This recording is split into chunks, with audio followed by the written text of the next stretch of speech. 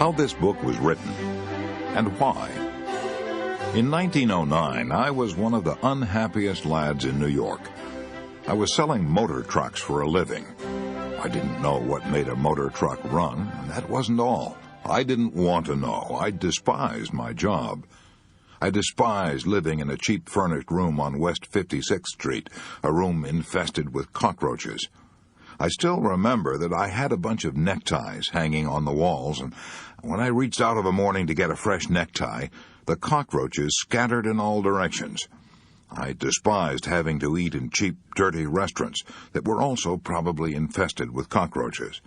I came home to my lonely room each night with a sick headache, a headache bred and fed by disappointment, worry, bitterness, and rebellion. I was rebelling because the dreams I had nourished back in my college days had turned into nightmares. Was this life? Was this the vital adventure to which I had looked forward so eagerly? Was this all life would ever mean to me, working at a job I despised, living with cockroaches, eating vile food, and with no hope for the future?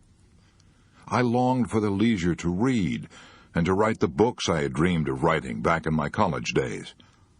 I knew I had everything to gain and nothing to lose by giving up the job I despised. I wasn't interested in making a lot of money, but I was interested in making a lot of living. In short, I had come to the Rubicon, to that moment of decision which faces most young people when they start out in life. So I made my decision, and that decision completely altered my future.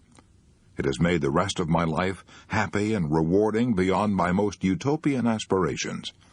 My decision was this. I would give up the work I loathed, and since I had spent 4 years studying in the State Teachers College in Warrensburg, Missouri, preparing to teach, I would make my living teaching adult classes in night schools. Then I'd have my days free to read books, prepare lectures, write novels and short stories. I wanted to live to write and write to live. What subject should I teach to adults at night? As I looked back and evaluated my own college training, I saw that the training and experience I had had in public speaking had been of more practical value to me in business and in life than everything else I had studied in college all put together. Why? Because it had wiped out my timidity and lack of self-confidence and given me the courage and assurance to deal with people. It had also made clear that leadership usually gravitates to the man who can get up and say what he thinks. I applied for a position teaching public speaking in the night extension courses both at Columbia University and New York University, but these universities decided they could struggle along somehow without my help. I was disappointed then, but now I thank God that they did turn me down, because I started teaching at YMCA night schools, where I had to show concrete results and show them quickly. What a challenge that was. These adults didn't come to my classes because they wanted college credits or social prestige. They came for one reason only. They wanted to solve their problems. They wanted to be able to stand up on their feet and say a few words at a business meeting without fainting from fright. Salesmen wanted to be able to call on a tough customer without having to walk around the block 3 times to get up courage. They wanted to develop poise and self-confidence. They wanted to get ahead in business. They wanted to have more money for their families. And since they were paying for their tuition on an installment basis, and they stopped paying if they didn't get results, and since I was being paid not a salary but a percentage of the profits, I had to be practical if I wanted to eat. I felt at the time that I was teaching under a handicap, but I realize now that I was getting priceless training. I had to motivate my students. I had to help them solve their problems. I had to make each session so inspiring that they wanted to continue coming. It was exciting work. I loved it.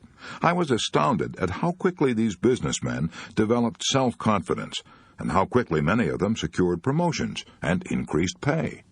The classes were succeeding far beyond my most optimistic hopes.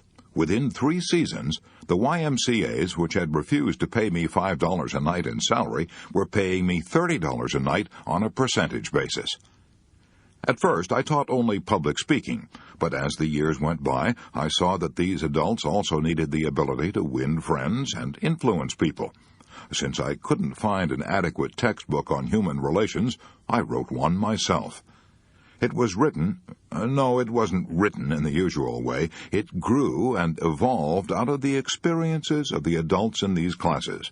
I called it How to Win Friends and Influence People. Since it was written solely as a textbook for my own adult classes, and since I had written 4 other books that no one had ever heard of, I never dreamed that it would have a large sale. I am probably one of the most astonished authors now living. As the years went by, I realized that another of the biggest problems of these adults was worry. A large majority of my students were businessmen, executives, salesmen, engineers, accountants, a cross-section of all the trades and professions, and most of them had problems. There were women in the classes, businesswomen and housewives. They, too, had problems. Clearly, what I needed was a textbook on how to conquer worry. So again, I tried to find one. I went to New York's great public library at 5th Avenue and 42nd Street and discovered, to my astonishment, that this library had only 22 books listed under the title Worry. I also noticed, to my amusement, that it had 189 books listed under worms, almost 9 times as many books about worms as about worry. Astounding, isn't it? Since worry is one of the biggest problems facing mankind, you'd think, wouldn't you, that every high school and college in the land would give a course on how to stop worrying. Yet if there is even one course on that subject in any college in the land, I have never heard of it. No wonder David Seabury said in his book, How to Worry Successfully, "We come to maturity with as little preparation for the pressures of experience as a bookworm asked to do a ballet." The result? More than half our hospital beds are occupied by people with nervous and emotional troubles. I looked over these 22 books on worry reposing on the shelves of the New York Public Library. In addition, I purchased all the books on worry I could find, yet I couldn't discover even one that I could use as a text in my course for adults. So I resolved to write one myself. I began preparing myself to write this book 7 years ago. How? By reading what the philosophers of all ages have said about worry. I also read hundreds of biographies, all the way from Confucius to Churchill. I also interviewed scores of prominent people in many walks of life, such as Jack Dempsey, General Omar Bradley, General Mark Clark, Henry Ford, Eleanor Roosevelt, and Dorothy Dix. But that was only a beginning. I also did something else that was far more important than the interviews and the reading. I worked for 5 years in a laboratory for conquering worry, a laboratory conducted in our own adult classes. As far as I know, it was the first and only laboratory of its kind in the world. This is what we did. We gave students a set of rules on how to stop worrying, and asked them to apply these rules in their own lives and then talk to the class on the results they had obtained. Others reported on techniques they'd used in the past. As a result of this experience, I presume I have listened to more talks on how I conquered worry than has any other individual who ever walked this earth. In addition, I read hundreds of other talks on how I conquered worry, talks that were sent to me by mail, talks that had won prizes in our classes that are held throughout the world. So this book didn't come out of an ivory tower. Neither is it an academic preachment on how worry might be conquered. Instead, I've tried to write a fast-moving, concise, documented report on how worry has been conquered by thousands of adults. One thing is certain, this book is practical. You can set your teeth in it. Science, said the French philosopher Valéry, is a collection of successful recipes. That's what this book is, a collection of successful and time-tested recipes to rid our lives of worry. However, let me warn you, you won't find anything new in it, but you will find much that's not generally applied. And when it comes to that, you and I don't need to be told anything new. We already know enough to lead perfect lives. We've all read the Golden Rule and the Sermon on the Mount. Our trouble is not ignorance, but inaction. The purpose of this book is to restate, illustrate, streamline, air-condition, and glorify a lot of ancient and basic truths, and kick you in the shins and make you do something about applying them. You didn't pick up this book to read about how it was written. You're looking for action, all right? Let's go. Please read parts 1 and 2 of this book, and then if by that time you don't feel you've acquired a new power and a new inspiration to stop worry and enjoy life, then toss this book away. It is no good for you. How to Stop Worrying and Start Living by Dale Carnegie. Part 1. Fundamental Facts You Should Know About Worry. Chapter 1. Live in day-tight compartments. In the spring of 1871, a young man picked up a book and read 21 words that had a profound effect on his future.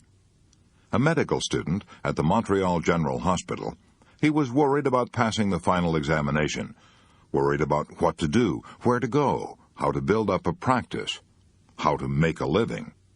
The 21 words that this young medical student read in 1871 helped him to become the most famous physician of his generation. He organized the world-famous Johns Hopkins School of Medicine.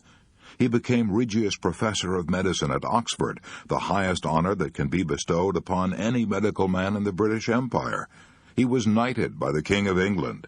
When he died, 2 huge volumes containing 1,466 pages were required to tell the story of his life.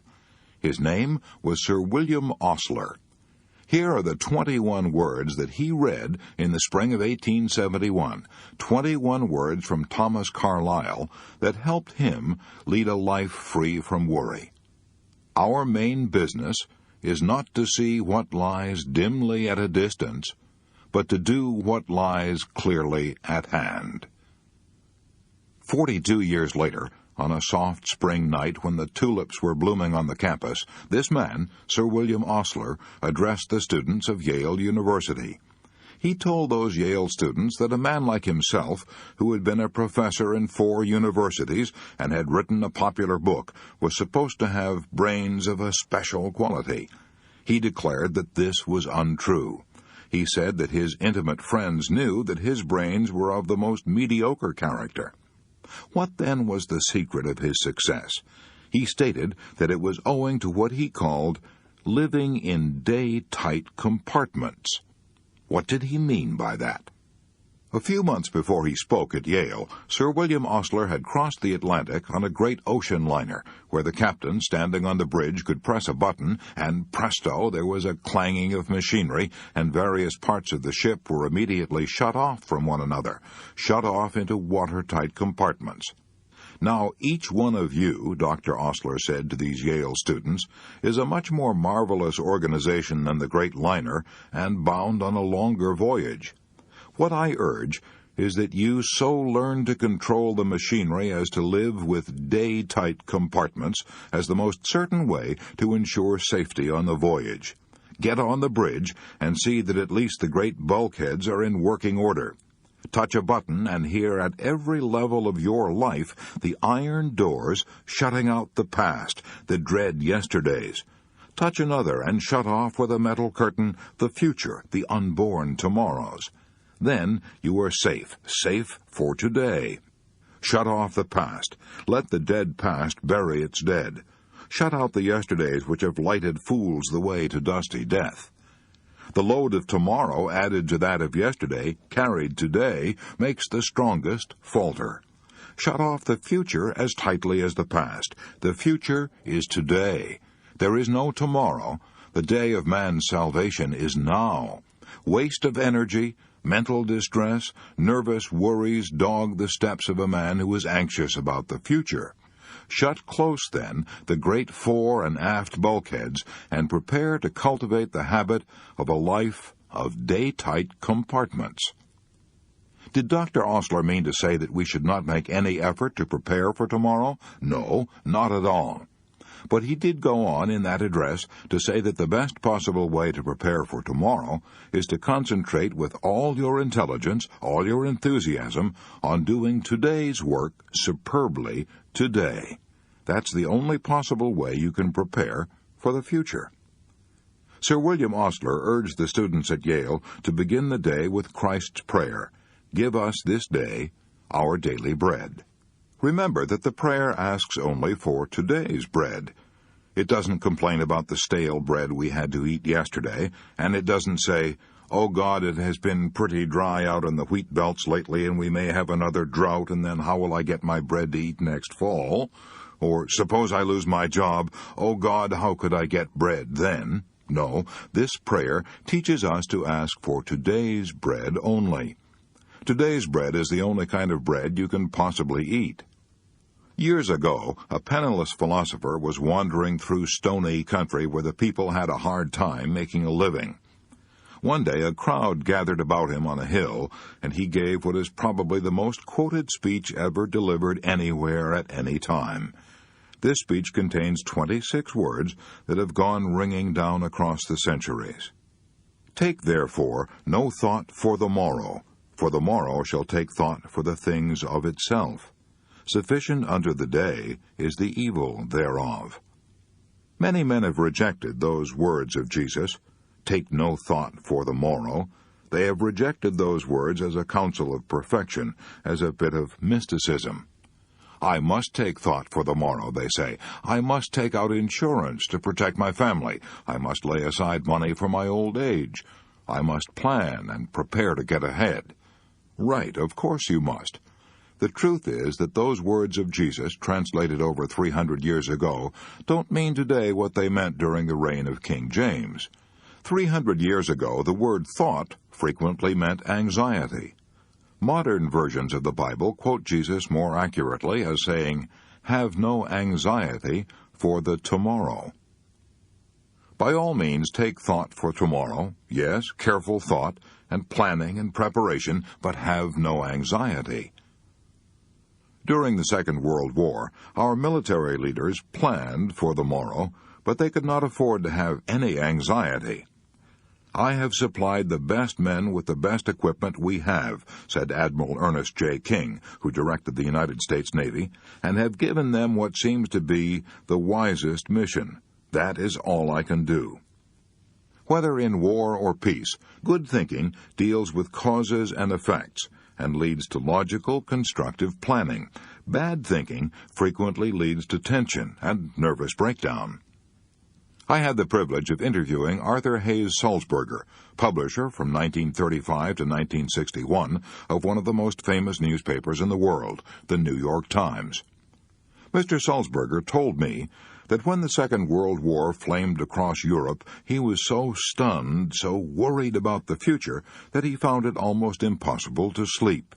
He would frequently get out of bed in the middle of the night, take some canvas and tubes of paint, look in the mirror, and try to paint a portrait of himself.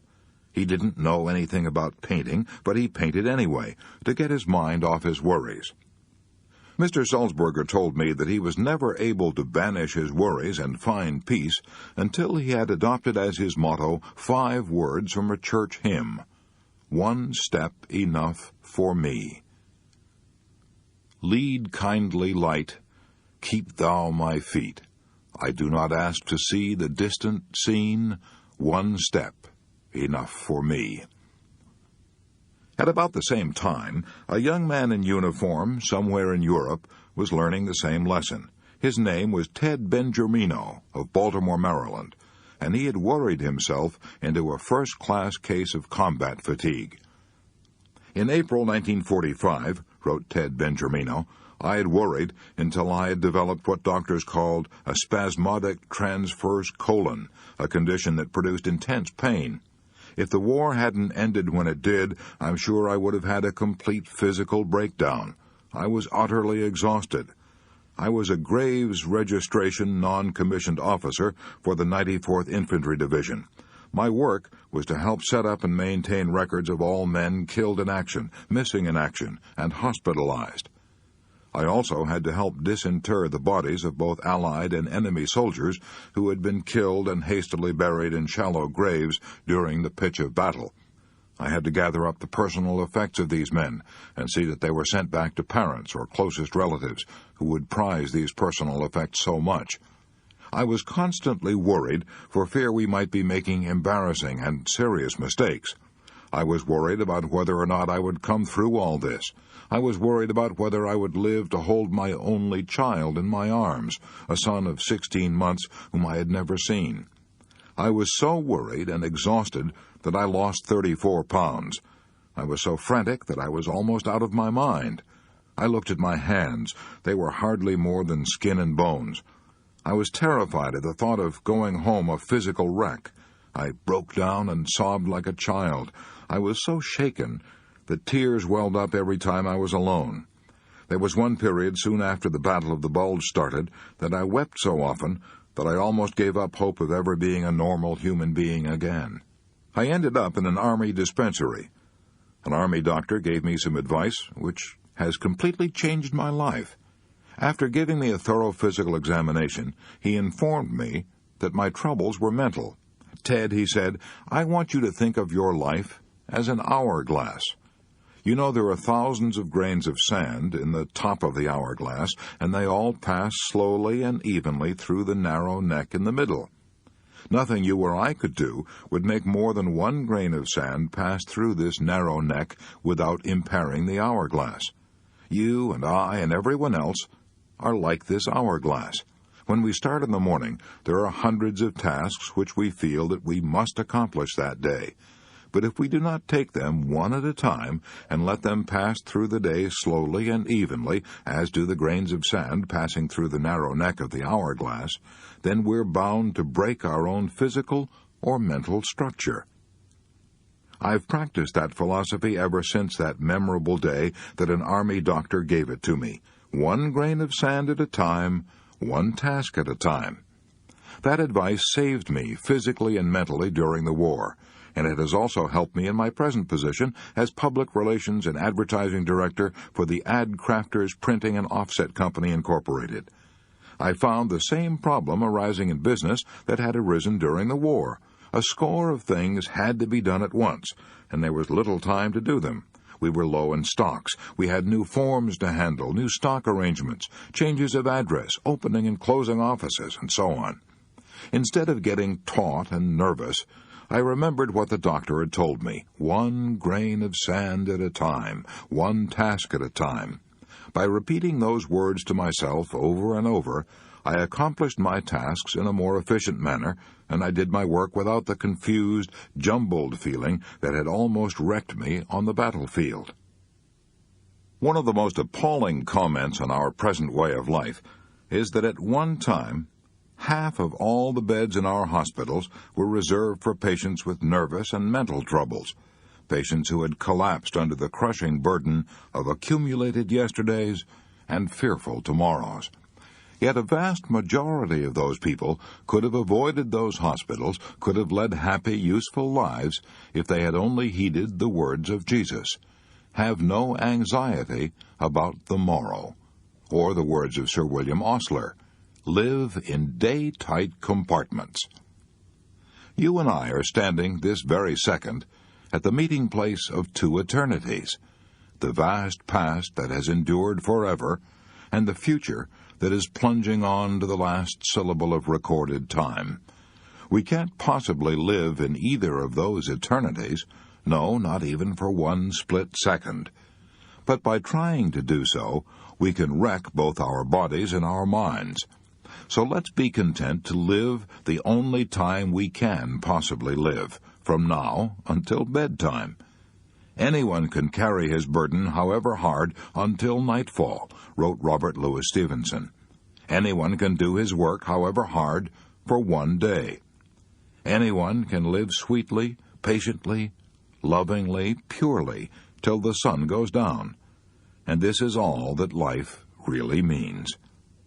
Yes, that is all that life requires of us. But Mrs. E.K. Shields of Saginaw, Michigan, was driven to despair, even to the brink of suicide, before she learned to live just till bedtime. In 1937, I lost my husband, Mrs. Shields said as she told me her story. I was very depressed and almost penniless. I wrote my former employer, Mr. Leon Roach of the Roach Fowler Company of Kansas City, and got my old job back. I had formerly made my living selling world books to rural and town school boards. I had sold my car 2 years previously when my husband became ill, but I managed to scrape together enough money to put a down payment on a used car and started out to sell books again.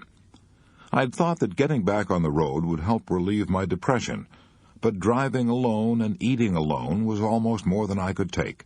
Some of the territory was not very productive, and I found it hard to make those car payments, small as they were. In the spring of 1938, I was working out of Versailles, Missouri. The schools were poor, the roads bad. I was so lonely and discouraged that at one time I even considered suicide. It seemed that success was impossible. I had nothing to live for. I dreaded getting up each morning and facing life. I was afraid of everything. Afraid I could not meet the car payments. Afraid I could not pay my room rent. Afraid I would not have enough to eat. I was afraid my health was failing, and I had no money for a doctor. All that kept me from suicide were the thoughts that my sister would be deeply grieved, and that I didn't have enough money to pay my funeral expenses. Then one day, I read an article that lifted me out of my despondence and gave me the courage to go on living. I shall never cease to be grateful for one inspiring sentence in that article. It said, "Every day is a new life to a wise man." I typed that sentence out and pasted it on the windshield of my car, where I saw it every minute I was driving. I found it wasn't so hard to live only one day at a time. I learned to forget the yesterdays and not to think of the tomorrows. Each morning I said to myself, "Today is a new life." I have succeeded in overcoming my fear of loneliness, my fear of want. I am happy and fairly successful now, and have a lot of enthusiasm and love for life. I know now that I shall never again be afraid, regardless of what life hands me. I know now that I won't have to fear the future. I know now that I can live one day at a time, and that every day is a new life to a wise man. Who do you suppose wrote this verse? Happy the man, and happy he alone, he who can call today his own, he who, secure within, can say, "Tomorrow do thy worst, for I have lived today." Those words sound modern, don't they?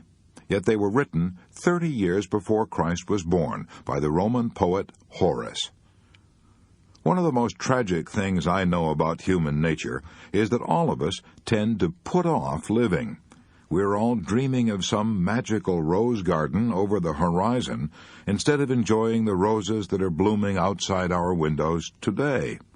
Why are we such fools, such tragic fools? How strange it is, our little procession of life, wrote Stephen Leacock. The child says, "When I am a big boy," but what is that? The big boy says, "When I grow up."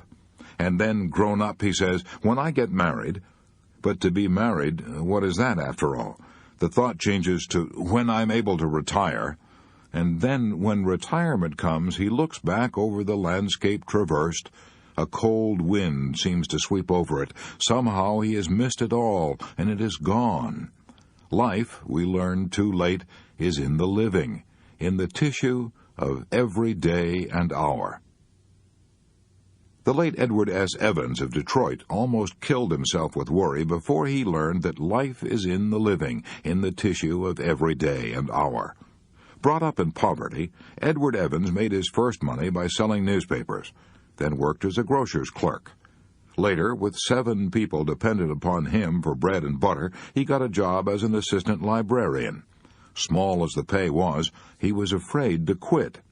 8 years passed before he could summon up the courage to start out on his own. But once he started, he built up an original investment of 55 borrowed dollars into a business of his own that made him $20,000 a year. Then came a frost, a killing frost. He endorsed a big note for a friend, and the friend went bankrupt. Quickly on top of that disaster came another. The bank in which he had all his money collapsed. He not only lost every cent he had, but was plunged into debt for $16,000. His nerves couldn't take it. "I couldn't sleep or eat," he told me. "I became strangely ill. Worry, and nothing but worry, he said, brought on this illness. One day as I was walking down the street, I fainted and fell on the sidewalk. I was no longer able to walk. I was put to bed, and my body broke out in boils. These boils turned inward until just lying in bed was agony. I grew weaker every day. Finally, my doctor told me that I had only 2 more weeks to live. I was shocked. I drew up my will, and then lay back in bed to await my end. No use to struggle now or worry. I gave up, relaxed, and went to sleep. I hadn't slept 2 hours in succession for weeks, but now, with my earthly problems drawing to an end, I slept like a baby. My exhausting weariness began to disappear. My appetite returned. I gained weight. A few weeks later, I was able to walk with crutches. 6 weeks later, I was able to go back to work. I'd been making $20,000 a year, but I was glad now to get a job for $30 a week. I got a job selling blocks to put behind the wheels of automobiles when they're shipped by freight. I'd learned my lesson now. No more worry for me, no more regret about what had happened in the past, no more dread of the future. I concentrated all my time, energy, and enthusiasm into selling those blocks. Edward S. Evans shot up fast now. In a few years, he was president of the company, the Evans Products Company. It's been listed on the New York Stock Exchange for years. If you ever fly over Greenland, you may land on Evans Field, a flying field named in his honor. Yet Edward S. Evans never would have achieved these victories if he hadn't learned to live in day-tight compartments. You'll recall that the White Queen said, "The rule is jam tomorrow and jam yesterday, but never jam today." Most of us are like that, stewing about yesterday's jam and worrying about tomorrow's jam, instead of spreading today's jam thick on our bread right now. Even the great French philosopher Montaigne made that mistake. "My life," he said, "has been full of terrible misfortunes, most of which never happened." So has mine. So has yours. "Think," said Dante, "that this day will never dawn again." Life is slipping away with incredible speed. We're racing through space at a rate of 19 miles every second. Today is our most precious possession. It is our only sure possession. That's the philosophy of Lowell Thomas. I recently spent a weekend at his farm and noticed that he had these words from Psalm 118 framed and hanging on the wall of his broadcasting studio, where he would see them often. "This is the day which the Lord hath made. We will rejoice and be glad in it." The writer John Ruskin had on his desk a simple piece of stone on which was carved one word, "Today." And while I haven't a piece of stone on my desk, I do have a poem pasted on my mirror where I can see it when I shave every morning, a poem that Sir William Osler always kept on his desk, a poem written by the famous Indian dramatist Kalidasa. Salutation to the Dawn. Look to this day, for it is life, the very life of life. In its brief course lie all the verities and realities of your existence, the bliss of growth, the glory of action, the splendor of beauty. For yesterday is but a dream, and tomorrow is only a vision. But today, well lived, makes every yesterday a dream of happiness, and every tomorrow a vision of hope. Look well, therefore, to this day. Such is the salutation to the dawn. So, the first thing you should know about worry is this. If you want to keep it out of your life, do what Sir William Osler did. 1. Shut the iron doors on the past and the future. Live in day-tight compartments. Why not ask yourself these questions and write down the answers? 1. Do I tend to put off living in the present in order to worry about the future or to yearn for some magical rose garden over the horizon? 2. Do I sometimes embitter the present by regretting things that happened in the past that are over and done with? 3. Do I get up in the morning determined to seize the day, to get the utmost out of these 24 hours? 4. Can I get more out of life by living in day-tight compartments? 5. When shall I start to do this? Next week? Tomorrow? Today? Chapter 2. A Magic Formula for Solving Worry Situations. Would you like a quick, surefire recipe for handling worry situations, a technique you can start using right away before you go any further in reading this book? Then let me tell you about the method worked out by Willis H. Carrier, the brilliant engineer who launched the air conditioning industry and who headed the world-famous Carrier Corporation in Syracuse, New York. It's one of the best techniques I ever heard of for solving worry problems, and I got it from Mr. Carrier personally when we were having lunch together one day at the Engineers Club in New York. When I was a young man, Mr. Carrier said, I worked for the Buffalo Forge Company in Buffalo, New York. I was handed the assignment of installing a gas cleaning device in a plant of the Pittsburgh Plate Glass Company at Crystal City, Missouri, a plant costing millions of dollars. The purpose of this installation was to remove the impurities from the gas so it could be burned without injuring the engines. This method of cleaning gas was new. It had been tried only once before and under different conditions. In my work at Crystal City, Missouri, unforeseen difficulties arose. It worked after a fashion, but not well enough to meet the guarantees we had made. I was stunned by my failure. It was almost as if someone had struck me a blow on the head. My stomach, my insides began to twist and turn. For a while I was so worried I couldn't sleep. Finally, common sense reminded me that worry wasn't getting me anywhere, so I figured out a way to handle my problem without worrying. It worked superbly. I've been using this same anti-worry technique for more than 30 years. It is simple. Anyone can use it. It consists of 3 steps. Step 1. I analyzed the situation fearlessly and honestly, and figured out what was the worst that could possibly happen as a result of this failure. No one was going to jail me or shoot me, that was certain. True, there was also a chance that I would lose my position, and there was also a chance that my employers would have to remove the machinery and lose the $20,000 we had invested. Step 2. After figuring out what was the worst that could possibly happen, I reconciled myself to accepting it, if necessary. I said to myself, this failure will be a blow to my record, and it might possibly mean the loss of my job. But if it does, I can always get another position. Conditions could be much worse, and as far as my employers are concerned, well, they realize that we are experimenting with a new method of cleaning gas, and if this experience costs them $20,000, they can charge it up to research, for it's an experiment.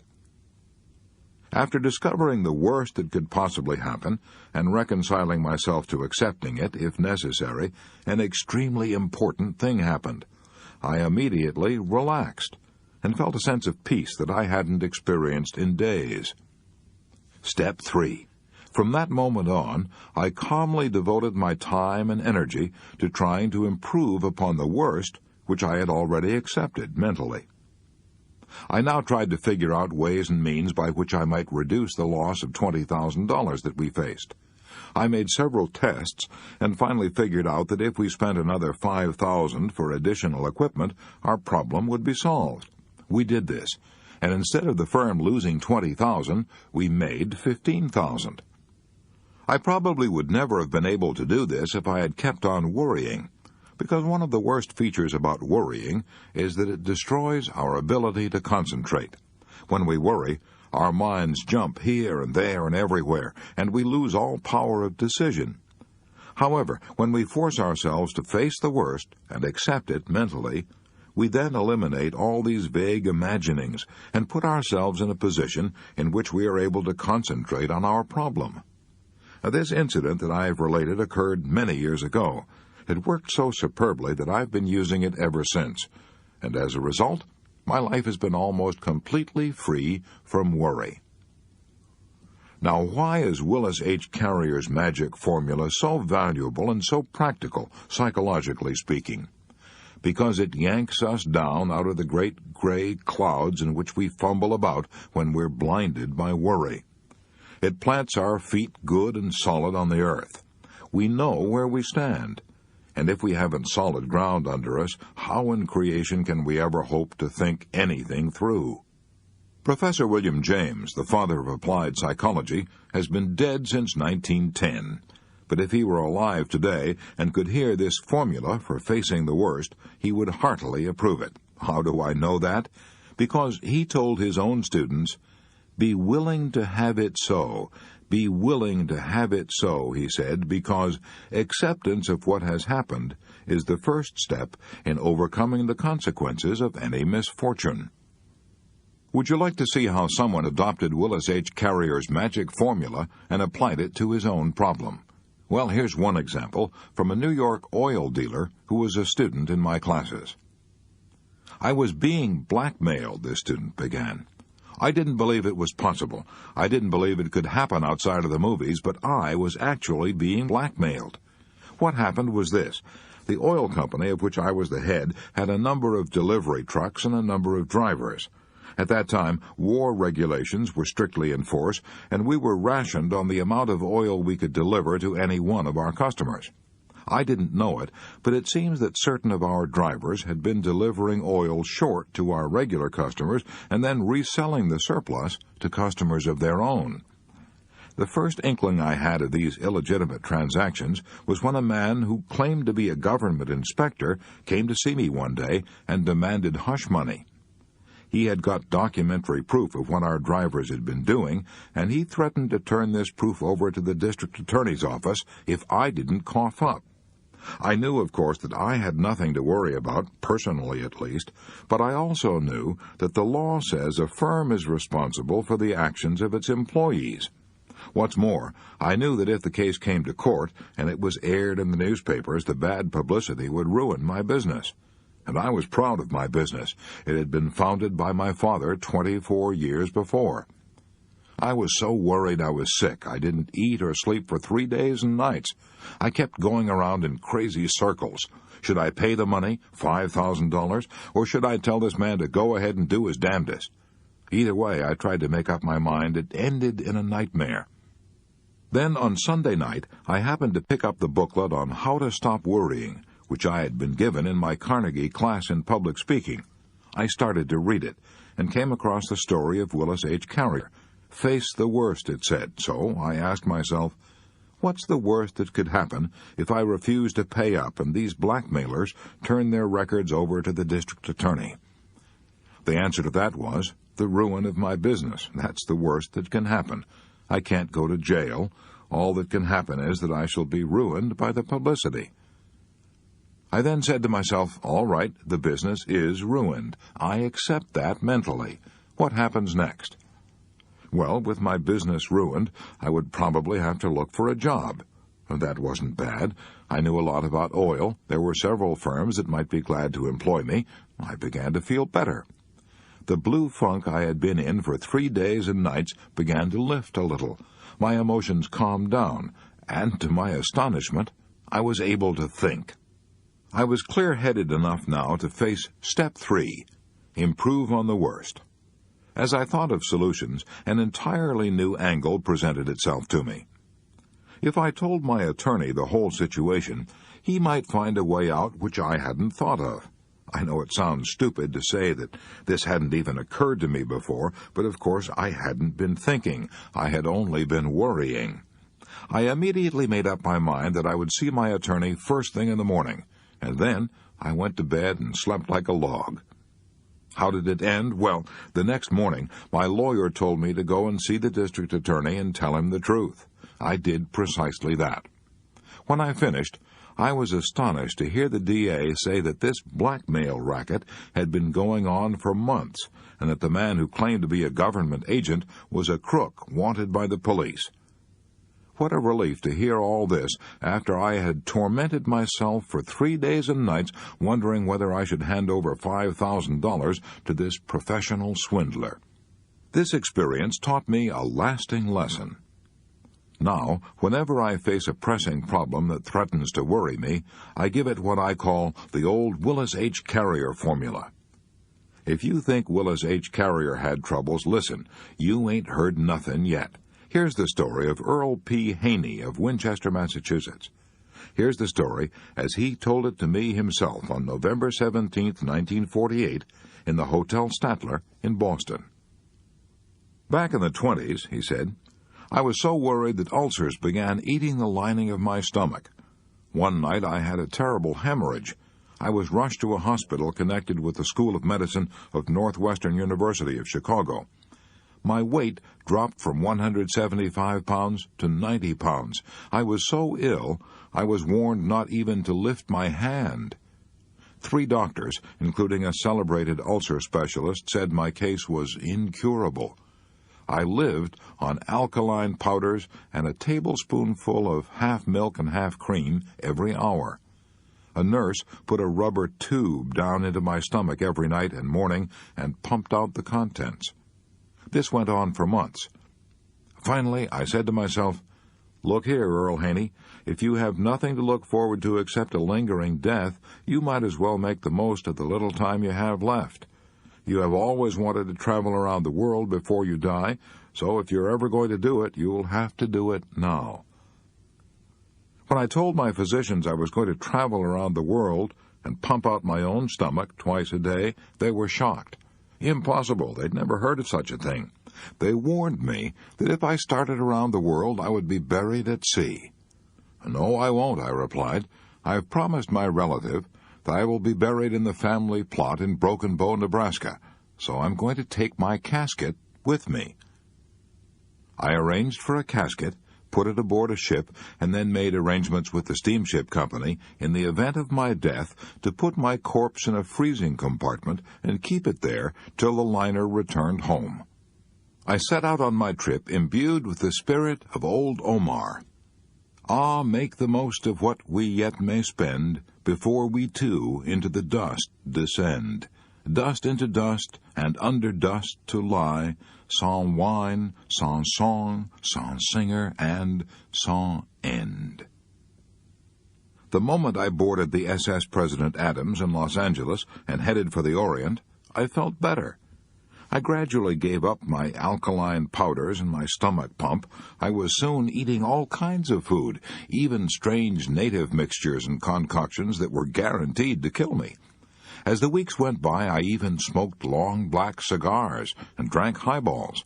I enjoyed myself more than I had in years. We ran into monsoons and typhoons which should have put me in my casket, if only from fright, but I got an enormous kick out of all this adventure. I played games aboard the ship, sang songs, made new friends, stayed up half the night. When we reached China and India, I realized that the business cares that I had faced back home were paradise compared to the poverty and hunger in the Orient. I stopped all my senseless worrying and felt fine. When I got back to America, I had gained 90 pounds and had almost forgotten I even had a stomach ulcer. I had never felt better in my life. I went back to business and haven't been ill a day since. Earl P. Haney told me he realizes now that he was unconsciously using the selfsame principles that Willis H. Carrier used to conquer worry. First, I asked myself, what is the worst that could possibly happen? The answer was death. Second, I prepared myself to accept death. I had to. There was no choice. The doctors said my case was hopeless. Third, I tried to improve the situation by getting the utmost enjoyment out of life for the short time I had left. If, he continued, if I had gone on worrying after boarding that ship, I have no doubt that I would have made the return voyage inside my coffin. But I relaxed. I forgot all my troubles. And this calmness of mind gave me a new burst of energy which actually saved my life. So, Rule 2 is this. If you have a worry problem, apply the magic formula of Willis H. Carrier by doing these 3 things. 1. Ask yourself, what is the worst that can possibly happen? 2. Prepare to accept it if you have to. 3. Then calmly proceed to improve on the worst. Part 2. Basic Techniques in Analyzing Worry. Chapter 4. How to analyze and solve worry problems. I keep 6 honest serving men. They taught me all I knew. Their names are what and why and when and how and where and who. Rudyard Kipling. Will the magic formula of Willis H. Carrier, described in Part 1, Chapter 2, solve all worry problems? No, of course not. Then what is the answer? The answer is that we must equip ourselves to deal with different kinds of worries by learning the 3 basic steps of problem analysis. The 3 steps are: 1. Get the facts. 2. Analyze the facts. 3. Arrive at a decision, and then act on that decision. Obvious stuff, yes. Aristotle taught it and used it. And you and I must use it too, if we're going to solve the problems that are harassing us and turning our days and nights into veritable hells. Let's take the first rule. Get the facts. Why is it so important to get the facts? Because unless we have the facts, we can't possibly even attempt to solve our problems intelligently. Without the facts, all we can do is stew around in confusion. My idea? No, that was the idea of the late Herbert E. Hawks, Dean of Columbia College, Columbia University, for 22 years. He had helped 200,000 students solve their worry problems, and he told me that confusion is the chief cause of worry.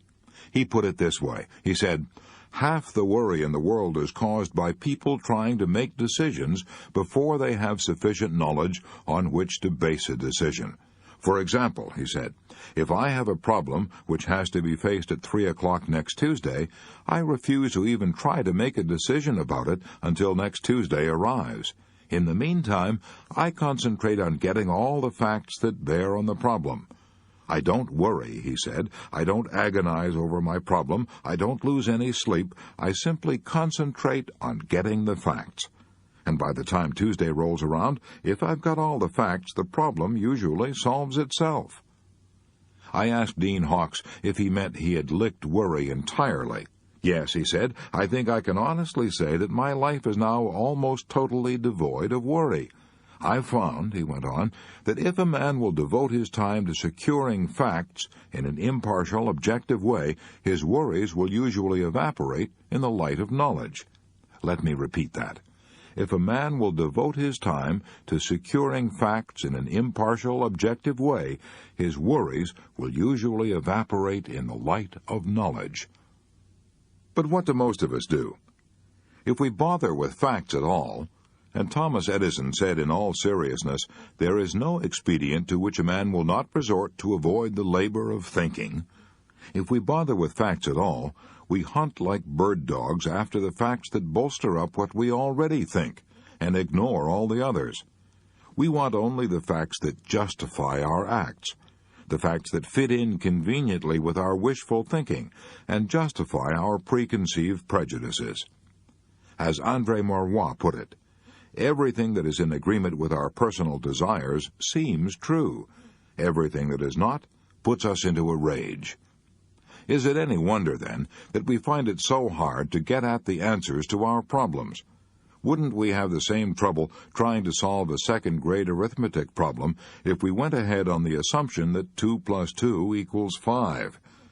Yet there are a lot of people in this world who make life a hell for themselves and others by insisting that 2 plus 2 equals 5, or maybe 500. What can we do about it? We have to keep our emotions out of our thinking, and, as Dean Hawks put it, we must secure the facts in an impartial, objective manner. That's not an easy task when we're worried. When we're worried, our emotions are riding high. But here are 2 ideas that I've found helpful when trying to step aside from my problems in order to see the facts in a clear, objective manner. 1. When trying to get the facts, I pretend that I'm collecting this information not for myself, but for some other person. This helps me to take a cold, impartial view of the evidence. This helps me eliminate my emotions. 2. While trying to collect the facts about the problem that is worrying me, I sometimes pretend that I'm a lawyer preparing to argue the other side of the issue. In other words, I try to get all the facts against myself, all the facts that are damaging to my wishes. all the facts I don't like to face. Then I write down both my side of the case and the other side of the case, and I generally find that the truth lies somewhere in between these two extremities. Here's the point I'm trying to make. Neither you nor I nor Einstein nor the Supreme Court of the United States is brilliant enough to reach an intelligent decision on any problem without first getting the facts. Thomas Edison knew that. At the time of his death, he had 2,500 notebooks filled with facts about the problems he was facing. So Rule 1 for solving our problems is, get the facts. Let's do what Dean Hawkes did. Let's not even attempt to solve our problems without first collecting all the facts in an impartial manner. However, getting all the facts in the world won't do us any good until we analyze them and interpret them. I have found from costly experience that it's much easier to analyze the facts after writing them down. In fact, merely writing the facts on a piece of paper and stating our problem clearly goes a long way toward helping us reach a sensible decision. As Charles Kettering puts it, a problem well stated is a problem half solved. Let me show you all of this as it works out in practice. Since the Chinese say one picture is worth 10,000 words, suppose I show you a picture of how one man put exactly what we're talking about into concrete action.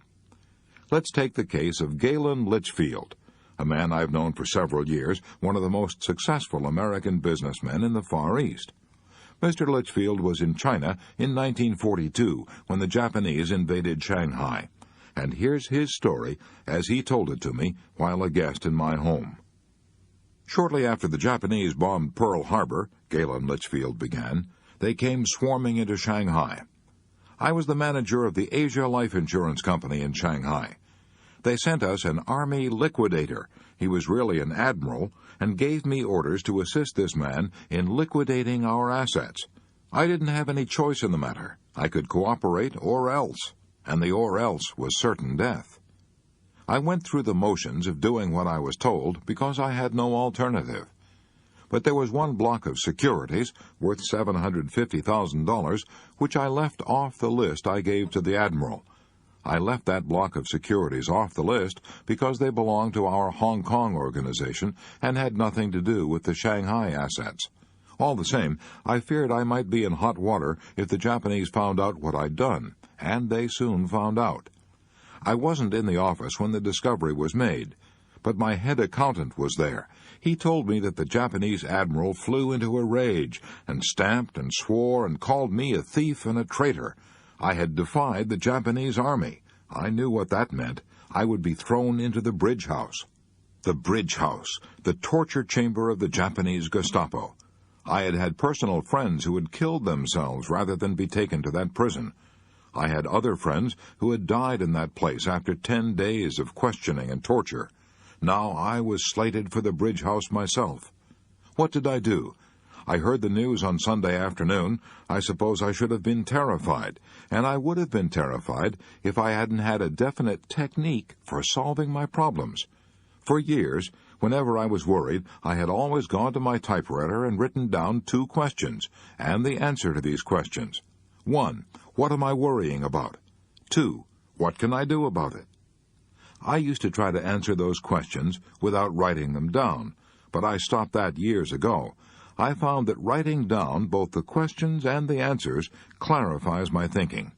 So that Sunday afternoon, I went directly to my room at the Shanghai YMCA and got out my typewriter. I wrote, 1. What am I worrying about? I am afraid I will be thrown into the bridge house tomorrow morning. Then I typed out the second question. 2. What can I do about it? I spent hours thinking out and writing down the 4 courses of action I could take, and what the probable consequences of each action would be.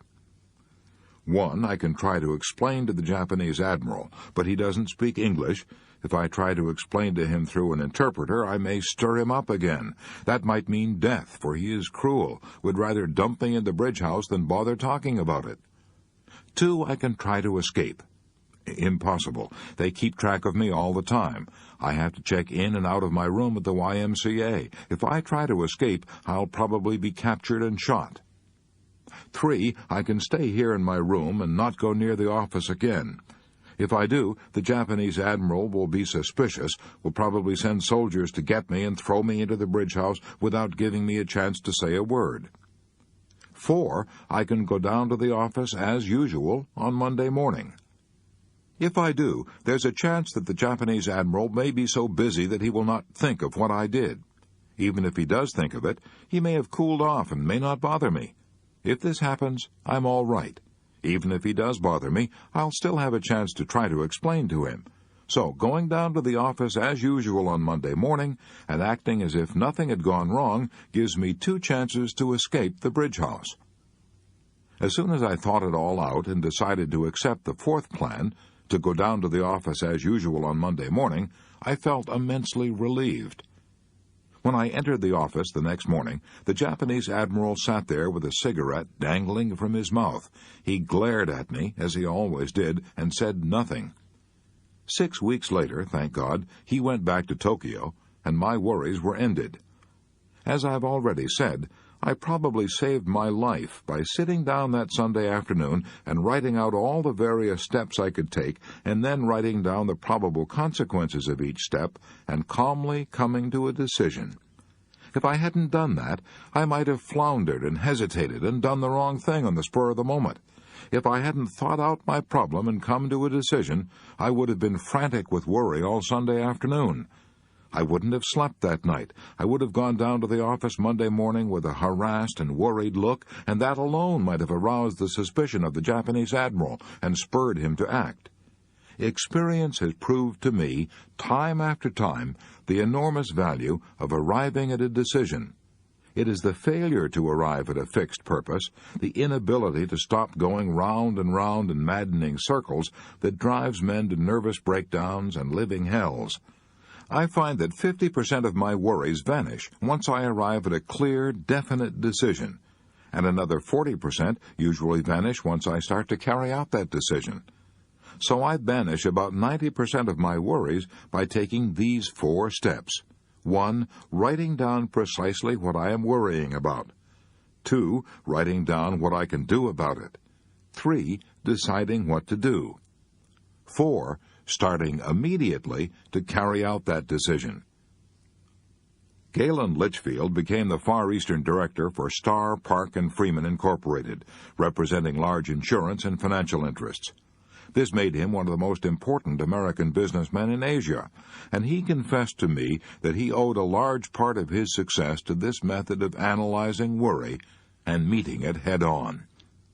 Why is his method so superb?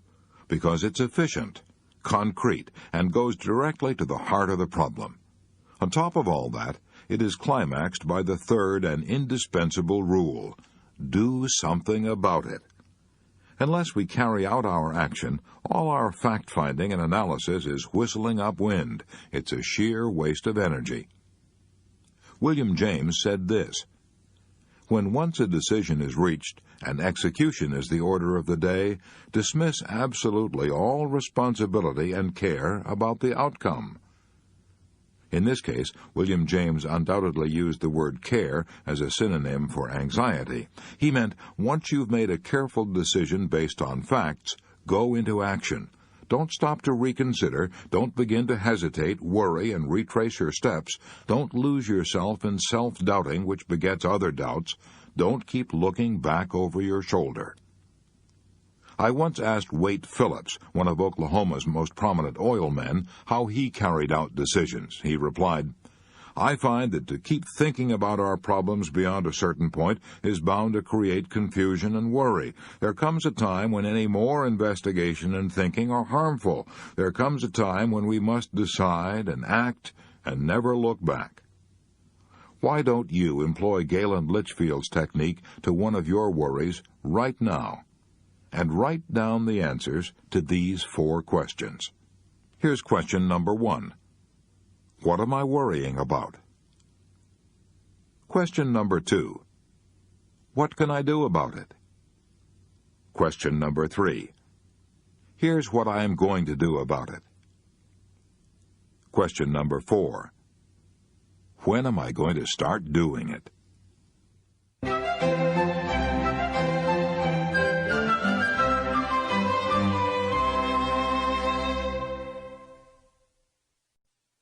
Chapter 5. How to Eliminate 50% of Your Business Worries. If you're in business, you're probably saying to yourself right now, the title of this chapter is ridiculous. I've been running my business for 19 years, and I certainly know the answers, if anybody does. The idea of anybody trying to tell me how I can eliminate 50% of my business worries, it's absurd. Fair enough. I would have felt exactly the same way myself a few years ago if I'd seen this title on a chapter. It promises a lot, and promises are cheap. But let's be very frank about it. Maybe I won't be able to help you eliminate 50% of your business worries. In the last analysis, no one can do that except yourself. But what I can do is show you how other people have done it, and leave the rest up to you. You may recall that earlier in this book I quoted the world-famous Dr. Alexis Carrel as saying, "Those who do not know how to fight worry die young." Since worry is that serious, wouldn't you be satisfied if I could help you eliminate even 10% of your worries? Yes? Good. Well, I'm going to show you how one business executive eliminated not 50% of his worries, but 75% of all the time he formerly spent in conferences trying to solve business problems. Furthermore, I'm not going to tell you this story about a Mr. Jones or a Mr. X or a man I knew in Ohio, vague stories that you can't check up on. It concerns a very real person. Leon Shimkin, a former partner and general manager of one of the foremost publishing houses in these United States, Simon & Schuster, Rockefeller Center, New York. Here is Leon Shimkin's experience in his own words. For 15 years, I spent almost half of every business day holding conferences, discussing problems. Should we do this or that or nothing at all? We would get tense, twist in our chairs, walk the floor, argue, and go around in circles. When night came, I would be utterly exhausted. I fully expected to go on doing this sort of thing for the rest of my life. I'd been doing it for 15 years, and it never occurred to me that there was a better way of doing it. If anyone had told me that I could eliminate 3/4 of all the time I spent in these worried conferences and 3/4 of my nervous strain, I would have thought he was a wild-eyed, slap-happy armchair optimist. Yet I devised a plan that did just that. I've been using this plan for 8 years. It has performed wonders for my efficiency, my health, and my happiness. It sounds like magic, but like all magic tricks, it's extremely simple when you see how it's done. Here's the secret. First, I immediately stopped the procedure I had been using in my conferences for 15 years, a procedure that began with my troubled associates reciting all the details of what had gone wrong and ended up by asking, "What shall we do?" Second, I made a new rule. A rule that everyone who wishes to present a problem to me must first prepare and submit a memorandum answering these 4 questions. Question 1. What is the problem? In the old days, we used to spend an hour or two in a worried conference without anyone's knowing specifically and concretely what the real problem was. We used to work ourselves into a lather discussing our troubles without ever troubling to write out specifically what our problem was. Question 2. What is the cause of the problem? As I look back over my career, I'm appalled at the wasted hours I've spent in worried conferences without ever trying to find out clearly the conditions which lay at the root of the problem. Question 3. What are all the possible solutions of the problem? In the old days, one man in the conference would suggest one solution, someone else would argue with him, tempers would flare, we would often get clear off the subject, and at the end of the conference no one would have written down all the various things we could do to attack the problem. Question 4. What solution do you suggest? I used to go into a conference with a man who'd spent hours worrying about a situation and going around in circles without ever once thinking through all possible solutions and then writing down, "This is the solution I recommend." My associates rarely come to me now with their problems. Why? Because they've discovered that in order to answer those 4 questions, they have to get all the facts and think their problems through. And after they've done that, they find in 3/4 of the cases they don't have to consult me at all, because the proper solution has popped out like a piece of bread popping out from an electric toaster. Even in those cases where consultation is necessary, the discussion takes about 1/3 of the time formerly required, because it proceeds along an orderly, logical path to a reasoned conclusion. Much less time is now consumed in the house of Simon & Schuster in worrying and talking about what's wrong. A lot more action is obtained toward making those things right. My friend Frank Betker, one of the top insurance men in America, told me he not only reduced his business worries, but nearly doubled his income by a similar method. Years ago, said Frank Betker, when I first started to sell insurance, I was filled with a boundless enthusiasm and love for my work, and then something happened. I became so discouraged that I despised my work and thought of giving it up. I think I would have quit if I hadn't got the idea one Saturday morning of sitting down and trying to get at the root of my worries. 1. I asked myself first, just what is the problem? The problem was that I was not getting high enough returns for the staggering amount of calls I was making. I seemed to do pretty well at selling a prospect until the moment came for closing a sale. Then the customer would say, "Well, I'll think it over, Mr. Betker. Come in and see me again." It was the time I wasted on these follow-up calls that was causing my depression. 2, I asked myself, what are the possible solutions? But to get the answer to that one, I had to study the facts. I got out my record book for the last 12 months and studied the figures. I made an astounding discovery. Right there in black and white, I discovered that 70% of my sales had been closed on the very first interview. 23% of my sales had been closed on the second interview, and only 7% of my sales had been closed on those third, fourth, fifth, etc. interviews, which were running me ragged and taking up time. In other words, I was wasting fully 1/2 of my working day on a part of my business which was responsible for only 7% of my sales. 3. What is the answer? The answer was obvious. I immediately cut out all the visits beyond the second interview and spent the extra time building up new prospects. The results were unbelievable. In a very short time, I had doubled the cash value of every visit I made. As I said, Frank Betker became one of the best-known life insurance salesmen in the country. But he was on the point of giving up. He was on the point of admitting failure until analyzing the problem gave him a boost on the road to success. Can you apply these questions to your business problems? To repeat my challenge, they can reduce your worries by 50%. Here they are again. 1. What is the problem? 2. What is the cause of the problem? 3. What are all possible solutions to the problem? 4. What solution do you suggest? Part 2 in a nutshell. Basic techniques in analyzing worry. Rule 1. Get the facts. Remember that Dean Hawkes of Columbia University said that half the worry in the world is caused by people trying to make decisions before they have sufficient knowledge on which to base a decision. Rule 2. After carefully weighing all the facts, come to a decision. Rule 3. Once a decision is carefully reached, act. Get busy carrying out your decision and dismiss all anxiety about the outcome. Rule 4. When you or any of your associates are tempted to worry about a problem, write out and answer the following questions. A. What is the problem? B. What is the cause of the problem? C. What are all possible solutions? D. What is the best solution? Part 3. How to break the worry habit before it breaks you. Chapter 6. How to crowd worry out of your mind. I shall never forget one night when Marion J. Douglas was a student in one of my classes.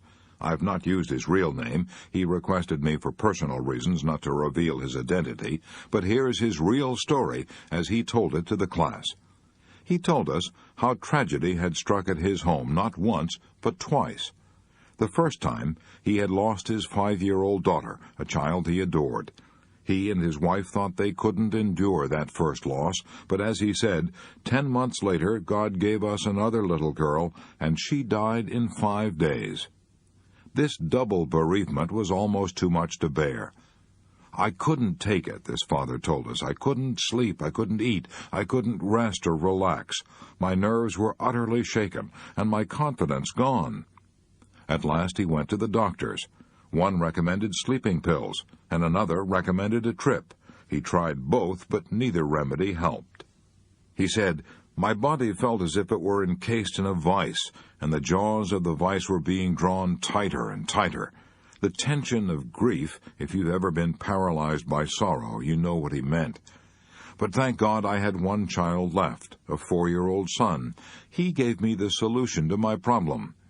One afternoon, as I sat around feeling sorry for myself, he asked, "Daddy, will you build a boat for me?" I was in no mood to build a boat. In fact, I was in no mood to do anything. But my son is a persistent little fellow. I had to give in. Building that toy boat took about 3 hours. By the time it was finished, I realized that those 3 hours spent building that boat were the first hours of mental relaxation and peace that I had had in months. That discovery jarred me out of my lethargy and caused me to do a bit of thinking, the first real thinking I had done in months.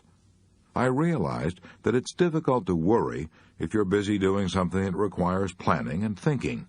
In my case, building the boat had knocked worry out of the ring, so I resolved to keep busy. The following night, I went from room to room in the house, compiling a list of jobs that ought to be done. Scores of items needed to be repaired. Bookcases, stair steps, storm windows, window shades, knobs, locks, leaky faucets. Astonishing as it seems, in the course of 2 weeks I had made a list of 242 items that needed attention. During the last 2 years, I have completed most of them. Besides, I have filled my life with stimulating activities. 2 nights per week I attend adult education classes in New York. I have gone in for civic activities in my hometown, and I am now chairman of the school board. I attend scores of meetings. I help collect money for the Red Cross and other activities. I'm so busy now that I have no time for worry. No time for worry. That's exactly what Winston Churchill said when he was working 18 hours a day at the height of the war. When he was asked if he worried about his tremendous responsibilities, he said, "I'm too busy. I have no time for worry." Charles Kettering was in the same fix when he started out to invest in a self-starter for automobiles. Mr. Kettering was, until his retirement, vice president of General Motors, in charge of the world-famous General Motors Research Corporation. But in those days, he was so poor that he had to use the hayloft of a barn as a laboratory. To buy groceries, he had to use $1,500 that his wife had made by giving piano lessons. Later, he had to borrow $500 on his life insurance. I asked his wife if she wasn't worried at a time like that. "Yes," she replied, "I was so worried I couldn't sleep, but Mr. Kettering wasn't. He was too absorbed in his work to worry." The great scientist Pasteur spoke of the peace that is found in libraries and laboratories. Why is peace found there? Because the men in libraries and laboratories are usually too absorbed in their tasks to worry about themselves. Research men rarely have nervous breakdowns. They haven't time for such luxuries. Why does such a simple thing as keeping busy help to drive out anxiety? Because of a law, one of the most fundamental laws ever revealed by psychology. And that law is that it is utterly impossible for any human mind, no matter how brilliant, to think of more than one thing at any given time. You don't quite believe it. Very well, then, let's try an experiment. Suppose you lean back right now, close your eyes, and try at the same instant to think of the Statue of Liberty and of what you plan to do tomorrow morning. Go ahead, try it. You found out, didn't you, that you could focus on either thought in turn, but never on both simultaneously. Well, the same thing is true in the field of emotions. We cannot be pepped up and enthusiastic about doing something exciting and feel dragged down by worry at the very same time. One kind of emotion drives out the other. And it was that simple discovery that enabled Army psychiatrists to perform such miracles during the Second World War. When men came out of battle, so shaken by the experience that they were called psychoneurotic, Army doctors prescribed "keep 'em busy" as the cure. Every waking minute of these nerve-shocked men was filled with activity, usually outdoor activities such as fishing, hunting, playing ball, golf, taking pictures, making gardens, and dancing. They were given no time for brooding over their terrible experiences. Occupational therapy is the term now used by psychiatry when work is prescribed as though it were a medicine. It is not new.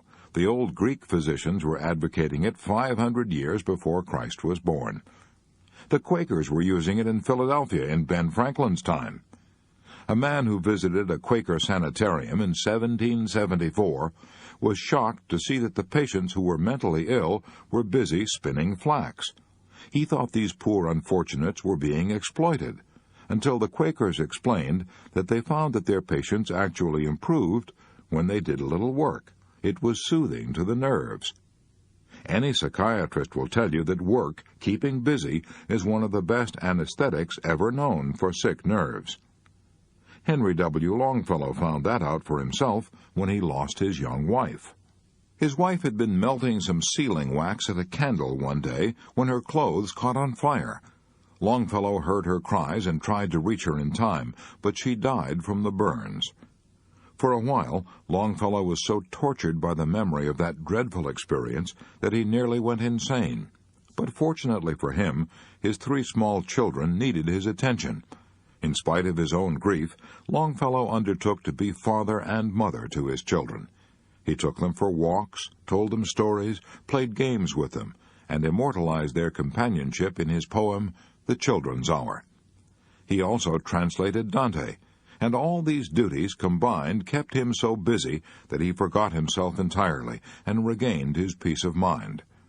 As Tennyson declared when he lost his most intimate friend, Arthur Hallam, "I must lose myself in action, lest I wither in despair." Most of us have little trouble losing ourselves in action while we have our noses to the grindstone and are doing our day's work, but the hours after work, they are the dangerous ones. Just when we're free to enjoy our own leisure and ought to be the happiest, that's when the blue devils of worry attack us. That's when we begin to wonder whether we're getting anywhere in life, whether we're in a rut, whether the boss meant anything by that remark he made today, or whether we're losing our sex appeal. When we're not busy, our minds tend to become a near vacuum. Every student of physics knows that nature abhors a vacuum. The nearest thing to a vacuum that you and I will probably ever see is inside of an incandescent electric light bulb. Break that bulb, and nature forces air in to fill the theoretical empty space. Nature also rushes in to fill the vacant mind.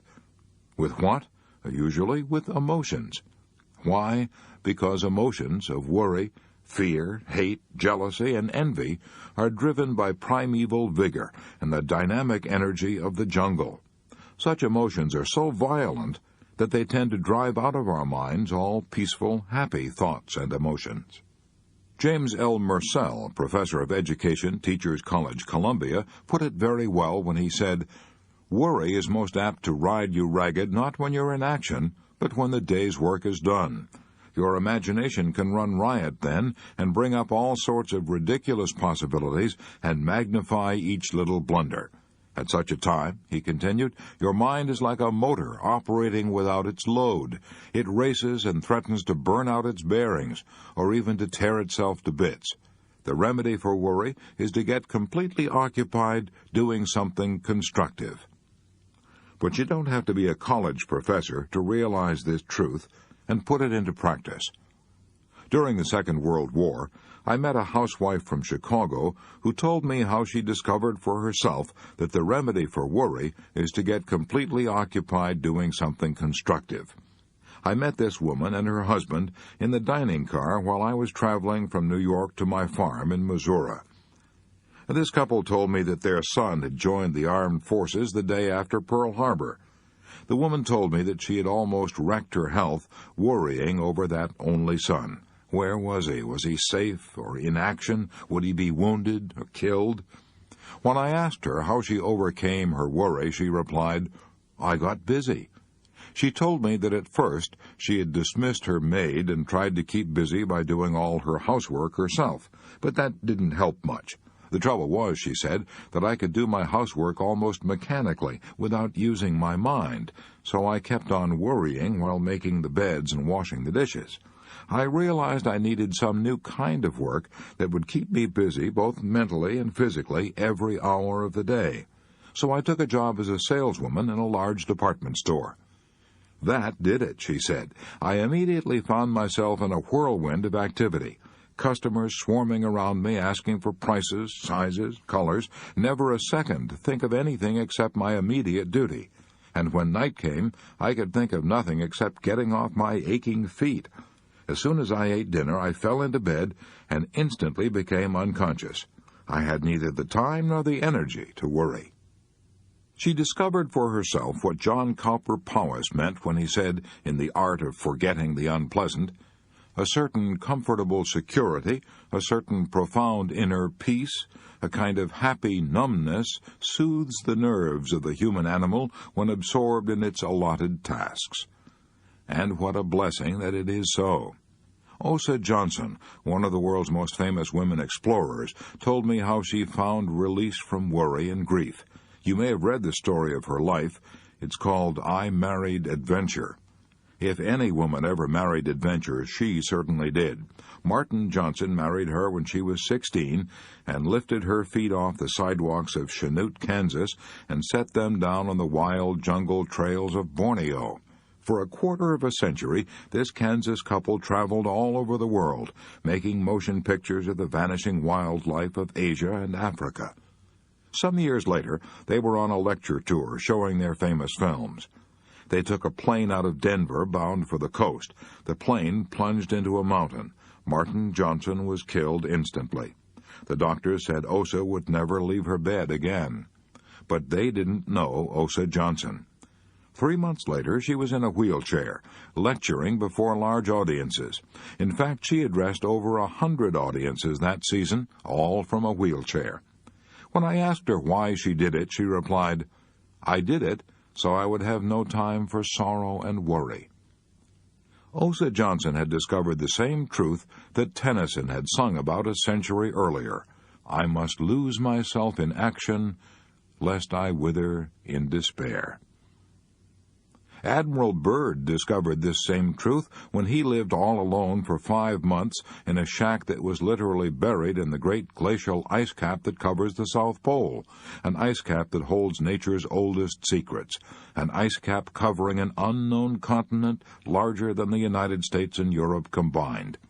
Admiral Byrd spent 5 months there alone. No other living creature of any kind existed within 100 miles. The cold was so intense that he could hear his breath freeze and crystallize as the wind blew it past his ears. In his book, Alone, Admiral Byrd tells all about those 5 months he spent in bewildering and soul-shattering darkness. The days were as black as the nights. He had to keep busy to preserve his sanity. At night, he says, before blowing out the lantern, I formed the habit of blocking out the morrow's work.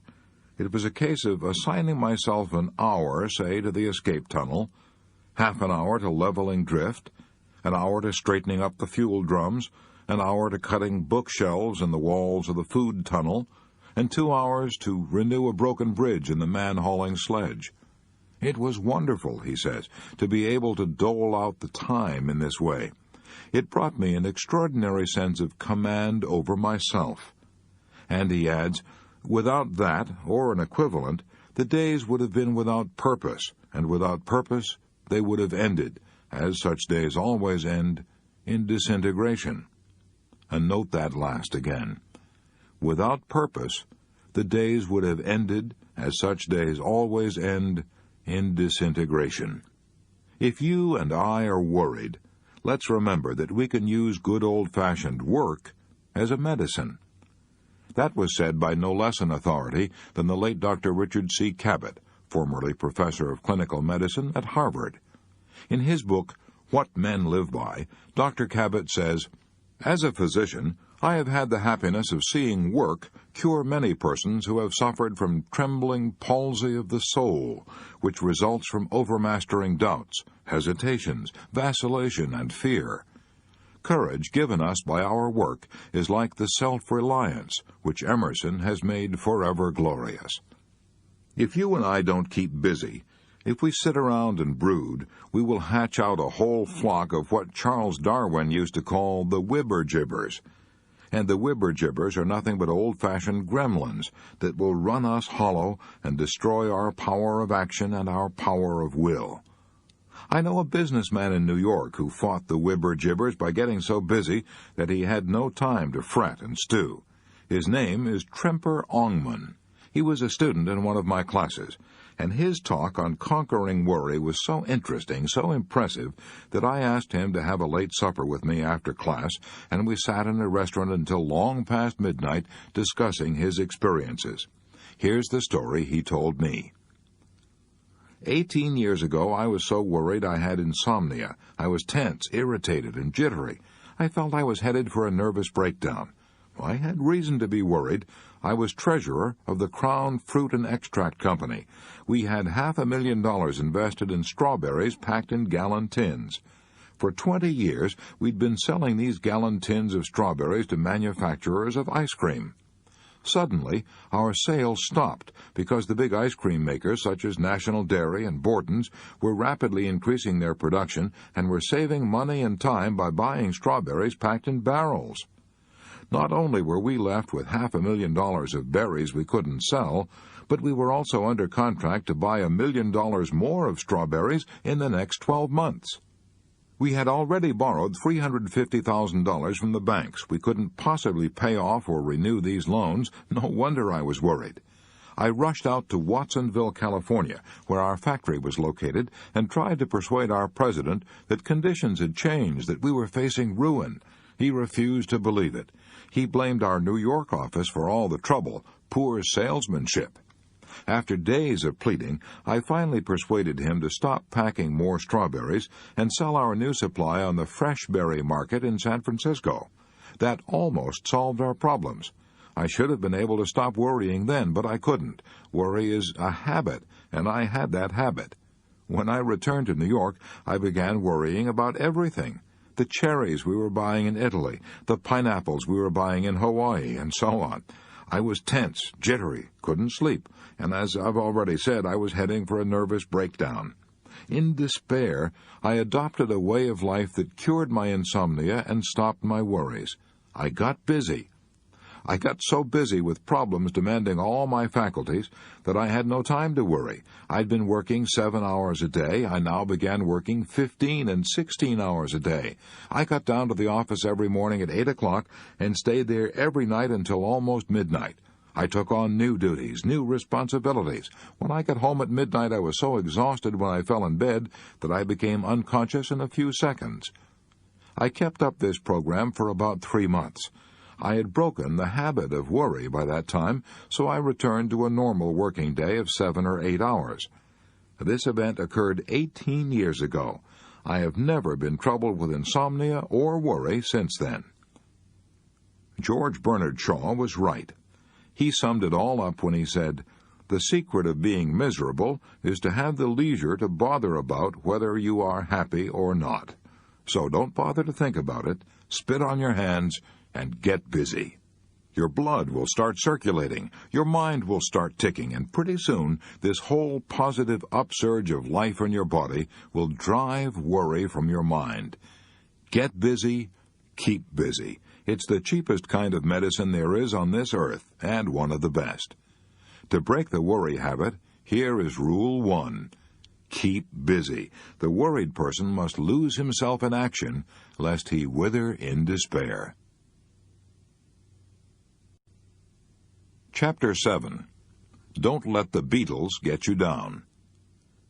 Here's a dramatic story that I'll probably remember as long as I live. It was told to me by Robert Moore of Maplewood, New Jersey. I learned the biggest lesson of my life in March 1945, he said. I learned it under 276 feet of water off the coast of Indochina. I was one of 88 men aboard the submarine Baya SS-318. We had discovered by radar that a small Japanese convoy was coming our way. As daybreak approached, we submerged to attack. I saw through the periscope a Japanese destroyer escort, a tanker, and a mine layer. We fired 3 torpedoes at the destroyer escort, but missed.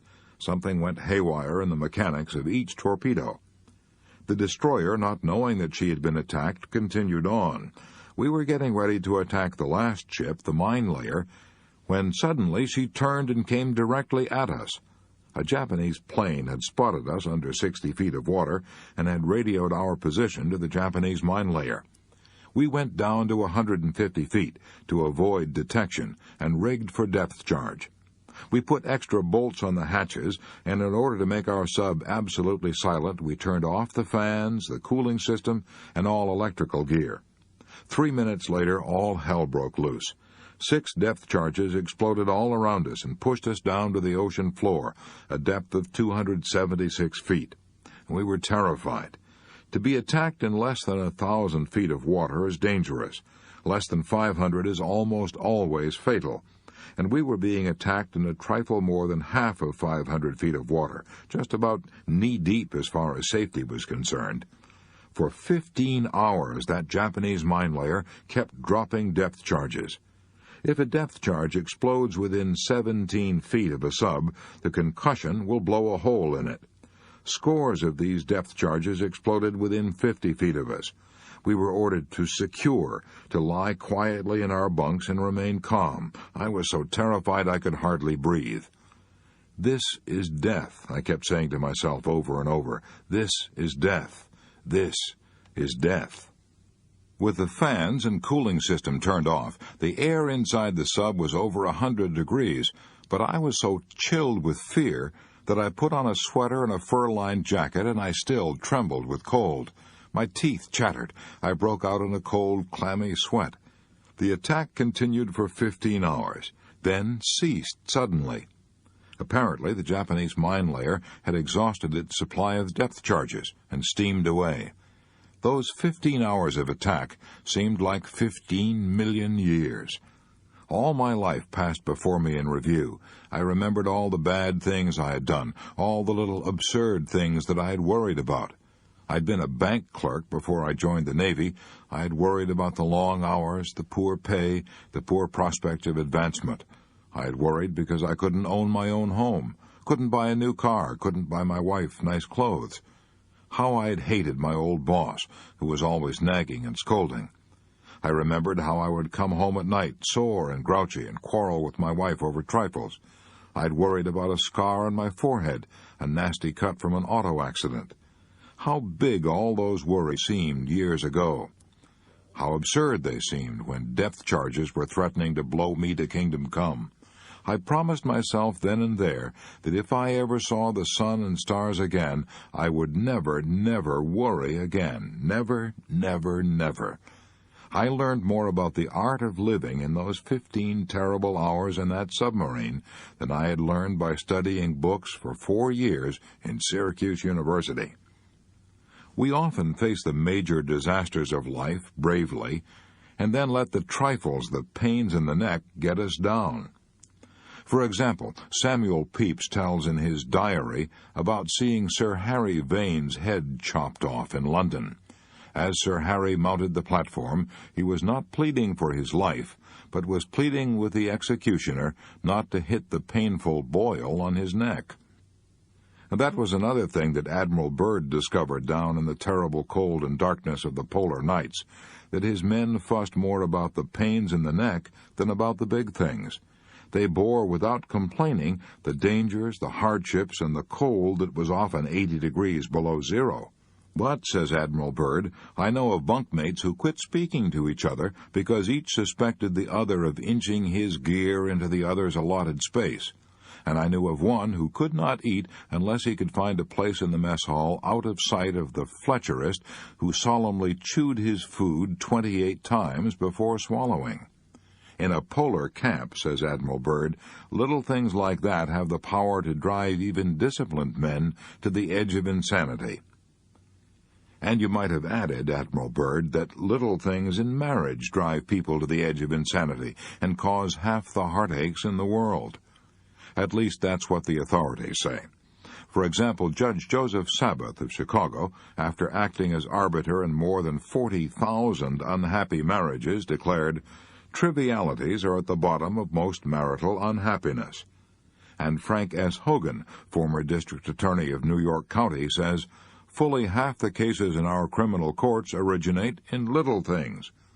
Barroom bravado, domestic wrangling, an insulting remark, a disparaging word, a rude action, those are the little things that lead to assault and murder.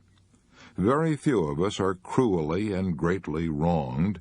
It is the small blows to our self-esteem, the indignities, the little jolts to our vanity, which cause half the heartaches in the world."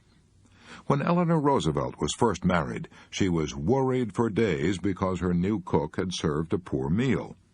"But if that happened now," Mrs. Roosevelt said, "I would shrug my shoulders and forget it." Good. That is acting like an adult emotionally.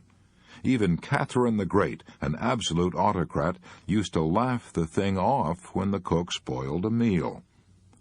Mrs. Carnegie and I had a dinner at a friend's house in Chicago. While carving the meat, he did something wrong. I didn't notice it, and I wouldn't have cared even if I had noticed it. But his wife saw it and jumped down his throat right in front of us. "John," she cried, "watch what you're doing. Can't you ever learn to serve properly?" And then she said to us, "He's always making mistakes. He just doesn't try."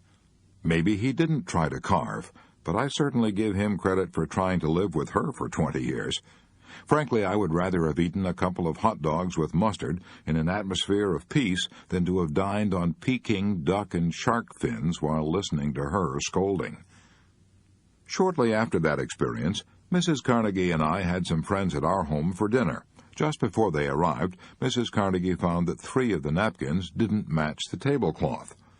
"I rushed to the cook," she told me later, "and found that the other 3 napkins had gone to the laundry.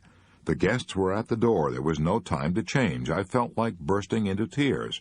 All I could think was, why did this stupid mistake have to spoil my whole evening? Then I thought, well, why let it? I went in to dinner determined to have a good time, and I did. I would much rather our friends think I'm a sloppy housekeeper," she told me, "than a nervous, bad-tempered one. And anyhow, as far as I could make out, no one noticed the napkins." A well-known legal maxim says, "De minimis non curat lex." The law does not concern itself with trifles, and neither should the worrier, if he wants peace of mind. Much of the time, all we need to overcome the annoyance of trifles is to effect a shifting of emphasis, set up a new and pleasurable point of view in the mind. My friend Homer Croy, who wrote They Had to See Paris and a dozen other books, gives a wonderful example of how this can be done. He used to be driven half crazy while working on a book by the rattling of the radiators in his New York apartment. The steam would bang and sizzle, and he would sizzle with irritation as he sat at his desk. "Then," says Homer Croy, "I went with some friends on a camping expedition. While listening to the limbs crackling in the roaring fire, I thought how much they sounded like the crackling of the radiators. Why should I like one and hate the other? When I went home, I said to myself, the crackling of the limbs in the fire was a pleasant sound. The sound of the radiators is about the same. I'll go to sleep and not worry about the noise." And I did. For a few days I was conscious of the radiators, but soon I forgot all about them. And so it is with many petty worries. We dislike them and get into a stew, all because we exaggerate their importance. Disraeli said, "Life is too short to be little." Those words, said Andre Marois in This Week magazine, have helped me through many a painful experience. Often we allow ourselves to be upset by small things we should despise and forget. Here we are on this earth with only a few more decades to live, and we lose many irreplaceable hours brooding over grievances that in a year's time will be forgotten by us and by everybody. No, let's devote our life to worthwhile actions and feelings, to great thoughts, real affections, and enduring undertakings, for life is too short to be little. Even so illustrious a figure as Rudyard Kipling forgot at times that life is too short to be little, and the result? He and his brother-in-law fought the most famous court battle in the history of Vermont, a battle so celebrated that a book has been written about it, Rudyard Kipling's Vermont Feud. The story goes like this. Kipling married a Vermont girl, Caroline Balestier, built a lovely home in Brattleboro, Vermont, settled down and expected to spend the rest of his life there. His brother-in-law, Beatty Balestier, became Kipling's best friend. Two of them worked and played together. And then Kipling bought some land from Balestier with the understanding that Balestier would be allowed to cut hay off it each season. One day, Balestier found Kipling laying out a flower garden on his hayfield. His blood boiled. He hit the ceiling. Kipling fired right back. The air over the Green Mountains of Vermont turned blue. A few days later, when Kipling was out riding his bicycle, his brother-in-law drove a wagon and a team of horses across the road suddenly and forced Kipling to take a spill. And Kipling, the man who wrote, "If you can keep your head when all about you are losing theirs and blaming it on you," he lost his own head and swore out a warrant for Balestier's arrest. A sensational trial followed. Reporters from the big cities poured into the town. The news flashed around the world. Nothing was settled. This quarrel caused Kipling and his wife to abandon their American home for the rest of their lives. All that worry and bitterness over a mere trifle, a load of hay. Pericles said 24 centuries ago, "Come, gentlemen, we sit too long on trifles." We do indeed. Here's one of the most interesting stories that Dr. Harry Emerson Fosdick ever told, a story about the battles won and lost by a giant of the forest. On the slope of Long's Peak in Colorado lies the ruin of a gigantic tree. Naturalists tell us that it stood for some 400 years. It was a seedling when Columbus landed at San Salvador, and half-grown when the Pilgrims settled at Plymouth. During the course of its long life, it was struck by lightning 14 times, and the innumerable avalanches and storms of 4 centuries thundered past it. It survived them all.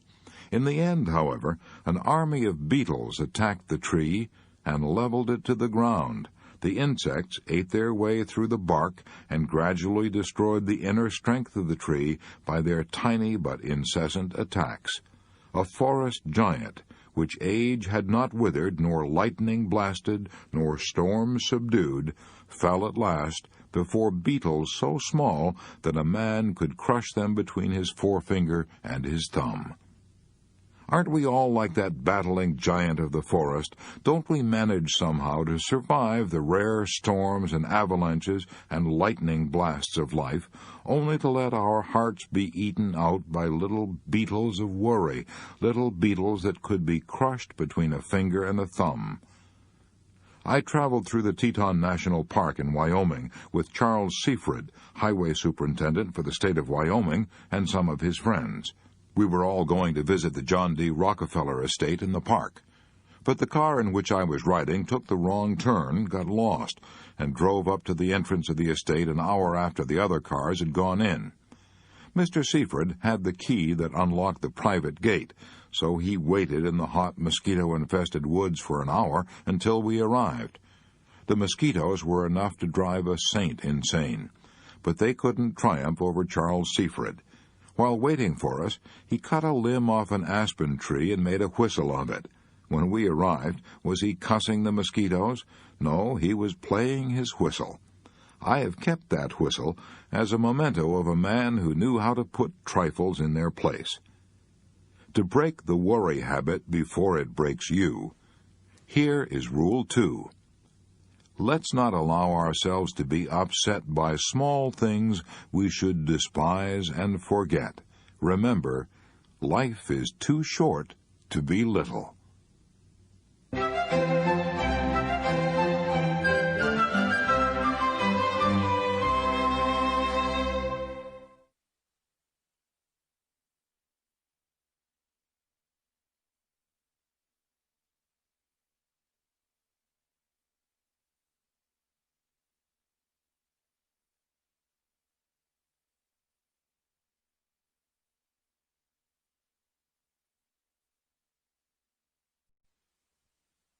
Chapter 8. A Law That Will Outlaw Many of Your Worries. As a child, I grew up on a Missouri farm, and one day, while helping my mother pick cherries, I began to cry. My mother said, "Dale, what in the world are you crying about?" I blubbered, "I'm afraid I'm going to be buried alive." I was full of worries in those days. When thunderstorms came, I worried for fear I would be killed by lightning. When hard times came, I worried for fear we wouldn't have enough to eat. I worried for fear I would go to hell when I died. I was terrified for fear of an older boy, Sam White, would cut off my big ears as he threatened to do. I worried for fear girls would laugh at me if I tipped my hat to them. I worried for fear no girl would ever be willing to marry me. I worried about what I would say to my wife immediately after we were married. I imagined that we would be married in some country church, and then get in a surrey with a fringe on top and ride back to the farm. But how would I be able to keep the conversation going on that ride back to the farm? How? I pondered over that earth-shaking problem for many an hour as I walked behind the plow. As the years went by, I gradually discovered that 99% of the things I worried about never happened. For example, as I've already said, I was once terrified of lightning, but I now know that the chances of my being killed by lightning in any one year are, according to the National Safety Council, only 1 in 350,000. My fear of being buried alive was even more absurd. I don't imagine that even back in the days before embalming was the rule, that 1 person in 10 million was buried alive, yet I once cried for fear of it. 1 person out of every 8 dies of cancer. If I had wanted something to worry about, I should have worried about cancer instead of being killed by lightning or being buried alive. To be sure, I've been talking about the worries of youth and adolescence, but many of our adult worries are almost as absurd. You and I could probably eliminate 9/10 of our worries right now if we would cease our fretting long enough to discover whether, by the law of averages, there was any real justification for our worries. The most famous insurance company on earth, Lloyd's of London, has made countless millions of dollars out of the tendency of everybody to worry about things that rarely happen. Lloyd's of London bets people that the disasters they're worrying about will never occur. However, they don't call it betting, they call it insurance. But it is really betting based on the law of averages. This great insurance firm has been going strong for over 200 years, and unless human nature changes, it will still be going strong 50 centuries from now by insuring shoes and ships and sealing wax against disasters that, by the law of averages, don't happen nearly so often as people imagine. If we examine the law of averages, we will often be astounded at the facts we uncover. For example, if I knew that during the next 5 years I would have to fight in a battle as bloody as the Battle of Gettysburg, I would be terrified. I would take out all the life insurance I could get. I would draw up my will and set all my earthly affairs in order. I would say, I'll probably never live through that battle, so I had better make the most of the few years I have left.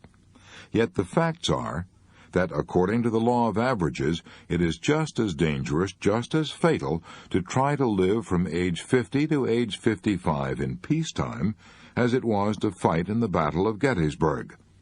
What I'm trying to say is this.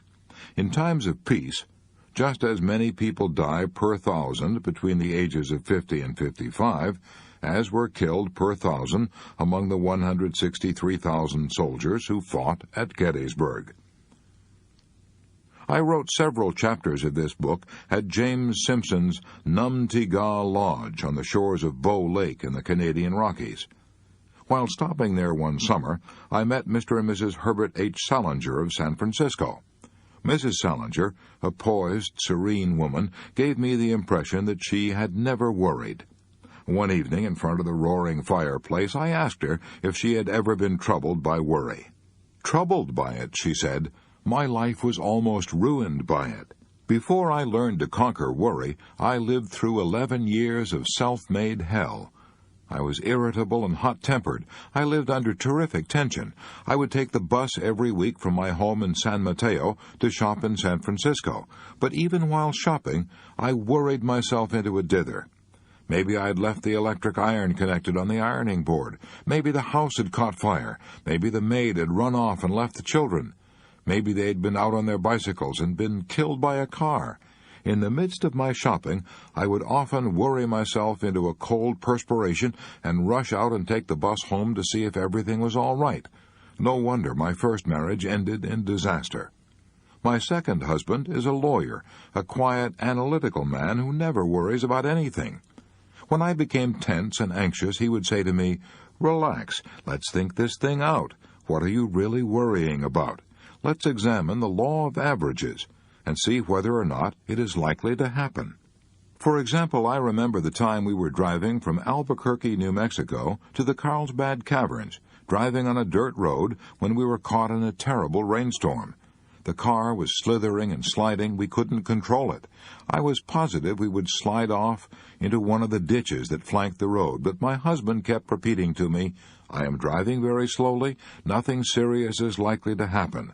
Even if the car does slide into the ditch, by the law of averages, we won't be hurt." His calmness and confidence quieted me.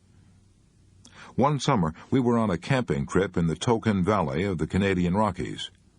One night, we were camping 7,000 feet above sea level when a storm threatened to tear our tent to shreds. The tents were tied with guy ropes to a wooden platform. The outer tent shook and trembled and screamed and shrieked in the wind. I expected every minute to see our tent torn loose and hurled through the sky. I was terrified. But my husband kept saying, "Look, my dear, we are traveling with Brewster's guides.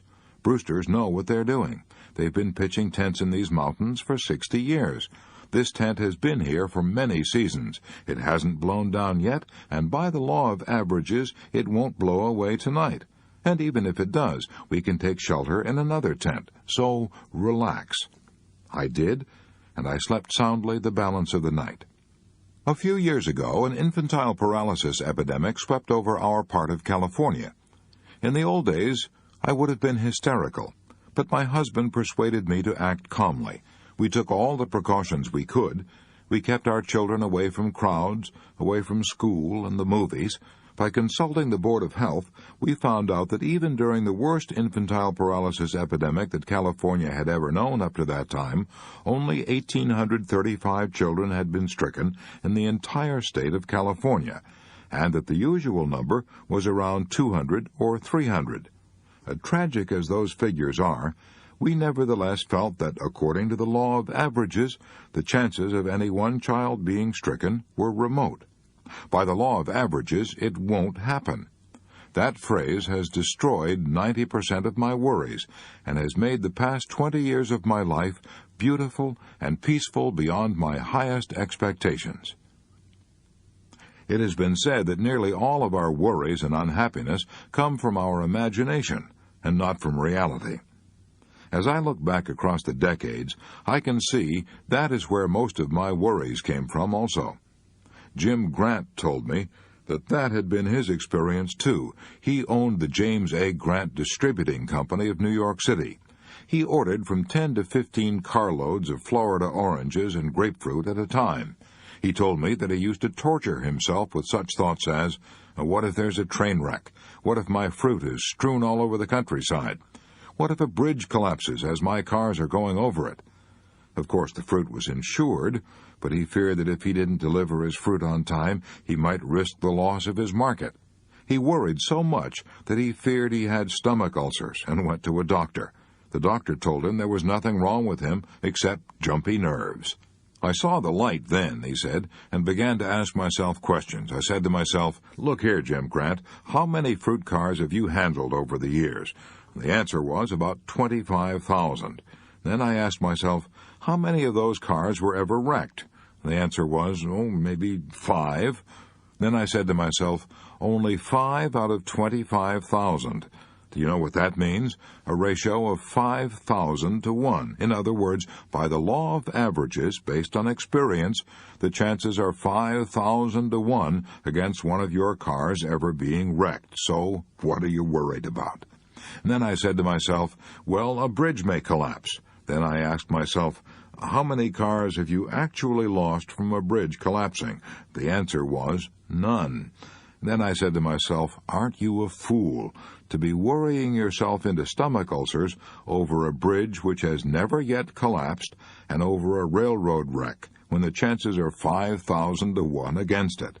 When I looked at it that way, Jim Grant told me, I felt pretty silly.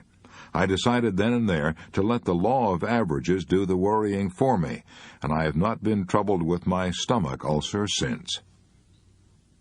When Al Smith was governor of New York, I heard him answer the attacks of his political enemies by saying over and over, let's examine the record, let's examine the record.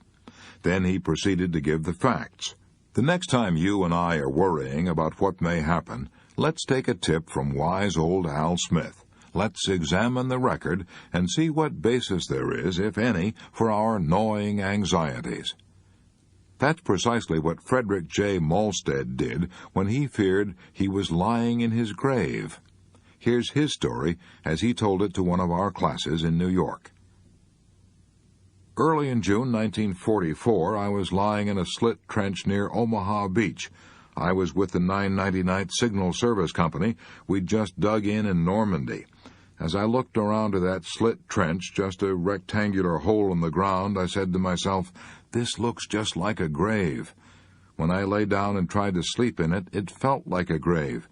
I couldn't help saying to myself, maybe this is my grave.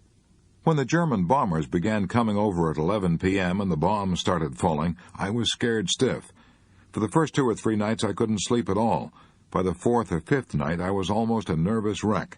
I knew that if I didn't do something, I would go stark crazy. So I reminded myself that 5 nights had passed and I was still alive, and so was every man in our outfit. Only 2 had even been injured, and they had been hurt not by the German bombs, but by falling flak from our own anti-aircraft guns. I decided to stop worrying by doing something constructive.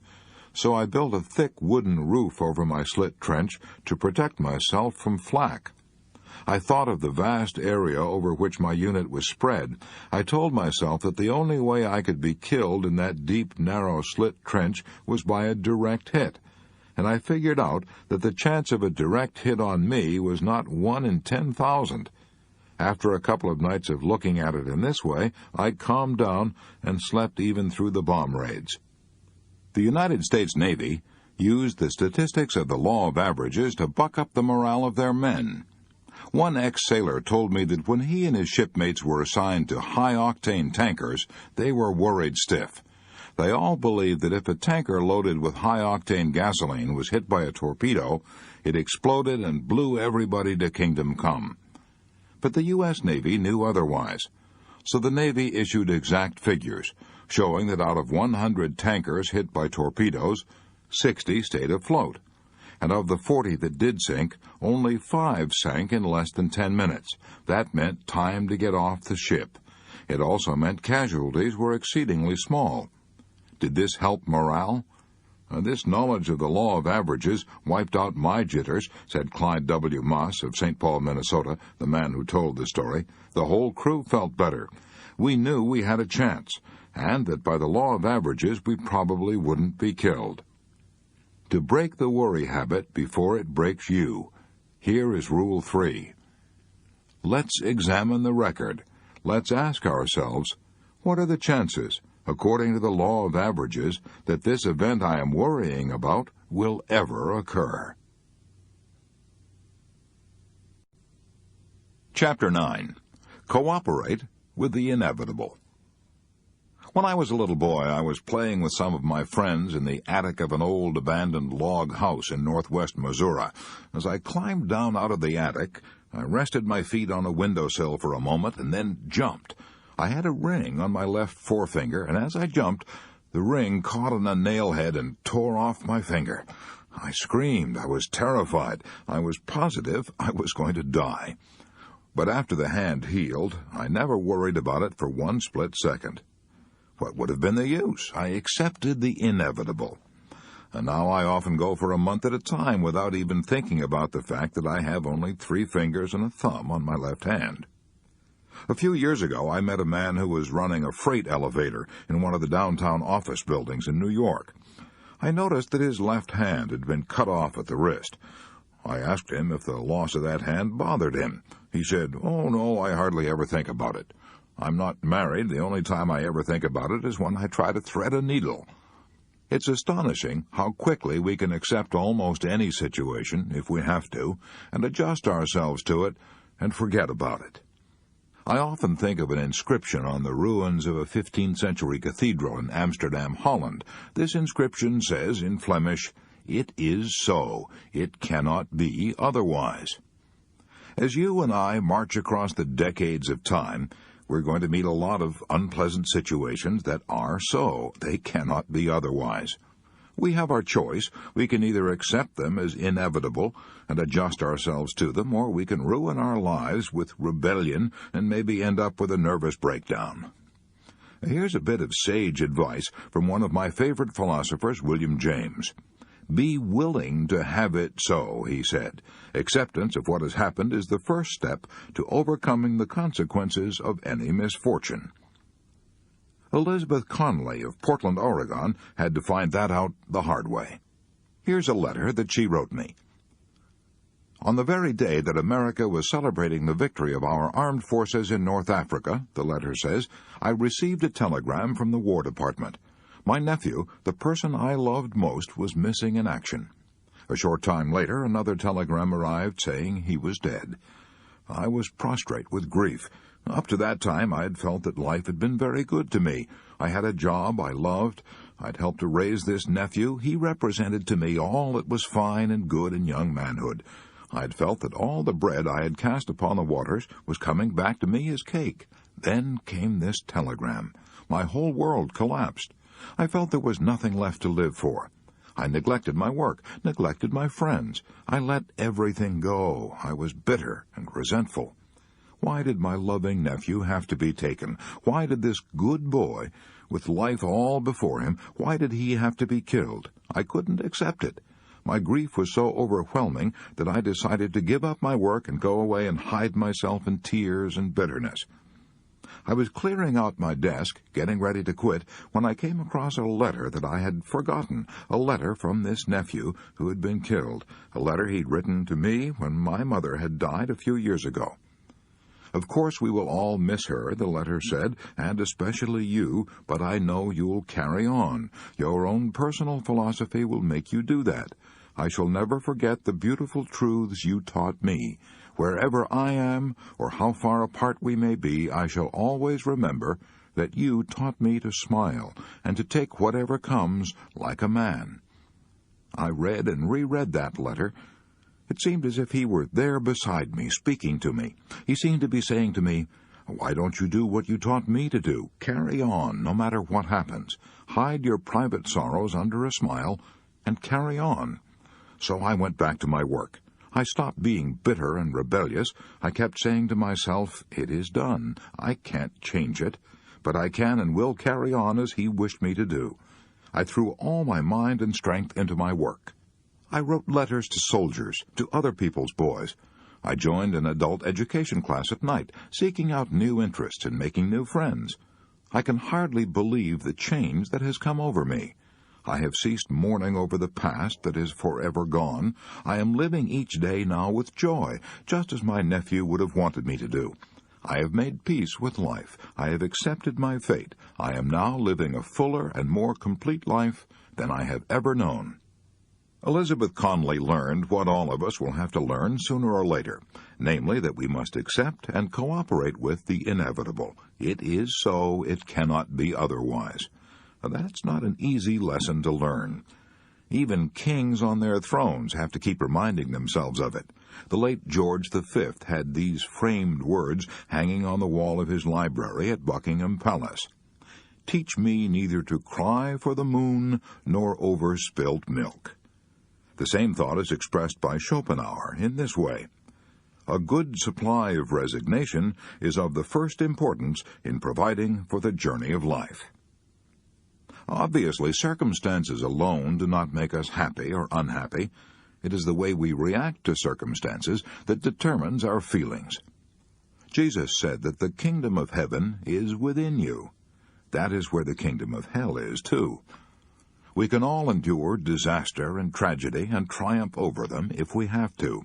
We may not think we can, but we have surprisingly strong inner resources that will see us through if we will only make use of them. We are stronger than we think.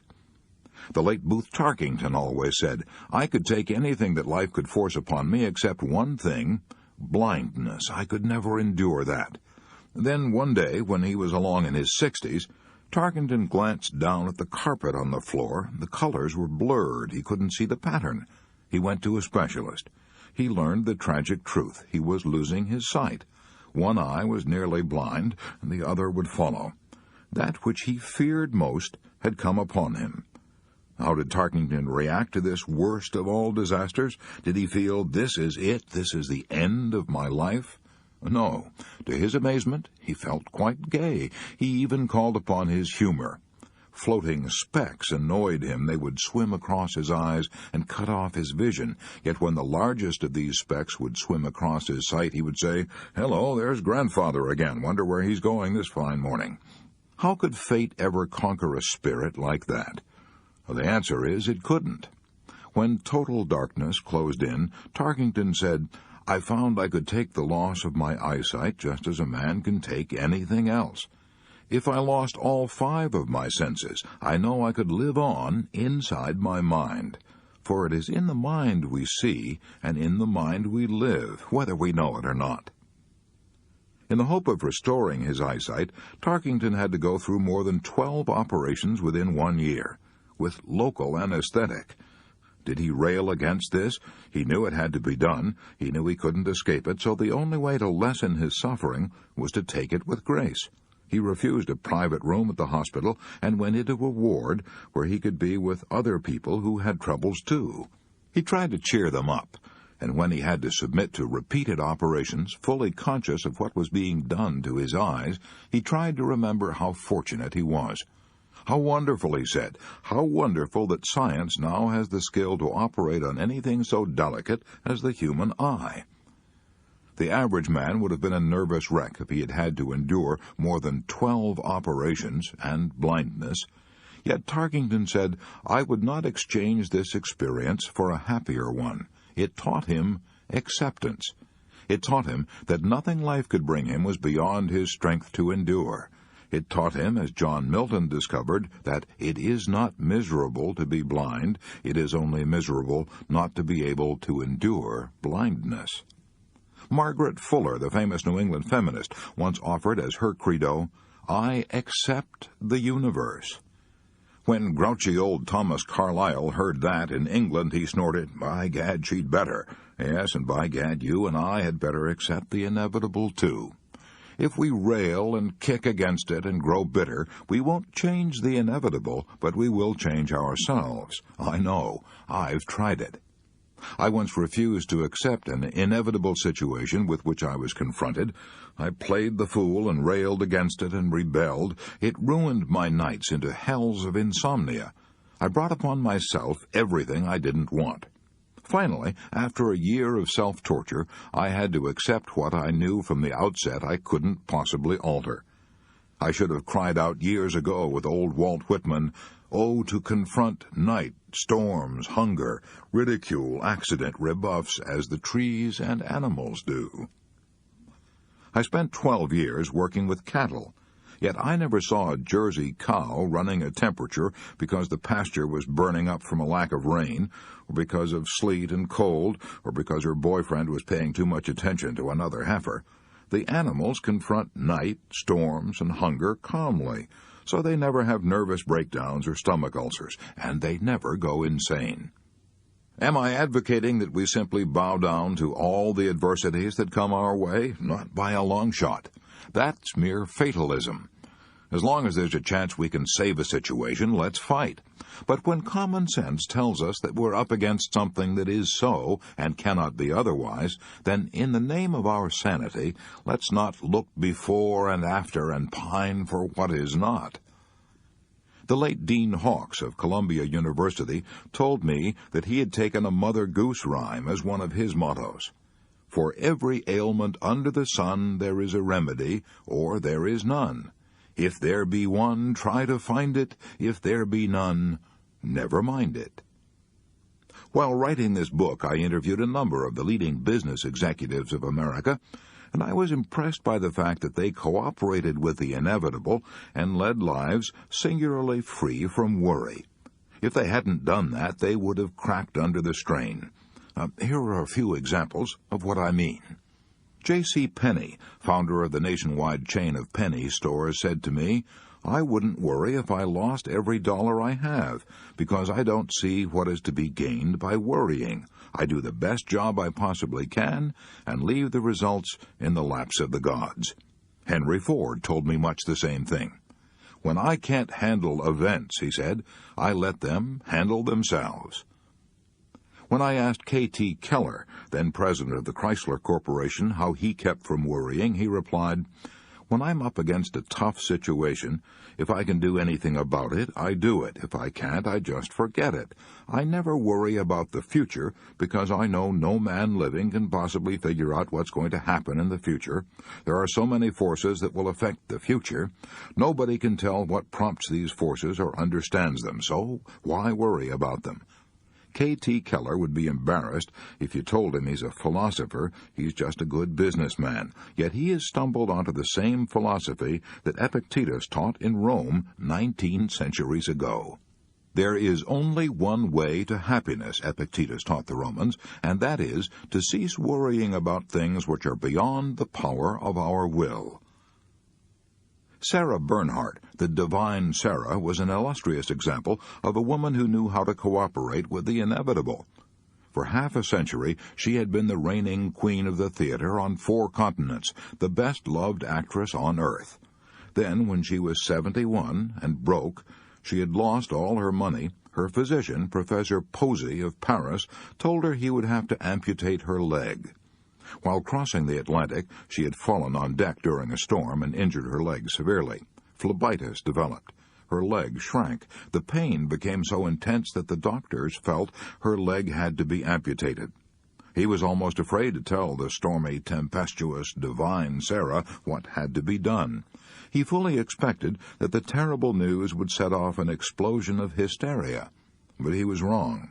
Sarah looked at him a moment and then said quietly, "If it has to be, it has to be." It was fate. As she was being wheeled away to the operating room, her son stood weeping. She waved to him with a gay gesture and said cheerfully, "Don't go away, I'll be right back." On the way to the operating room, she recited a scene from one of her plays. Someone asked her if she were doing this to cheer herself up. She said, "No, to cheer up the doctors and nurses. It will be a strain on them." After recovering from the operation, Sarah Bernhardt went on touring the world and enchanting audiences for another 7 years. "When we stop fighting the inevitable," said Elsie McCormick in a Reader's Digest article, "we release energy which enables us to create a richer life." No one living has enough emotion and vigor to fight the inevitable, and at the same time enough left over to create a new life. Choose one or the other. You can either bend with the inevitable sleet storms of life, or you can resist them and break. I saw that happen on a farm I own in Missouri. I planted a score of trees on that farm. At first they grew with astonishing rapidity. Then a sleet storm encrusted each twig and branch with a heavy coating of ice.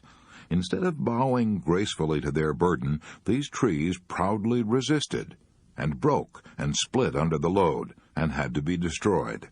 They hadn't learned the wisdom of the forests of the north. I've traveled hundreds of miles through the evergreen forests of Canada, yet I have never seen a spruce or a pine broken by sleet or ice. These evergreen forests know how to bend, how to bow down their branches, how to cooperate with the inevitable. The masters of jiu-jitsu teach their pupils to bend like the willow, don't resist like the oak. Why do you think your automobile tires stand up on the road and take so much punishment? At first, the tire manufacturers tried to make a tire that would resist the shocks of the road. It was soon cut to ribbons. Then they made a tire that would absorb the shocks of the road. That tire could take it.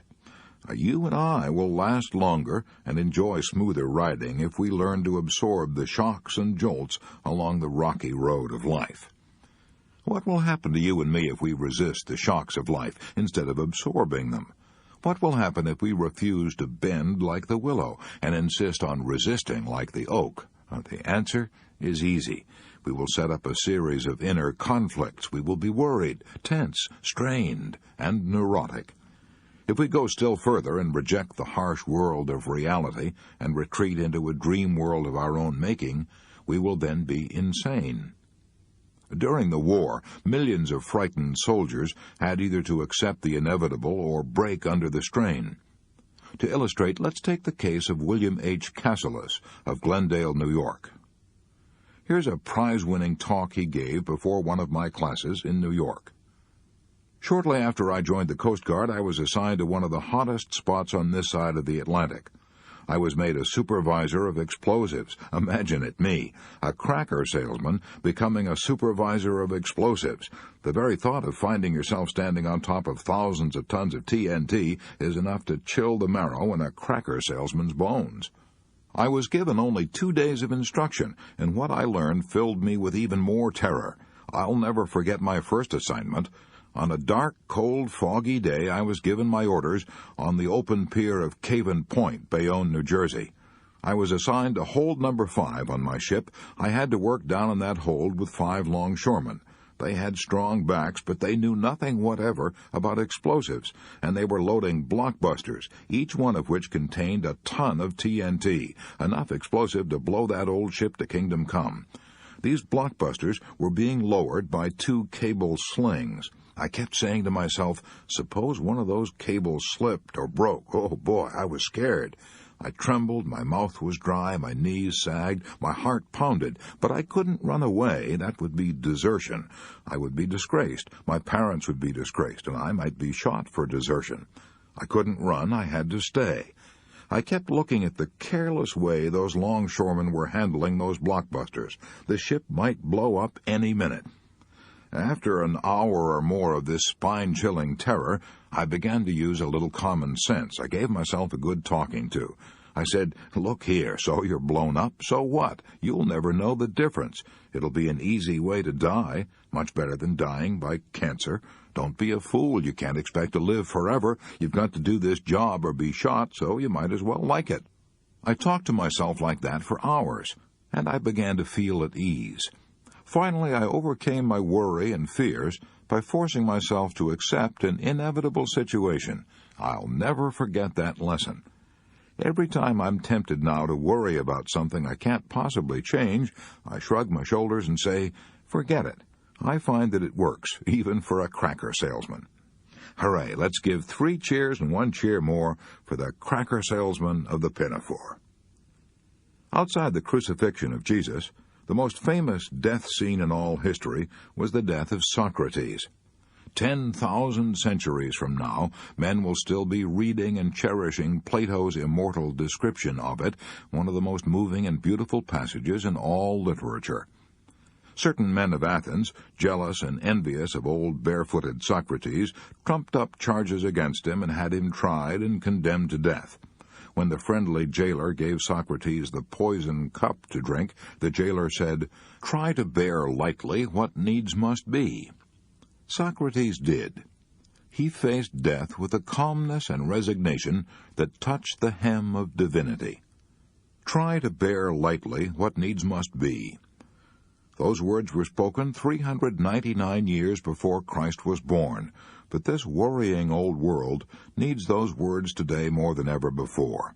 Try to bear lightly what needs must be. I've been reading practically every book and magazine article I could find that dealt even remotely with banishing worry. Would you like to know what the best single bit of advice about worry that I've discovered in all that reading? Well, here it is, summed up in 27 words, words that you and I ought to paste on our bathroom mirror, so that each time we wash our faces, we could also wash away all worry from our minds. This priceless prayer was written by Dr. Reinhold Niebuhr. God grant me the serenity to accept the things I cannot change, the courage to change the things I can, and the wisdom to know the difference. To break the worry habit before it breaks you, Rule 4 is, cooperate with the inevitable.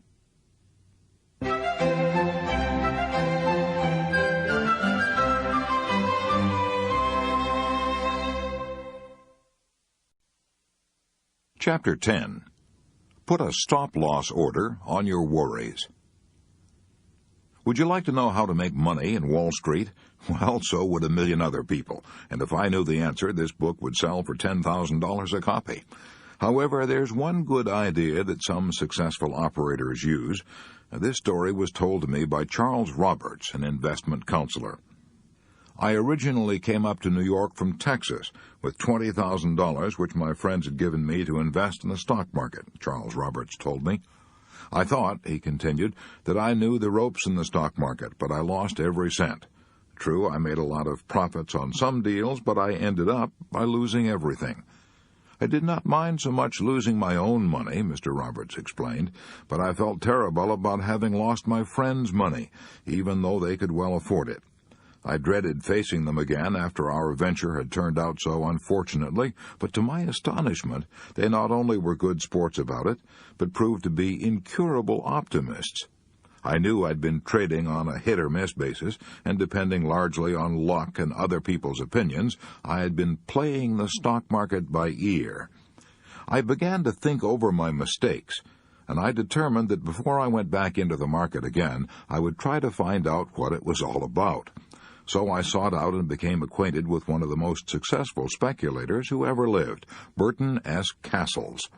I believed I could learn a great deal from him because he had long enjoyed the reputation of being successful year after year, and I knew that such a career was not the result of mere chance or luck. He asked me a few questions about how I had traded before, then told me what I believe is the most important principle in trading. He said, I put a stop-loss order on every market commitment I make. If I buy a stock at, say, $50 a share, I immediately place a stop-loss order on it at $45. That means that when and if the stock should decline by as much as 5 points below its cost, it would be sold automatically, thereby limiting the loss to 5 points. If your commitments are intelligently made in the first place, the old master continued, your profits will average 10, 25, or even 50 points. Consequently, by limiting your losses to 5 points, you can be wrong more than half the time and still make plenty of money. I adopted that principle immediately and have used it ever since. It has saved my clients and me many thousands of dollars. After a while, I realized that the stop-loss principle could be used in other ways besides in the stock market. I began to place stop-loss orders on other worries besides financial ones. I began to place a stop-loss order on any and every kind of annoyance and resentment that came to me. It has worked like magic. For example, I often have a luncheon date with a friend who's rarely on time. In the old days, he used to keep me stewing around for half my lunch hours before he showed up. Finally, I told him about my stop-loss orders on my worries. I said, Bill, my stop-loss order on waiting for you is exactly 10 minutes. If you arrive more than 10 minutes late, our luncheon engagement will be sold down the river and I'll be gone. Man alive, how I wish I had the sense years ago to put stop-loss orders on my impatience, on my temper, on my desire for self-justification, on my regrets, and on all my mental and emotional strains. Why didn't I have the horse sense to size up each situation that threatened to destroy my peace of mind and say to myself, see here, Dale Carnegie, this situation is worth just so much fussing about and no more. Why didn't I? However, I must give myself credit for a little sense on one occasion at least. And it was a serious occasion, too, a crisis in my life, a crisis when I stood watching my dreams and my plans for the future and the work of years vanish into thin air. It happened like this. In my early 30s, I decided to spend my life writing novels. I was going to be a second Frank Narrowist or Jack London or Thomas Hardy. I was so in earnest that I spent 2 years in Europe, where I could live cheaply with dollars during the period of wild printing press money that followed the First World War. I spent 2 years there, writing my magnum opus. I called it The Blizzard. The title was a natural, for the reception it got among the publishers was as cold as any blizzard that ever howled across the plains of the Dakotas. When my literary agent told me it was worthless, that I had no gift, no talent for fiction, my heart almost stopped. I left his office in a daze. I couldn't have been more stunned if he had hit me across the head with a club. I was stupefied. I realized that I was standing at the crossroads of life and had to make a tremendous decision. Which way should I turn? Weeks passed before I came out of the daze. At that time, I had never heard of the phrase, put a stop-loss order on your worries, but as I look back now, I can see that I did just that. I wrote off my 2 years of sweating over that novel for just what they were worth, a noble experiment, and went forward from there. I returned to my work of organizing and teaching adult education classes, and wrote biographies in my spare time, biographies and non-fiction books, such as the one you're reading now. Am I glad now that I made that decision? Glad. Every time I think about it now, I feel like dancing in the street for sheer joy. I can honestly say that I have never spent a day or an hour since lamenting the fact that I am not another Thomas Hardy. One night a century ago, when a screech owl was screeching in the woods along the shores of Walden Pond, Henry Thoreau dipped his goose quill into his homemade ink and wrote in his diary, "The cost of a thing is the amount of what I call life, which is required to be exchanged for it immediately or in the long run." To put it another way, we are fools when we overpay for a thing in terms of what it takes out of our very existence. Yet that is precisely what Gilbert and Sullivan did. They knew how to create gay words and gay music, but they knew distressingly little about how to create gaiety in their own lives. They created some of the loveliest light operas that ever delighted the world, Patience, Pinafore, The Mikado. But they couldn't control their tempers. They embittered their years over nothing more than the price of a carpet. Sullivan ordered a new carpet for the theater they'd bought. When Gilbert saw the bill, he hit the roof. They battled it out in court and never spoke to one another again as long as they lived. When Sullivan wrote the music for a new production, he mailed it to Gilbert, and when Gilbert wrote the words, he mailed them back to Sullivan. Once they had to take a curtain call together, but they stood on opposite sides of the stage and bowed in different directions so they wouldn't see one another. They hadn't the sense to put a stop-loss order on their resentments, as Lincoln did. Once during the Civil War, when some of Lincoln's friends were denouncing his bitter enemies, Lincoln said, "You have more of a feeling of personal resentment than I have. Perhaps I have too little of it, but I never thought it paid. A man doesn't have the time to spend half his life in quarrels. If any man ceases to attack me, I never remember the past against him." I wish an old aunt of mine, Aunt Edith, had had Lincoln's forgiving spirit. She and Uncle Frank lived on a mortgaged farm that was infested with cockleburs and cursed with poor soil and ditches. They had tough going, had to squeeze every nickel.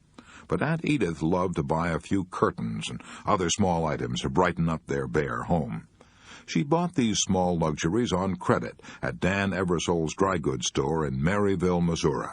Uncle Frank worried about their debts. He had a farmer's horror of running up bills, so he secretly told Dan Eversole to stop letting his wife buy on credit. When she heard that, she hit the roof, and she was still hitting the roof about it almost 50 years after it had happened. I've heard her tell the story not once but many times. The last time I ever saw her, and she was in her late 70s, I said to her, "Aunt Edith, Uncle Frank did wrong to humiliate you, but don't you honestly feel that your complaining about it, almost half a century after it happened, is infinitely worse than what he did?" I might as well have said it to the moon.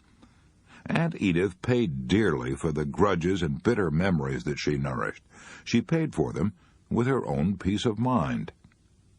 When Benjamin Franklin was 7 years old, he made a mistake that he remembered for 70 years.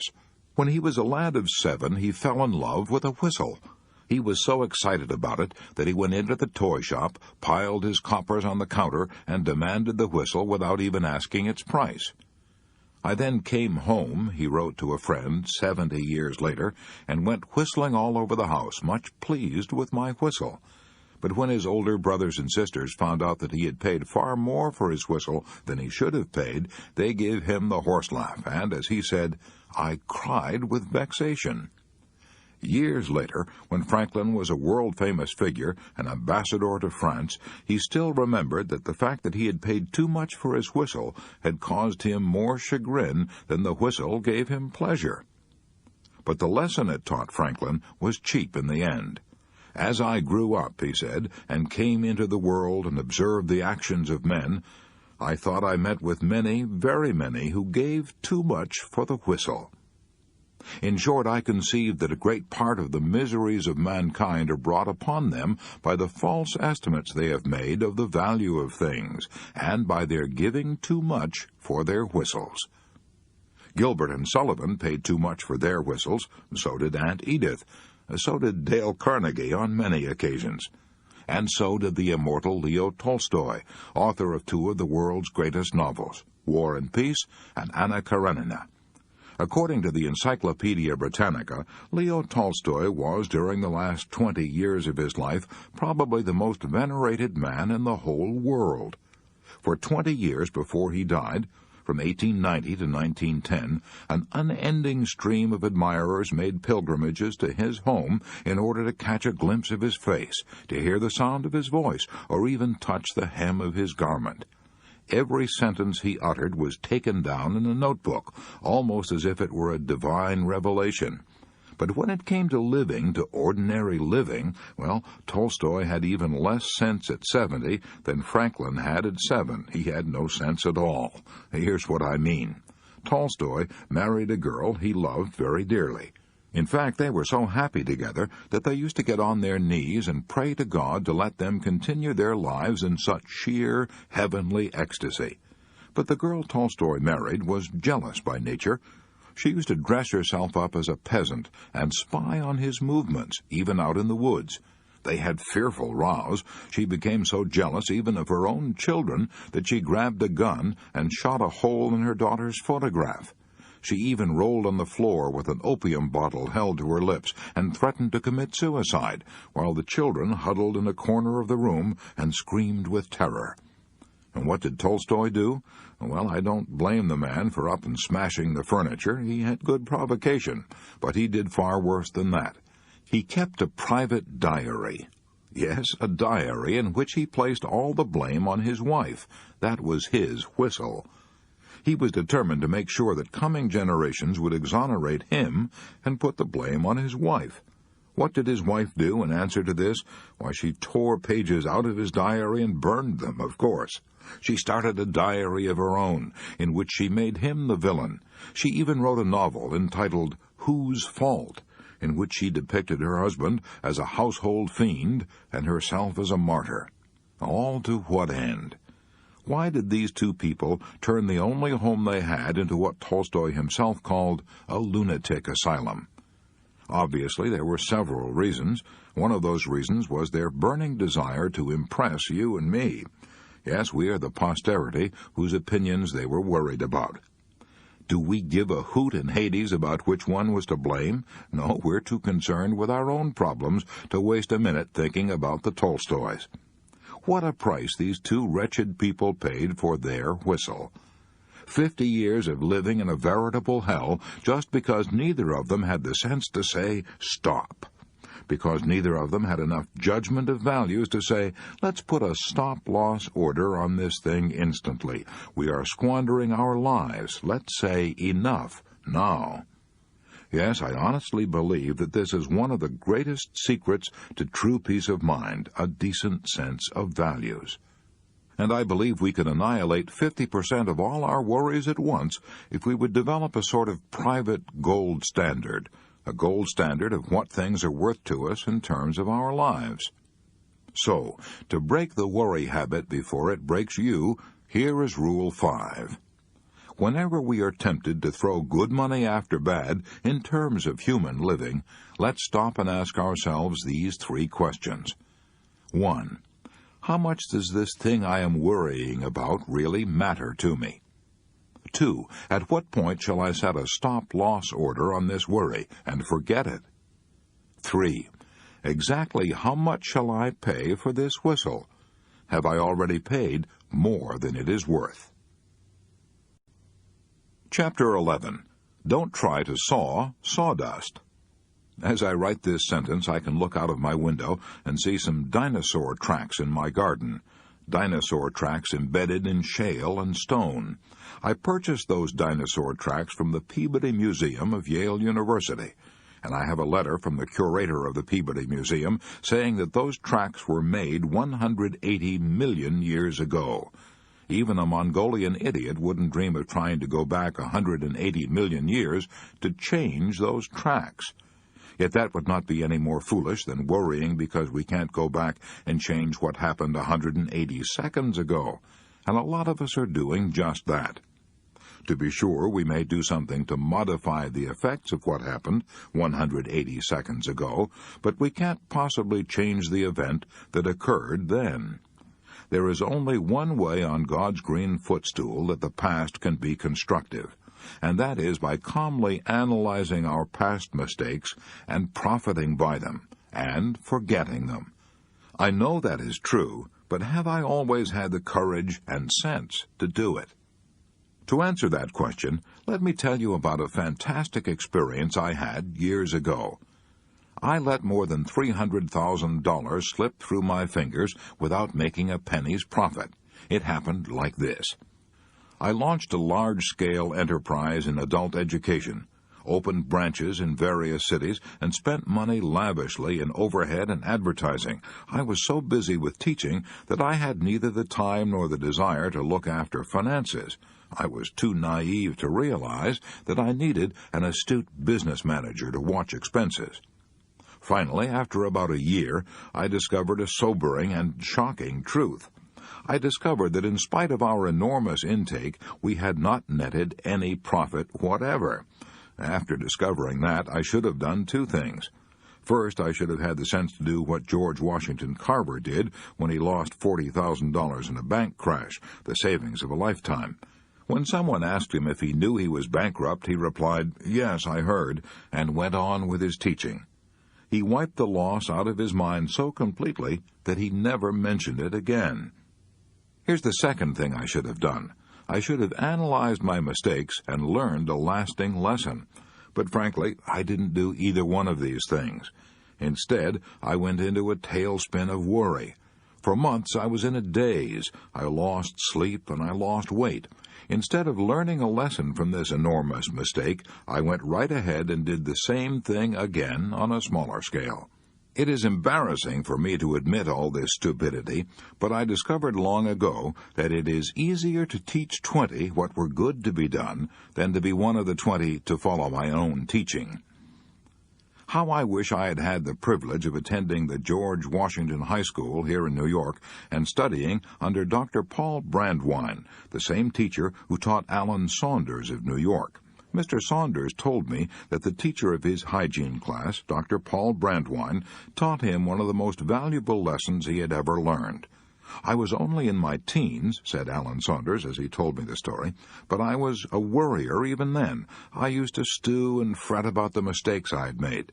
If I turned in an examination paper, I used to lie awake and chew my fingernails for fear I hadn't passed. I was always living over the things I had done and wishing I had done them differently, thinking over the things I had said and wishing I'd said them better.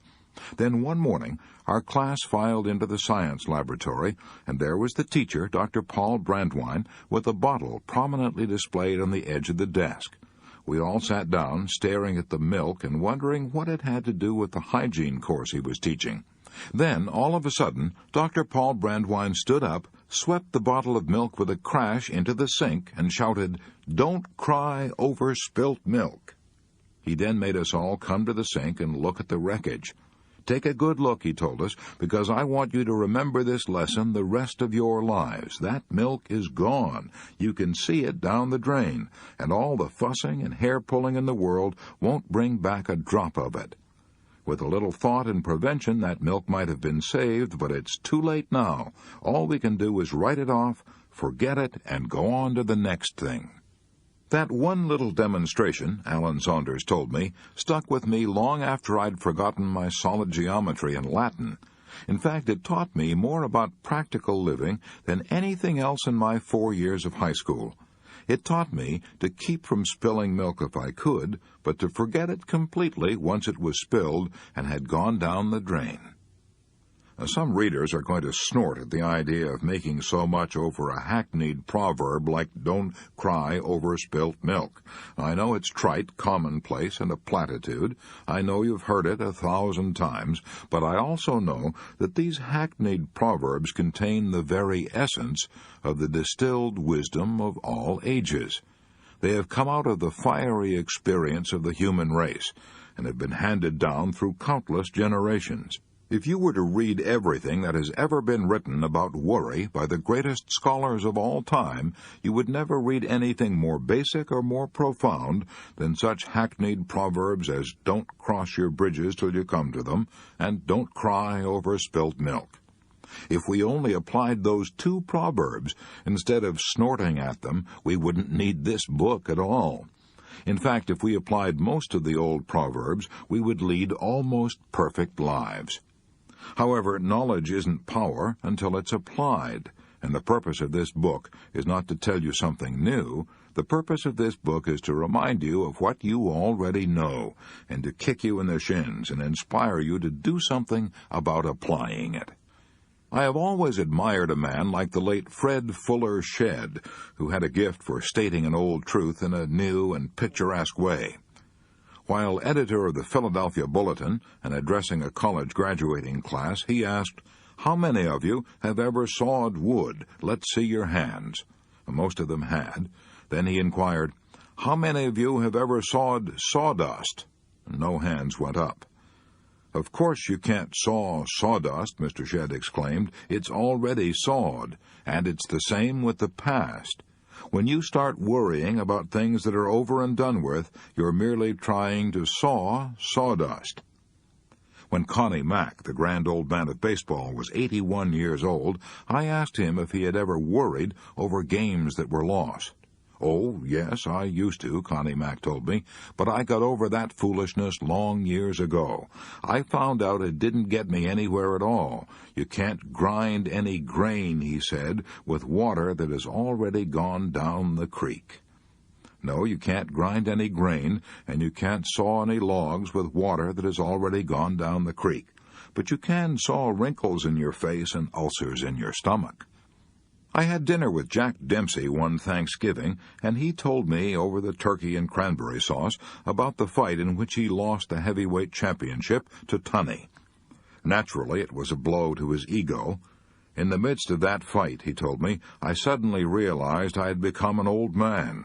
At the end of the 10th round, I was still on my feet, but that was about all. My face was puffed and cut, and my eyes were nearly closed. I saw the referee raise Gene Tunney's hand in a token of victory. I was no longer champion of the world. I started back in the rain, back through the crowd to my dressing room. As I passed, some people tried to grab my hand. Others had tears in their eyes.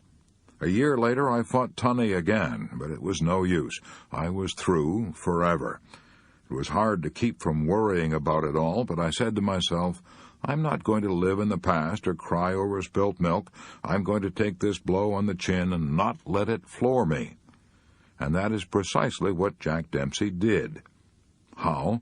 by saying to himself over and over, "I won't worry about the past." No, that would merely have forced him to think of his past worries. He did it by accepting and writing off his defeat and then concentrating on plans for the future. He did it by running the Jack Dempsey restaurant on Broadway and the Great Northern Hotel on 57th Street. He did it by promoting prize fights and giving boxing exhibitions. He did it by getting so busy on something constructive that he had neither the time nor the temptation to worry about the past. "I have had a better time during the last 10 years, Jack Dempsey said, "than I had when I was champion." Mr. Dempsey told me that he had not read many books, but without knowing it he was following Shakespeare's advice.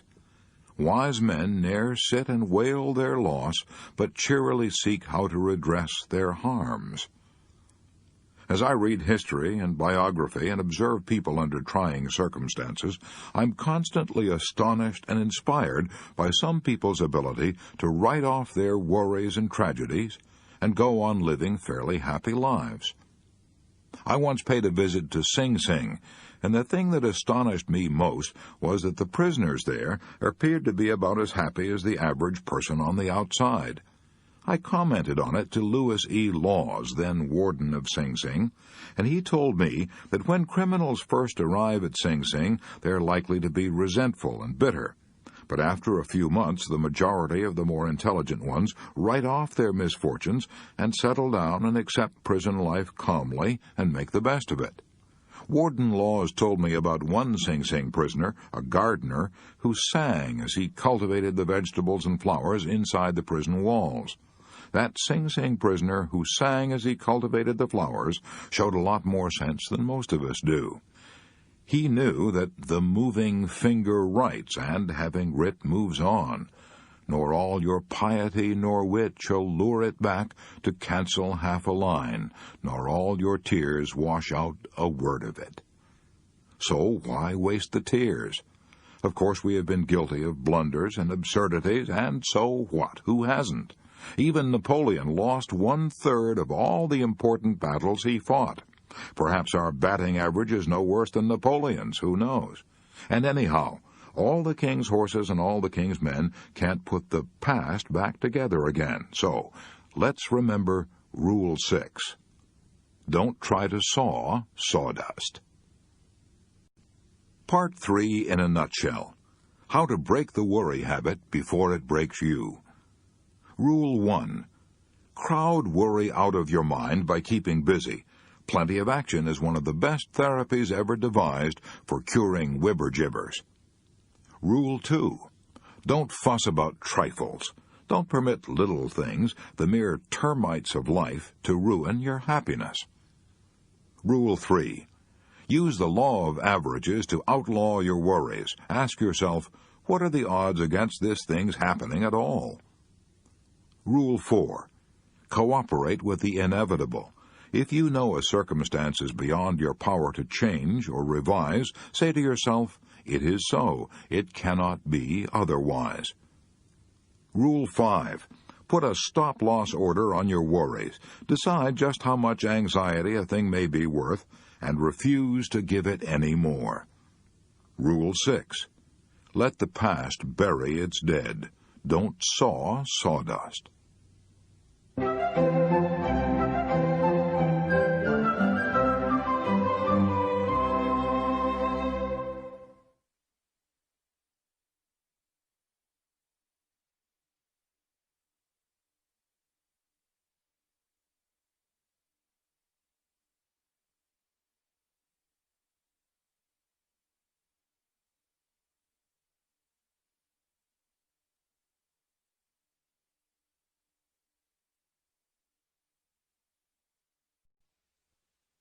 Part 4.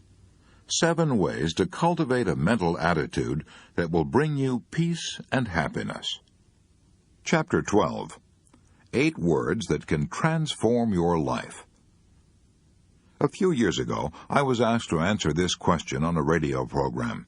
What is the biggest lesson you have ever learned? That was easy. By far the most vital lesson I have ever learned is the importance of what we think. If I knew what you think, I would know what you are.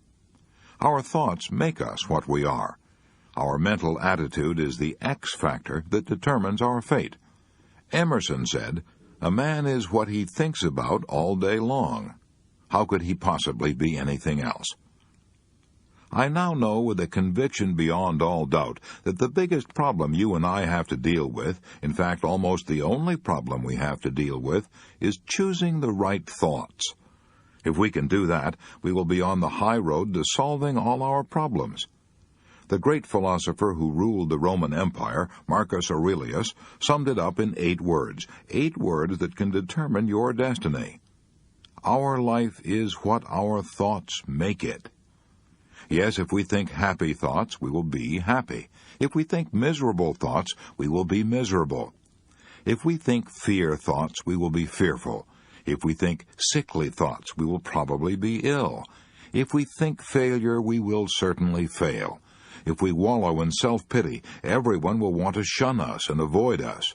"You are not," said Norman Vincent Peale, "you are not what you think you are, but what you think you are." Am I advocating an habitual Pollyanna attitude toward all our problems? No, unfortunately life isn't so simple as all that. But I am advocating that we assume a positive attitude instead of a negative attitude. In other words, we need to be concerned about our problems, but not worried. What is the difference between concern and worry? Well, let me illustrate. Every time I cross the traffic-jammed streets of New York, I'm concerned about what I'm doing, but not worried. Concern means realizing what the problems are and calmly taking steps to meet them. Worrying means going around in maddening, futile circles. A man can be concerned about his serious problems and still walk with his chin up and a carnation in his buttonhole. Now, I've seen Lowell Thomas do just that. I once had the privilege of being associated with Lowell Thomas in presenting his famous films on the Allenby Lawrence campaigns in World War I. He and his assistants had photographed the war on half a dozen fronts, and best of all, had brought back a pictorial record of T.E. Lawrence and his colorful Arabian army, and a film record of Allenby's conquest of the Holy Land. His illustrated talks entitled "With Allenby in Palestine and Lawrence in Arabia" were a sensation in London and around the world.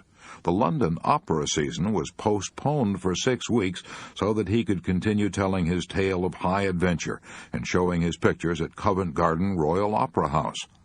After his sensational success in London came a triumphant tour of many countries. Then he spent 2 years preparing a film record of life in India and Afghanistan.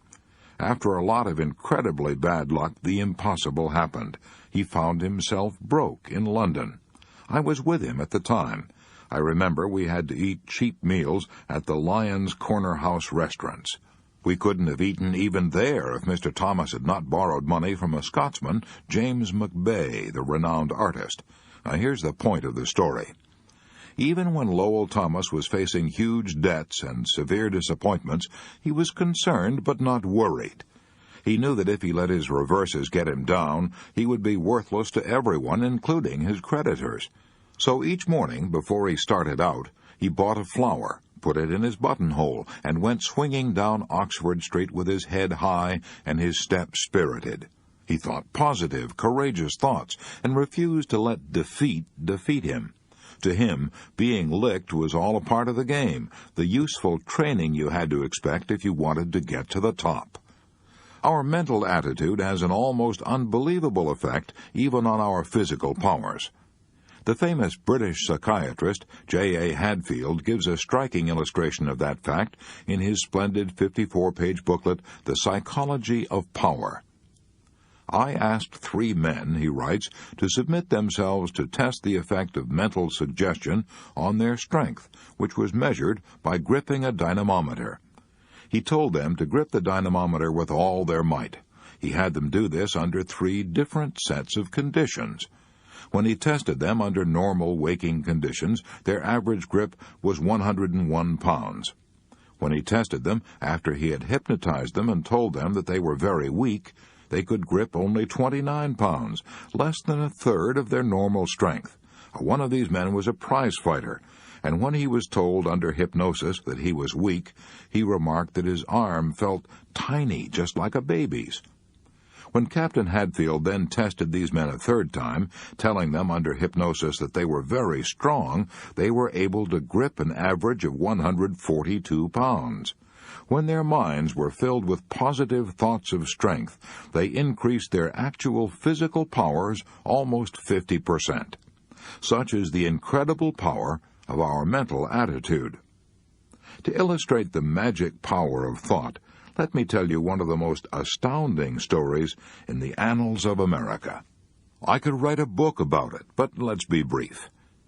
On a frosty October night, shortly after the close of the Civil War, a homeless, destitute woman who was little more than a wanderer on the face of the earth knocked at the door of Mother Webster, the wife of a retired sea captain living in Amesbury, Massachusetts. Opening the door, Mother Webster saw a frail little creature scarcely more than 100 pounds of frightened skin and bones. The stranger, a Mrs. Glover, explained that she was seeking a home where she could think and work out a great problem that absorbed her day and night. "Why not stay here?" Mrs. Webster replied. "I'm all alone in this big house." Mrs. Glover might have remained indefinitely with Mother Webster if the latter's son-in-law, Bill Ellis, hadn't come up from New York for a vacation. When he discovered Mrs. Glover's presence, he shouted, "I'll have no vagabonds in this house," and he shoved this homeless woman out of the door. A driving rain was falling. She stood shivering in the rain for a few minutes and then started down the road looking for shelter. Here's the astonishing part of the story. That vagabond whom Bill Ellis put out of the house was destined to have as much influence on the thinking of the world as any other woman who ever walked this earth. She is now known to millions of devoted followers as Mary Baker Eddy, the founder of Christian Science. Yet until this time she had known little in life except sickness, sorrow, and tragedy. Her first husband had died shortly after their marriage. Her second husband had deserted her and eloped with a married woman. He later died in a poorhouse. She had only one child, a son, and she was forced because of poverty, illness, and jealousy to give him up when he was 4 years old. She lost all track of him and never saw him again for 31 years. Because of her own ill health, Mrs. Eddy had been interested for years in what she called the science of mind healing. But the dramatic turning point in her life occurred in Lynn, Massachusetts. Walking downtown one cold day, she slipped and fell on the icy pavement and was knocked unconscious. Her spine was so injured that she was convulsed with spasms. Even the doctor expected her to die. If by some miracle she lived, he declared that she would never walk again. Lying on what was supposed to be her deathbed, Mary Baker Eddy opened her Bible and was led, she declared, by divine guidance to read these words from St. Matthew. "And behold, they brought to him a man sick of the palsy lying on a bed. And Jesus said unto the sick of the palsy, Son, be of good cheer, thy sins be forgiven thee. Arise, take up thy bed, and go unto thine house. And he arose and departed to his house." These words of Jesus, she declared, produced within her such a strength, such a faith, such a surge of healing power that she immediately got out of bed and walked. That experience, Mrs. Eddy declared, was the falling apple that led me to the discovery of how to be well myself and how to make others so. I gained the scientific certainty that all causation was mind, and every effect a mental phenomenon. Such was the way in which Mary Baker Eddy became the founder and high priestess of a new religion, Christian Science, the only great religious faith ever established by a woman, a religion that has encircled the globe. You're probably saying to yourself by now, this man Carnegie is proselytizing for Christian Science. No, you're wrong. I am not a Christian Scientist, but the longer I live, the more deeply I am convinced of the tremendous power of thought. As a result of many years spent in teaching adults, I know men and women can banish worry, fear, and various kinds of illnesses, and can transform their lives by changing their thoughts. I know I know. I have seen such incredible transformations performed hundreds of times. I have seen them so often that I no longer wonder at them. For example, one of these incredible transformations, which illustrate the power of thought, happened to one of my students. He had a nervous breakdown. What brought it on? A worry. This student told me, "I worried about everything. I worried because I was too thin, because I thought I was losing my hair, because I feared I would never make enough money to get married, because I felt I would never make a good father, because I feared I was losing the girl I wanted to marry, because I felt I was not living a good life. I worried about the impression I was making on other people. I worried because I thought I had stomach ulcers. I could no longer work. I gave up my job. I built up tension inside me until I was like a boiler without a safety valve. The pressure got so unbearable that something had to give. And it did. If you have ever had a nervous breakdown, pray God that you never do, for no pain of the body can exceed the excruciating pain of an agonized mind. My breakdown was so severe that I couldn't talk, even to my own family. I had no control over my thoughts. I was filled with fear. I would jump at the slightest noise. I avoided everybody. I would break out crying for no apparent reason at all. Every day was one of agony. I felt that I was deserted by everybody, even God.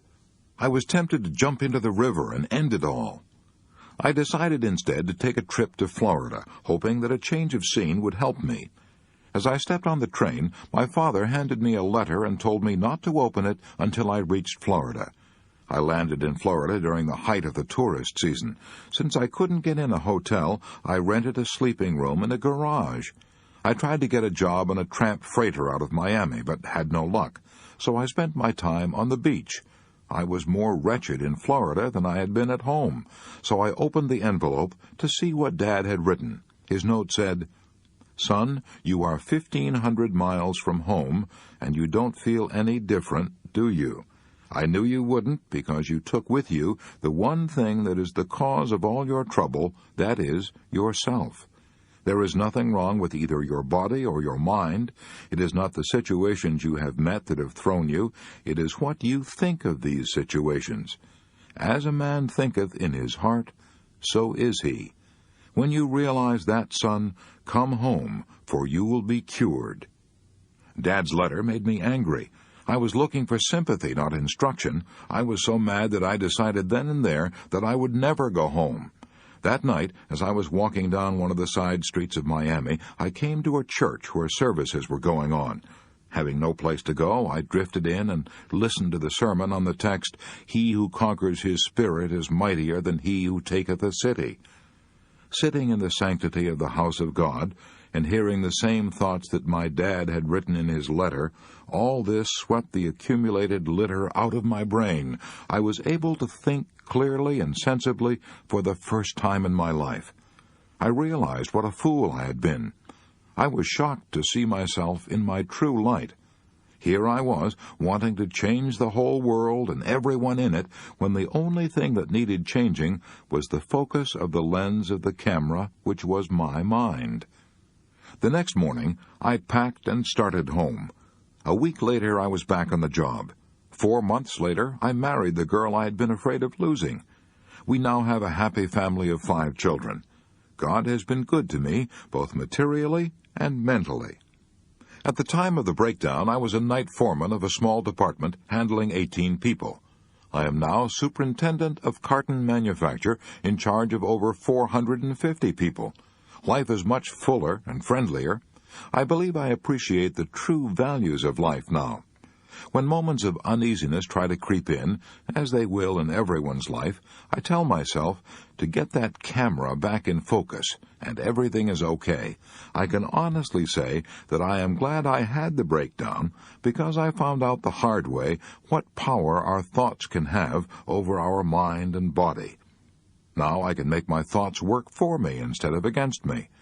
I can see now that Dad was right when he said it wasn't outward situations that had caused all my suffering, but what I thought of those situations.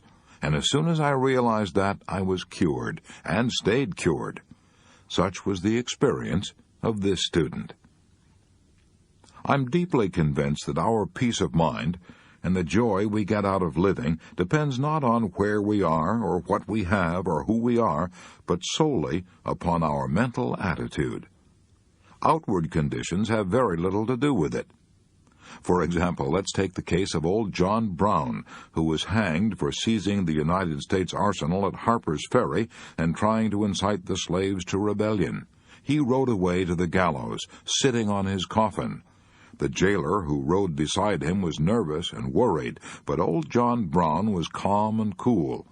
Looking up at the Blue Ridge Mountains of Virginia, he exclaimed, "What a beautiful country! I never had an opportunity to really see it before." Or take the case of Robert Falcon Scott and his companions, the first Englishmen ever to reach the South Pole. Their return trip was probably the cruelest journey ever undertaken by man. Their food was gone, and so was their fuel. They could no longer march because a howling blizzard roared down over the rim of the earth for 11 days and nights, a wind so fierce and sharp that it cut ridges in the polar ice. Scott and his companions knew they were going to die, and they had brought a quantity of opium along for just such an emergency. A big dose of opium, and they could all lie down to pleasant dreams, never to wake again. But they ignored the drug and died singing ringing songs of cheer. We know they did because of a farewell letter found with their frozen bodies by a searching party 8 months later. Yes, if we cherish creative thoughts of courage and calmness, we can enjoy the scenery while sitting on our coffin, riding to the gallows, or we can fill our tents with ringing songs of cheer while starving and freezing to death. Milton, in his blindness, discovered that same truth 300 years ago. The mind is its own place, and in itself can make a heaven of hell, a hell of heaven. Napoleon and Helen Keller are perfect illustrations of Milton's statement. Napoleon had everything men usually crave, glory, power, riches, yet he said at St. Helena, "I have never known 6 happy days in my life," while Helen Keller, blind, deaf, dumb, declared, "I have found life so beautiful." If half a century of living has taught me anything at all, it has taught me that nothing can bring you peace but yourself. I'm merely trying to repeat what Emerson said so well in the closing words of his essay on self-reliance.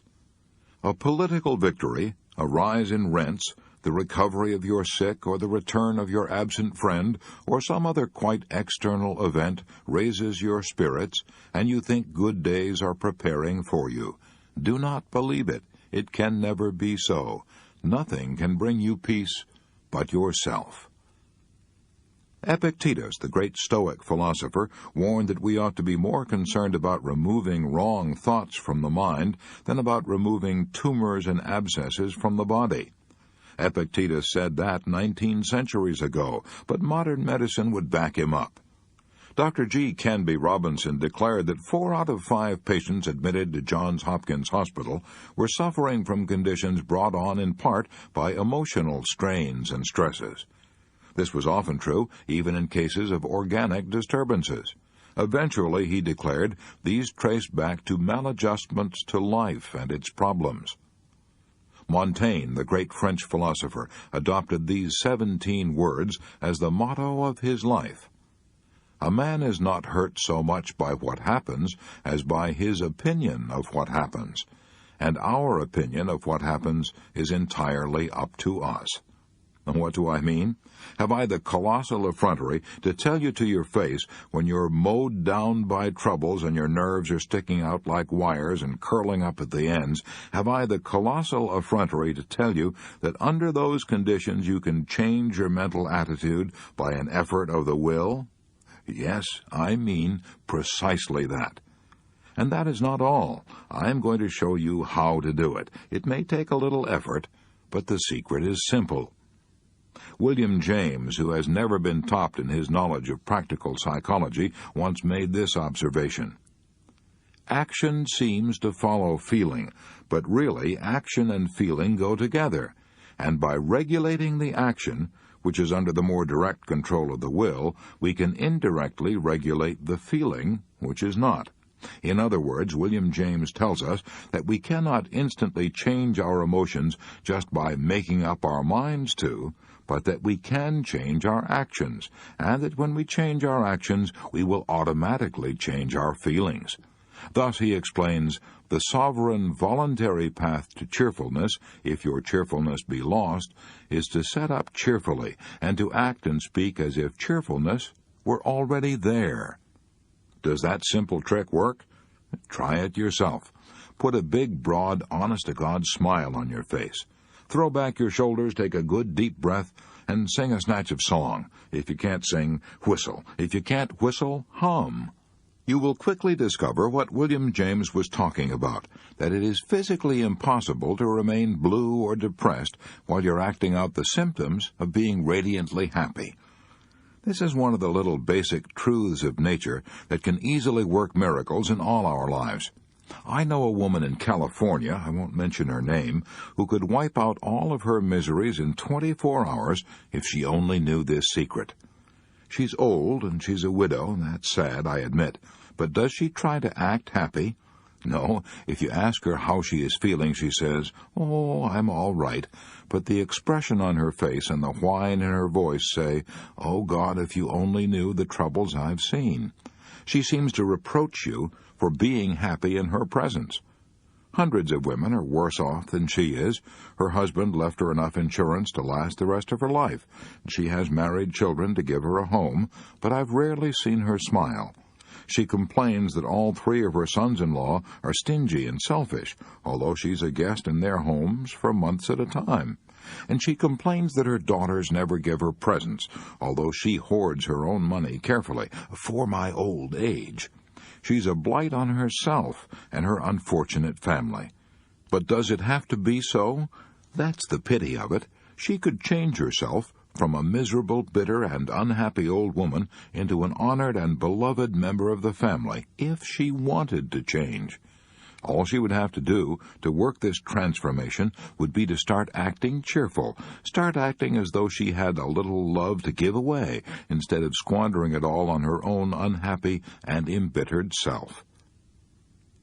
H.J. Englert of Tell City, Indiana, is still alive today because he discovered this secret. 10 years ago, Mr. Englert had a case of scarlet fever, and when he recovered, he found that he had developed nephritis, a kidney disease. He tried all kinds of doctors, even quacks, he informed me, and nothing could cure him. Then, a short time ago, he got other complications. His blood pressure soared. He went to a doctor and was told that his blood pressure was hitting the top at 214. He was told that it was fatal, that the condition was progressive, and he had better put his affairs in order at once. I went home, he says, and made sure that my insurance was all paid up. Then I apologized to my Maker for all my mistakes and settled down to gloomy meditations. I made everyone unhappy. My wife and family were miserable, and I was buried deep in depression myself. However, after a week of wallowing in self-pity, I said to myself, "You're acting like a fool. You may not die for a year yet, so why not try to be happy while you're here?" I threw back my shoulders, put a smile on my face, and attempted to act as though everything were normal. I admit it was an effort at first, but I forced myself to be pleasant and cheerful, and this not only helped my family, but it also helped me. The first thing I knew, I began to feel better, almost as well as I pretended to feel. The improvement went on, and today, months after I was supposed to be in my grave, I am not only happy, well, and alive, but my blood pressure is down. I know one thing for certain. The doctor's prediction would certainly have come true if I had gone on thinking dying thoughts of defeat, but I gave my body a chance to heal itself by nothing in the world but a change of mental attitude. Let me ask you a question. If merely acting cheerful and thinking positive thoughts of health and courage could save this man's life, why should you and I tolerate for 1 minute more our minor glooms and depressions? Why make ourselves and everyone around us unhappy and blue when it's possible for us to start creating happiness by merely acting cheerful? Years ago, I read a little book that had a lasting and profound effect on my life.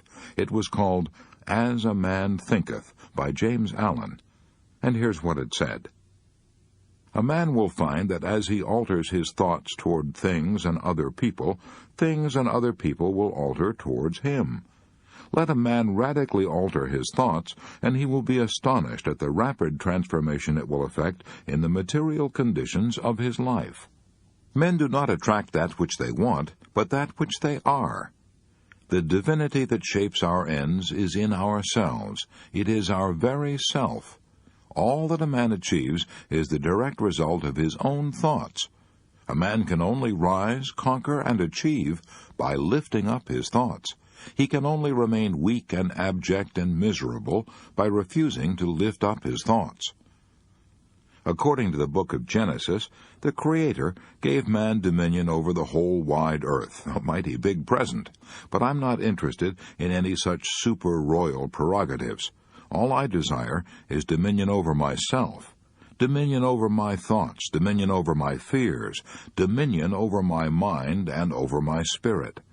And the wonderful thing is that I know I can attain this dominion to an astonishing degree any time I want to, by merely controlling my actions, which in turn control my reactions. So let us remember these words of William James. Much of what we call evil can often be converted into a bracing and tonic good by a simple change of the sufferer's inner attitude, from one of fear to one of fight. Let's fight for our happiness. Let's fight for our happiness by following a daily program of cheerful and constructive thinking. Here is such a program. It is entitled Just for Today. I found this program so inspiring that I gave away hundreds of copies. It was written by the late Sybil F. Partridge. If you and I follow it, we will eliminate most of our worries and increase immeasurably our portion of what the French call la joie de vivre. Just for today. 1. Just for today, I will be happy. This assumes that what Abraham Lincoln said is true, that most folks are about as happy as they make up their minds to be. Happiness is from within. It is not a matter of externals. 2. Just for today, I will try to adjust myself to what is, and not try to adjust everything to my own desires. I will take my family, my business, and my luck as they come, and fit myself to them. 3. Just for today, I will take care of my body. I will exercise it, care for it, nourish it, not abuse it nor neglect it, so that it will be a perfect machine for my bidding. 4. Just for today, I will try to strengthen my mind. I will learn something useful. I will not be a mental loafer. I will read something that requires effort, thought, and concentration. 5. Just for today, I will exercise my soul in 3 ways. I will do somebody a good turn and not get found out. I will do at least 2 things I don't want to do, as William James suggests, just for exercise. 6. Just for today, I will be agreeable. I will look as well as I can, dress as becomingly as possible, talk low, act courteously, be liberal with praise, criticize not at all, nor find fault with anything, and not try to regulate nor improve anyone. 7. Just for today, I will try to live through this day only, not to tackle my whole life problem at once. I can do things for 12 hours that would appall me if I had to keep them up for a lifetime. 8. Just for today, I will have a program. I will write down what I expect to do every hour. I may not follow it exactly, but I will have it. It will eliminate 2 pests, hurrying and indecision. 9. Just for today, I will have a quiet half-hour all by myself and relax. In this half-hour, sometimes I will think of God, so as to get a little more perspective into my life. 10. Just for today, I will be unafraid. Especially, I will not be afraid to be happy, to enjoy what is beautiful, to love, and to believe that those I love love me. If we want to develop a mental attitude that will bring us peace and happiness, here is Rule 1. Think and act cheerfully, and you will feel cheerful. Chapter 13. The High Cost of Getting Even. One night years ago, as I was traveling through Yellowstone Park, I sat with other tourists on bleachers facing a dense growth of pine and spruce. Presently, the animal which we had been waiting to see, the terror of the forest, the grizzly bear, strode out into the glare of the lights and began devouring the garbage that had been dumped there from the kitchen of one of the park hotels. A forest ranger, Major Martindale, sat on a horse and talked to the excited tourists about bears. He told us that the grizzly bear can whip any other animal in the western world, with the possible exception of the buffalo and the Kodiak bear. Yet I noticed that night that there was one animal, and only one, that the grizzly permitted to come out of the forest and eat with him under the glare of the lights: a skunk. The grizzly knew that he could liquidate a skunk with one swipe of his mighty paw. Why didn't he do it? Because he had found out from experience that it didn't pay. I found that out, too. As a farm boy, I trapped four-legged skunks along the hedgerows in Missouri, and as a man, I encountered a few two-legged skunks on the sidewalks of New York. I have found out from sad experience that it doesn't pay to stir up either variety. When we hate our enemies, we're giving them power over us, power over our sleep, our appetites, our blood pressure, our health, and our happiness. Our enemies would dance with joy if only they knew how they were worrying us, lacerating us, and getting even with us. Our hate is not hurting them at all, but our hate is turning our own days and nights into a hellish turmoil. Who do you suppose said this? If selfish people try to take advantage of you, cross them off your list, but don't try to get even. When you try to get even, you hurt yourself more than you hurt the other fellow. Now, those words sound as if they might have been uttered by some starry-eyed idealist, but they weren't. Those words appeared in the bulletin issued by the police department of Milwaukee. How will trying to get even hurt you? In many ways. According to Life magazine, it may even wreck your health. The chief personality characteristic of persons with hypertension, high blood pressure, is resentment, said Life. When resentment is chronic hypertension and heart trouble follow. So you see that when Jesus said, "Love your enemies," he was not only preaching sound ethics, he was also preaching 20th century medicine. When he said, "Forgive 70 times 7, Jesus was telling you and me how to keep from having high blood pressure, heart trouble, stomach ulcers, and many other ailments. A friend of mine recently had a serious heart attack. Her physician put her to bed and ordered her to refuse to get angry about anything, no matter what happened. Physicians know that if you have a weak heart, a fit of anger can kill you. Did I say can kill you? A fit of anger did kill a restaurant owner in Spokane, Washington, a few years ago. I have in front of me now a letter from Jerry Swarthout, then chief of the police department, Spokane, Washington, saying, "A few years ago, William Falkaber, a man of 68 who owned a cafe in Spokane, killed himself by flying into a rage because his cook insisted on drinking coffee out of his saucer. The cafe owner was so indignant that he grabbed a revolver and started to chase the cook and fell dead from heart failure, with his hand still gripping the gun. The coroner's report declared that anger had caused the heart failure." When Jesus said, "Love your enemies," he was also telling us how to improve our looks. I know people, and so do you, whose faces have been wrinkled and hardened by hate and disfigured by resentment.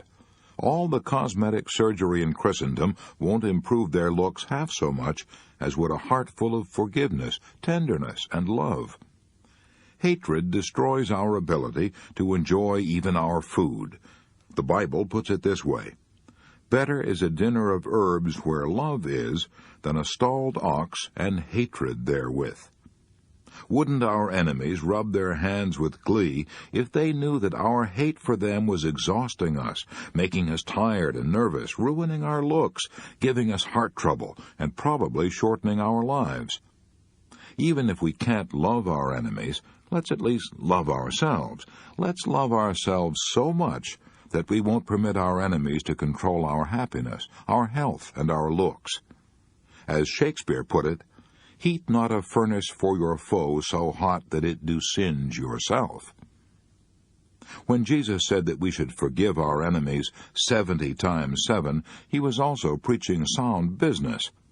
For example, I have before me as I write a letter I received from George Rona of Uppsala, Sweden. For years, George Rona was an attorney in Vienna, but during the Second World War he fled to Sweden. He had no money, needed work badly. Since he could speak and write several languages, he hoped to get a position as correspondent for some firm engaged in importing or exporting. Most of the firms replied that they had no need of such services because of the war, but they would keep his name on file, and so on. One man, however, wrote George Rona a letter saying, "What you imagine about my business is not true. You are both wrong and foolish. I do not need any correspondent. Even if I did need one, I wouldn't hire you, because you can't even write good Swedish. Your letter is full of mistakes." When George Rona read that letter, he was as mad as Donald Duck. What did this Swede mean by telling him he couldn't write the language? Why, the letter that this Swede himself had written was full of mistakes. So George Rona wrote a letter that was calculated to burn this man up. And then he paused. He said to himself, "Wait a minute now. How do I know this man isn't right? I have studied Swedish, but it's not my native language, so maybe I do make mistakes I don't know anything about. If I do, then I certainly have to study harder if I ever hope to get a job. This man has possibly done me a favor, even though he didn't mean to. The mere fact that he expressed himself in disagreeable terms doesn't alter my debt to him. Therefore, I am going to write him and thank him for what he has done." So George Rona tore up the scorching letter he had already written and wrote another that said, "It was kind of you to go to the trouble of writing to me, especially when you do not need a correspondent. I am sorry I was mistaken about your firm. The reason that I wrote to you was that I made inquiry, and your name was given to me as a leader in your field. I did not know I had made grammatical errors in my letter. I am sorry and ashamed of myself.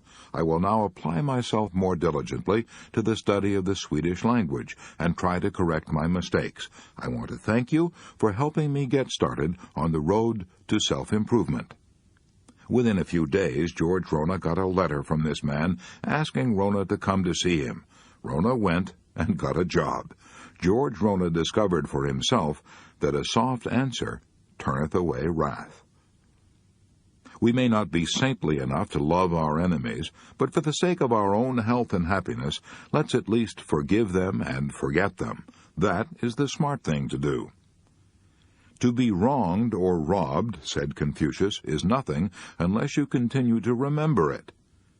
I once asked General Eisenhower's son John if his father ever nourished resentments. No, he replied, Dad never wastes a minute thinking about people he doesn't like. There's an old saying that a man is a fool who can't be angry, but a man is wise who won't be angry. That was the policy of William J. Gaynor, a former mayor of New York. Bitterly denounced by the press, he was shot by a maniac and almost killed. As he lay in the hospital fighting for his life, he said, "Every night I forgive everything and everybody." Is that too idealistic? Too much sweetness and light? If so, let's turn for counsel to the great German philosopher Schopenhauer, author of Studies in Pessimism. He regarded life as a futile and painful adventure. Gloom dripped from him as he walked, yet out of the depths of his despair Schopenhauer cried, "If possible, no animosity should be felt for anyone." I once asked Bernard Baruch, the man who was the trusted advisor to 6 presidents, Wilson, Harding, Coolidge, Hoover, Roosevelt, and Truman, whether he was ever disturbed by the attacks of his enemies. "No man can humiliate me or disturb me," he replied. "I won't let him." No one can humiliate or disturb you and me either, unless we let him. Sticks and stones may break my bones, but words can never hurt me. Throughout the ages, mankind has burned its candles before those Christ-like individuals who bore no malice against their enemies. I have often stood in the Jasper National Park in Canada and gazed upon one of the most beautiful mountains in the Western world, a mountain named in honor of Edith Cavell, the British nurse who went to her death like a saint before a German firing squad on October 12, 1915. Her crime? She had hidden and fed and nursed wounded French and English soldiers in her Belgian home and had helped them escape into Holland.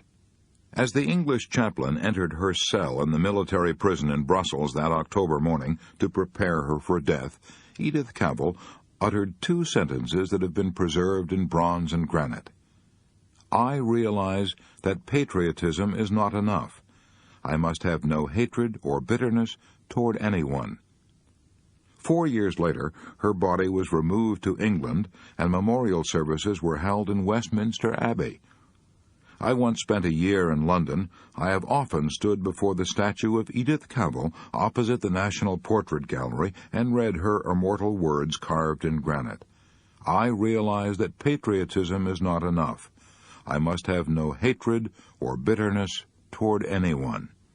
One sure way to forgive and forget our enemies is to become absorbed in some cause infinitely bigger than ourselves. Then the insults and the enmities we encounter won't matter, because we will be oblivious of everything but our cause. As an example, let's take an intensely dramatic event that was about to take place in the pine woods of Mississippi back in 1918, a lynching. Lawrence Jones, a black teacher and preacher, was about to be lynched. Some years ago I visited the school that Lawrence Jones founded, the Piney Woods Country School, and I spoke before the student body. That school is nationally known today, but the incident I'm going to relate occurred long before that. It occurred back in the highly emotional days of the First World War. A rumor had spread through central Mississippi that the Germans were arousing the blacks and inciting them to rebellion. Lawrence Jones, the man who was about to be lynched, was, as I have already said, a black himself and was accused of helping to arouse his race to insurrection. A group of white men, pausing outside the church, had heard Lawrence Jones shouting to his congregation, "Life is a battle in which every black must gird on his armor and fight to survive and succeed." Fight, armor. Enough. Galloping off into the night, these excited young men recruited a mob, returned to the church, put a rope around the preacher, dragged him for a mile up the road, stood him on a heap of kindling, lighted matches, and were about to hang him and burn him at the same time when someone shouted, "Let's make the blankety-blank-blank talk before he burns." Speech! Speech! Lawrence Jones, standing on the kindling, spoke with the rope around his neck, spoke for his life and his cause. He had been graduated from the University of Iowa in 1907. His sterling character, his scholarship, and his musical ability had made him popular with both the students and the faculty. Upon graduation, he had turned down the offer of a hotel man to set him up in business, and had turned down the offer of a wealthy man to finance his musical education. Why? Because he was on fire with a vision. Reading the story of Booker T. Washington's life, he'd been inspired to devote his own life to educating the poverty-stricken, illiterate members of his race. So he went to the most backward belt he could find in the South, a spot 25 miles south of Jackson, Mississippi. Pawning his watch for $1.65, he started his school in the open woods with a stump for a desk. Lawrence Jones told these angry men who were waiting to lynch him of the struggle he had had to educate these unschooled boys and girls and to train them to be good farmers, mechanics, cooks, housekeepers. He told of the white men who had helped him in his struggle to establish Piney Woods Country School, white men who had given him land, lumber, and pigs, cows, and money to help him carry on his educational work. When Lawrence Jones talked with sincere and moving eloquence, as he pleaded not for himself but his cause, the mob began to soften. Finally, an old Confederate veteran in the crowd said, "I believe this boy is telling the truth. I know the white men whose names he has mentioned. He's doing fine work. We have made a mistake. We ought to help him instead of hang him." The Confederate veteran passed his hat through the crowd and raised a gift of $52.40 from the very men who had gathered there to hang the founder of the Piney Woods Country School, the man who said, "I have no time to quarrel, no time for regrets, and no man can force me to stoop low enough to hate him."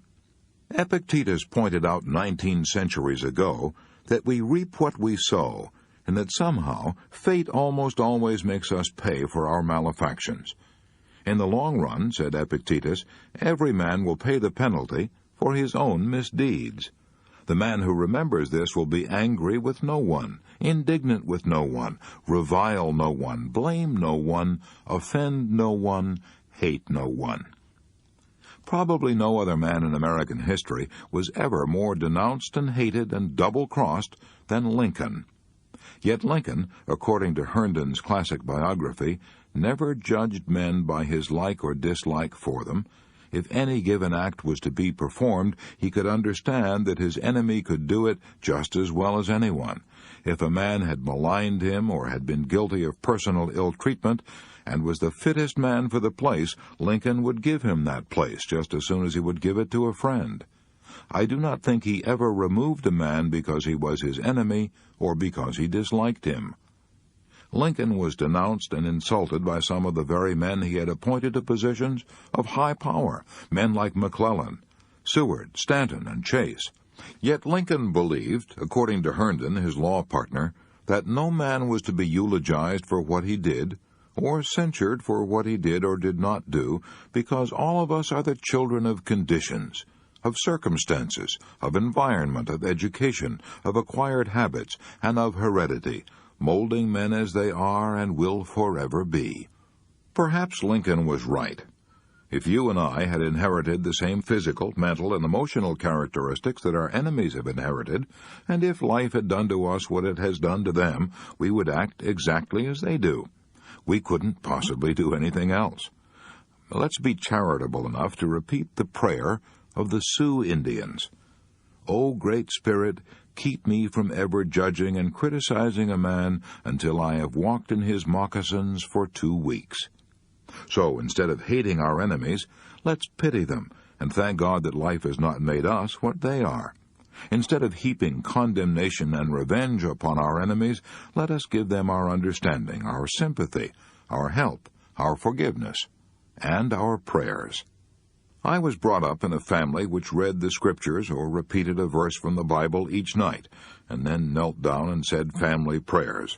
I can still hear my father in a lonely Missouri farmhouse repeating these words of Jesus, words that will continue to be repeated as long as man cherishes his ideals. Love your enemies. Bless them that curse you. Do good to them that hate you, and pray for them which despitefully use you and persecute you. My father tried to live those words of Jesus, and they gave him an inner peace that the captains and the kings of earth have often sought for in vain.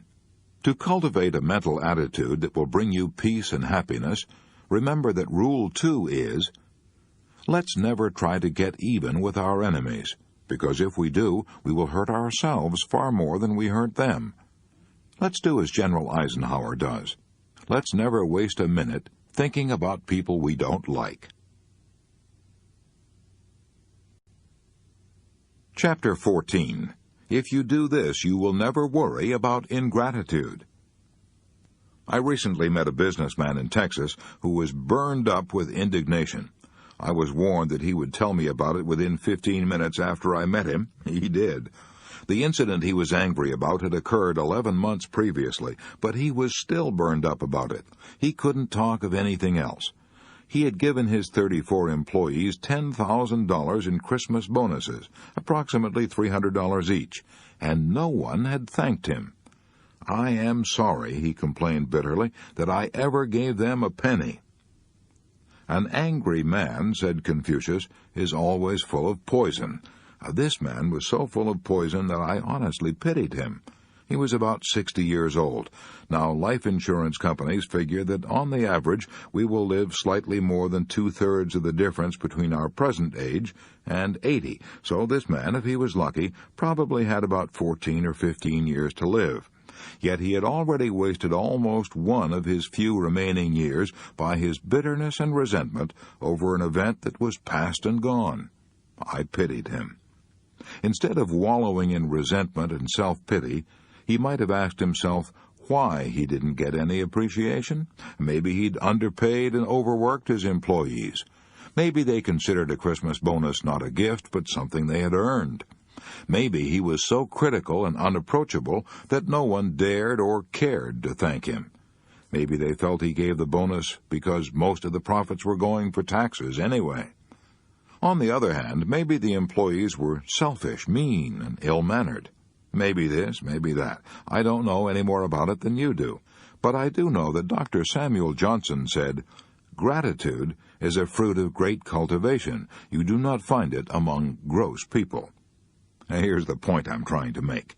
This man made the human and distressing mistake of expecting gratitude. He just didn't know human nature. If you saved a man's life, would you expect him to be grateful? You might, but Samuel Leibowitz, who was a famous criminal lawyer before he became a judge, saved 78 men from going to the electric chair. How many of these men do you suppose stopped to thank Samuel Leibowitz or ever took the trouble to send him a Christmas card? How many? Guess. That's right, none. Christ helped 10 lepers in one afternoon, but how many of these lepers ever stopped to thank him? Only one. Look it up in St. Luke. When Christ turned around to his disciples and asked, "Where are the other 9?" they had all run away, disappeared without thanks. Let me ask you a question. Why should you and I, or this businessman in Texas, expect more thanks for our small favors than was given Jesus Christ? And when it comes to money matters, well, that's even more hopeless. Charles Schwab told me that he once saved a bank cashier who had speculated in the stock market with funds belonging to the bank. Schwab put up the money to save this man from going to the penitentiary. Was the cashier grateful? Oh, yes, for a little while. Then he turned against Schwab and reviled him and denounced him, the very man who kept him out of jail. If you gave one of your relatives $1 million, would you expect him to be grateful? Andrew Carnegie did just that. But if Andrew Carnegie had come back from the grave a little while later, he would have been shocked to find this relative cursing him. Why? Because old Andy had left $365 million to public charities and had cut him off with one measly million, as he put it. That's how it goes. Human nature has always been human nature, and it probably won't change in your lifetime, so why not accept it? Why not be as realistic about it as was old Marcus Aurelius, one of the wisest men who ever ruled the Roman Empire? He wrote in his diary one day, "I am going to meet people today who talk too much, people who are selfish, egotistical, ungrateful, but I won't be surprised or disturbed, for I couldn't imagine a world without such people." That makes sense, doesn't it? If you and I go around grumbling about ingratitude, who is to blame?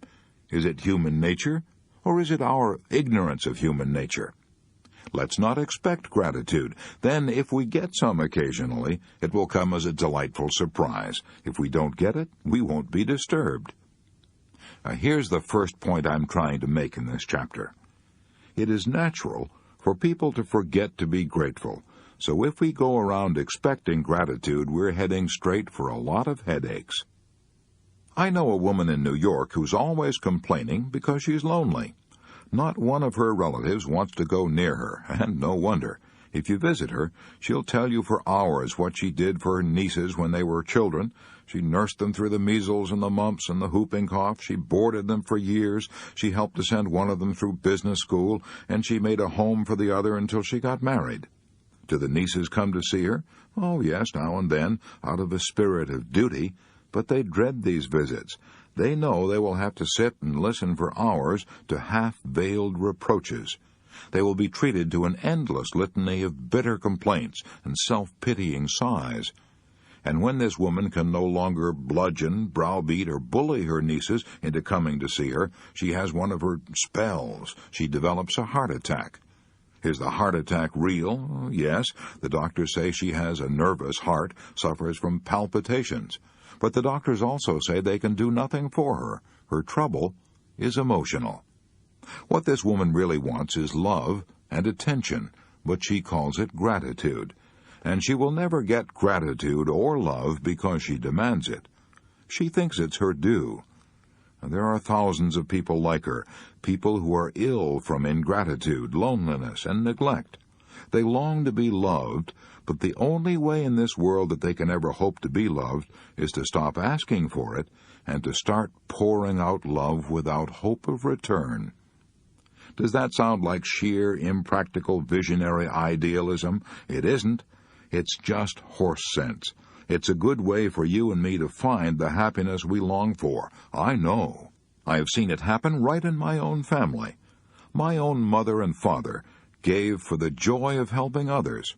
We were poor, always overwhelmed with debts, yet poor as we were, my father and mother always managed to send money every year to an orphan's home, the Christian home in Council Bluffs, Iowa. Mother and father never visited that home. Probably no one thanked them for their gifts except by letter, but they were richly repaid, for they had the joy of helping little children, without wishing for or expecting any gratitude in return.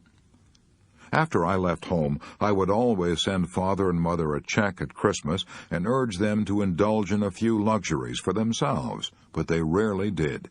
When I came home a few days before Christmas, Father would tell me of the coal and groceries they'd bought for some widow woman in town who had a lot of children and no money to buy food and fuel. What joy they got out of giving these gifts, the joy of giving without expecting anything whatever in return. I believe my father would almost have qualified for Aristotle's description of the ideal man, the man most worthy of being happy. The ideal man, said Aristotle, takes joy in doing favors for others. Now, here's the second point I'm trying to make in this chapter. If we want to find happiness, let's stop thinking about gratitude or ingratitude and give for the inner joy of giving. Parents have been tearing their hair about the ingratitude of children for 10,000 years. Even Shakespeare's King Lear cried out, "How sharper than a serpent's tooth it is to have a thankless child." But why should children be thankful, unless we train them to be? Ingratitude is natural, like weeds. Gratitude is like a rose. It has to be fed and watered and cultivated and loved and protected. If our children are ungrateful, who's to blame? Maybe we are. If we have never taught them to express gratitude to others, how can we expect them to be grateful to us? I knew a man in Chicago who had cause to complain of the ingratitude of his stepsons. He slaved in a box factory, seldom earning more than $40 a week. He married a widow, and she persuaded him to borrow money and send her 2 grown sons to college. Out of his salary of $40 a week, he had to pay for food, rent, fuel, clothes, and also for the payments on his note. He did this for 4 years, working like a coolie and never complaining. Did he get any thanks? No. His wife took it all for granted, and so did her sons. They never imagined that they owed their stepfather anything, not even thanks. Who was to blame? The boys? Yes, but the mother was even more to blame. She thought it was a shame to burden their young lives with a sense of obligation. She didn't want her sons to start out under debt, so she never dreamed of saying, "What a prince your stepfather is to help you through college." Instead, she took the attitude, "Oh, that's the least he can do." She thought she was sparing her sons, but in reality she was sending them out into life with the dangerous idea that the world owed them a living. And it was a dangerous idea, for one of those sons tried to borrow from an employer and ended up in jail. We must remember that our children are very much what we make them. For example, my mother's sister, Viola Alexander of Minneapolis, is a shining example of a woman who never had cause to complain about the ingratitude of children. When I was a boy, Aunt Viola took her own mother into her home to love and take care of, and she did the same thing for her husband's mother. I can still close my eyes and see those two old ladies sitting before the fire in Aunt Viola's farmhouse. Were they any trouble to Aunt Viola? Often, I suppose. But you never would have guessed it from her attitude. She loved those old ladies. She pampered them and spoiled them and made them feel at home. In addition, Aunt Viola had 6 children of her own, but it never occurred to her that she was doing anything especially noble or deserved any halos for taking those old ladies into her home. To her, it was the natural thing, the right thing, the thing she wanted to do. Now, where is Aunt Viola today? Well, she's now been a widow for 20-odd years, and she has 5 grown-up children, 5 separate households, all clamoring to share her and to have her come and live in their homes. Her children adore her. They never get enough of her. Out of gratitude? Nonsense. It is love, sheer love. Those children breathed in warmth and radiant human kindness all during their childhoods. Is it any wonder that now that the situation is reversed, they give back love? So let us remember that to raise grateful children, we have to be grateful. Let us remember little pitchers have big ears, and watch what we say. To illustrate, the next time we're tempted to belittle someone's kindness in the presence of our children, let's stop. Let's never say, "Look at these dishcloths Cousin Sue sent for Christmas. She knit them herself. They didn't cost her a cent." The remark may seem trivial to us, but the children are listening. So instead we'd better say, "Look at the hours Cousin Sue spent making these for Christmas. Isn't she nice? Let's write her a thank you note right now." And our children may unconsciously absorb the habit of praise and appreciation. To avoid resentment and worry over ingratitude, here is Rule 3. A. Instead of worrying about ingratitude, let's expect it. Let's remember that Jesus healed 10 lepers in one day, and only 1 thanked him. Why should we expect more gratitude than Jesus got? B. Let's remember that the only way to find happiness is not to expect gratitude, but to give for the joy of giving. C. Let's remember that gratitude is a cultivated trait. So if we want our children to be grateful, we must train them to be grateful.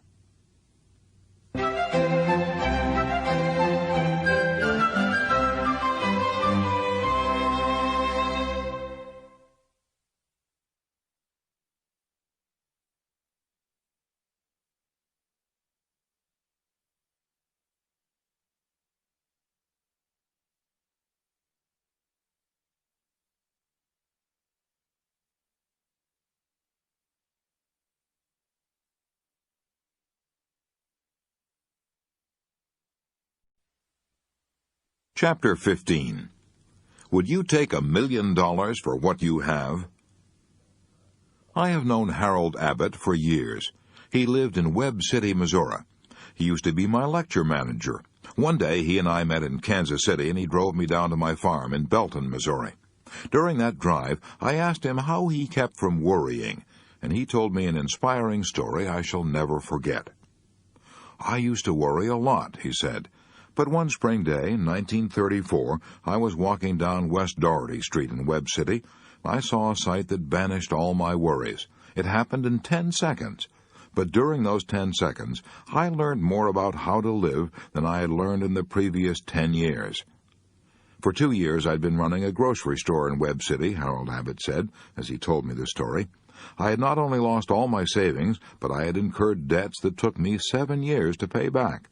My grocery store had been closed the previous Saturday, and now I was going to the Merchants and Miners Bank to borrow money so I could go to Kansas City to look for a job. I walked like a beaten man. I'd lost all my fight and faith. Then suddenly, coming down the street, I saw a man who had no legs. He was sitting on a little wooden platform equipped with wheels from roller skates. He propelled himself along the street with a block of wood in each hand. I met him just after he crossed the street and was starting to lift himself up a few inches over the curb to the sidewalk. As he tilted his little wooden platform to an angle, his eyes met mine. He greeted me with a grand smile. "Morning, sir. It's a fine morning, isn't it?" he said with spirit. As I stood looking at him, I realized how rich I was. I had 2 legs, I could walk. I felt ashamed of my self-pity. I said to myself, if he can be happy, cheerful, and confident without legs, I certainly can with legs. I could already feel my chest lifting. I had intended to ask the Merchants and Miners Bank for only $100, but now I had courage to ask for $200.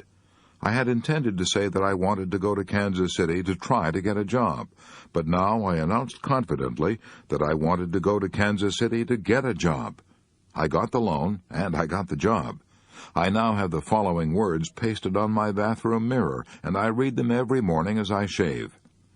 I had the blues because I had no shoes, until upon the street I met a man who had no feet. I once asked Eddie Rickenbacker what was the biggest lesson he had learned from drifting about with his companions in life rafts for 21 days, hopelessly lost in the Pacific. The biggest lesson I learned from that experience, he said, was that if you have all the fresh water you want to drink and all the food you want to eat, you ought never to complain about anything. Time ran an article about a sergeant who had been wounded on Guadalcanal. Hit in the throat by a shell fragment, this sergeant had 7 blood transfusions. Writing a note to his doctor, he asked, "Will I live?" The doctor replied, "Yes." He wrote another note asking, "Will I be able to talk?" Again, the answer was yes.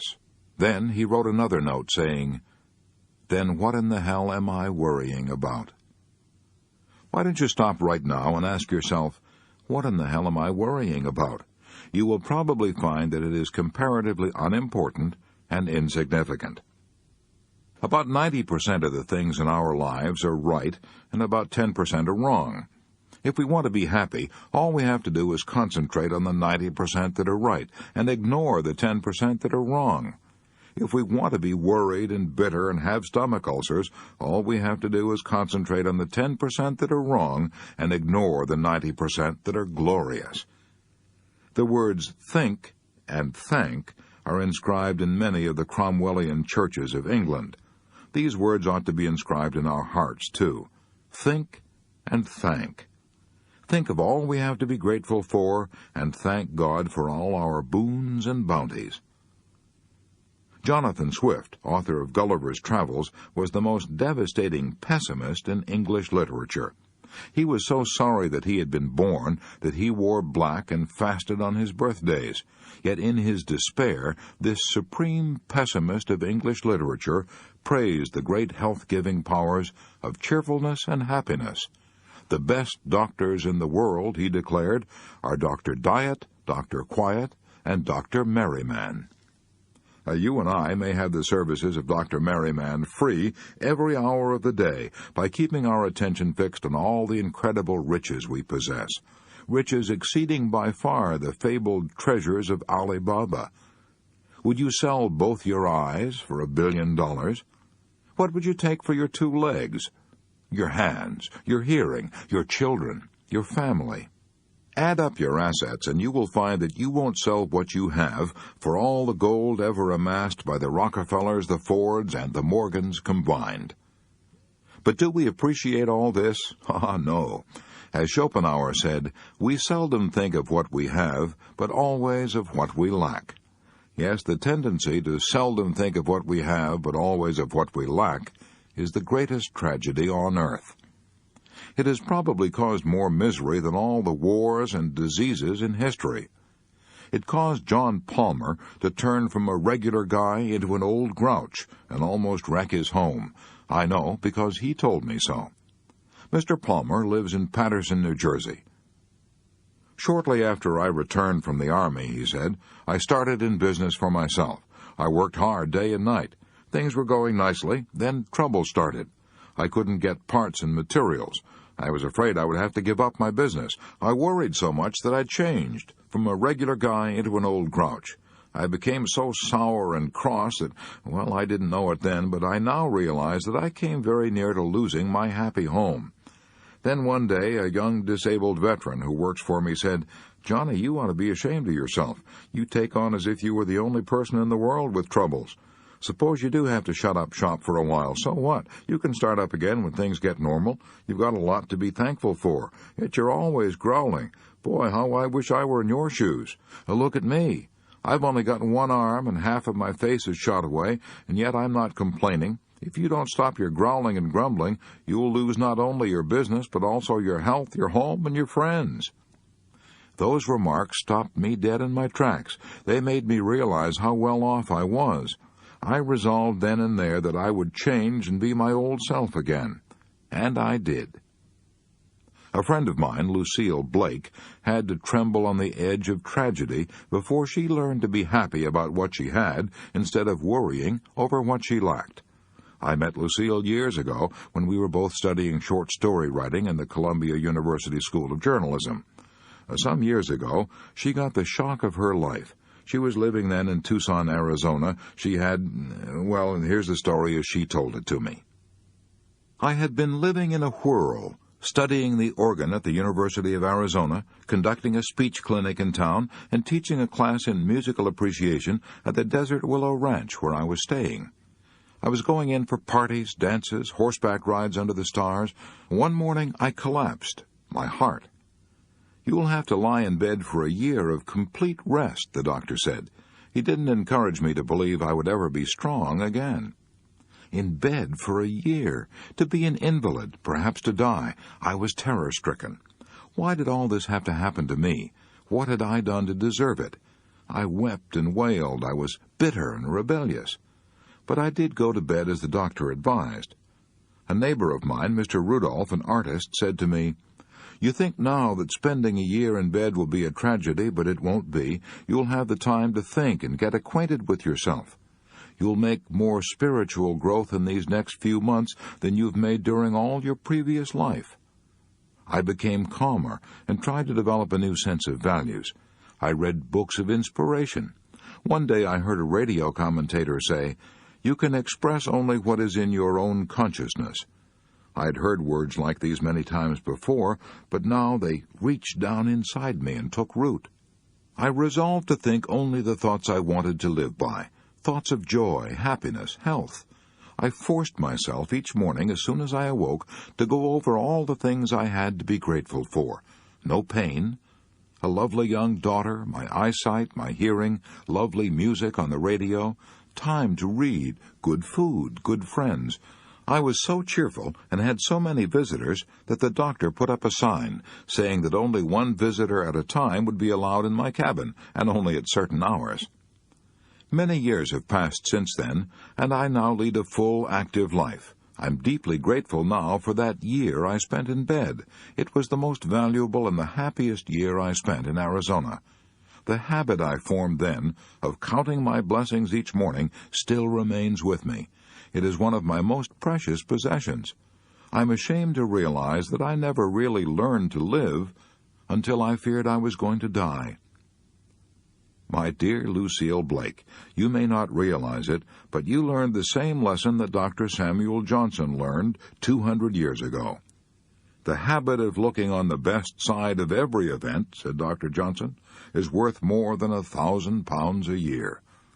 Those words were uttered, mind you, not by a professional optimist, but by a man who had known anxiety, rags, and hunger for 20 years, and finally became one of the most eminent writers of his generation and the most celebrated conversationalist of all time.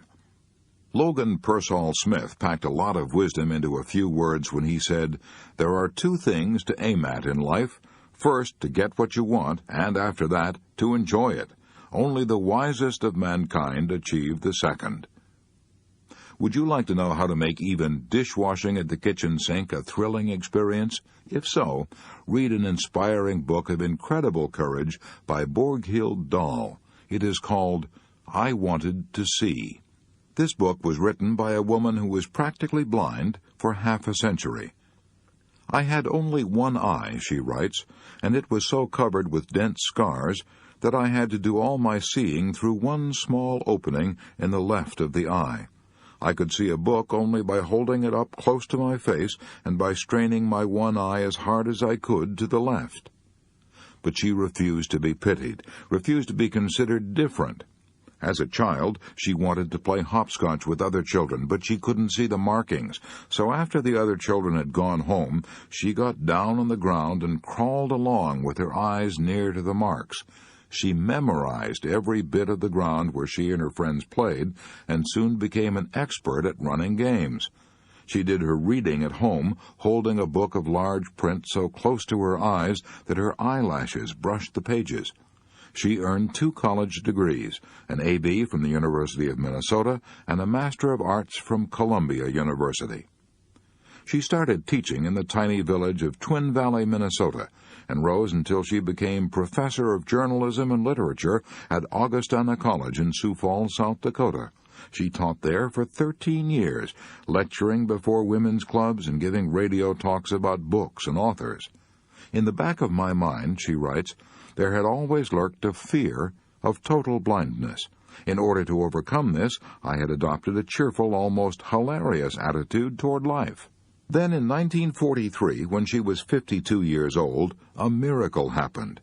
An operation at the famous Mayo Clinic. She could now see 40 times as well as she had ever been able to see before. A new and exciting world of loveliness opened before her. She now found it thrilling even to wash dishes in the kitchen sink. I began to play with the white fluffy suds in the dishpan, she writes. I dip my hands into them, and I pick up a ball of tiny soap bubbles. I hold them up against the light, and in each of them I can see brilliant colors of a miniature rainbow. As she looked through the windows above the kitchen sink, she saw the flapping gray-black wings of the sparrows flying through the thick, falling snow. She found such ecstasy looking at the soap bubbles and sparrows that she closed her book with these words.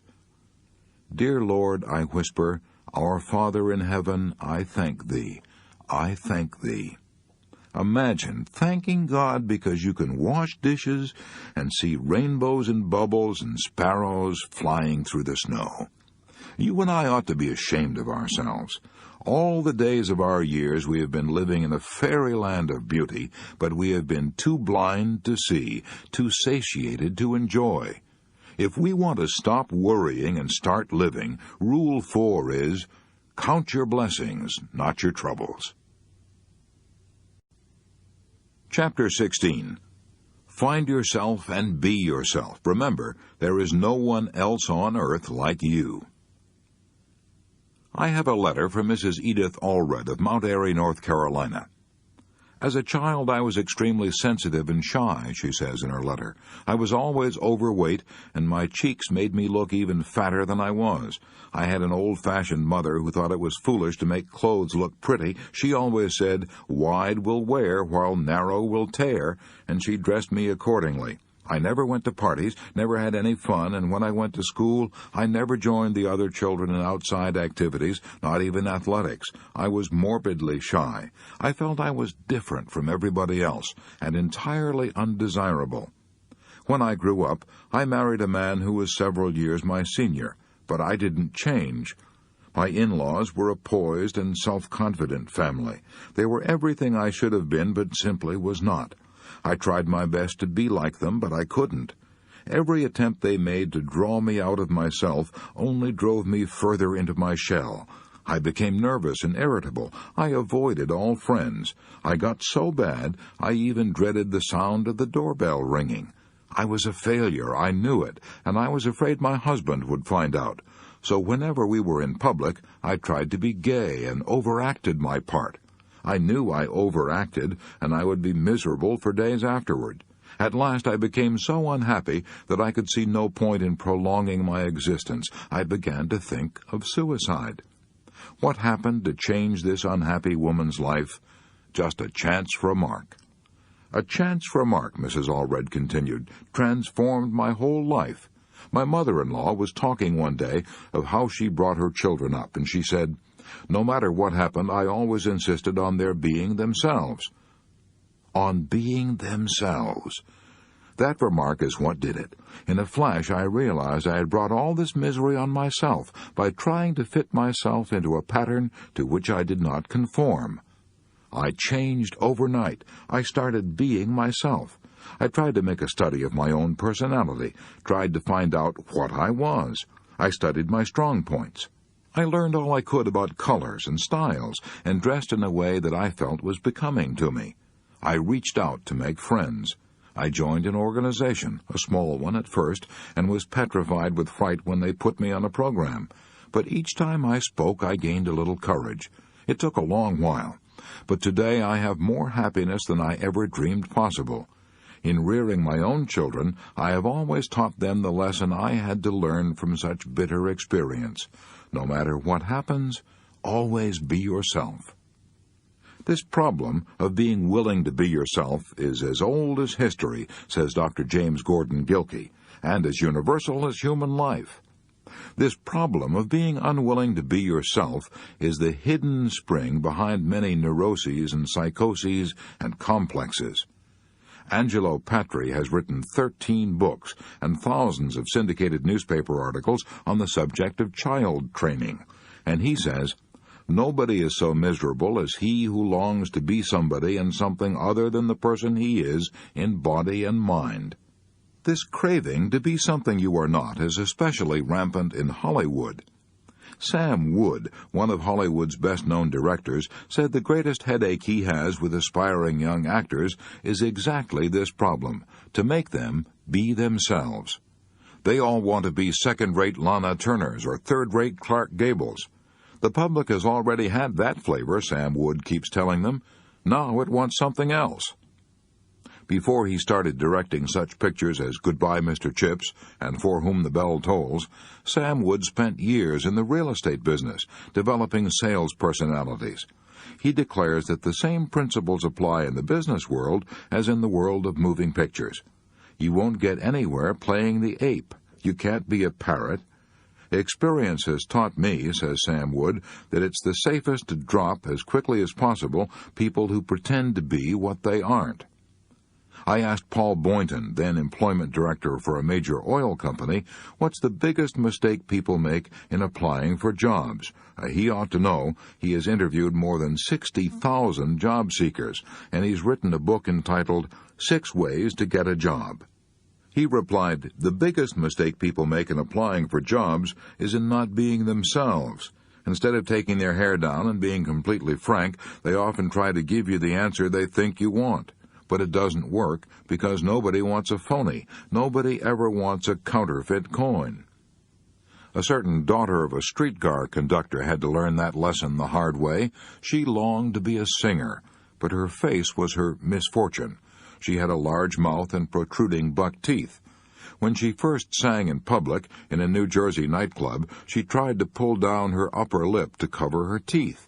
She tried to act glamorous. The results, she made herself ridiculous. She was headed for failure. However, there was a man in this nightclub who heard the girl sing and thought she had talent. "See here," he said bluntly, "I've been watching your performance, and I know what it is you're trying to hide. You're ashamed of your teeth." The girl was embarrassed, but the man continued, "What of it? Is there any particular crime in having buck teeth? Don't try to hide them. Open your mouth, and the audience will love you when they see you're not ashamed. Besides," he said shrewdly, "those teeth you're trying to hide may make your fortune." Cass Daly took his advice and forgot about her teeth. From that time on, she thought only about her audience. She opened her mouth wide and sang with such gusto and enjoyment that she became a top star in movies and radio. Other comedians tried to copy her. The renowned William James was speaking of people who had never found themselves when he declared that the average person develops only 10% of his or her latent mental abilities.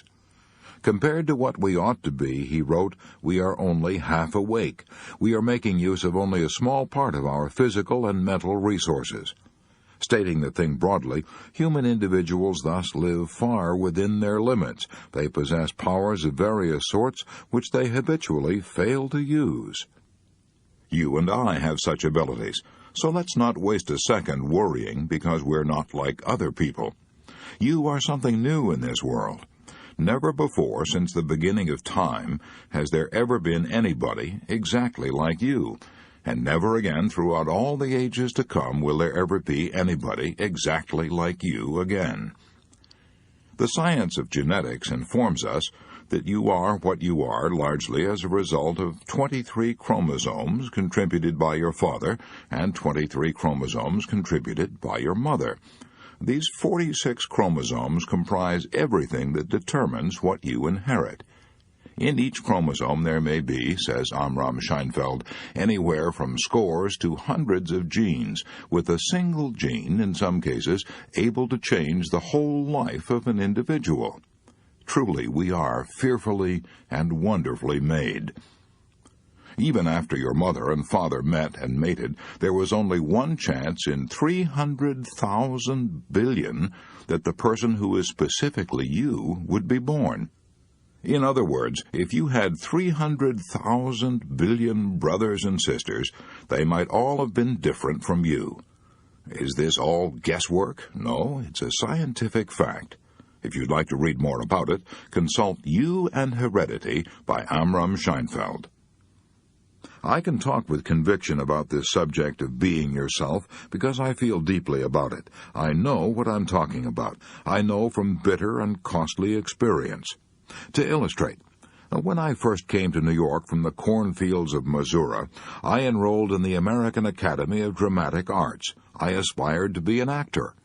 I had what I thought was a brilliant idea, a shortcut to success, an idea so simple, so foolproof that I couldn't understand why thousands of ambitious people hadn't already discovered it. It was this. I would study how the famous actors of that day, John Drew, Walter Hamden, and Otis Skinner, got their effects. Then I would imitate the best points of each one of them and make myself into a shining, triumphant combination of all of them. How silly, how absurd. I had to waste years of my life imitating other people before it penetrated through my thick Missouri skull that I had to be myself, that I couldn't possibly be anyone else. That distressing experience ought to have taught me a lasting lesson, but it didn't, not me. I was too dumb. I had to learn it all over again. Several years later, I set out to write what I hoped would be the best book on public speaking for businessmen that had ever been written. I had the same foolish idea about writing this book that I had formerly had about acting. I was going to borrow the ideas of a lot of other writers and put them all in one book, a book that would have everything. So I got scores of books on public speaking and spent a year incorporating their ideas into my manuscript. But it finally dawned on me once again that I was playing the fool. This hodgepodge of other men's ideas that I had written was so synthetic, so dull, that no businessman would ever plod through it. So I tossed a year's work into the wastebasket and started all over again. This time, I said to myself, you've got to be Dale Carnegie, with all his faults and limitations. You can't possibly be anybody else. So I quit trying to be a combination of other men and rolled up my sleeves and did what I should have done in the first place. I wrote a textbook on public speaking out of my own experiences, observations, and convictions as a speaker and a teacher of speaking. I learned for all time, I hope, the lesson that Sir Walter Raleigh learned. I'm not talking about the Sir Walter who threw his coat in the mud for the Queen to step on. I'm talking about the Sir Walter Raleigh who was professor of English literature at Oxford back in 1904. I can't write a book commensurate with Shakespeare, he said, but I can write a book by me. Be yourself. Act on the sage advice that Irving Berlin gave the late George Gershwin. When Berlin and Gershwin first met, Berlin was famous, but Gershwin was a struggling young composer working for $35 a week in Tin Pan Alley. Berlin, impressed by Gershwin's ability, offered Gershwin a job as his musical secretary at almost 3 times the salary he was then getting. But don't take the job, Berlin advised. If you do, you may develop into a second-rate Berlin. If you insist on being yourself, someday you'll be a first-rate Gershwin. Gershwin heeded that warning and slowly transformed himself into one of the significant American composers of his generation. Charlie Chaplin, Will Rogers, Mary Margaret McBride, Gene Autry, millions of others had to learn the lesson I'm trying to hammer home in this chapter. They had to learn the hard way, just as I did. When Charlie Chaplin first started making films, the director of the picture insisted on Chaplin's imitating a popular German comedian of that day. Charlie Chaplin got nowhere until he acted himself. Bob Hope had a similar experience. He spent years in the singing and dancing act and got nowhere until he began to wisecrack and be himself. Will Rogers twirled a rope in vaudeville for years without saying a word. He got nowhere until he discovered his unique gift for humor and began to talk as he twirled his rope. When Mary Margaret McBride first went on the air, she tried to be an Irish comedian and failed. When she tried to be just what she was, a plain country girl from Missouri, she became one of the most popular radio stars in New York. When Gene Autry tried to get rid of his Texas accent and dressed like city boys and claimed he was from New York, people merely laughed behind his back. But when he started twanging his banjo and singing cowboy ballads, Gene Autry started out on a career that made him the world's most popular cowboy, both in pictures and on the radio.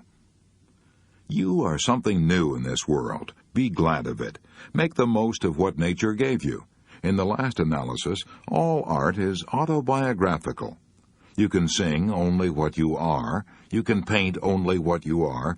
You must be what your experiences, your environment, and your heredity have made you. For better or for worse, you must cultivate your own little garden. For better or for worse, you must play your own little instrument in the orchestra of life. As Emerson said in his essay on self-reliance, there is a time in every man's education when he arrives at the conviction that envy is ignorance, that imitation is suicide, that he must take himself, for better, for worse, as his portion, that though the wide universe is full of good, no kernel of nourishing corn can come to him, but which his toil bestowed on that plot of ground which is given him to till. The power which resides in him is new in nature, and none but he knows what that is which he can do, nor does he know until he has tried. And that's the way Emerson said it. But here's the way a poet, the late Douglas Mallock, said it. If you can't be a pine on the top of the hill, be a scrub in the valley, but be the best little scrub by the side of the hill. Be a bush if you can't be a tree. If you can't be a bush, be a bit of the grass, and some highway happier make. If you can't be a muskie, then just be a bass, but the liveliest bass in the lake. We can't all be captains, we've got to be crew.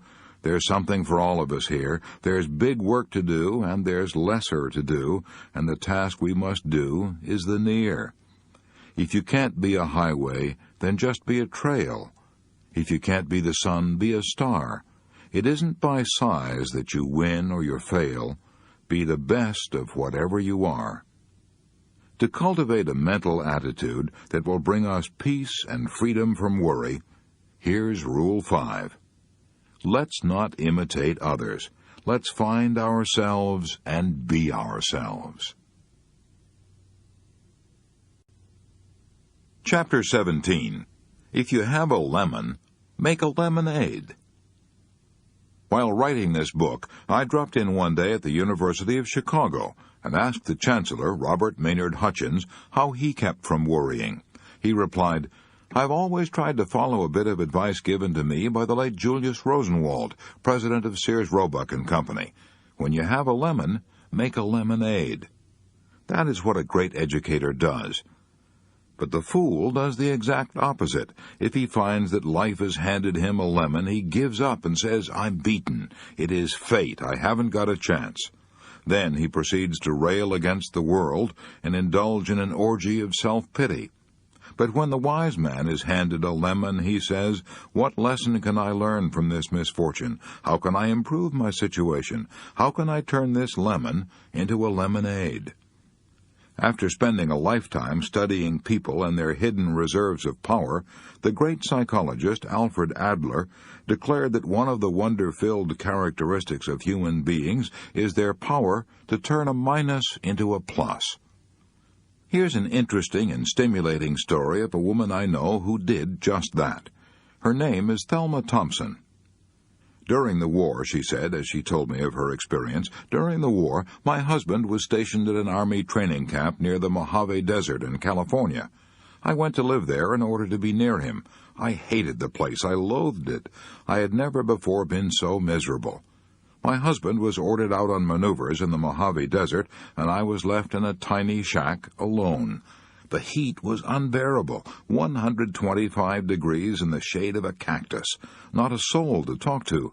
The wind blew incessantly, and all the food I ate, the very air I breathed, were filled with sand, sand, sand. I was so utterly wretched, so sorry for myself, that I wrote to my parents. I told them I was giving up and coming back home. I said I couldn't stand it 1 minute longer. I would rather be in jail. My father answered my letter with just 2 lines that will always sing in my memory, 2 lines that completely altered my life. 2 men looked out from prison bars. One saw the mud, the other saw the stars. I read those 2 lines over and over. I was ashamed of myself. I made up my mind I would find out what was good in my present situation. I would look for the stars. I made friends with the natives, and their reaction amazed me. When I showed interest in their weaving and pottery, they gave me presents of their favorite pieces, which they'd refused to sell to tourists. I studied the fascinating forms of the cactus and the yuccas and the Joshua trees. I learned about prairie dogs, watched for the desert sunsets, and hunted for seashells that had been left there millions of years ago when the sands of the desert had been an ocean floor. What brought about this astonishing change in me? The Mojave Desert hadn't changed, but I had. I had changed my attitude of mind, and by doing so, I had transformed a wretched experience into the most exciting adventure of my life. I was stimulated and excited by this new world that I'd discovered. I was so excited, I wrote a book about it, a novel that was published under the title Bright Ramparts. I had looked out of my self-created prison and found the stars. Thelma Thompson, you discovered an old truth that the Greeks taught 500 years before Christ was born. The best things are the most difficult. Harry Emerson Fosdick repeated it again in the 20th century. Happiness is not mostly pleasure, it is mostly victory. Yes, the victory that comes from a sense of achievement, of triumph, of turning our lemons into lemonades. I once visited a happy farmer down in Florida who turned even a poison lemon into lemonade. When he first got his farm, he was discouraged. The land was so wretched he could neither grow fruit nor raise pigs. Nothing thrived there but scrub oaks and rattlesnakes. Then he got his idea. He would turn his liability into an asset. He would make the most of these rattlesnakes. To everyone's amazement, he started canning rattlesnake meat. When I stopped to visit him a few years ago, I found that tourists were pouring in to see his rattlesnake farm at the rate of $20,000 a year. His business was thriving. I saw poison from the fangs of his rattlers being shipped to laboratories to make anti-venom toxin. I saw rattlesnake skins being sold at fancy prices to make women's shoes and handbags. I saw canned rattlesnake meat being shipped to customers all over the world. I bought a picture postcard of the place and mailed it at the local post office of the village, which had been rechristened Rattlesnake, Florida, in honor of a man who had turned a poison lemon into a sweet lemonade. As I've traveled up and down and back and forth across this nation time after time, it has been my privilege to meet dozens of men and women who have demonstrated their power to turn a minus into a plus. The late William Bolitho, author of 12 Against the Gods, put it like this: "The most important thing in life is not to capitalize on your gains. Any fool can do that. The really important thing is to profit from your losses. That requires intelligence, and it makes the difference between a man of sense and a fool." Bolitho uttered those words after he had lost a leg in a railway accident. But I know a man who lost both legs and turned his minus into a plus. His name is Ben Fortson. I met him in a hotel elevator in Atlanta, Georgia.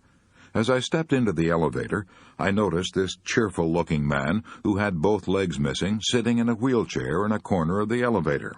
When the elevator stopped at his floor, he asked me pleasantly if I would step to one corner so he could manage his chair better. "So sorry," he said, "to inconvenience you," and a deep, heartwarming smile lighted his face as he said it. When I left the elevator and went to my room, I could think of nothing but this cheerful cripple, so I hunted him up and asked him to tell me his story. "It happened in 1929, he told me with a smile. "I'd gone out to cut a load of hickory poles to stake the beans in my garden. I had loaded the poles onto my Ford and started back home. Suddenly, one pole slipped under the car and jammed the steering apparatus at the very moment I was making a sharp turn. The car shot over an embankment and hurled me against a tree. My spine was hurt. My legs were paralyzed. I was 24 when that happened, and I've never taken a step since." 24 years old and sentenced to a wheelchair for the rest of his life. I asked him how he managed to take it so courageously, and he said, "I didn't." He said he raged and rebelled. He fumed about his fate. But as the years dragged on, he found that his rebellion wasn't getting him anything except bitterness. "I finally realized," he said, "that other people were kind and courteous to me, so the least I could do was be kind and courteous to them." I asked if he still felt, after all these years, that his accident had been a terrible misfortune, and he promptly said no. He said, "I'm almost glad now that it happened." He told me that after he got over the shock and resentment, he began to live in a different world. He began to read and developed a love for good literature. In 14 years, he said, he had read at least 1,400 books, and those books had opened up new horizons for him and made his life richer than he had ever thought possible.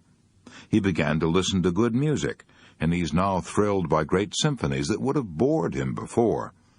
But the biggest change was that he had time to think.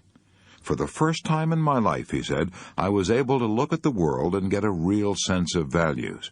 I began to realize that most of the things I'd been striving for before weren't worthwhile at all." As a result of his reading, he became interested in politics, studied public questions, made speeches from his wheelchair.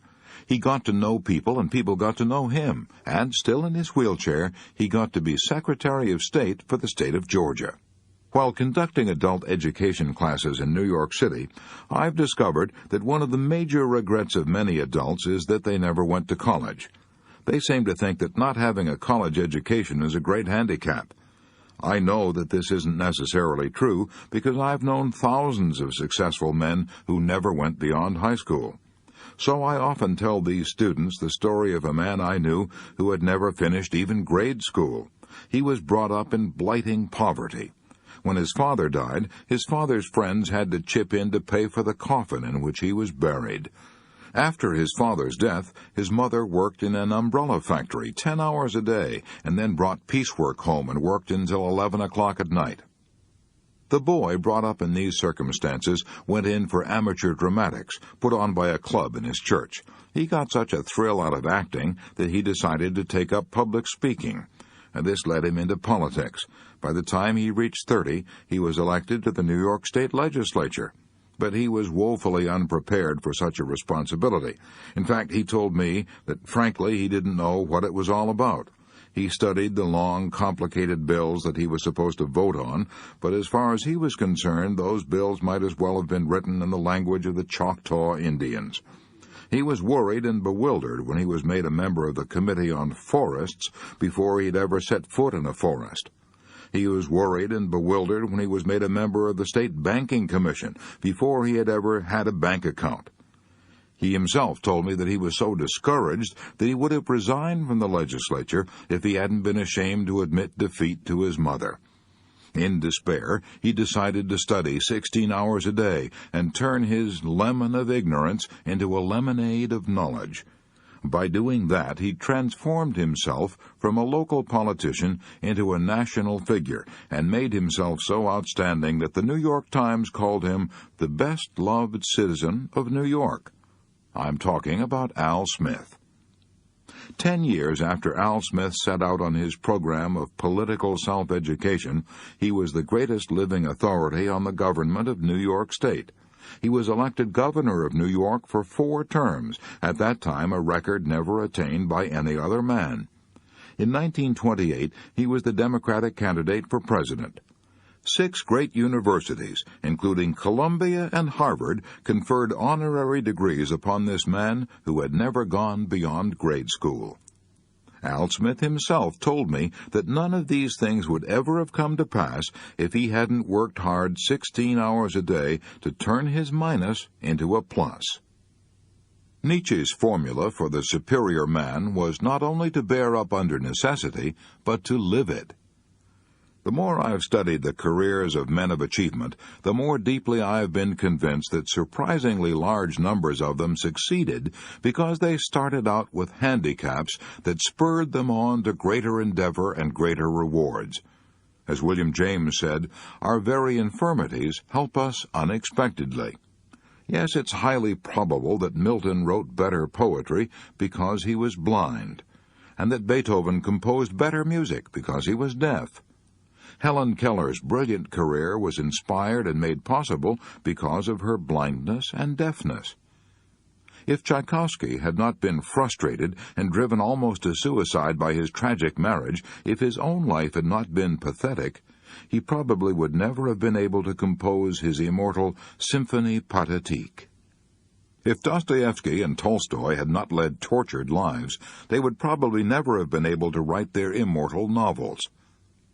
If I had not been so great an invalid, wrote the man who changed the scientific concept of life on Earth, if I had not been so great an invalid, I should not have done so much work as I have accomplished. And that was Charles Darwin's confession that his infirmities had helped him unexpectedly. The same day that Darwin was born in England, another baby was born in a log cabin in the forests of Kentucky, and he too was helped by his infirmities. His name was Lincoln, Abraham Lincoln. If he had been reared in an aristocratic family and had had a law degree from Harvard and a happy married life, he would probably never have found in the depths of his heart the haunting words that he immortalized at Gettysburg, nor the sacred poem that he spoke at his second inauguration, the most beautiful and noble phrases ever uttered by a ruler of men, with malice toward none, with charity for all. Harry Emerson Fosdick says in his book, The Power to See It Through, there is a Scandinavian saying which some of us might well take as a rallying cry for our lives. The north wind made the Vikings. Wherever did we get the idea that secure and pleasant living, the absence of difficulty and the comfort of ease, ever of themselves made people either good or happy? Upon the contrary, people who pity themselves go on pitying themselves even when they are laid softly on a cushion. But always in history, character and happiness have come to people in all sorts of circumstances, good, bad, and indifferent, when they shouldered their personal responsibility. So, repeatedly, the north wind has made the Vikings. Suppose we're so discouraged that we feel there's no hope of our ever being able to turn our lemons into lemonade. Then here are 2 reasons why we ought to try, anyway. 2 reasons why we have everything to gain and nothing to lose. Reason 1, we may succeed. Reason 2, even if we don't succeed, the mere attempt to turn our minus into a plus will cause us to look forward instead of backward. It will replace negative thoughts with positive thoughts. It will release creative energy and spur us to get so busy that we won't have either the time or the inclination to mourn over what is past and forever gone. Once when Uwe Boll, the world-famous violinist, was giving a concert in Paris, the A string on his violin suddenly snapped. But Uwe Boll simply finished the melody on 3 strings. That is life, says Harry Emerson Fosdick, to have your A string snap and finish on 3 strings. That is not only life, it is more than life, it is life triumphant. If I had the power to do so, I would have these words of William Bolitho carved in eternal bronze and hung in every schoolhouse in the land. The most important thing in life is not to capitalize on your gains. Any fool can do that. The really important thing is to profit from your losses. That requires intelligence, and it makes the difference between a man of sense and a fool. So to cultivate a mental attitude that will bring us peace and happiness, let's do something about Rule 6. When fate hands us a lemon, let's try to make a lemonade. Chapter 18. How to Cure Depression in 14 Days. When I started writing this book, I offered a $200 prize for the most helpful and inspiring true story on how I conquered worry. The 3 judges for this contest were Eddie Rickenbacker, President, Eastern Airlines; Dr. Stuart W. McClelland, President, Lincoln Memorial University; H.B. Kaltenborn, radio news analyst. However, we received 2 stories so superb that the judges found it impossible to choose between them. So we divided the prize. Here's one of the stories that tied for first prize. The story of C.R. Burton, who worked for Whizzer Motor Sales of Springfield, Missouri. I lost my mother when I was 9 years old and my father when I was 12, Mr. Burton wrote me. My father was killed, but my mother simply walked out of the house one day 19 years ago, and I've never seen her since. Neither have I ever seen my 2 little sisters that she took with her. She never even wrote me a letter until after she'd been gone 7 years. My father was killed in an accident 3 years after Mother left. He and a partner had bought a cafe in a small Missouri town, and while Father was away on a business trip, his partner sold the cafe for cash and skipped out. A friend wired Father to hurry back home, and in his hurry, Father was killed in a car accident at Salinas, Kansas. 2 of my father's sisters, who were poor and old and sick, took 3 of the children into their homes, and nobody wanted me and my little brother. We were left at the mercy of the town. We were haunted by the fear of being called orphans and treated as orphans. Our fears soon materialized, too. I lived for a little while with a poor family in town, but times were hard, and the head of the family lost his job, so they couldn't afford to feed me any longer. Then Mr. and Mrs. Lofton took me to live with them on their farm 11 miles from town. Mr. Lofton was 70 years old and sick in bed with shingles. He told me I could stay there as long as I didn't lie, didn't steal, and did as I was told. Those 3 orders became my Bible. I lived by them strictly. I started to school, but the first week found me at home bawling like a baby. The other children picked on me and poked fun at my big nose and said I was dumb and called me an orphan brat. I was hurt so badly that I wanted to fight them, but Mr. Lofton, the farmer who'd taken me in, said to me, "Always remember that it takes a bigger man to walk away from a fight than it does to stay and fight." I didn't fight until one day a kid picked up some chicken manure from the schoolhouse yard and threw it in my face. I beat the hell out of him and made a couple of friends. They said he had it coming to him. I was proud of a new cap that Mrs. Lofton had bought me. One day one of the big girls jerked it off my head and filled it with water and ruined it. She said she filled it with water so the water would wet my thick skull and keep my popcorn brains from popping. I never cried at school, but I used to bawl it out at home. Then one day Mrs. Lofton gave me some advice that did away with all troubles and worries and turned my enemies into friends. She said, "Ralph, they won't tease you and call you an orphan brat any more if you'll get interested in them and see how much you can do for them." I took her advice. I studied hard, and though I soon headed the class, I was never envied because I went out of my way to help them. I helped several of the boys write their themes and essays. I wrote complete debates for some of the boys. One lad was ashamed to let his folks know that I was helping him, so he used to tell his mother he was going possum hunting. And he'd come up to Mr. Lofton's and tie his dogs up in the barn while I helped him with his lessons. I wrote book reviews for one lad, and I spent several evenings helping one of the girls on her math. Death struck our neighborhood. 2 elderly farmers died, and one woman was deserted by her husband. I was the only male in 4 families.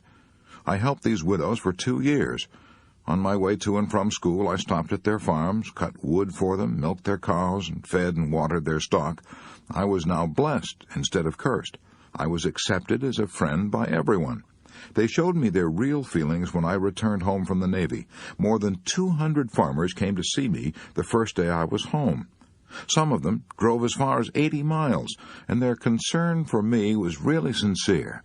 Because I've been busy and happy trying to help other people, I have few worries, and I haven't been called an orphan brat now for 13 years. Hooray for C.R. Burton. He knows how to win friends, and he also knows how to conquer worry and enjoy life. So did the late Dr. Frank Loop of Seattle, Washington. He was an invalid for 23 years, arthritis. Yet Stuart Whithouse of the Seattle Star wrote me saying, "I interviewed Dr. Loop many times, and I have never known a man more unselfish or a man who got more out of life." How did this bedridden invalid get so much out of life? I'll give you 2 guesses. Did he do it by complaining and criticizing? No. By wallowing in self-pity and demanding that he be the center of attention and everyone cater to him? No. Still wrong. He did it by adopting as his slogan the motto of the Prince of Wales, "Ich dien, I serve." He accumulated the names and addresses of other invalids and cheered both them and himself by writing happy, encouraging letters. In fact, he organized a letter-writing club for invalids and got them writing letters to one another. Finally, he formed a national organization called the Shut-In Society. As he lay in bed, he wrote an average of 1,400 letters a year and brought joy to thousands of invalids by getting radios and books for shut-ins. What was the chief difference between Dr. Loop and a lot of other people? Just this. Dr. Loop had the inner glow of a man with a purpose, a mission. He had the joy of knowing that he was being used by an idea far nobler and more significant than himself, instead of being, as Shaw put it, a self-centered little clod of ailments and grievances, complaining that the world would not devote itself to making him happy. Here's the most astonishing statement that I ever read from the pen of a great psychiatrist. This statement was made by Alfred Adler. He used to say to his melancholia patients, "You can be cured in 14 days if you follow this prescription. Try to think every day how you can please someone." That statement sounds so incredible that I feel I ought to try to explain it by quoting a couple of pages from Dr. Adler's splendid book, What Life Should Mean to You. Melancholia is like a long-continued rage and reproach against others. Though for the purpose of gaining care, sympathy, and support, the patient seems only to be dejected about his own guilt. A melancholiac's first memory is generally something like this. I can remember I wanted to lie on the couch, but my brother was lying there. I cried so much that he had to leave. Melancholiacs are often inclined to revenge themselves by committing suicide, and the doctor's first care is to avoid giving them an excuse for suicide. I myself try to relieve the whole tension by proposing to them as the first rule of treatment, never do anything you don't like. This seems to be very modest, but I believe that it goes right to the root of the whole trouble. If a melancholiac is able to do anything he wants, whom can he accuse? What has he got to revenge himself for? If you want to go to the theater, I tell him, or go on a holiday, do it. If you find on the way that you don't want to, stop it. It's the best situation anyone could be in. It gives a satisfaction to his striving for superiority. He is like God and can do what he pleases. On the other hand, it does not fit very easily into his style of life. He wants to dominate and accuse others, and if they agree with him, there is no way of dominating them. This rule is a great relief, and I have never had a suicide among my patients. Generally, the patient replies, "But there is nothing I like doing. I have prepared for this answer because I have heard it so often." Then refrain from doing anything you dislike, I say. Sometimes, however, he will reply, "I should like to stay in bed all day." I know that if I allow it, he will no longer want to do it. I know that if I hinder him, he will start a war. I always agree. This is one rule. Another attacks their style of life still more directly. I tell them, you can be cured in 14 days if you follow this prescription. Try to think every day how you can please someone. See what this means to them. They are occupied with the thought, how can I worry someone? Their answers are very interesting. Some say, "Oh, this will be very easy for me. I have done it all my life." They have never done it. I ask them to think it over. They do not think it over. I tell them you can make use of all the time you spend when you're unable to go to sleep by thinking how you can please someone, and it will be a big step forward in your health. When I see them the next day, I ask them, "Did you think over what I suggested?" And they answer, "Last night I went to sleep as soon as I got into bed." All this must be done, of course, in a modest, friendly manner, without a hint of superiority. Others will answer, "I could never do it. I was so worried." I tell them, don't stop worrying, but at the same time you can think now and then of others.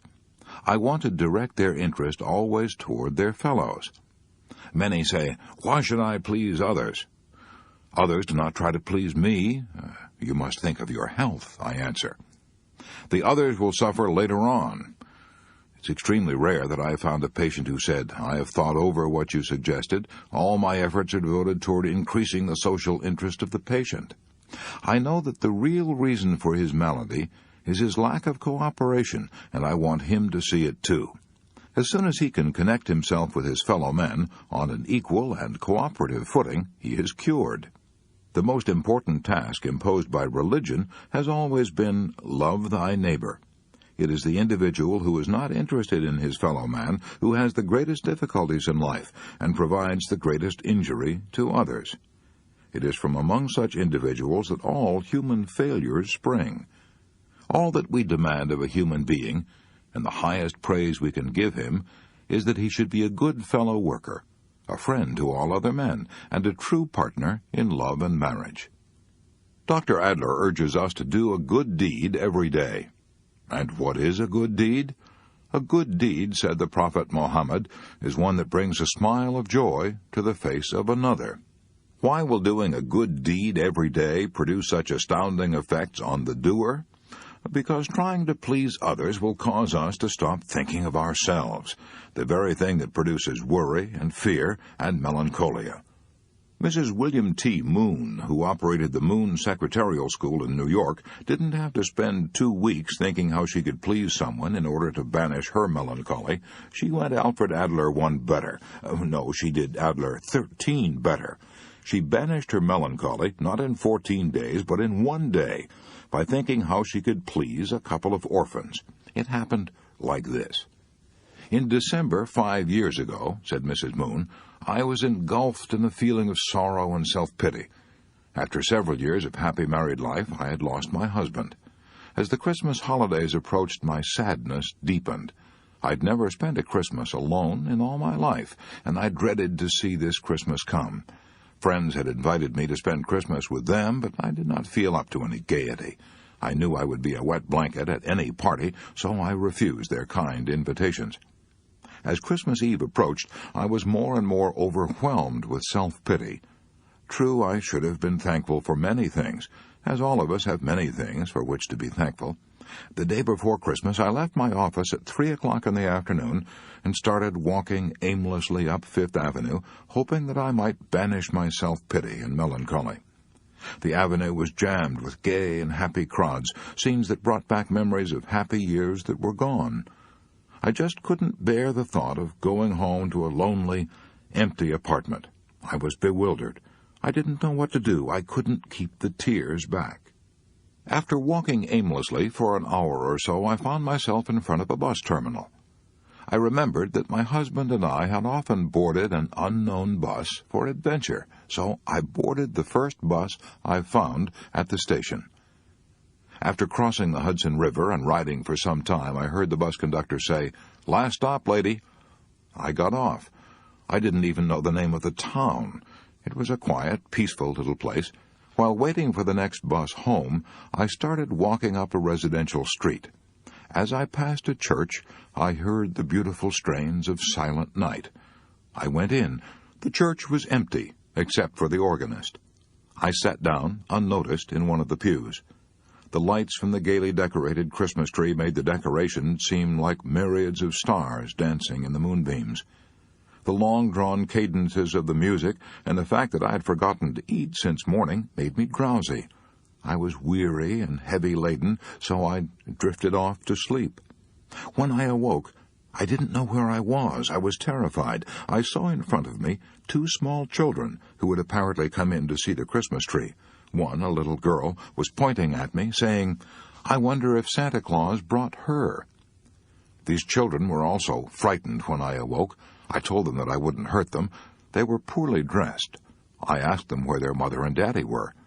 We ain't got no mother and daddy, they said. Here were two little orphans, much worse off than I had ever been. They made me feel ashamed of my sorrow and self-pity. I showed them the Christmas tree, and then took them to a drugstore, and we had some refreshments, and I bought them some candy and a few presents. My loneliness vanished as if by magic. These two orphans gave me the only real happiness and self-forgetfulness that I had had in months. As I chatted with them, I realized how lucky I had been. I thanked God that all my Christmases as a child had been bright with parental love and tenderness. Those two little orphans did far more for me than I did for them. That experience showed me again the necessity of making other people happy in order to be happy ourselves. I found that happiness is contagious.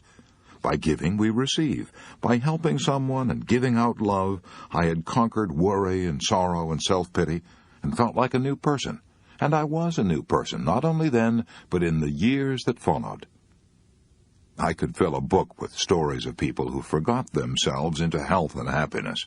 For example, let's take the case of Margaret Taylor Yates, one of the most popular women in the United States Navy.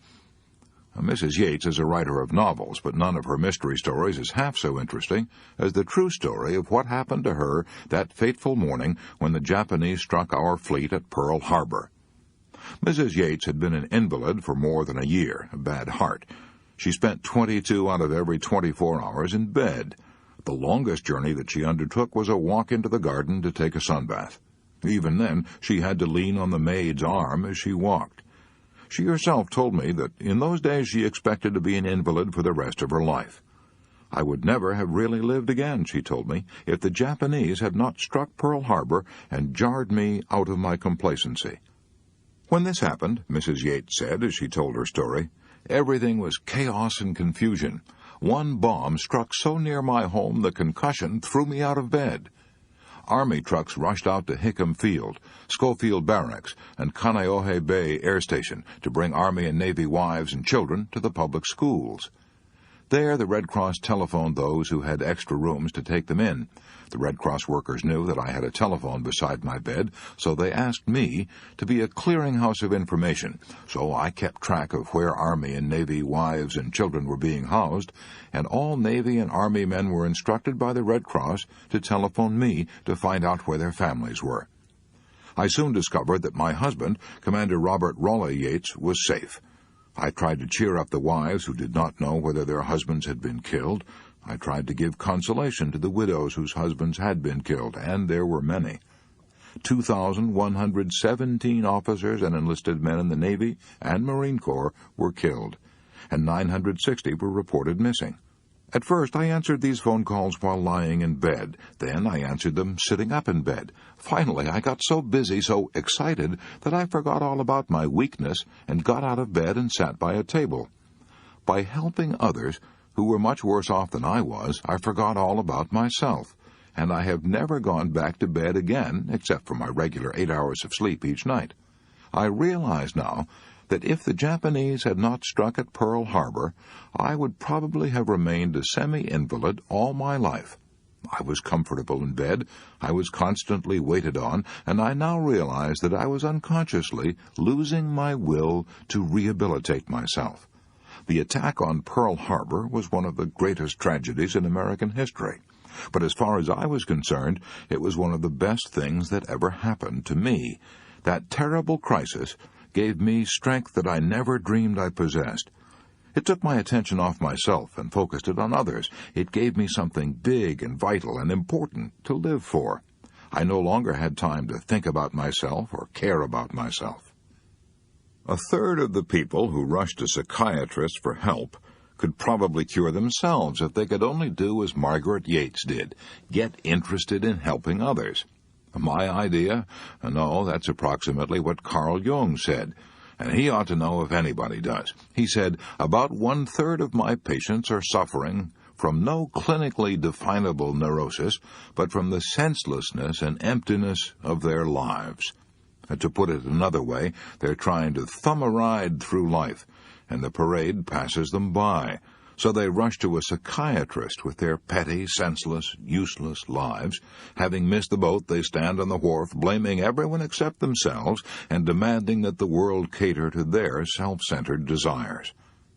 You may be saying to yourself now, well, I'm not impressed by these stories. I myself could get interested in a couple of orphans I met on Christmas Eve, and if I'd been at Pearl Harbor, I would gladly have done what Margaret Taylor Yates did.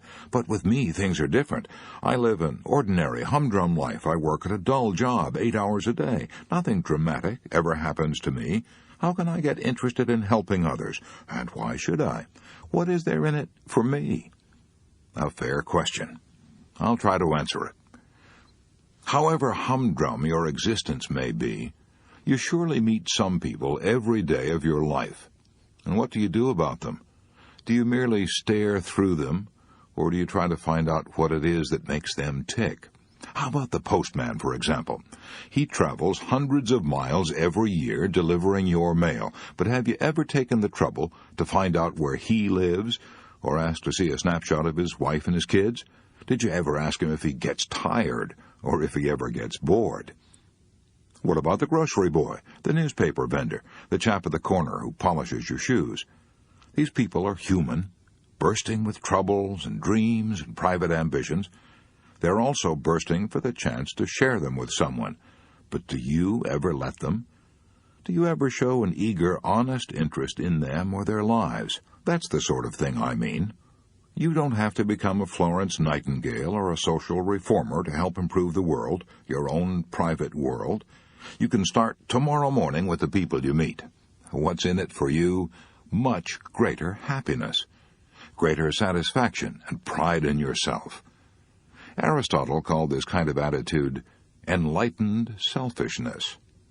Zoroaster said, doing good for others is not a duty, it is a joy, for it increases your own health and happiness. And Benjamin Franklin summed it up very simply. When you're good to others, said Franklin, you are best to yourself. No discovery of modern psychology, wrote Henry C. Link, director of the Psychological Service Center in New York, is, in my opinion, so important as its scientific proof of the necessity of self-sacrifice or discipline to self-realization and happiness.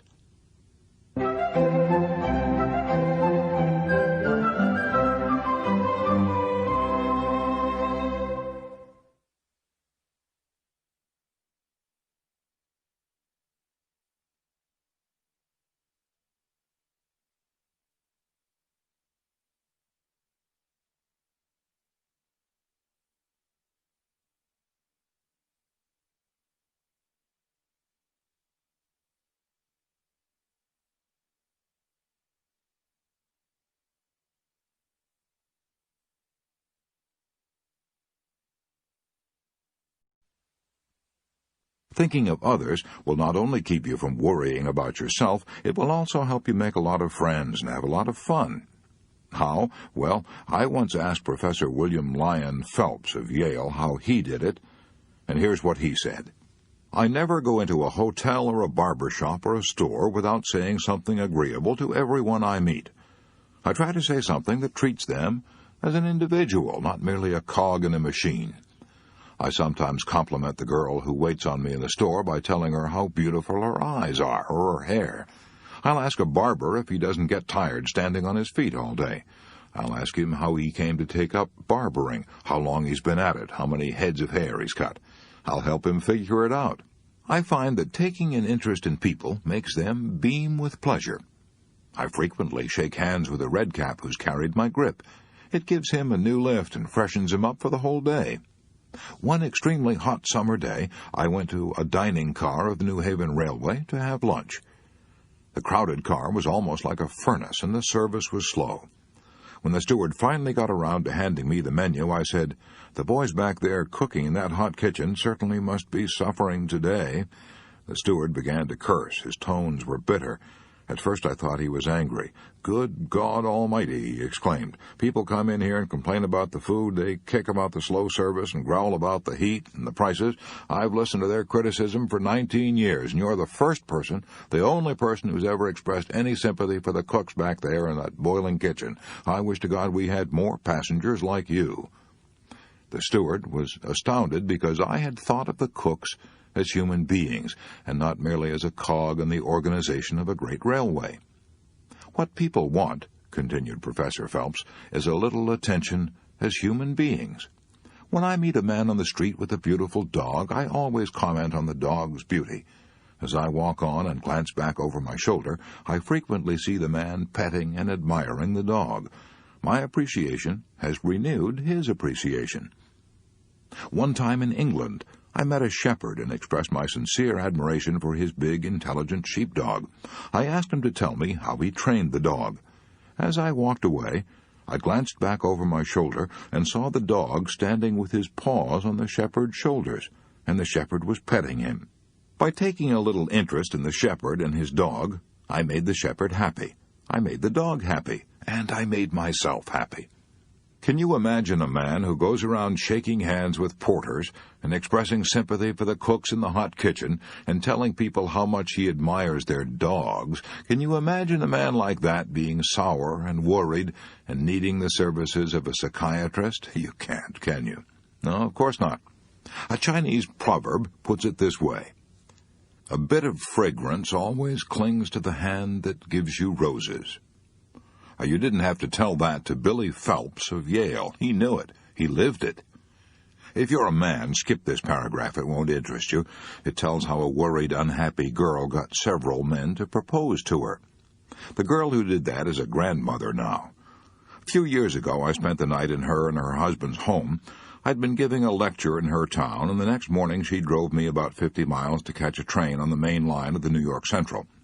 We got to talking about winning friends, and she said, "Mr. Carnegie, I'm going to tell you something that I've never confessed to anyone before, not even to my husband." She told me that she'd been reared in a social register family in Philadelphia. "The tragedy of my girlhood and young womanhood," she said, "was our poverty.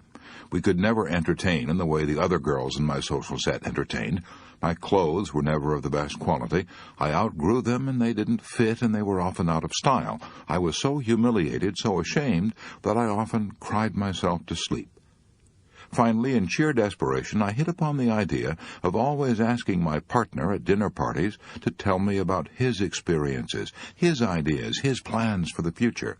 I didn't ask these questions because I was especially interested in the answers. I did it solely to keep my partner from looking at my poor clothes. But a strange thing happened. As I listened to these young men talk and learned more about them, I really became interested in listening to what they had to say. I became so interested that I myself sometimes forgot about my clothes. But the astounding thing to me was this. Since I was a good listener and encouraged those boys to talk about themselves, I gave them happiness, and I gradually became the most popular girl in our social group, and 3 of these men proposed marriage to me. Some people who read this chapter are going to say, all this talk about getting interested in others is a lot of damn nonsense, sheer religious pap. None of that stuff for me. I'm going to put money in my purse. I'm going to grab all I can get and grab it now, and to hell with the other dumb clucks. Well, if that's your opinion, you're entitled to it. But if you're right, then all the great philosophers and teachers since the beginning of recorded history, Jesus, Confucius, Buddha, Plato, Aristotle, Socrates, St. Francis, were all wrong. But since you may sneer at the teachings of religious leaders, let's turn for advice to a couple of atheists. First, let's take the late A.E. Hausman, professor at Cambridge University and one of the most distinguished scholars of his generation. In 1936, he gave an address at Cambridge University on the name and nature of poetry. In that address, he declared that the greatest truth ever uttered and the most profound moral discovery of all times were these words of Jesus. "He that findeth his life shall lose it, and he that loseth his life for my sake shall find it." We have heard preachers say that all our lives, but Hausman was an atheist, a pessimist, a man who contemplated suicide, and yet he felt that the man who thought only of himself wouldn't get much out of life. He would be miserable. But the man who forgot himself in service to others would find the joy of living. If you're not impressed by what A.E. Hausman said, let's turn for advice to the most distinguished American atheist of the 20th century, Theodore Dreiser. Dreiser ridiculed all religions as fairy tales and regarded life as a tale told by an idiot, full of sound and fury, signifying nothing. Yet Dreiser advocated the one great principle that Jesus taught, service to others. If he, man, is expected to extract any joy out of his span, Dreiser said, he must think and plan to make things better not only for himself but for others, since joy for himself depends upon his joy in others and theirs in him. If we're going to make things better for others, as Dreiser advocated, let's be quick about it, time's a-wasting. I shall pass this way but once. Therefore any good that I can do, or any kindness that I can show, let me do it now. Let me not defer nor neglect it, for I shall not pass this way again. So, if you want to banish worry and cultivate peace and happiness, here's Rule 7. Forget yourself by becoming interested in others. Every day, do a good deed that will put a smile of joy on someone's face. Part 4 in a nutshell. 7 ways to cultivate a mental attitude that will bring you peace and happiness. Rule 1. Let's fill our minds with thoughts of peace, courage, health, and hope, for our life is what our thoughts make it. Rule 2. Let's never try to get even with our enemies, because if we do, we will hurt ourselves far more than we hurt them. Let's do as General Eisenhower does. Let's never waste a minute thinking about people we don't like. Rule 3. A. Instead of worrying about ingratitude, let's expect it. Let's remember that Jesus healed 10 lepers in one day, and only one thanked him. Why should we expect more gratitude than Jesus got? B. Let's remember that the only way to find happiness is not to expect gratitude, but to give for the joy of giving. C. Let's remember that gratitude is a cultivated trait, so that if we want our children to be grateful, we must train them to be grateful. Rule 4. Count your blessings, not your troubles. Rule 5. Let's not imitate others. Let's find ourselves and be ourselves, for envy is ignorance, and imitation is suicide. Rule 6. When fate hands us a lemon, let's try to make a lemonade. Rule 7. Let's forget our own unhappiness by trying to create a little happiness for others. When you're good to others, you are best to yourself.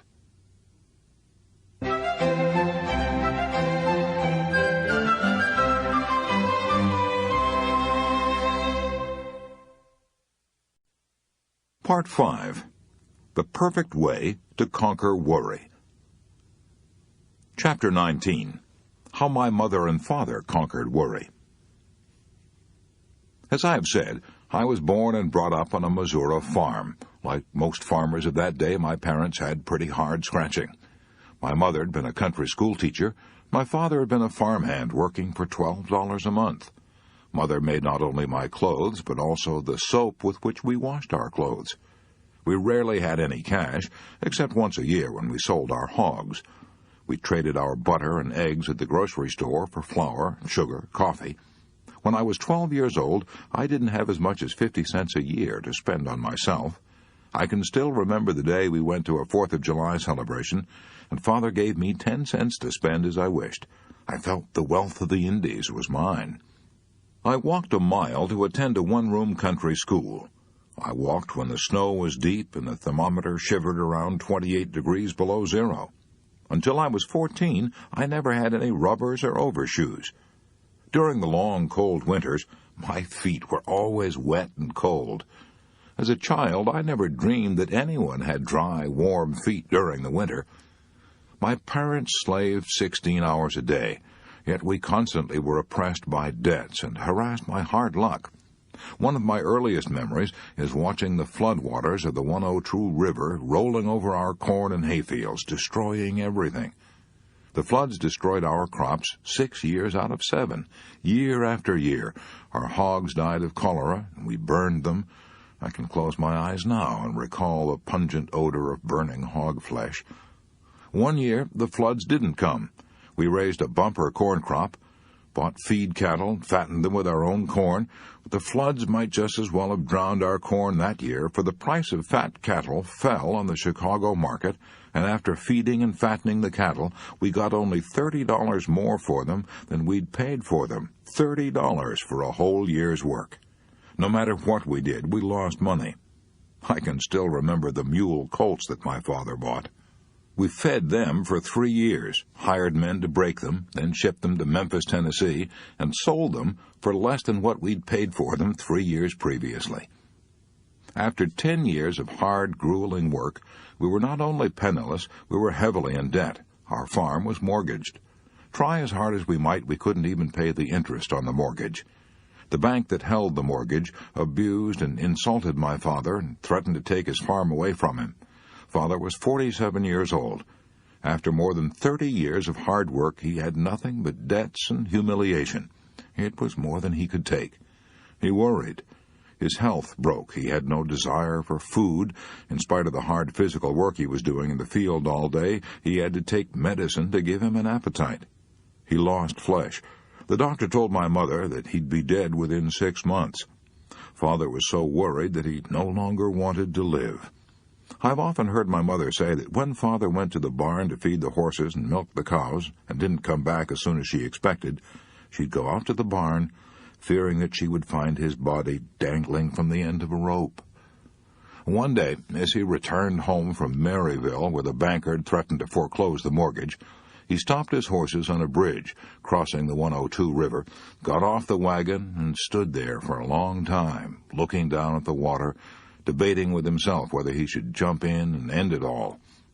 Years later, Father told me that the only reason he didn't jump was because of my mother's deep, abiding, and joyous belief that if we loved God and kept His commandments, everything would come out all right.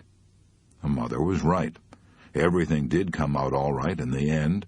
Father lived 42 happy years longer and died in 1941 at the age of 89. During all those years of struggle and heartache, my mother never worried. She took all her troubles to God in prayer. Every night before we went to bed, Mother would read a chapter from the Bible. Frequently, Mother or Father would read these comforting words of Jesus, "In my Father's house are many mansions. I go to prepare a place for you, that where I am, there ye may be also." Then we all knelt down before our chairs in that lonely Missouri farmhouse and prayed for God's love and protection. When William James was professor of philosophy at Harvard, he said, "Of course, the sovereign cure for worry is religious faith." You don't have to go to Harvard to discover that. My mother found that out on a Missouri farm. Neither floods, nor debts, nor disaster could suppress her happy, radiant, and victorious spirit. I can still hear her singing as she worked, "Peace, peace, wonderful peace, flowing down from the Father above. Sweep over my spirit forever, I pray, in fathomless billows of love." My mother wanted me to devote my life to religious work. I thought seriously of becoming a foreign missionary. Then I went away to college, and gradually as the years passed, a change came over me. I studied biology, science, philosophy, and comparative religions. I read books on how the Bible was written. I began to question many of its assertions. I began to doubt many of the narrow doctrines taught by the country preachers of that day. I was bewildered. Like Walt Whitman, I felt the curious, abrupt questioning stir within me. I didn't know what to believe. I saw no purpose in life. I stopped praying. I became an agnostic. I believed that all life was planless and aimless. I believed that human beings had no more divine purpose than had the dinosaurs that roamed the earth 200 million years ago. I felt that someday the human race would perish, just as the dinosaurs had. I knew that science taught that the sun was slowly cooling, and that when its temperature fell even 10%, no form of life could exist on Earth. I sneered at the idea of a beneficent God who had created man in his own likeness. I believed that the billions upon billions of suns whirling through black, cold, lifeless space had been created by blind force. Maybe they'd never been created at all. Maybe they had existed forever, just as time and space have always existed. Do I profess to know the answers to all those questions now? No. No man has ever been able to explain the mystery of the universe, the mystery of life. We're surrounded by mysteries. The operation of your body is a profound mystery. So is the electricity in your home. So is the flower in the crannied wall. So is the green grass outside your window. Charles F. Kettering, the guiding genius of General Motors Research Laboratories, gave Antioch College $30,000 a year out of his own pocket to try to discover why grass is green. He declared that if we knew how grass is able to transfer sunlight, water, and carbon dioxide into food sugar, we could transform civilization. Even the operation of the engine in your car is a profound mystery. General Motors Research Laboratories have spent years of time and millions of dollars trying to find out how and why a spark in the cylinder sets off an explosion that makes your car run. The fact that we don't understand totally the mysteries of our bodies or electricity or a gas engine doesn't keep us from using and enjoying them.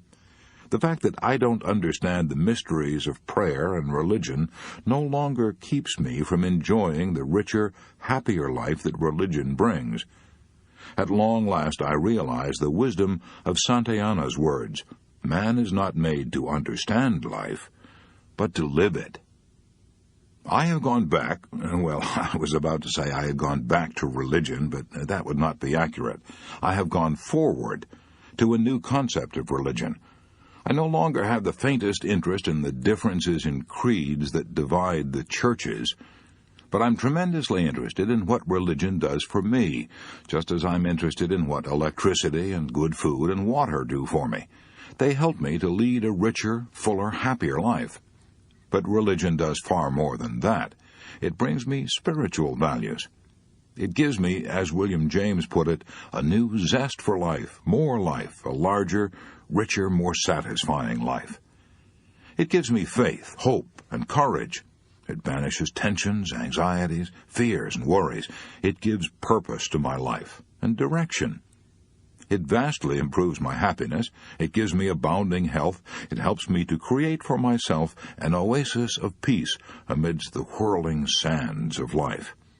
Francis Bacon was right when he said, over 300 years ago, "A little philosophy inclineth man's mind to atheism, but depth in philosophy bringeth men's minds about to religion." I can remember the days when people talked about the conflict between science and religion, but no more. The newest of all sciences, psychiatry, is teaching what Jesus taught. Why? Because psychiatrists realize that prayer and a strong religious faith will banish the worries, the anxieties, the strains and fears that cause more than half of all our ills. They know, as one of their leaders, Dr. A. Brill, said, anyone who is truly religious does not develop a neurosis. If religion isn't true, then life is meaningless. It is a tragic farce. I interviewed Henry Ford a few years prior to his death. Before I met him, I had expected him to show the strains of the long years he'd spent in building up and managing one of the world's greatest businesses. So I was surprised to see how calm and well and peaceful he looked at 78. When I asked him if he ever worried, he replied, "No, I believe God is managing affairs and that he doesn't need any advice from me. With God in charge, I believe that everything will work out for the best in the end. So what is there to worry about?" Today, even many psychiatrists are becoming modern evangelists. They're not urging us to lead religious lives to avoid hellfires in the next world, but they are urging us to lead religious lives to avoid the hellfires of stomach ulcer, angina pectoris, nervous breakdowns, and insanity. As an example of what our psychologists and psychiatrists are teaching, read The Return to Religion by Dr. Henry C. Link. Yes, the Christian religion is an inspiring, health-giving activity. Jesus said, "I came that ye might have life and have it more abundantly." Jesus denounced and attacked the dry forms and dead rituals that passed for religion in his day. He was a rebel. He preached a new kind of religion, a religion that threatened to upset the world. This is why he was crucified. He preached that religion should exist for man, not man for religion, that the Sabbath was made for man, not man for the Sabbath. He taught more about fear than he did about sin. The wrong kind of fear is a sin against your health, a sin against the richer, fuller, happier, courageous life that Jesus advocated. Emerson spoke of himself as a professor of the science of joy. Jesus, too, was a teacher of the science of joy. He commanded his disciples to rejoice and leap for joy. Jesus declared that there were only two important things about religion: loving God with all our heart and our neighbor as ourselves. Any man who does that is religious regardless of whether he knows it. My father-in-law, Henry Price of Tulsa, Oklahoma, is a good example. He tries to live by the golden rule, and he is incapable of doing anything mean, selfish, or dishonest. However, he doesn't attend church and regards himself as an agnostic. Nonsense. What makes a man a Christian? I'll let John Bailey answer that. He was a distinguished professor who taught theology at the University of Edinburgh. He said, "What makes a man a Christian is neither his intellectual acceptance of certain ideas, nor his conformity to a certain rule, but his possession of a certain spirit, and his participation in a certain life." If that makes a man a Christian, then Henry Price is a noble one.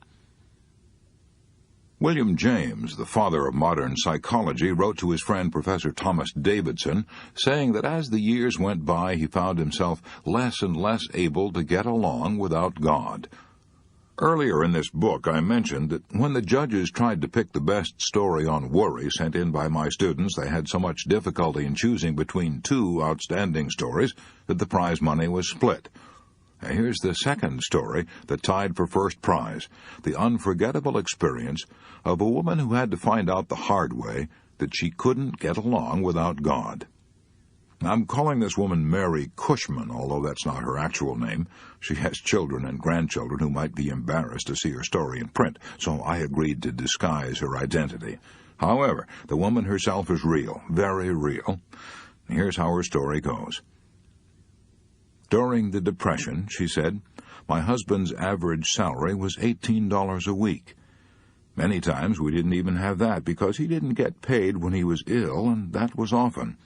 He had a series of minor accidents. He also had mumps, scarlet fever, and repeated attacks of flu. We lost the little house that we'd built with our own hands. We owed $50 at the grocery store and had 5 children to feed. I took in washing and ironing from the neighbors and bought second-hand clothes from the Salvation Army store and made them over for my children to wear. I made myself ill with worry. One day, the grocer to whom we owed $50 accused my 11-year-old boy of stealing a couple of pencils. My son wept as he told me about it. I knew he was honest and sensitive, and I knew that he'd been disgraced and humiliated in front of other people. That was the straw that broke my back. I thought of all the misery we had endured, and I couldn't see any hope for the future. I must have become temporarily insane with worry, for I shut off my washing machine, took my little 5-year-old daughter up to the bedroom, and plugged up the windows and cracks with paper and rags. My little girl said to me, "Mommy, what are you doing?" And I answered, "There's a little draft in here." Then I turned on the gas heater we had in the bedroom and didn't light it. As I lay down on the bed with my daughter beside me, she said, "Mommy, this is funny. We just got up a little while ago." But I said, "Never mind, we'll take a little nap." Then I closed my eyes, listening to the gas escape from the heater. I shall never forget the smell of that gas. Suddenly, I thought I heard music. I listened. I'd forgotten to turn the radio off in the kitchen. It didn't matter now, but the music kept on, and presently I heard someone singing an old hymn. What a friend we have in Jesus, all our sins and griefs to bear. What a privilege to carry everything to God in prayer. Oh, what peace we often forfeit. Oh, what needless pains we bear. All because we do not carry everything to God in prayer.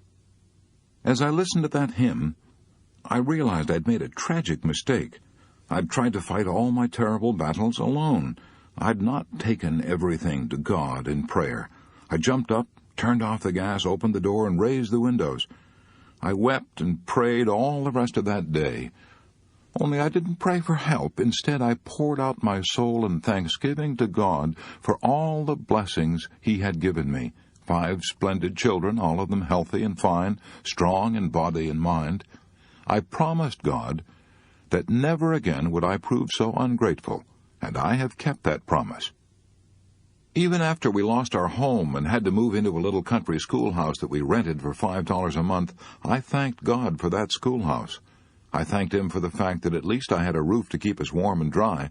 I thanked God honestly that things were not worse, and I believe that He heard me. For in time things improved, no, not overnight, but as the Depression lightened, we made a little more money. I got a job as a hat check girl in a large country club and sold stockings as a sideline. To help put himself through college, one of my sons got a job in a farm, milked 13 cows morning and night.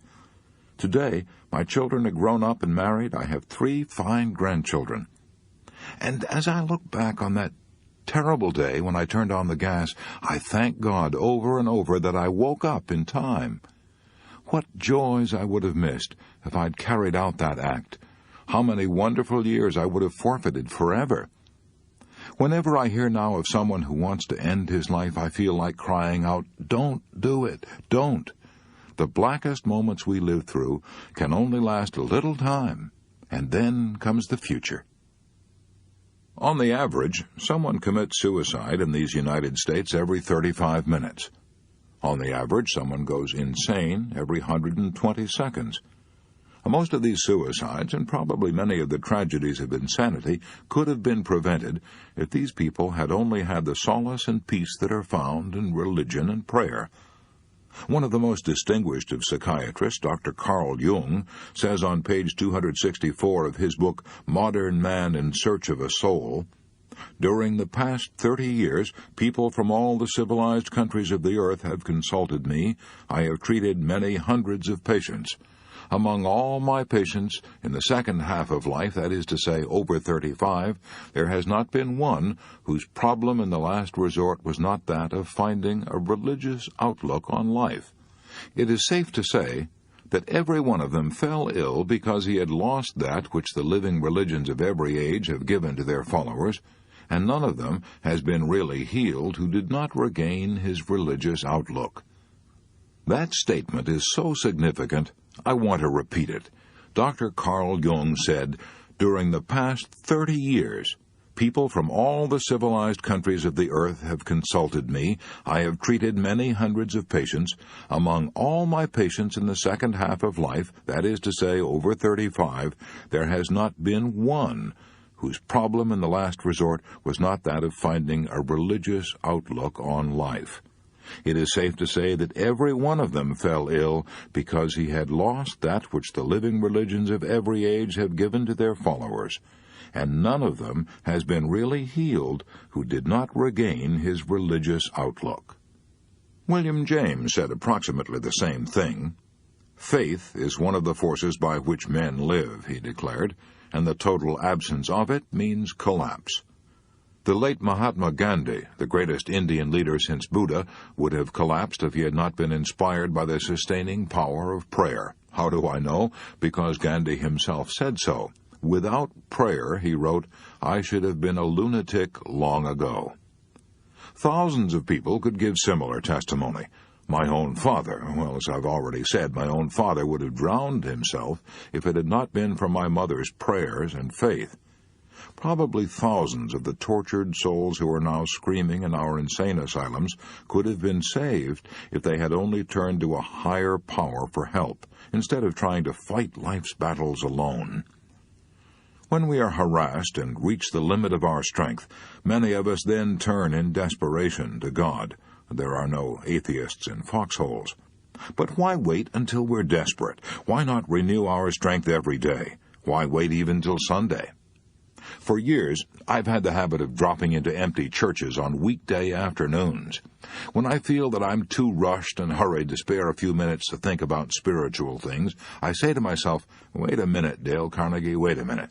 Why all the feverish hurry and rush, little man? You need to pause and acquire a little perspective."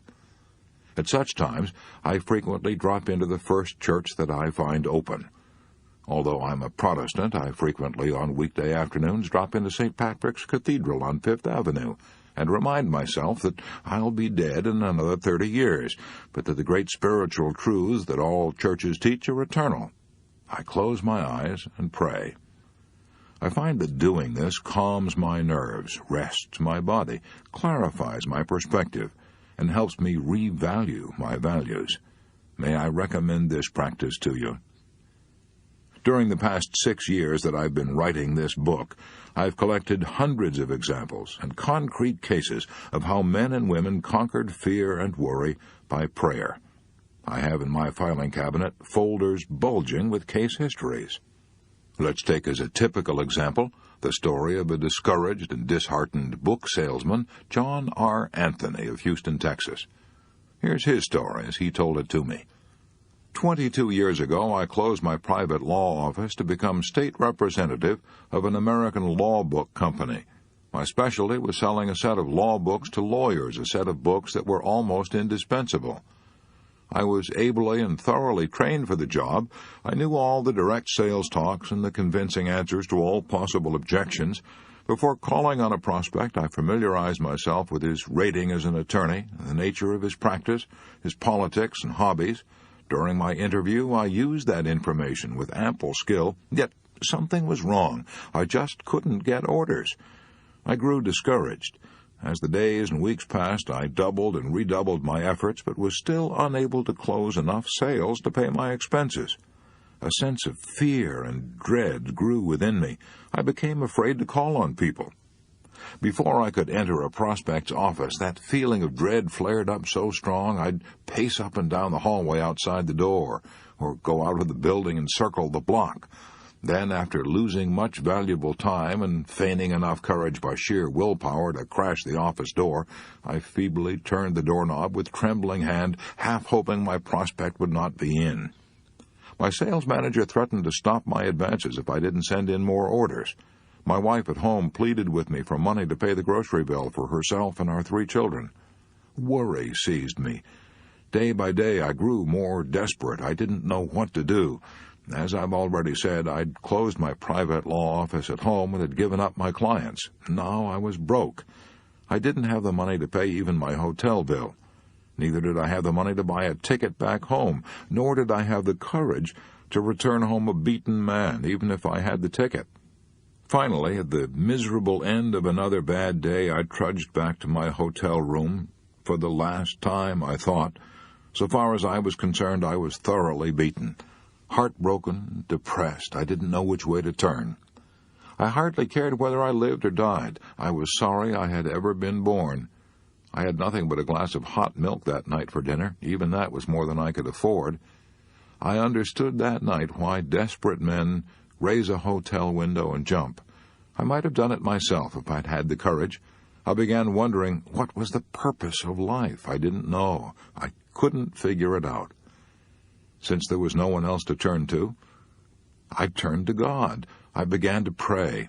I implored the Almighty to give me light and understanding and guidance through the dark, dense wilderness of despair that had closed in about me. I asked God to help me get orders for my books and to give me money to feed my wife and children. After that prayer, I opened my eyes. and saw a Gideon Bible that lay on the dresser in that lonely hotel room.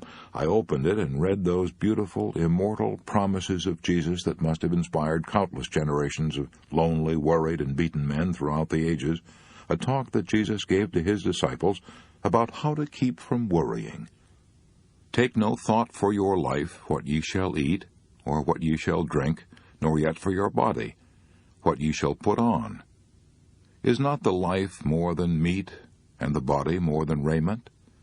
Behold the fowls of the air, for they sow not, neither do they reap, nor gather into barns, yet your heavenly Father feedeth them. Are ye not much better than they? But seek ye first the kingdom of God and his righteousness, and all these things shall be added unto you." As I prayed, and as I read those words, a miracle happened. My nervous tension fell away. My anxieties, fears, and worries were transformed into heart-warming courage and hope and triumphant faith. I was happy, even though I didn't have enough money to pay my hotel bill.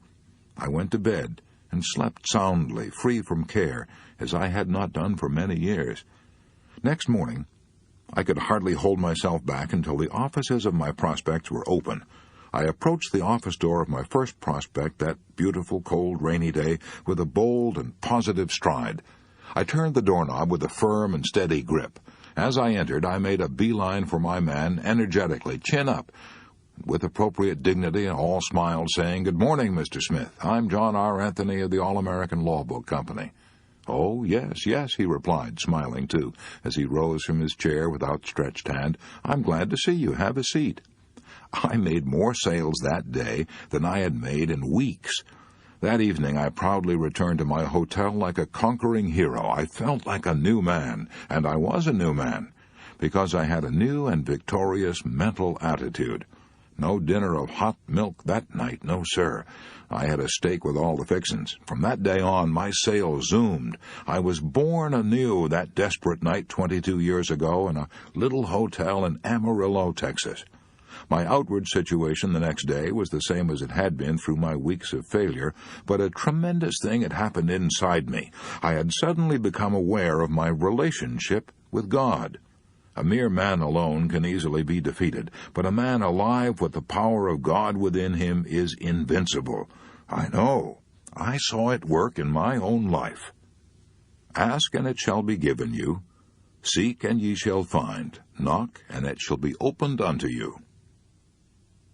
When Mrs. L.G. Baird of Highland, Illinois, was faced with stark tragedy, she discovered that she could find peace and tranquility by kneeling down and saying, "O Lord, thy will, not mine, be done." One evening our telephone rang, she writes in a letter that I have before me now. It rang 14 times before I had the courage to pick up the receiver. I knew it must be the hospital, and I was terrified. I feared that our little boy was dying. He had meningitis. He had already been given penicillin, but it made his temperature fluctuate, and the doctors feared that the disease had traveled to his brain and might cause the development of a brain tumor and death. The phone call was just what I feared. The hospital was calling. The doctor wanted us to come immediately. Maybe you can picture the anguish my husband and I went through sitting in the waiting room. Everyone else had his baby, but we sat there with empty arms, wondering if we would ever hold our little fellow again. When we were finally called into the doctor's private office, the expression on his face filled our hearts with terror. His words brought even more terror. He told us that there was only one chance in 4 that our baby would live. He said that if we knew another doctor, to please call him in on the case. On the way home, my husband broke down and, doubling up his fist, hit the steering wheel, saying, "Bets, I can't give that little guy up." Have you ever seen a man cry? It isn't a pleasant experience. We stopped the car, and after talking things over, decided to stop in church and pray that if it was God's will to take our baby, we would resign our will to his. I sank in the pew and said with tears rolling down my cheeks, "Not my will, but thine be done." The moment I uttered those words, I felt better. A sense of peace that I hadn't felt for a long time came over me. All the way home I kept repeating, O God, thy will, not mine, be done. I slept soundly that night for the first time in a week. The doctor called a few days later and said that Bobby had passed the crisis. I thank God for the strong and healthy 4-year-old boy we have today. I know men who regard religion as something for women and children and preachers.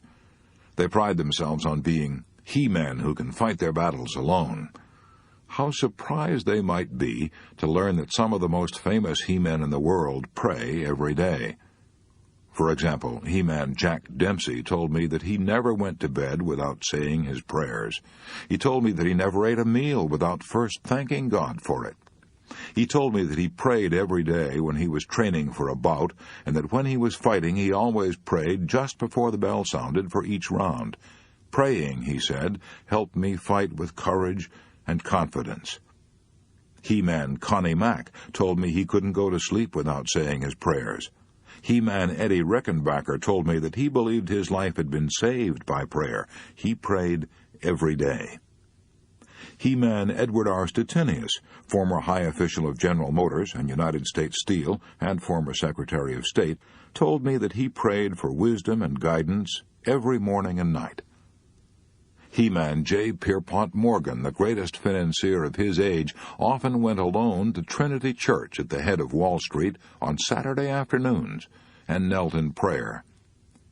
When He-man Eisenhower flew to England to take supreme command of the British and American forces, he took only one book on the plane with him, the Bible. He-man General Mark Clark told me that he'd read his Bible every day during the war and knelt down in prayer. So did Chiang Kai-shek and General Montgomery, Monty of El Alamein. So did Lord Nelson at Trafalgar. So did General Washington, Robert E. Lee, Stonewall Jackson, and scores of other great military leaders. These he-men discovered the truth of William James's statement, "We and God have business with each other, and in opening ourselves to his influence, our deepest destiny is fulfilled." A lot of he-men are discovering that. 72 million Americans are church members now, an all-time record. As I said before, even the scientists are turning to religion. Take, for example, Dr. Alexis Carrel, who wrote Man the Unknown, and won the greatest honor that can be bestowed upon any scientist, the Nobel Prize. Dr. Carrel said in a Reader's Digest article, "Prayer is the most powerful form of energy one can generate. It is a force as real as gravity. As a physician, I have seen men, after all other therapy had failed, lifted out of disease and melancholy by the serene effort of prayer. Prayer, like radium, is a source of luminous, self-generating energy. In prayer, human beings seek to augment their finite energy by addressing themselves to the infinite source of all energy. When we pray, we link ourselves with the inexhaustible motive power that spins the universe. We pray that a part of this power be apportioned to our needs. Even in asking, our human deficiencies are filled, and we arise strengthened and repaired. Whenever we address God in fervent prayer, we change both soul and body for the better. It could not happen that any man or woman could pray for a single moment without some good result. Admiral Byrd knew what it meant to link ourselves with the inexhaustible motive power that spins the universe. His ability to do that pulled him through the most trying ordeal of his life. He tells the story in his book, Alone. In 1934, he spent 5 months in a hut buried beneath the ice cap of the Ross Barrier, deep in the Antarctic. He was the only living creature south of latitude 78. Blizzards roared above his shack. The cold plunged down to 82 degrees below zero. He was completely surrounded by unending night. And then he found, to his horror, he was being slowly poisoned by carbon monoxide that escaped from his stove. What could he do? The nearest help was 123 miles away, and could not possibly reach him for several months. He tried to fix his stove and ventilating system, but the fumes still escaped. They often knocked him out cold. He lay on the floor completely unconscious. He couldn't eat. He couldn't sleep. He became so feeble that he could hardly leave his bunk. He frequently feared he wouldn't live until morning. He was convinced he would die in that cabin, and his body would be hidden by perpetual snows. What saved his life?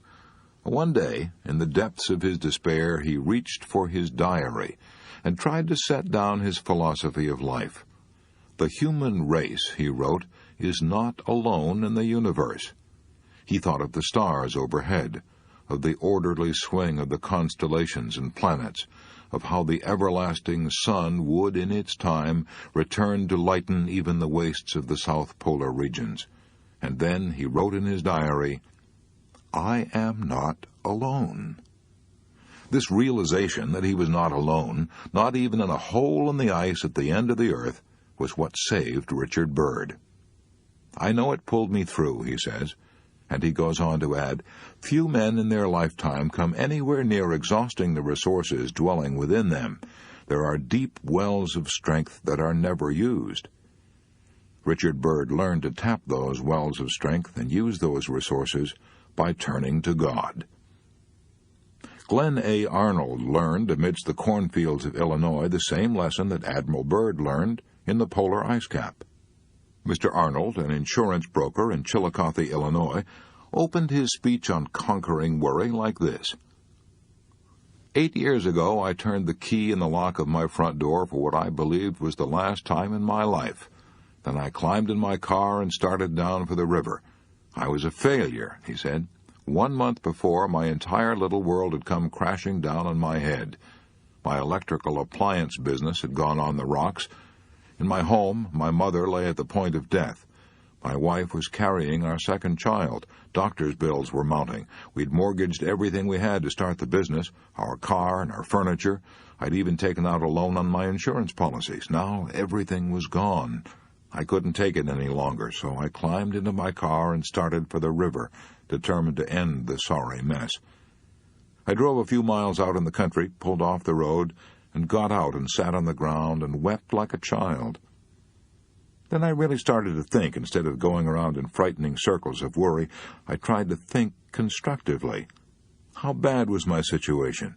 Couldn't it be worse? Was it really hopeless? What could I do to make it better? I decided then and there to take the whole problem to the Lord and ask Him to handle it. I prayed. I prayed hard. I prayed as though my very life depended on it, which, in fact, it did. Then a strange thing happened. As soon as I turned all my problems over to a power greater than myself, I immediately felt a peace of mind that I hadn't known in months. I must have sat there for half an hour, weeping and praying. Then I went home and slept like a child. The next morning, I arose with confidence. I no longer had anything to fear, for I was depending on God for guidance.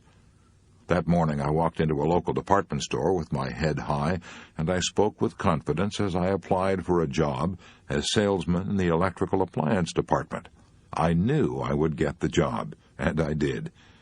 I made good at it until the whole appliance business collapsed due to the war. Then I began selling life insurance, still under the management of my great guide. That was only 5 years ago. Now all of my bills are paid. I have a fine family of 3 bright children, own my own home, have a new car, and own $25,000 in life insurance.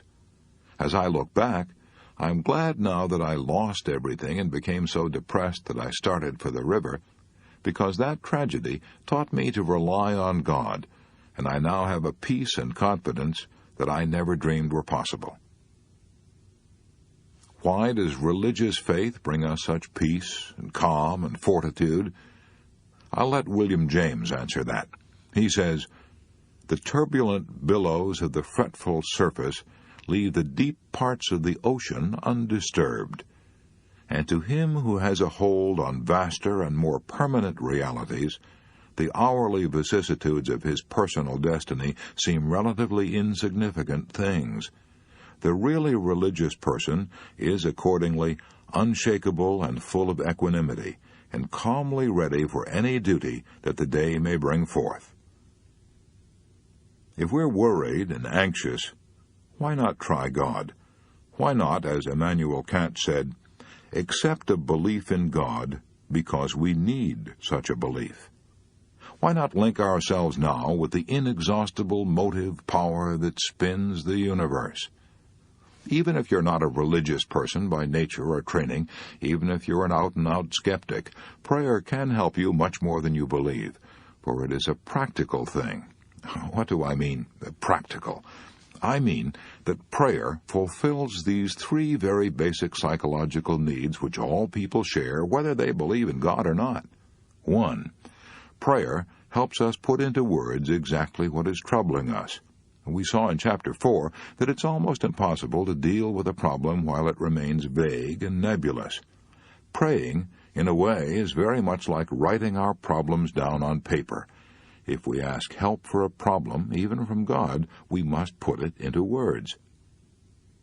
2. Prayer gives us a sense of sharing our burdens, of not being alone.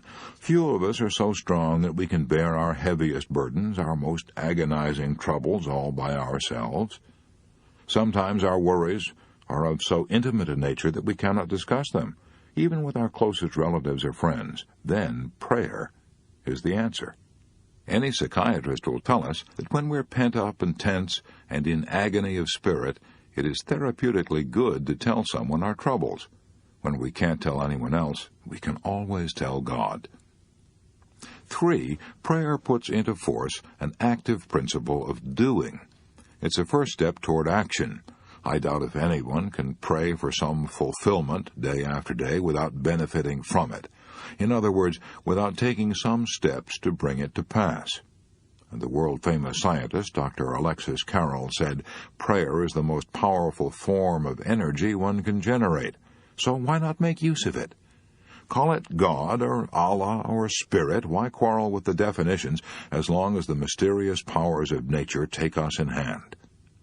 Why not close this book right now, shut the door, kneel down, and unburden your heart? If you've lost your faith, beseech Almighty God to renew it, and repeat this beautiful prayer written by St. Francis of Assisi 700 years ago. Lord, make me an instrument of thy peace. Where there is hatred, let me sow love. Where there is injury, pardon. Where there is doubt, faith. Where there is despair, hope. Where there is darkness, light. Where there is sadness, joy. O divine Master, grant that I may not so much seek to be consoled as to console, to be understood as to understand, to be loved as to love, for it is in giving that we receive, it is in pardoning that we are pardoned, and it is in dying that we are born to eternal life." Part 6. How to Keep from Worrying About Criticism. Chapter 20. Remember that no one ever kicks a dead dog. An event occurred in 1929 that created a national sensation in educational circles. Learned men from all over America rushed to Chicago to witness the affair. A few years earlier, a young man by the name of Robert Hutchins had worked his way through Yale, acting as a waiter, a lumberjack, a tutor, and a clothesline salesman. Now, only 8 years later, he was being inaugurated as president of the fourth richest university in America, the University of Chicago. His age, 30. Incredible. The older educators shook their heads. Criticism came roaring down upon this boy wonder like a rock slide. He was this and he was that, too young, inexperienced, his educational ideas were cockeyed. Even the newspapers joined in the attack. The day he was inaugurated, a friend said to the father of Robert Maynard Hutchins, "I was shocked this morning to read that newspaper editorial denouncing your son." Yes, the elder Hutchins replied, it was severe, but remember that no one ever kicks a dead dog. Yes, and the more important a dog is, the more satisfaction people get in kicking him. The Prince of Wales, who later became Edward VIII, had that brought home to him in the seat of his pants. He was attending Dartmouth College in Devonshire at the time, a college that corresponds to our Naval Academy at Annapolis. The prince was about 14. One day, one of the naval officers found him crying and asked him what was wrong. He refused to tell at first, but finally admitted the truth. He was being kicked by the naval cadets. The commodore of the college summoned the boys and explained to them that the prince had not complained, but he wanted to find out why the prince had been singled out for this rough treatment. After much hemming and hawing and toe-scraping, the cadets finally confessed that when they themselves became commanders and captains in the king's navy, they wanted to be able to say that they had kicked the king. So when you're kicked and criticized, remember that it's often done because it gives the kicker a feeling of importance. It often means that you're accomplishing something and are worthy of attention. Many people get a sense of savage satisfaction out of denouncing those who are better educated than they are or more successful. For example, while I was writing this chapter, I received a letter from a woman denouncing General William Booth, founder of the Salvation Army. I'd given a laudatory broadcast about General Booth, so this woman wrote me, saying that General Booth had stolen $8 million of the money he had collected to help poor people.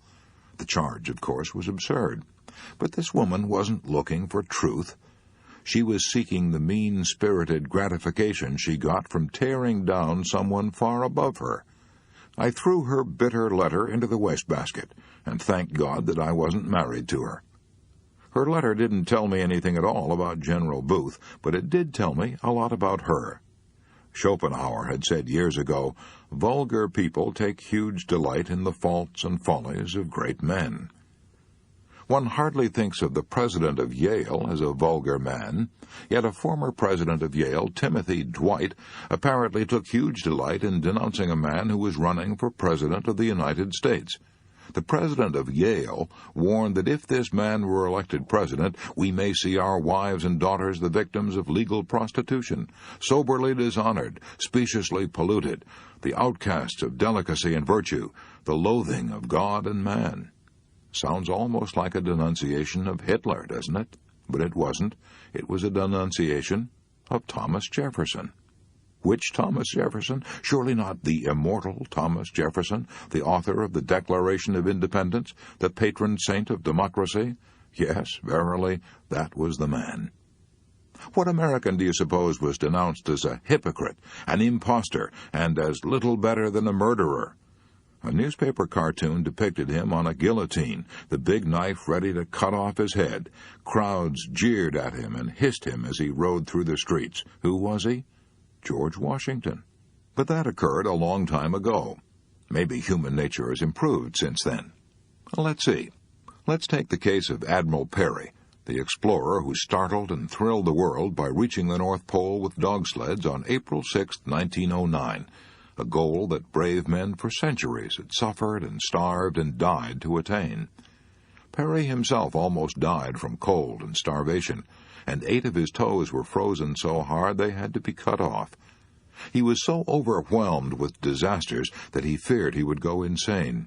His superior naval officers in Washington were burned up because Peary was getting so much publicity and acclaim, so they accused him of collecting money for scientific expeditions and then lying around and loafing in the Arctic.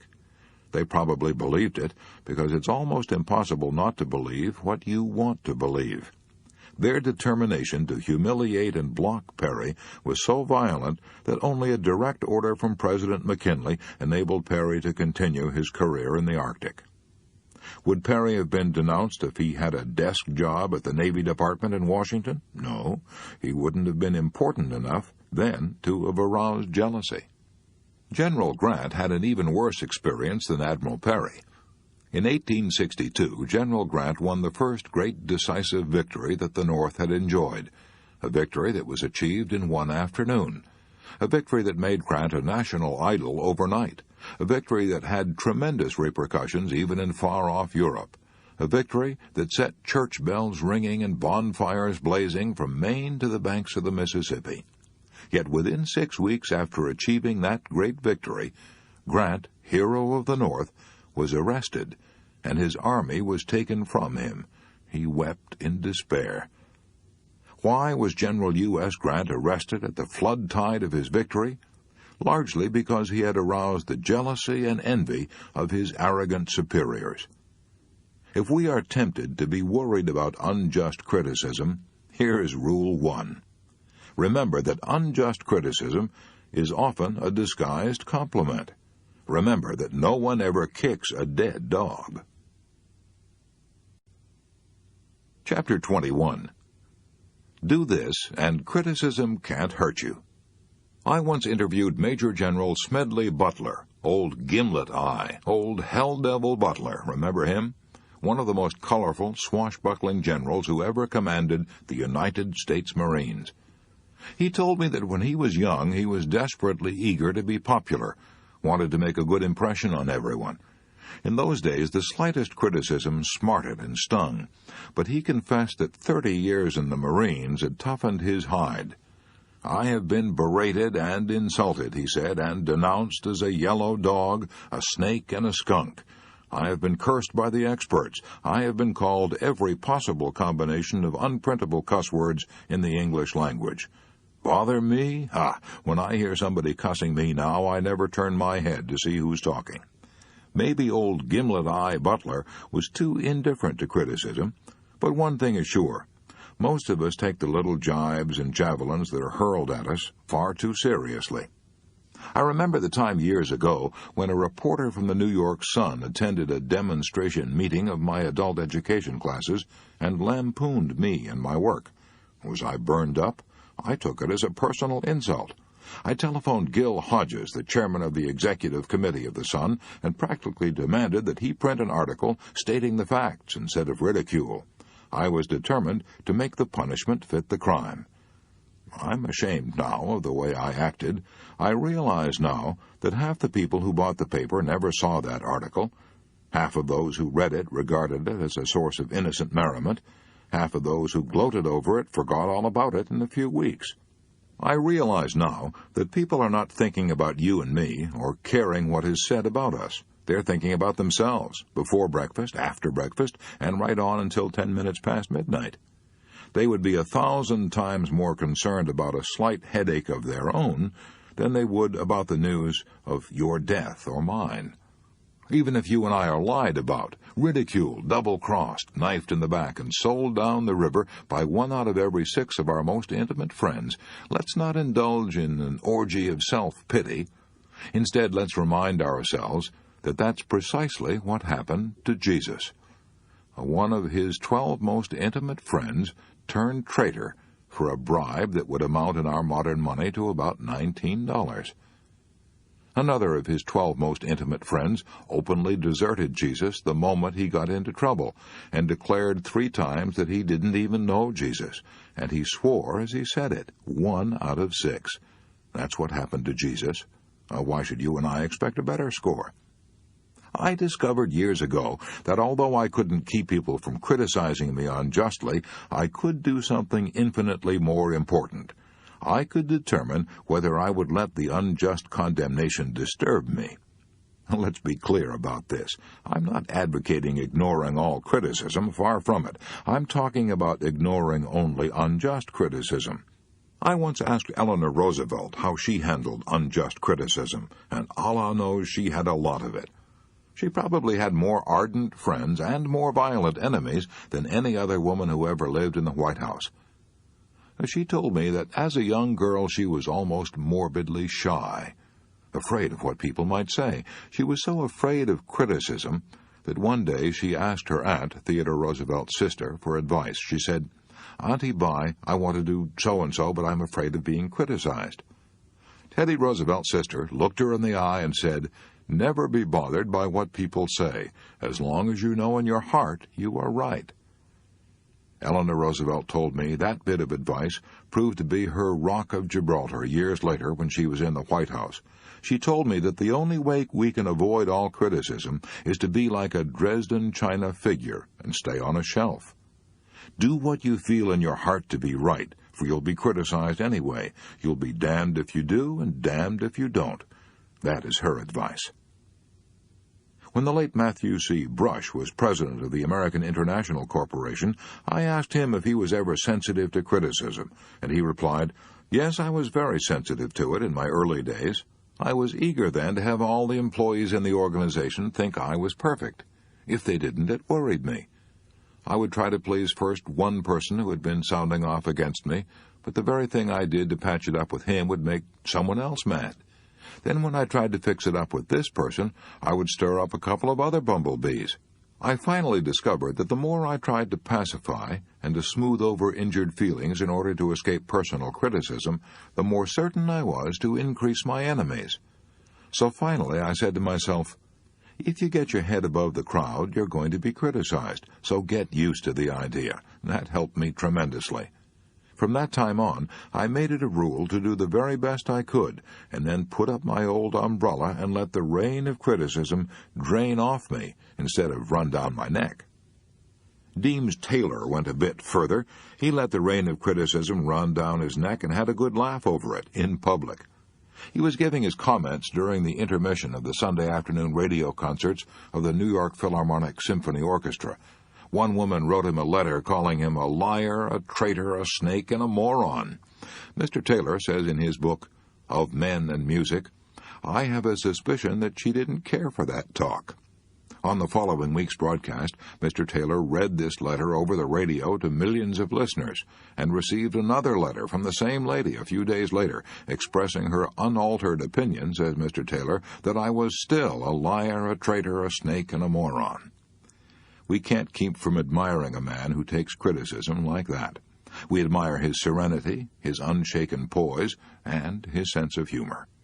When Charles Schwab was addressing the student body at Princeton, he confessed that one of the most important lessons he ever learned was taught to him by an old German who worked in Schwab's steel mill. This old German got involved in a hot wartime argument with the other steel workers, and they tossed him into the river. When he came into my office, Mr. Schwab said, covered with mud and water, I asked him what he had said to the men who had thrown him in the river, and he replied, I just laughed. Mr. Schwab declared that he had adopted that old German's words as his motto, just laugh. That motto is especially good when you're the victim of unjust criticism. You can answer the man who answers you back, but what can you say to the man who just laughs? Lincoln might have broken under the strain of the Civil War if he hadn't learned the folly of trying to answer all the vitriolic condemnation hurled at him. His description of how he handled his critics has become a literary gem, a classic. General MacArthur had a copy of it hanging above his headquarters desk during the war, and Winston Churchill had a framed copy of it on the walls of his study at Chartwell. It goes like this. If I were to try to read, much less to answer all the attacks made on me, this shop might as well be closed for any other business. I do the very best I know how, the very best I can, and I mean to keep on doing so until the end. If the end brings me out all right, then what is said against me won't matter. If the end brings me out wrong, then 10 angels swearing I was right would make no difference. When you and I are unjustly criticized, let's remember Rule 2. Do the very best you can, and then put up your old umbrella and keep the rain of criticism from running down the back of your neck.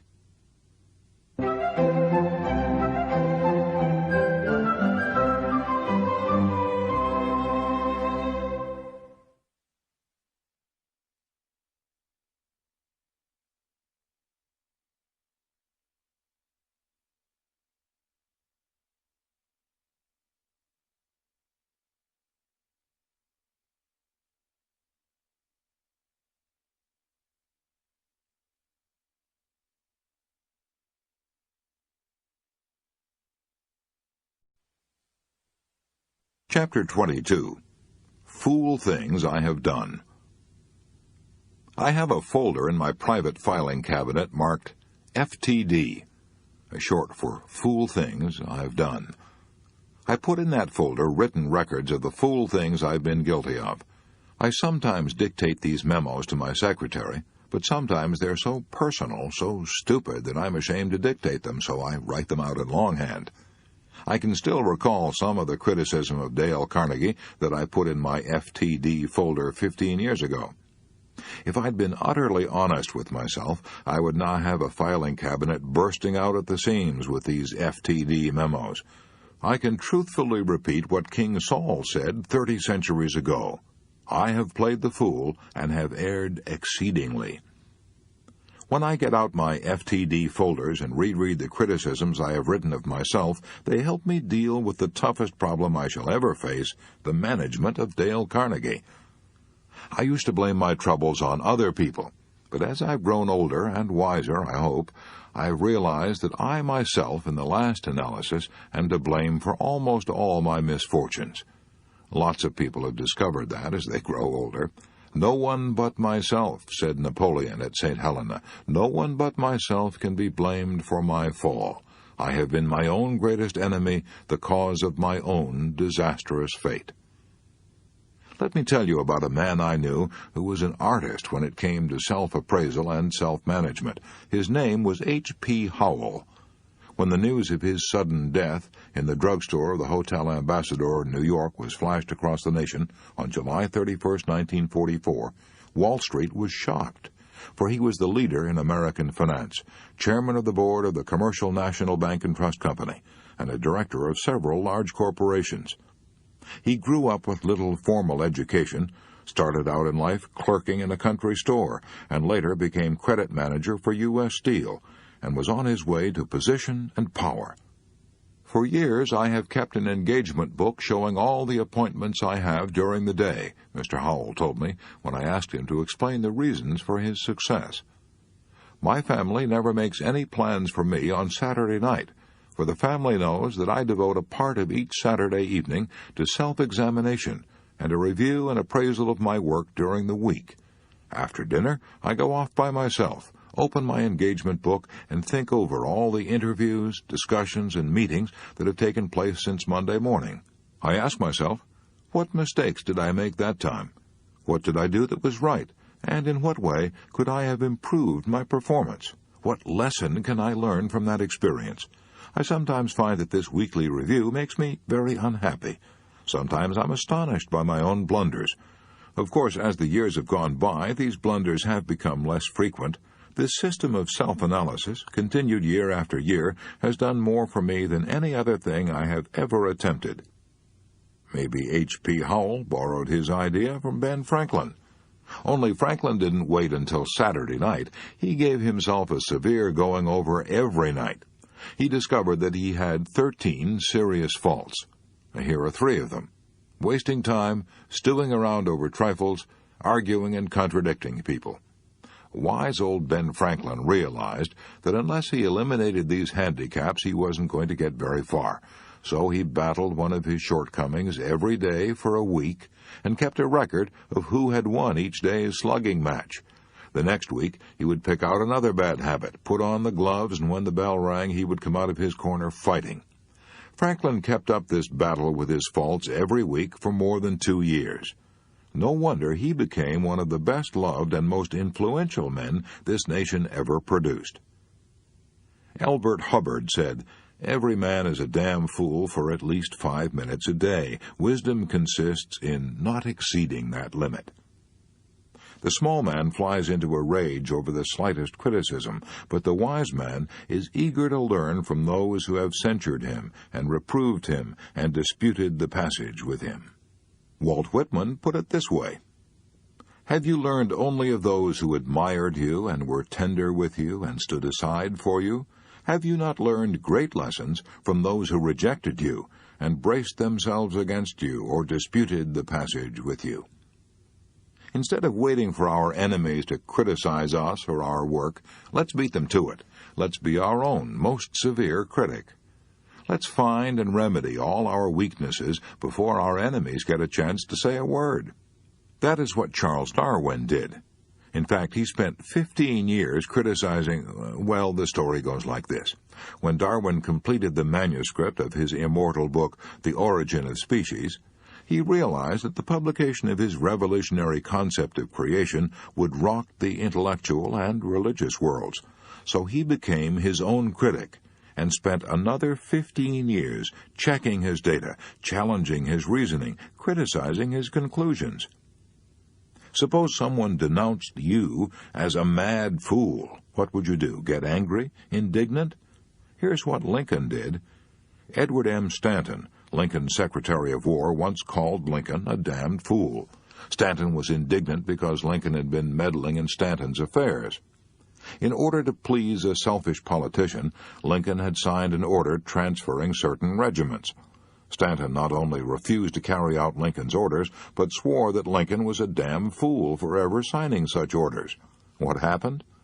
When Lincoln was told what Stanton had said, Lincoln calmly replied, "If Stanton said I am a damned fool, then I must be, for he is nearly always right. I'll just step over and see for myself." Lincoln did go to see Stanton. Stanton convinced him that the order was wrong, and Lincoln withdrew it. Lincoln welcomed criticism when he knew it was sincere, founded on knowledge, and given in a spirit of helpfulness. You and I ought to welcome that kind of criticism, too, for we can't even hope to be right more than 3 times out of 4. At least, that was all Theodore Roosevelt said he could hope for when he was in the White House. Einstein, the most profound thinker of our day, confessed that his conclusions were wrong 99% of the time. "The opinions of our enemies," said La Rochefoucauld, "come nearer to the truth about us than do our own opinions." I know that statement may be true many times, yet when anyone starts to criticize me, if I do not watch myself, I instantly and automatically leap to the defensive, even before I have the slightest idea of what my critic is going to say. I'm disgusted with myself every time I do it. We all tend to resent criticism and lap up praise, regardless of whether either the criticisms or the praise is justified. We are not creatures of logic, we're creatures of emotions. Our logic is like a birch-bark canoe tossed about on a deep, dark, stormy sea of emotion. If we hear that someone has spoken ill of us, let's not try to defend ourselves. Every fool does that. Let's be original and humble and brilliant. Let's confound our critic and win applause for ourselves by saying, "If my critic had known about all my other faults, he would have criticized me much more severely than he did." In previous chapters, I've talked about what to do when you're unjustly criticized. But here's another idea. When your anger is rising because you feel you've been unjustly condemned, why not stop and say, "Just a minute, I am far from perfect. If Einstein admits he is wrong 99% of the time, maybe I'm wrong at least 80% of the time. Maybe I deserve this criticism. If I do, I ought to be thankful for it and try to profit by it."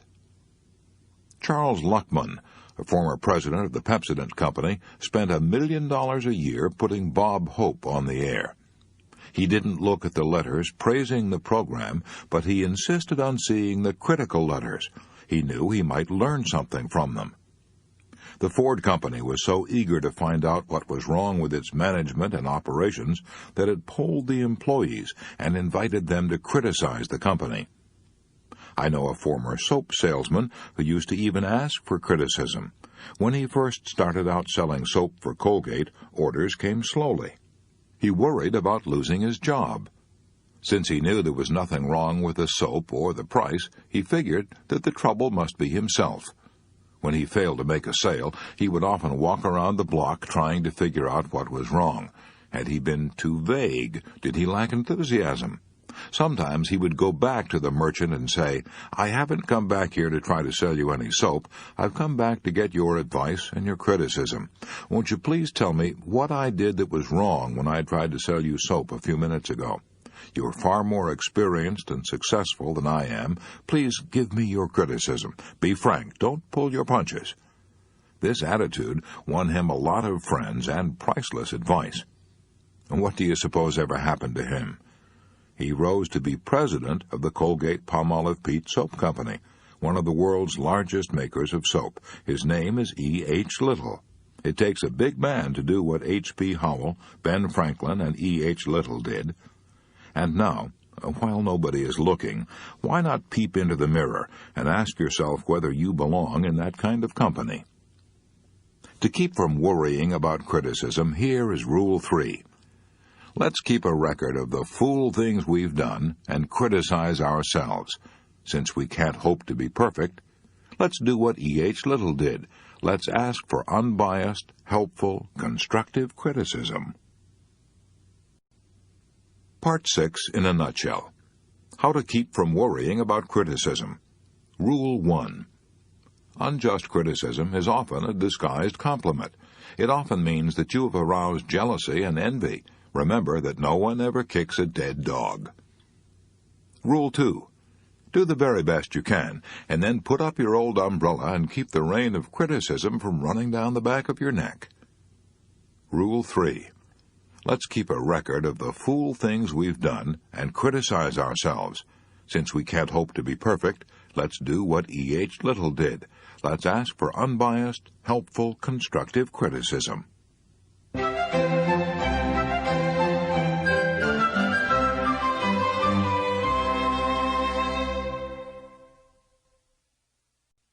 Part 7. 6 ways to prevent fatigue and worry, and keep your energy and spirits high. Chapter 23. How to add 1 hour a day to your waking life. Why am I writing a chapter on preventing fatigue in a book on preventing worry? That's simple, because fatigue often produces worry, or at least it makes you susceptible to worry. Any medical student will tell you that fatigue lowers your resistance to the emotions of fear and worry, so preventing fatigue tends to prevent worry. And did I say tends to prevent worry? This is putting it mildly. Dr. Edmund Jacobson goes much further. Dr. Jacobson has written 2 books on relaxation, Progressive Relaxation and You Must Relax. And as director of the University of Chicago Laboratory for Clinical Physiology, he spent years conducting investigations in using relaxation as a method in medical practice. He declares that any nervous or emotional state fails to exist in the presence of complete relaxation. That's another way of saying you cannot continue to worry if you relax. The first rule is rest often. Rest before you get tired. And why is that so important? Because fatigue accumulates with astonishing rapidity. The United States Army has discovered, by repeated tests, that even young men toughened by years of Army training, can march better, can hold up longer, if they throw down their packs and rest 10 minutes out of every hour. So the Army forces them to do just that. Your heart is just as smart as the U.S. Army. Your heart pumps enough blood through your body every day to fill a railway tank car. It exerts enough energy every 24 hours to shovel 20 tons of coal onto a platform 3 feet high. It does this incredible amount of work for 50, 70, maybe 90 years. How can it stand it? Dr. Walter B. Cannon of the Harvard Medical School explained it. He said, most people have the idea that the heart is working all the time. As a matter of fact, there's a definite rest period after each contraction. When beating at a moderate rate of 70 pulses per minute, the heart is actually working only 9 hours out of the 24. In the aggregate, its rest periods total a full 15 hours per day. During World War II, Winston Churchill, in his late 60s and early 70s, was able to work 16 hours a day, year after year, directing the war efforts of the British Empire, a phenomenal record. His secret? He worked in bed each morning until 11 o'clock, reading reports, dictating orders, making telephone calls, and holding important conferences. After lunch, he went to bed again and slept for an hour. In the evening, he went to bed once more and slept for 2 hours before having dinner at 8. He didn't cure fatigue. He didn't have to cure it. He prevented it. Because he rested frequently, he was able to work on, fresh and fit, until long past midnight. The original John D. Rockefeller made 2 extraordinary records. He accumulated the greatest fortune the world had ever seen up to that time, and he also lived to be 98. How did he do it? The chief reason, of course, was because he had inherited a tendency to live long. Another reason was his habit of taking a half-hour nap in his office every noon. He would lie down on his office couch, and not even the President of the United States could get John D. on the phone while he was having his snooze. In his excellent book, Why Be Tired, Daniel W. Jocelyn observed, "Rest is not a matter of doing absolutely nothing. Rest is repair." There is so much repair power in a short period of rest that even a 5-minute nap will help to forestall fatigue. Connie Mack, the grand old man of baseball, told me that if he didn't take an afternoon nap before a game, he was all tuckered out at around the 5th inning. But if he did go to sleep, If for only 5 minutes, he could last throughout an entire doubleheader without feeling tired. When I asked Eleanor Roosevelt how she was able to carry such an exhausting schedule during the 12 years she was in the White House, she said that before meeting a crowd or making a speech, she would often sit in a chair or davenport, close her eyes, and relax for 20 minutes. I once interviewed Gene Autry in his dressing room at Madison Square Garden, where he was the star attraction at the World's Championship Rodeo. I noticed an army cot in his dressing room. "I lie down there every afternoon," Gene Autry said, "and get an hour's nap between performances. When I'm making pictures in Hollywood," he continued, "I often relax in a big easy chair and get 2 or 3 10-minute naps a day. They buck me up tremendously." Edison attributed his enormous energy and endurance to his habit of sleeping whenever he wanted to. I interviewed Henry Ford shortly before his 80th birthday. I was surprised to see how fresh and fine he looked. I asked him the secret. He said, "I never stand up when I can sit down, and I never sit down when I can lie down." Horace Mann, the father of modern education, did the same thing as he grew older. When he was president of Antioch College, he used to stretch out on a couch while interviewing students. I persuaded a motion picture director in Hollywood to try a similar technique. He confessed that it worked miracles. I refer to Jack Chertok, who was one of Hollywood's top directors. When he came to see me several years ago, he was then head of the short feature department of MGM. Worn out and exhausted, he had tried everything, tonics, vitamins, medicine. Nothing helped much. I suggested that he take a vacation a day. How? By stretching out in his office and relaxing while holding conferences with his staff writers. When I saw him again 2 years later, he said, "A miracle has happened. That's what my own physicians call it. I used to sit up in my chair, tense and taut, while discussing ideas for our short features. Now I stretch out on the office couch during these conferences. I feel better than I've felt in 20 years. Work 2 hours a day longer, yet I rarely get tired." How does all this apply to you? If you're a stenographer, you can't take naps in the office, as Edison did, and as Sam Goldwyn did. And if you're an accountant, you can't stretch out on the couch while discussing a financial statement with the boss. But if you live in a small city and go home for lunch, you may be able to take a 10-minute nap after lunch. That is what General George C. Marshall used to do. He felt he was so busy directing the U.S. Army in wartime that he had to rest at noon. If you're over 50 and feel you're too rushed to do it, then buy immediately all the life insurance you can get. Funerals come high, and suddenly these days, and your spouse may want to take your insurance money and marry a younger person. If you can't take a nap at noon, you can at least try to lie down for an hour before the evening meal. It is cheaper than a cocktail, and over a long stretch it is 5,467 times more effective. If you can sleep for an hour around 5, 6, or 7 o'clock, you can add 1 hour a day to your waking life. Why? How? Because an hour's nap before the evening meal, plus 6 hours sleep at night, a total of 7 hours, will do you more good than 8 hours of unbroken sleep. A physical worker can do more work if he takes more time out for rest. Frederick Taylor demonstrated that while working as a scientific management engineer with the Bethlehem Steel Company. He observed that laboring men were loading approximately 12.5 tons of pig iron per man each day on freight cars, and they were exhausted at noon. He made a scientific study of all the fatigue factors involved, and declared that these men should be loading not 12.5 tons of pig iron per day, but 47 tons per day. He figured that they ought to do almost 4 times as much as they were doing and not be exhausted.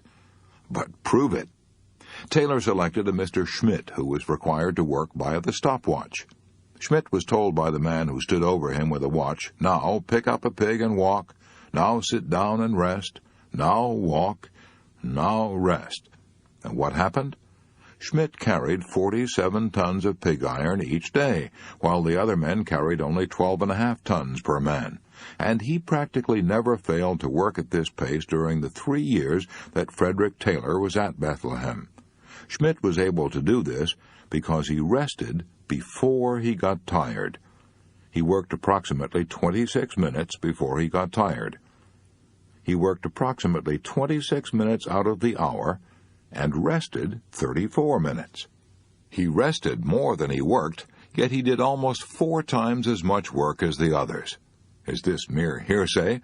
No, you can read the record yourself on pages 41 through 62 of Principles of Scientific Management by Frederick Winslow Taylor. And let me repeat. Do what the Army does. Take frequent rests. Do what your heart does. Rest before you get tired, and you will add 1 hour a day to your waking life.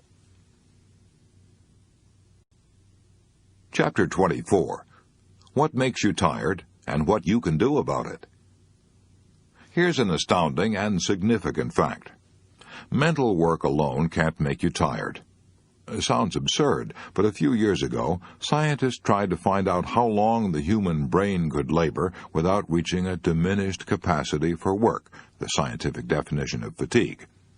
To the amazement of these scientists, they discovered that blood passing through the brain when it's active shows no fatigue at all. If you took blood from the veins of a day laborer while he was working, you would find it full of fatigue toxins and fatigue products. But if you took a drop of blood from the brain of an Albert Einstein, it would show no fatigue toxins whatever at the end of the day. So far as the brain is concerned, it can work as well and as swiftly at the end of 8 or even 12 hours of effort as at the beginning. The brain is utterly tireless. So what makes you tired? Psychiatrists declare that most of our fatigue derives from our mental and emotional attitudes. One of England's most distinguished psychiatrists, A.J. Hadfield, says in his book, The Psychology of Power, the greater part of the fatigue from which we suffer is of mental origin. In fact, exhaustion of purely physical origin is rare. One of America's most distinguished psychiatrists, Dr. A. Brill, goes even further. He declares 100% of the fatigue of the sedentary worker in good health is due to psychological factors, by which we mean emotional factors. What kinds of emotional factors tire the sedentary or sitting worker? Joy? Commitment? No, never. Boredom, resentment, the feeling of not being appreciated, a feeling of futility, hurry, anxiety, worry. Those are the emotional factors that exhaust the sitting worker, make him susceptible to colds, reduce his output, and send him home with a nervous headache. Yes, we get tired because our emotions produce nervous tensions in the body. The Metropolitan Life Insurance Company pointed that out in a leaflet on fatigue. Hard work by itself, says this great life insurance company, seldom causes fatigue which cannot be cured by a good sleep or rest. Worry, tenseness, and emotional upsets are 3 of the biggest causes of fatigue. Often they're to blame when physical or mental work seems to be the cause. Remember that a tense muscle is a working muscle. Ease up. Save energy for important duties. Stop now, right where you are, and give yourself a checkup. As you read these lines, are you scowling at the book? Are you sitting relaxed in your chair, or are you hunching up your shoulders? Are the muscles of your face tense? Unless your entire body is as limp and relaxed as an old rag doll, you are at this very moment producing nervous tensions and muscular tensions. You are producing nervous tensions and nervous fatigue. Why do we produce these unnecessary tensions in doing mental work?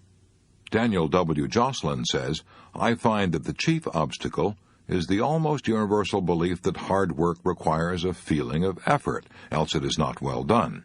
So we scowl when we concentrate. We hunch up our shoulders. We call on our muscles to make the motion of effort, which in no way assists our brain in its work. Here's an astonishing and tragic truth.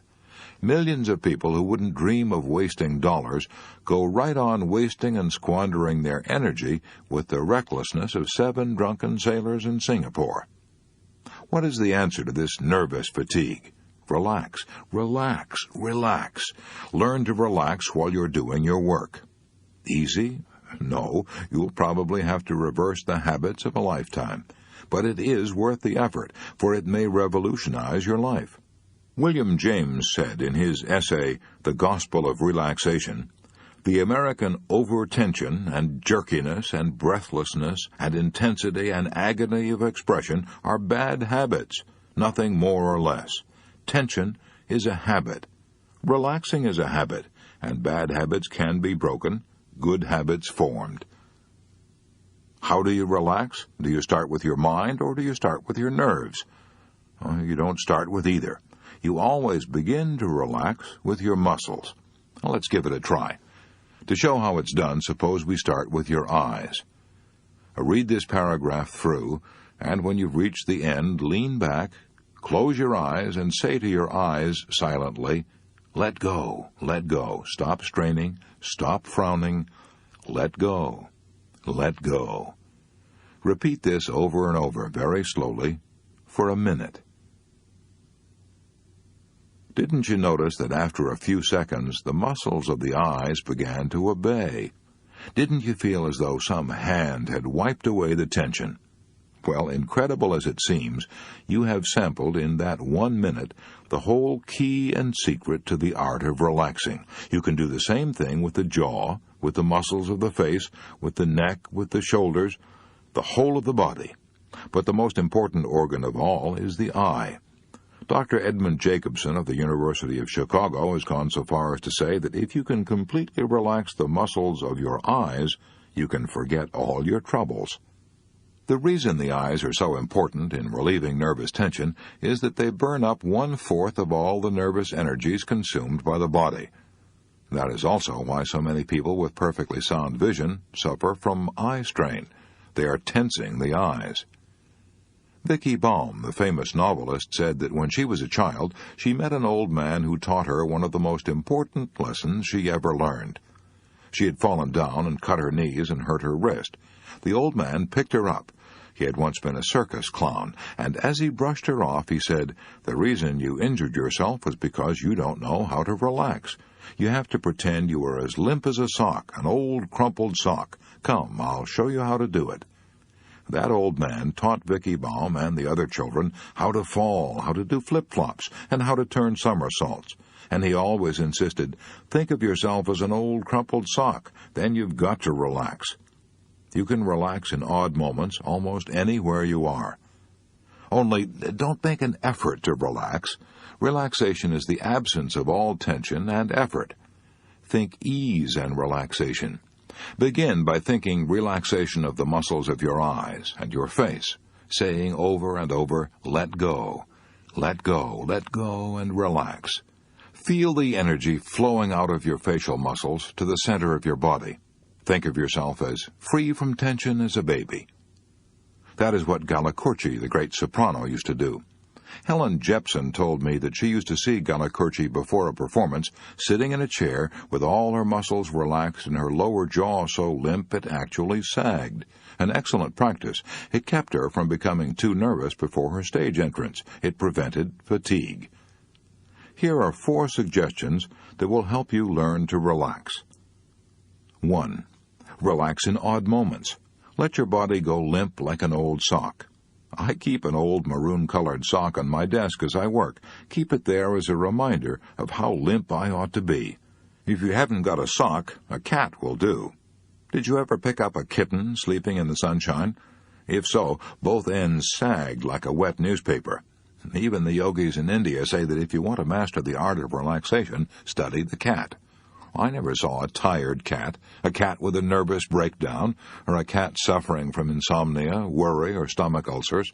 You will probably avoid these disasters if you learn to relax as the cat does. 2. Work as much as possible in a comfortable position. Remember that tensions in the body produce aching shoulders and nervous fatigue. 3. Check yourself 4 or 5 times a day and say to yourself, am I making my work harder than it actually is? Am I using muscles that have nothing to do with the work I'm doing? This will help you form the habit of relaxing. And as Dr. David Harold Fink says, among those who know psychology best, it is habits 2 to 1. 4. Test yourself again at the end of the day by asking yourself, just how tired am I? If I am tired, it's not because of the mental work I have done, but because of the way I have done it. I measure my accomplishments, says Daniel W. Joslin, not by how tired I am at the end of the day, but how tired I am not. He says, when I feel particularly tired at the end of the day, or when irritability proves that my nerves are tired, I know beyond question that it has been an inefficient day, both as to quantity and quality. If every businessman in America would learn that same lesson, our death rate from hypertension diseases would drop overnight, and we would stop filling up our sanitariums and asylums with people who have been broken by fatigue and worry. Chapter 25. How to Avoid Fatigue and Keep Looking Young. One day last autumn, my associate flew up to Boston to attend a session of one of the most unusual medical classes in the world. Medical? Well, yes, it meets once a week at the Boston Dispensary, and the patients who attend it get regular and thorough medical examinations before they're admitted. But actually, this class is a psychological clinic. Although it's officially called a class in applied psychology, formerly the thought control class, a name suggested by the first member, its real purpose is to deal with people who are ill from worry, and many of these patients are emotionally disturbed housewives. How did such a class for worriers get started?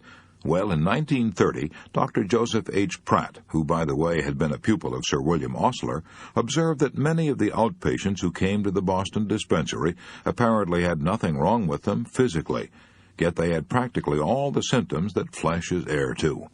One woman's hands were so crippled with arthritis that she'd lost all use of them. Another was in agony with all the excruciating symptoms of cancer of the stomach.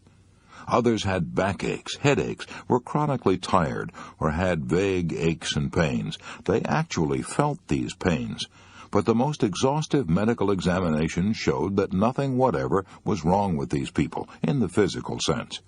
Many old-fashioned doctors would have said it was all imagination, all in the mind. But Dr. Pratt realized that it was no use to tell these patients to go home and forget it. He knew that most of these people didn't want to be sick. If it was so easy to forget their ailments, they would do so themselves. So, what could be done? He opened this class to a chorus of doubts from the medical doubters on the sidelines, and the class worked wonders. In the years that have passed since it started, thousands of patients have been cured by attending it. Some of the patients have been coming for years, as religious in their attendance as though going to church.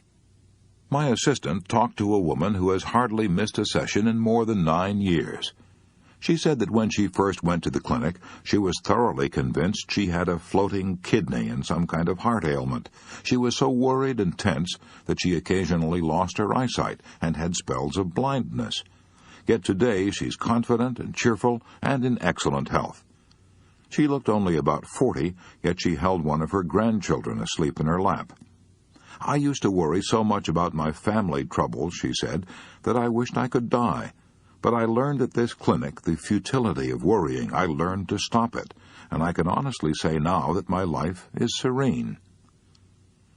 Dr. Rose Hilferding, the medical advisor of the class, said that she thought one of the best remedies for lightening worry is talking your troubles over with someone you trust. We call it catharsis, she said. When our patients come here, they can talk their troubles over at length until they get them off their minds. Brooding over worries alone and keeping them to oneself causes great nervous tension. We all have to share our troubles. We have to share worry. We have to feel there is someone in the world who is willing to listen and able to understand. My assistant witnessed the great relief that came to one woman from talking out her worries. She had domestic worries, and when she first began to talk, she was like a wound-up spring. Then, gradually, as she kept on talking, she began to calm down. At the end of the interview, she was actually smiling. Had the problem been solved? No, it wasn't that easy. What caused the change was talking to someone, getting a little advice and a little human sympathy. What had really worked the change was the tremendous healing value that lies in words. Psychoanalysis is based to some extent on this healing power of words. Ever since the days of Freud, analysts have known that a patient could find relief from his inner anxieties if he could talk, just talk. Why is this so?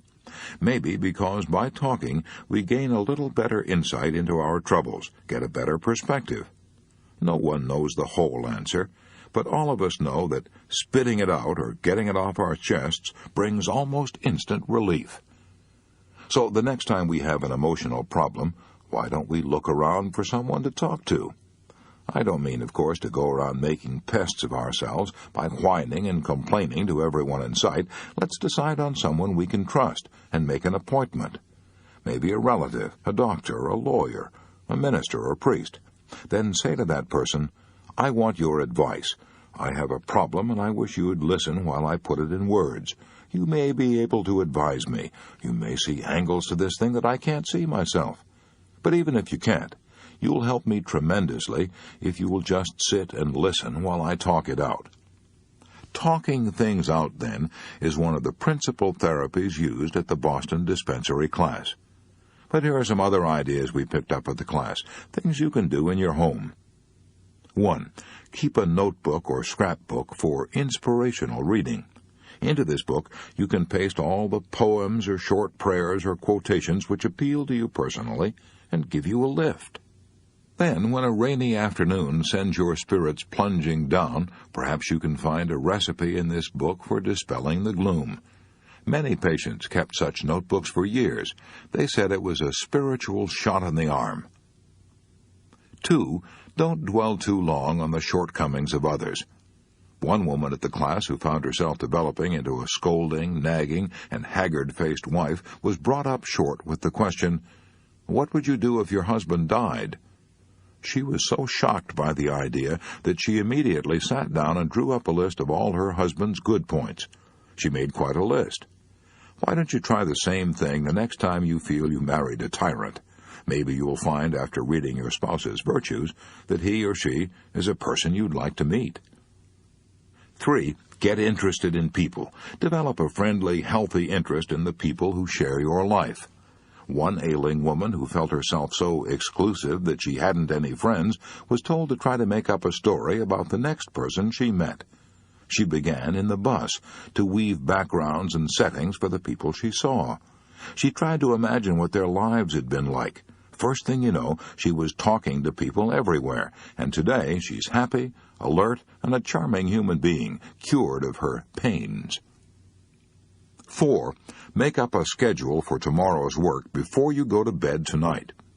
The class found out that many people feel driven and harassed by the unending round of work and things they must do.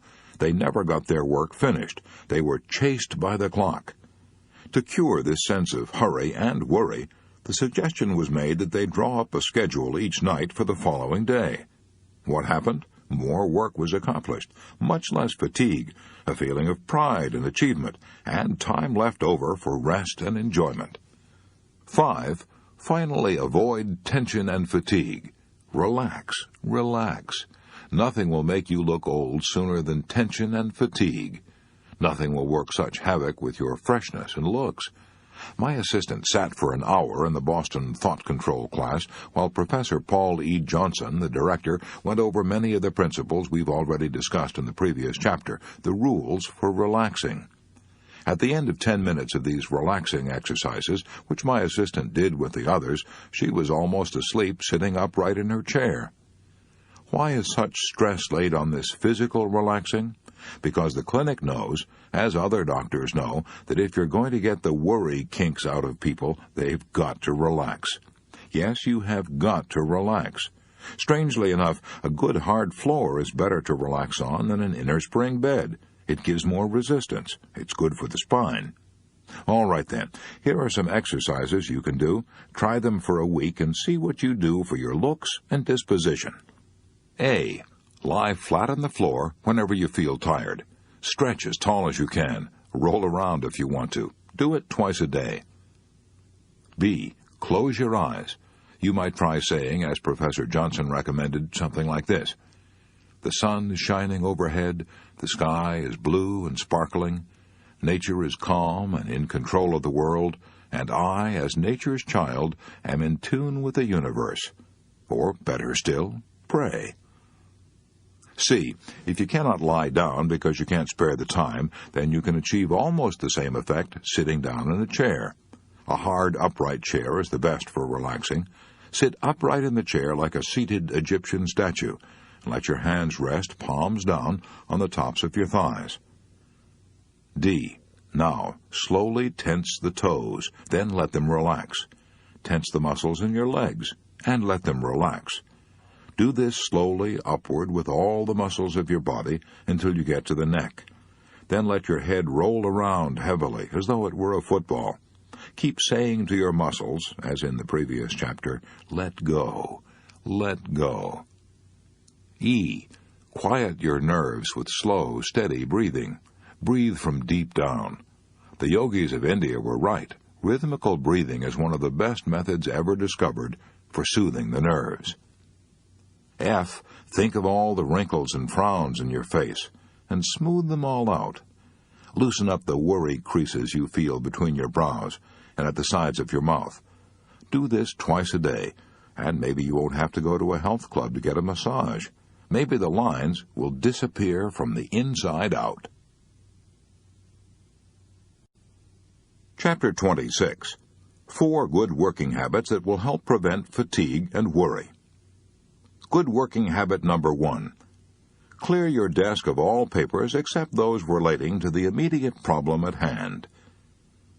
Roland L. Williams, president of Chicago and Northwestern Railway, once said, "A person with his desk piled high with papers on various matters will find his work much easier and more accurate if he clears that desk of all but the immediate problem on hand. I call this good housekeeping, and it's the number 1 step toward efficiency."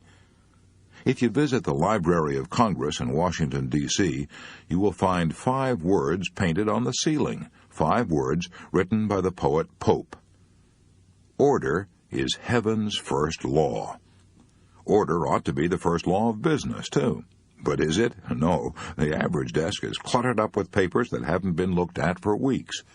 In fact, the publisher of a New Orleans newspaper once told me that his secretary cleared up one of his desks and found a typewriter that had been missing for 2 years. The mere sight of a desk littered with unanswered mail and reports and memos is enough to breed confusion, tensions, and worries. It is much worse than that. The constant reminder of a million things to do and no time to do them can worry you not only into tension and fatigue, but it can also worry you into high blood pressure, heart trouble, and stomach ulcers. Dr. John H. Stokes, professor, Graduate School of Medicine, University of Pennsylvania, read a paper before the National Convention of the American Medical Association, a paper entitled Functional Neuroses as Complications of Organic Disease. In that paper, Dr. Stokes listed 11 conditions under the title, What to Look For in the Patient's State of Mind. Here's the first item on that list. The sense of must or obligation, the unending stretch of things ahead that simply have to be done. But how can such an elementary procedure as clearing your desk and making decisions help you avoid this high pressure, this sense of must, this sense of an unending stretch of things ahead that simply have to be done? Dr. William L. Sadler, the famous psychiatrist, told of a patient who, by using this simple device, avoided a nervous breakdown. The man was an executive in a big Chicago firm. When he came to Dr. Sadler's office, he was tense, nervous, worried. He knew he was heading for a tailspin, but he couldn't quit work. He had to have help. While this man was telling me his story, Dr. Sadler says, my telephone rang. It was the hospital calling. And instead of deferring the matter, I took time right then to come to a decision. I always settle questions, if possible, right on the spot. I'd no sooner hung up than the phone rang again. Again, an urgent matter which I took time to discuss. The third interruption came when a colleague of mine came into my office for advice on a patient who was critically ill. When I'd finished with him, I turned to my caller and began to apologize for keeping him waiting. But he'd brightened up. He had a completely different look on his face. "Don't apologize, doctor," this man said to Sadler. "In the last 10 minutes, I think I've got a hunch as to what's wrong with me. I'm going back to my office and revise my working habits. But before I go, do you mind if I take a look in your desk?" Dr. Sadler opened up the drawers of his desk, all empty except for supplies. "Tell me," said the patient, "where do you keep your unfinished business?" "Finished," said Sadler. "And where do you keep your unanswered mail?" "Answered," Sadler told him. "My rule is never to lay down a letter until I've answered it. I dictate the reply to my secretary at once." 6 weeks later, this same executive invited Dr. Sadler to come to his office. He was changed, and so was his desk. He opened the desk drawers to show that there was no unfinished business inside of the desk. 6 weeks ago, this executive said, I had 3 different desks in 2 different offices and was snowed under by my work. I was never finished. After talking to you, I came back here and cleared out a wagon load of reports and old papers. Now I work at one desk, settle things as they come up, and don't have a mountain of unfinished business nagging me and making me tense and worried. But the most astonishing thing is I've recovered completely. There's nothing wrong anymore with my health. Charles Evans Hughes, former Chief Justice of the United States Supreme Court, said, "Men do not die from overwork, they die from dissipation and worry." Yes, from dissipation of their energies, and worry because they never seem to get their work done. Good working habit number 2. Do things in the order of their importance. Henry L. Doherty, founder of the nationwide Cities Service Company, said that regardless of how much salary he paid, there were 2 abilities he found it almost impossible to find. Those 2 priceless abilities? First, the ability to think. Second, the ability to do things in the order of their importance. Charles Luckman, the lad who started from scratch and climbed in 12 years to president of the Pepsodent Company, got a salary of $100,000 a year and made $1 million besides. That lad declared that he owed much of his success to developing the 2 abilities that Henry L. Doherty said he found almost impossible to find. Charles Luckman said, "As far back as I can remember, I have gotten up at 5 o'clock in the morning because I can think better then than at any other time. I can think better then and plan my day, plan to do things in the order of their importance." Frank Betker, one of America's most successful insurance salesmen, didn't wait until 5 o'clock in the morning to plan his day. He planned it the night before. Set a goal for himself, a goal to sell a certain amount of insurance that day. If he failed, that amount was added to the next day, and so on. I know from long experience that one is not always able to do things in the order of their importance, but I also know that some kind of plan to do first things first is infinitely better than extemporizing as you go along. If George Bernard Shaw had not made it a rigid rule to do first things first, he would probably have failed as a writer and might have remained a bank cashier all his life. His plan called for writing 5 pages each day. That plan inspired him to go right on writing 5 pages a day for 9 heartbreaking years, even though he made a total of only $30 in those 9 years, about a penny a day. Even Robinson Crusoe wrote out a schedule of what he would do each hour of the day. Good working habit number 3. When you face a problem, solve it then and there if you have the facts necessary to make a decision. Don't keep putting off decisions. One of my former students, the late H.P. Howell, told me that when he was a member of the board of directors of U.S. Steel, the meetings of the board were often long, drawn-out affairs. Many problems were discussed. Few decisions were made. The result? Each member of the board had to carry home bundles of reports to study. Finally, Mr. Howell persuaded the board of directors to take up one problem at a time and come to a decision. No procrastination, no putting off. The decision might be to ask for additional facts. It might be to do something or do nothing, but a decision was reached on each problem before passing on to the next. Mr. Howell told me that the results were striking and salutary. The docket was cleared. The calendar was clean. No longer was it necessary for each member to carry home a bundle of reports. No longer was there a worried sense of unresolved problems. A good rule not only for the board of directors of U.S. Steel, but for you and me. Good working habit number 4. Learn to organize, deputize, and supervise. Many business persons are driving themselves to premature graves because they've never learned to delegate responsibility to others, insisting on doing everything themselves. Result? Details and confusion overwhelm them. They're driven by a sense of hurry, worry, anxiety, and tension. It is hard to learn to delegate responsibilities. I know. It was hard for me, awfully hard. I also know from experience the disasters that can be caused by delegating authority to the wrong people. But difficult as it is to delegate authority, executives must do it if they are to avoid worry, tension, and fatigue. Executives who build up big businesses and don't learn to organize, deputize, and supervise usually pop off with heart trouble in their 50s or early 60s, heart trouble caused by tension and worries. Want a specific instance? Look at the death notices in your local paper. Chapter 28. How to keep from worrying about insomnia. Do you worry when you can't sleep well? Then it may interest you to know that Samuel Untermeyer, the famous international lawyer, never got a decent night's sleep in his life. When Sam Untermeyer went to college, he worried about two afflictions, asthma and insomnia. He couldn't seem to cure either, so he decided to do the next best thing, take advantage of his wakefulness. Instead of tossing and turning and worrying himself into a breakdown, he'd get up and study. The result? He began ticking off honors in all of his classes and became one of the prodigies of the College of the City of New York. Even after he started to practice law, his insomnia continued, but Untermeyer didn't worry. Nature, he said, will take care of me. Nature did. In spite of the small amount of sleep he was getting, his health kept up and he was able to work as hard as any of the young lawyers of the New York bar.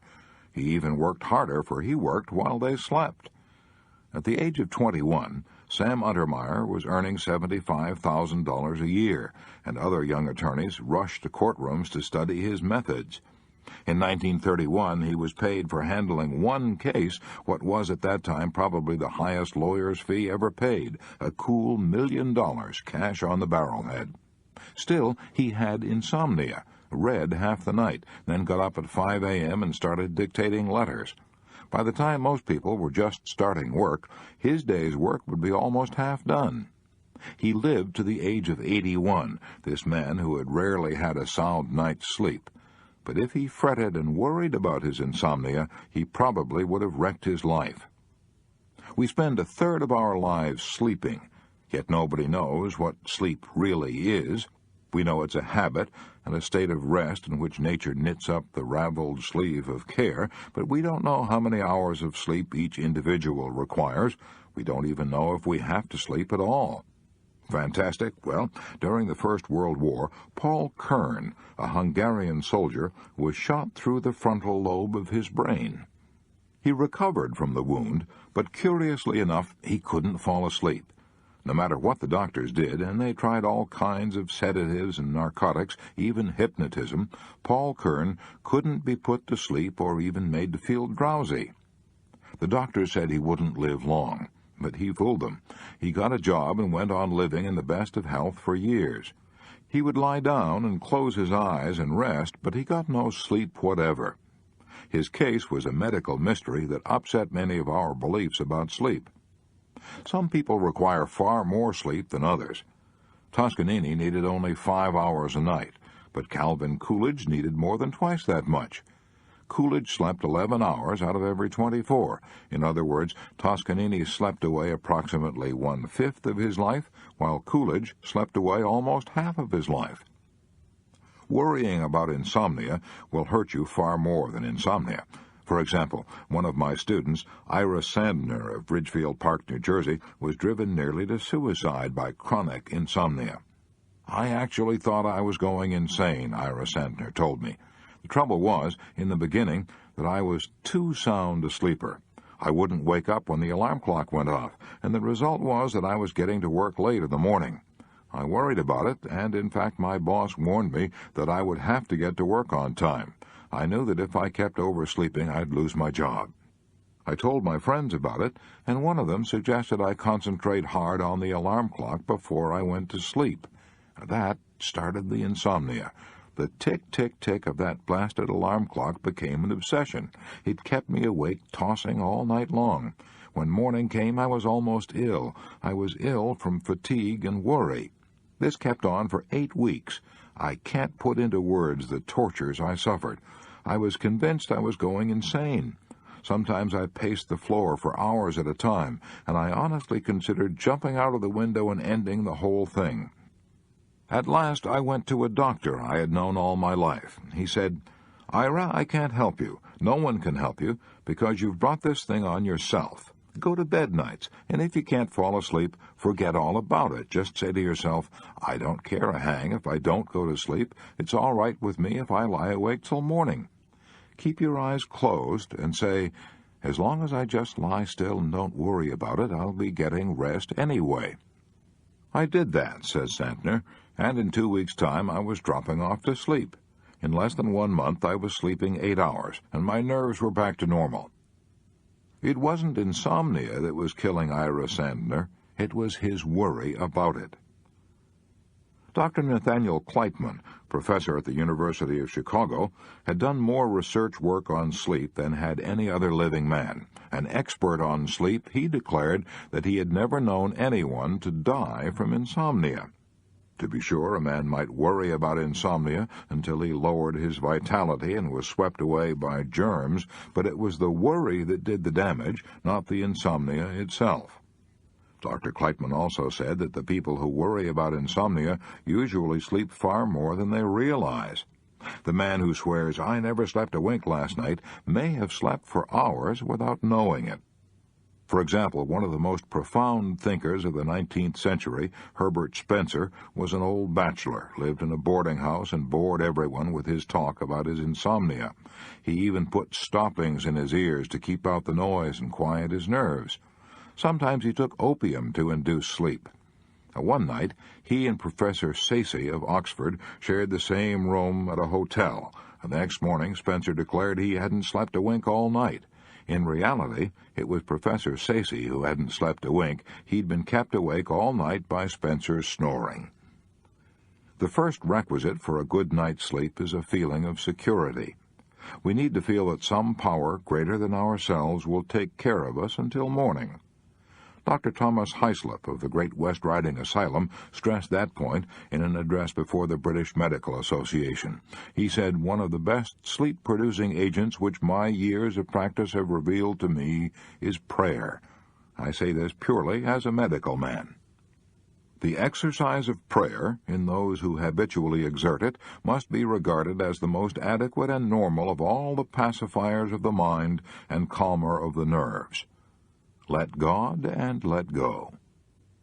Jeanette MacDonald told me that when she was depressed and worried and had difficulty in going to sleep, she could always get a feeling of security by repeating Psalm 23, "The Lord is my shepherd, I shall not want. He maketh me to lie down in green pastures. He leadeth me beside the still waters." But if you're not religious and have to do things the hard way, then learn to relax by physical measures. Dr. David Harold Fink, who wrote Release from Nervous Tension, says that the best way to do this is to talk to your body. According to Dr. Fink, words are the key to all kinds of hypnosis, and when you consistently can't sleep, it's because you've talked yourself into a case of insomnia. The way to undo this is to de-hypnotize yourself, and you can do it by saying to the muscles of your body, let go, loosen up and relax. We already know that the mind and the nerves can't relax while the muscles are tense, so if we want to go to sleep, we start with the muscles. Dr. Fink recommends, and it works out in practice, that we put a pillow under the knees to ease the tension of the legs, and that we tuck small pillows under arms for the very same reason. Then, by telling the jaw to relax, the eyes, the arms, and the legs, we finally drop off to sleep before we know what's hit us. I've tried it, I know. One of the best cures for insomnia is making yourself physically tired by gardening, swimming, tennis, golf, skiing, or just plain physically exhausting work. That's what Theodore Dreiser did. When he was a struggling young author, he was worried about insomnia, so he got a job working as a section hand on the New York Central Railway, and after a day of driving spikes and shoveling gravel, he was so exhausted that he could hardly stay awake long enough to eat. If we get tired enough, nature will force us to sleep, even while we're walking. To illustrate, when I was 13 years old, my father shipped a carload of fat hogs to St. Joe, Missouri. Since he got 2 free railroad passes, he took me along with him. Up until that time, I had never seen a town of more than 4,000. When I landed in St. Joe, a city of 60,000, I was so agog with excitement. I saw a skyscraper 6 stories high, and wonder of wonders, I saw a streetcar. I can close my eyes now and still see and hear that streetcar.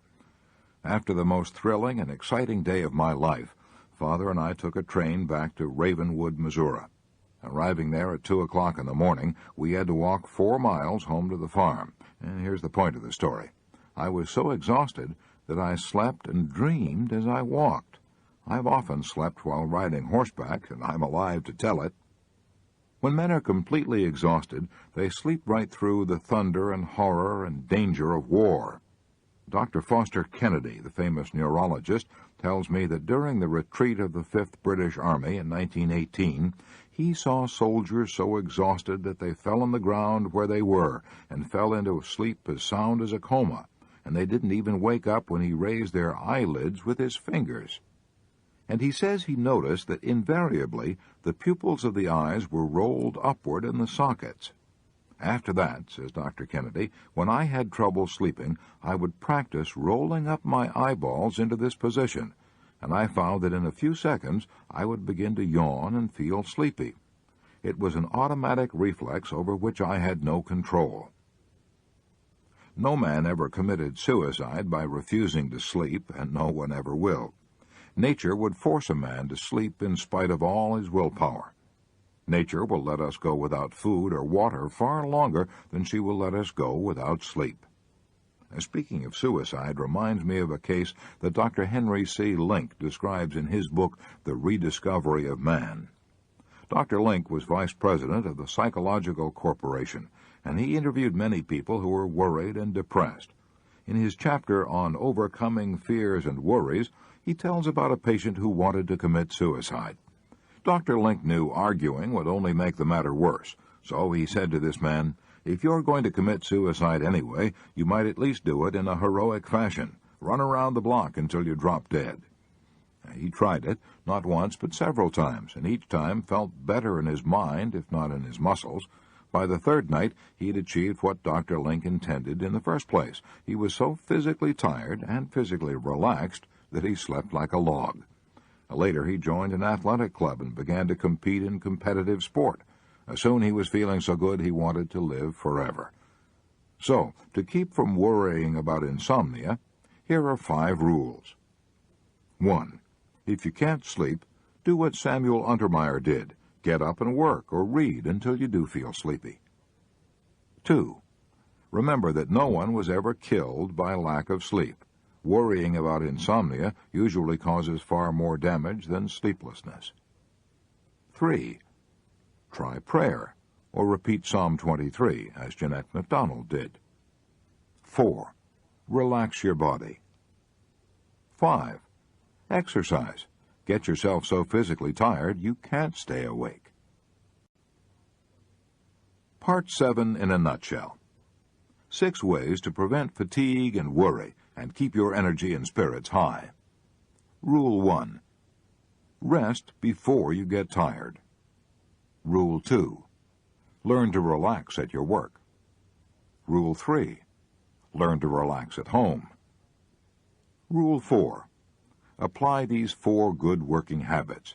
A. Clear your desk of all papers except those relating to the immediate problem at hand. B. Do things in the order of their importance. C. When you face a problem, solve it then and there if you have the facts necessary to make a decision. D. Learn to organize, deputize, and supervise. Rule 5. To prevent worry and fatigue, put enthusiasm into your work.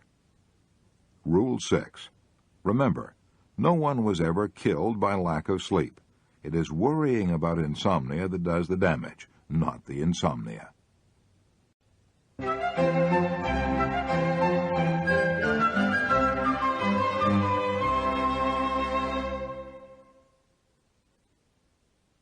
Part 8. How I Conquered Worry. 31 True Stories. 6 Major Troubles Hit Me All at Once by C.I. Blackwood. In the summer of 1943, it seemed to me that half the worries of the world had come to rest on my shoulders. For more than 40 years, I'd lived a normal, carefree life with only the usual troubles which come to a husband, father, and businessman.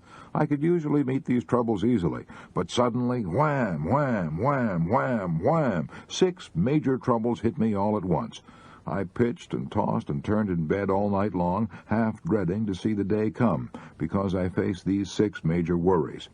1, my business college was trembling on the verge of financial disaster because all the boys were going to war, and most of the girls were making more money working in war plants without training than my graduates could make in business offices with training. 2, my older son was in service, and I had the heart-numbing worry common to all parents whose sons were away at war. 3, Oklahoma City had already started proceedings to condemn a large tract of land for an airport, and my home, formerly my father's home, was located in the center of this tract. I knew that I would be paid only 1/10 of its value, and what was even worse, I would lose my home, and because of the housing shortage, I worried about whether I could possibly find another home to shelter my family of 6. I feared we might have to live in a tent. I even worried about whether we would be able to buy a tent. 4, the water well on my property went dry because a drainage canal had been dug near my home. To dig a new well would be throwing $500 away because the land was already being condemned. I had to carry water to my livestock in buckets every morning for 2 months, and I feared I would have to continue it during the rest of the war. 5, I lived 10 miles away from my business school, and I had a Class B gasoline card. That meant I couldn't buy any new tires, so I worried about how I could ever get to work when the superannuated tires on my old Ford gave up the ghost. 6, my eldest daughter had graduated from high school a year ahead of schedule. She had her heart set on going to college, and I just didn't have the money to send her. I knew her heart would be broken. One afternoon, sitting in my office worrying about my worries, I decided to write them all down, for it seemed no one ever had more worries than I had. I didn't mind wrestling with worries that gave me a fighting chance to solve them, but these worries all seemed to be utterly beyond my control. I could do nothing to solve them. So I filed away this typewritten list of my troubles, and as the months passed, I forgot that I'd ever written it. 18 months later, while transferring my files, I happened to come across this list of my 6 major problems that had once threatened to wreck my health. I read them with a great deal of interest and profit. I now saw that not one of them had come to pass. Now, here's what happened to them. 1, I saw that all my worries about having to close my business college had been useless, because the government had started paying business schools for training veterans, and my school was soon filled to capacity. 2, I saw that all my worries about my son in service had been useless. He was coming through the war without a scratch. 3, I saw that all my worries about my land being condemned had been useless, because as soon as I knew my land would not be condemned, I spent the money necessary to dig a new well to a deeper level and found an unfailing supply of water. 5, I saw that all my worries about my tires giving out had been useless, because by recapping and careful driving, the tires had managed somehow to survive. 6, I saw that all my worries about my daughter's education had been useless, because just 60 days before the opening of college, I was offered, almost like a miracle, an auditing job which I could do outside of school hours, and this job made it possible for me to send her to college on schedule. I'd often heard people say that 90% of the things we worry and stew and fret about never happen, but this old saying didn't mean much to me until I ran across that list of worries I'd typed out that dreary afternoon 18 months previously. I'm thankful now that I had to wrestle in vain with those 6 terrible worries. That experience has taught me a lesson I'll never forget. It's shown me the folly and tragedy of stewing about events that haven't happened, events that are beyond our control and may never happen. Remember, today is the tomorrow you worried about yesterday. Ask yourself, how do I know this thing I'm worrying about will really come to pass? I Can Turn Myself into a Shouting Optimist Within an Hour, by Roger W. Babson, famous economist. When I find myself depressed over present conditions, I can, within 1 hour, banish worry and turn myself into a shouting optimist. Here is how I do it. I enter my library, close my eyes, and walk to certain shelves containing only books on history. With my eyes still shut, I reach for a book, not knowing whether I am picking up Prescott's Conquest of Mexico or Suetonius' Lives of the 12 Caesars. With my eyes still closed, I open the book at random. I then open my eyes and read for an hour, and the more I read, the more sharply I realize that the world has always been in the throes of agony, that civilization has always been tottering on the brink. The pages of history fairly shriek with tragic tales of war, famine, poverty, pestilence, and man's inhumanity to man.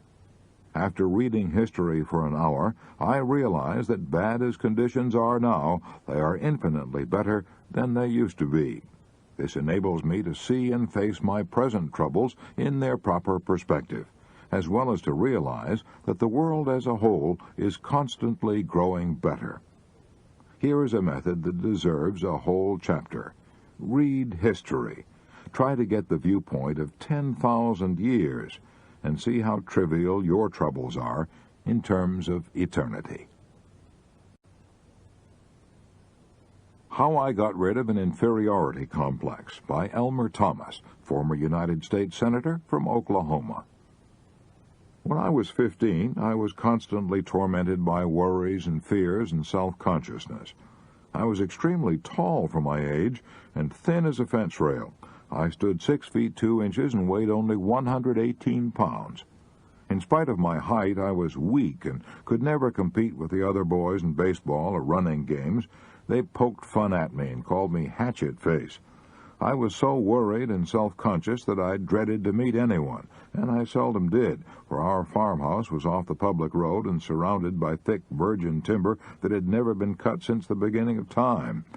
We lived half a mile from the highway, and a week would often go by without my seeing anyone except my mother, father, brothers, and sisters. I would have been a failure in life if I'd let those worries and fears whip me. Every day and every hour of the day, I brooded over my tall, gaunt, weak body. I could hardly think of anything else. My embarrassment, my fear was so intense that it's almost impossible to describe it. My mother knew how I felt. She'd been a school teacher, so she said to me, "Son, you ought to get an education. You ought to make your living with your mind, because your body will always be a handicap." Since my parents were unable to send me to college, I knew I'd have to make my own way. So I hunted and trapped a possum, skunk, mink, and raccoon one winter, sold my hides for $4 in the spring, then bought 2 little pigs with my $4. I fed the pigs slop and later corn and sold them for $40 the next fall. With the proceeds from the sale of the 2 hogs, I went away to the Central Normal College, located in Danville, Indiana. I paid $1.40 a week for my board, 50 cents a week for my room. I wore a brown shirt my mother had made me. Obviously, she used brown cloth because it wouldn't show dirt. I wore a suit of clothes that had once belonged to my father. Dad's clothes didn't fit me, and neither did his old Congress gaiter shoes that I wore, shoes that had elastic bands in the sides that stretched when you put them on. The stretch had long since gone out of the bands, and the tops were so loose the shoes almost dropped off my feet as I walked. I was so embarrassed to associate with the other students, so I sat in my room alone and studied. The deepest desire of my life was to be able to buy some store clothes that fit me, clothes that I was not ashamed of. Shortly after that, 4 events happened that helped me to overcome my worries and my feeling of inferiority. One of these events gave me courage and hope and confidence and completely changed all the rest of my life. I'll describe these events briefly. First, after attending this normal school for only 8 weeks, I took an examination and was given a third-grade certificate to teach in the country public schools. To be sure, this certificate was good for only 6 months, but it was fleeting evidence that somebody had faith in me. The first evidence of faith that I had ever had from anyone except my mother. Second, a country school board at a place called Happy Hollow hired me to teach at a salary of $2 a day, or $40 a month. Here was even more evidence of somebody's faith in me. Third, as soon as I got my first check, I bought some store clothes that I wasn't ashamed to wear. If someone gave me $1 million now, it wouldn't thrill me half as much as that first suit of clothes for which I paid only a few dollars. Fourth, the real turning point in my life, the first great victory in my struggle against embarrassment and inferiority, occurred at the Putnam County Fair, held annually in Bainbridge, Indiana. My mother had urged me to enter a public speaking contest that was to be held at the fair. To me, the very idea seemed fantastic. I didn't have the courage to talk to even one person, let alone a crowd. But my mother's faith in me was almost pathetic. She dreamed great dreams for my future. She was living her own life over in her son. Her faith inspired me to enter the contest. I chose for my subject about the last thing in the world that I was qualified to talk on, the fine and liberal arts of America. Frankly, when I began to prepare the speech, I didn't know what the liberal arts were, but it didn't matter much because my audience didn't know either. I memorized my flowery talk and rehearsed it to the trees and cows 100 times.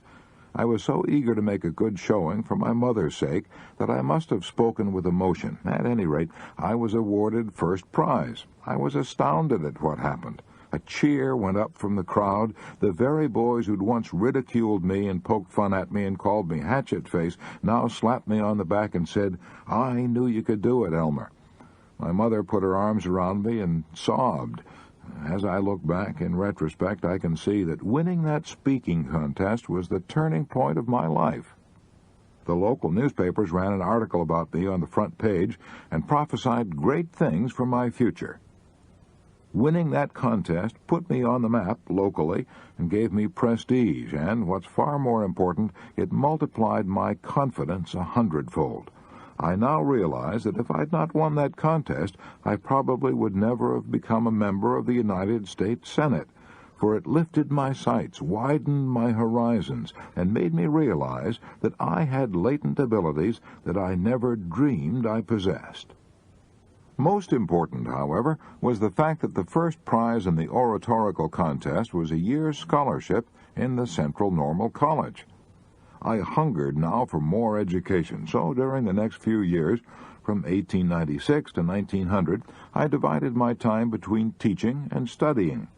In order to pay my expenses at DePaul University, I waited on tables, looked after furnaces, mowed lawns, kept books, worked in the wheat and cornfields during the summer, and hauled gravel on a public road construction job. In 1896, when I was only 19, I made 28 speeches urging people to vote for William Jennings Bryan for president. The excitement of speaking for Bryan aroused a desire in me to enter politics myself. So when I entered DePaul University, I studied law and public speaking.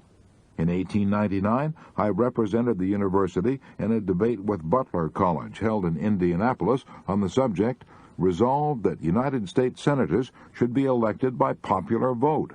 Well, I won other speaking contests and became editor-in-chief of the class of 1900 college annual, The Mirage, and the university paper, The Palladium. After receiving my A.B. degree at DePaul, I took Horace Greeley's advice, only I didn't go west, I went southwest. I went down to a new country, Oklahoma, when the Kiowa, Comanche, and Apache Indian Reservation was opened. I homesteaded a claim and opened a law office in Lawton, Oklahoma. I served in the Oklahoma State Senate for 13 years, in the lower house of Congress for 4 years, and at 50 years of age I achieved my lifelong ambition. I was elected to the United States Senate from Oklahoma. I've served in that capacity since March 4th, 1927. Since Oklahoma and Indian Territories became the state of Oklahoma on November 16, 1907, I have been continuously honored by the Democrats of my adopted state by nominations, first for state Senate and for Congress, and later for the United States Senate. I've told this story not to brag about my own feeling of accomplishment, which can't possibly interest anyone else. I've told it wholly with the hope that it may give renewed courage and confidence to some poor boy who's now suffering from the worries and shyness and feeling of inferiority that devastated my life when I was wearing my father's cast-off clothes and gaiter shoes that almost dropped off my feet as I walked. It's interesting to know that Elmer Thomas, who was so ashamed of his ill-fitting clothes as a youth, was later voted the best-dressed man in the United States Senate. I Lived in the Garden of Allah by R.V.C. Bodley, descendant of Sir Thomas Bodley, founder of the Bodleian Library, Oxford, author of Wind in the Sahara, The Messenger, and 14 other volumes. In 1918, I turned my back on the world I had known and went to northwest Africa and lived with the Arabs in the Sahara, the Garden of Allah. I lived there 7 years. I learned to speak the language of the nomads. I wore their clothes, I ate their food, and adopted their mode of life, which has changed very little during the last 20 centuries. I became an owner of sheep and slept on the ground in the Arabs' tents. I also made a detailed study of their religion. In fact, I later wrote a book about Muhammad entitled The Messenger. Those 7 years which I spent with these wandering shepherds were the most peaceful and contented years of my life. I had already had a rich and varied experience. I was born of English parents in Paris and lived in France for 9 years. Later, I was educated at Eton and at the Royal Military College at Sandhurst. Then I spent 6 years as a British Army officer in India, where I played polo and hunted and explored in the Himalayas, as well as doing some soldiering. I fought through the First World War, and at its close, I was sent to the Paris Peace Conference as an assistant military attaché. I was shocked and disappointed at what I saw there. During the 4 years of slaughter on the Western Front, I had believed we were fighting to save civilization. But at the Paris Peace Conference, I saw selfish politicians laying the groundwork for the Second World War, each country grabbing all it could for itself, creating national antagonisms, and reviving the intrigues of secret diplomacy.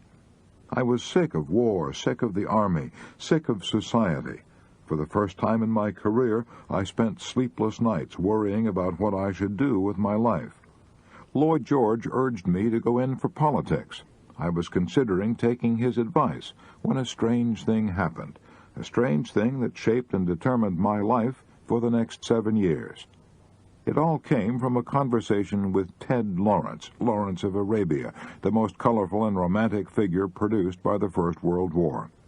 He had lived in the desert with the Arabs, and he advised me to do the same thing. At first it sounded fantastic. However, I was determined to leave the army, and I had to do something.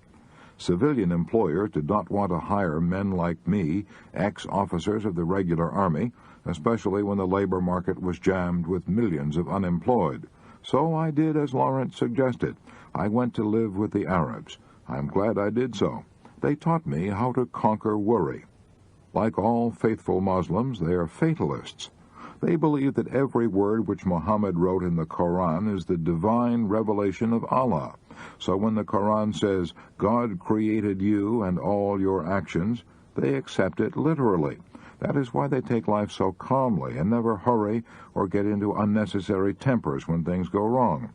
They know that what is ordained, and no one but God can alter anything. However, that doesn't mean that in the face of disaster they sit down and do nothing. To illustrate, let me tell you of a fierce burning windstorm of the Scirocco which I experienced when I was living in the Sahara. It howled and screamed for 3 days and nights.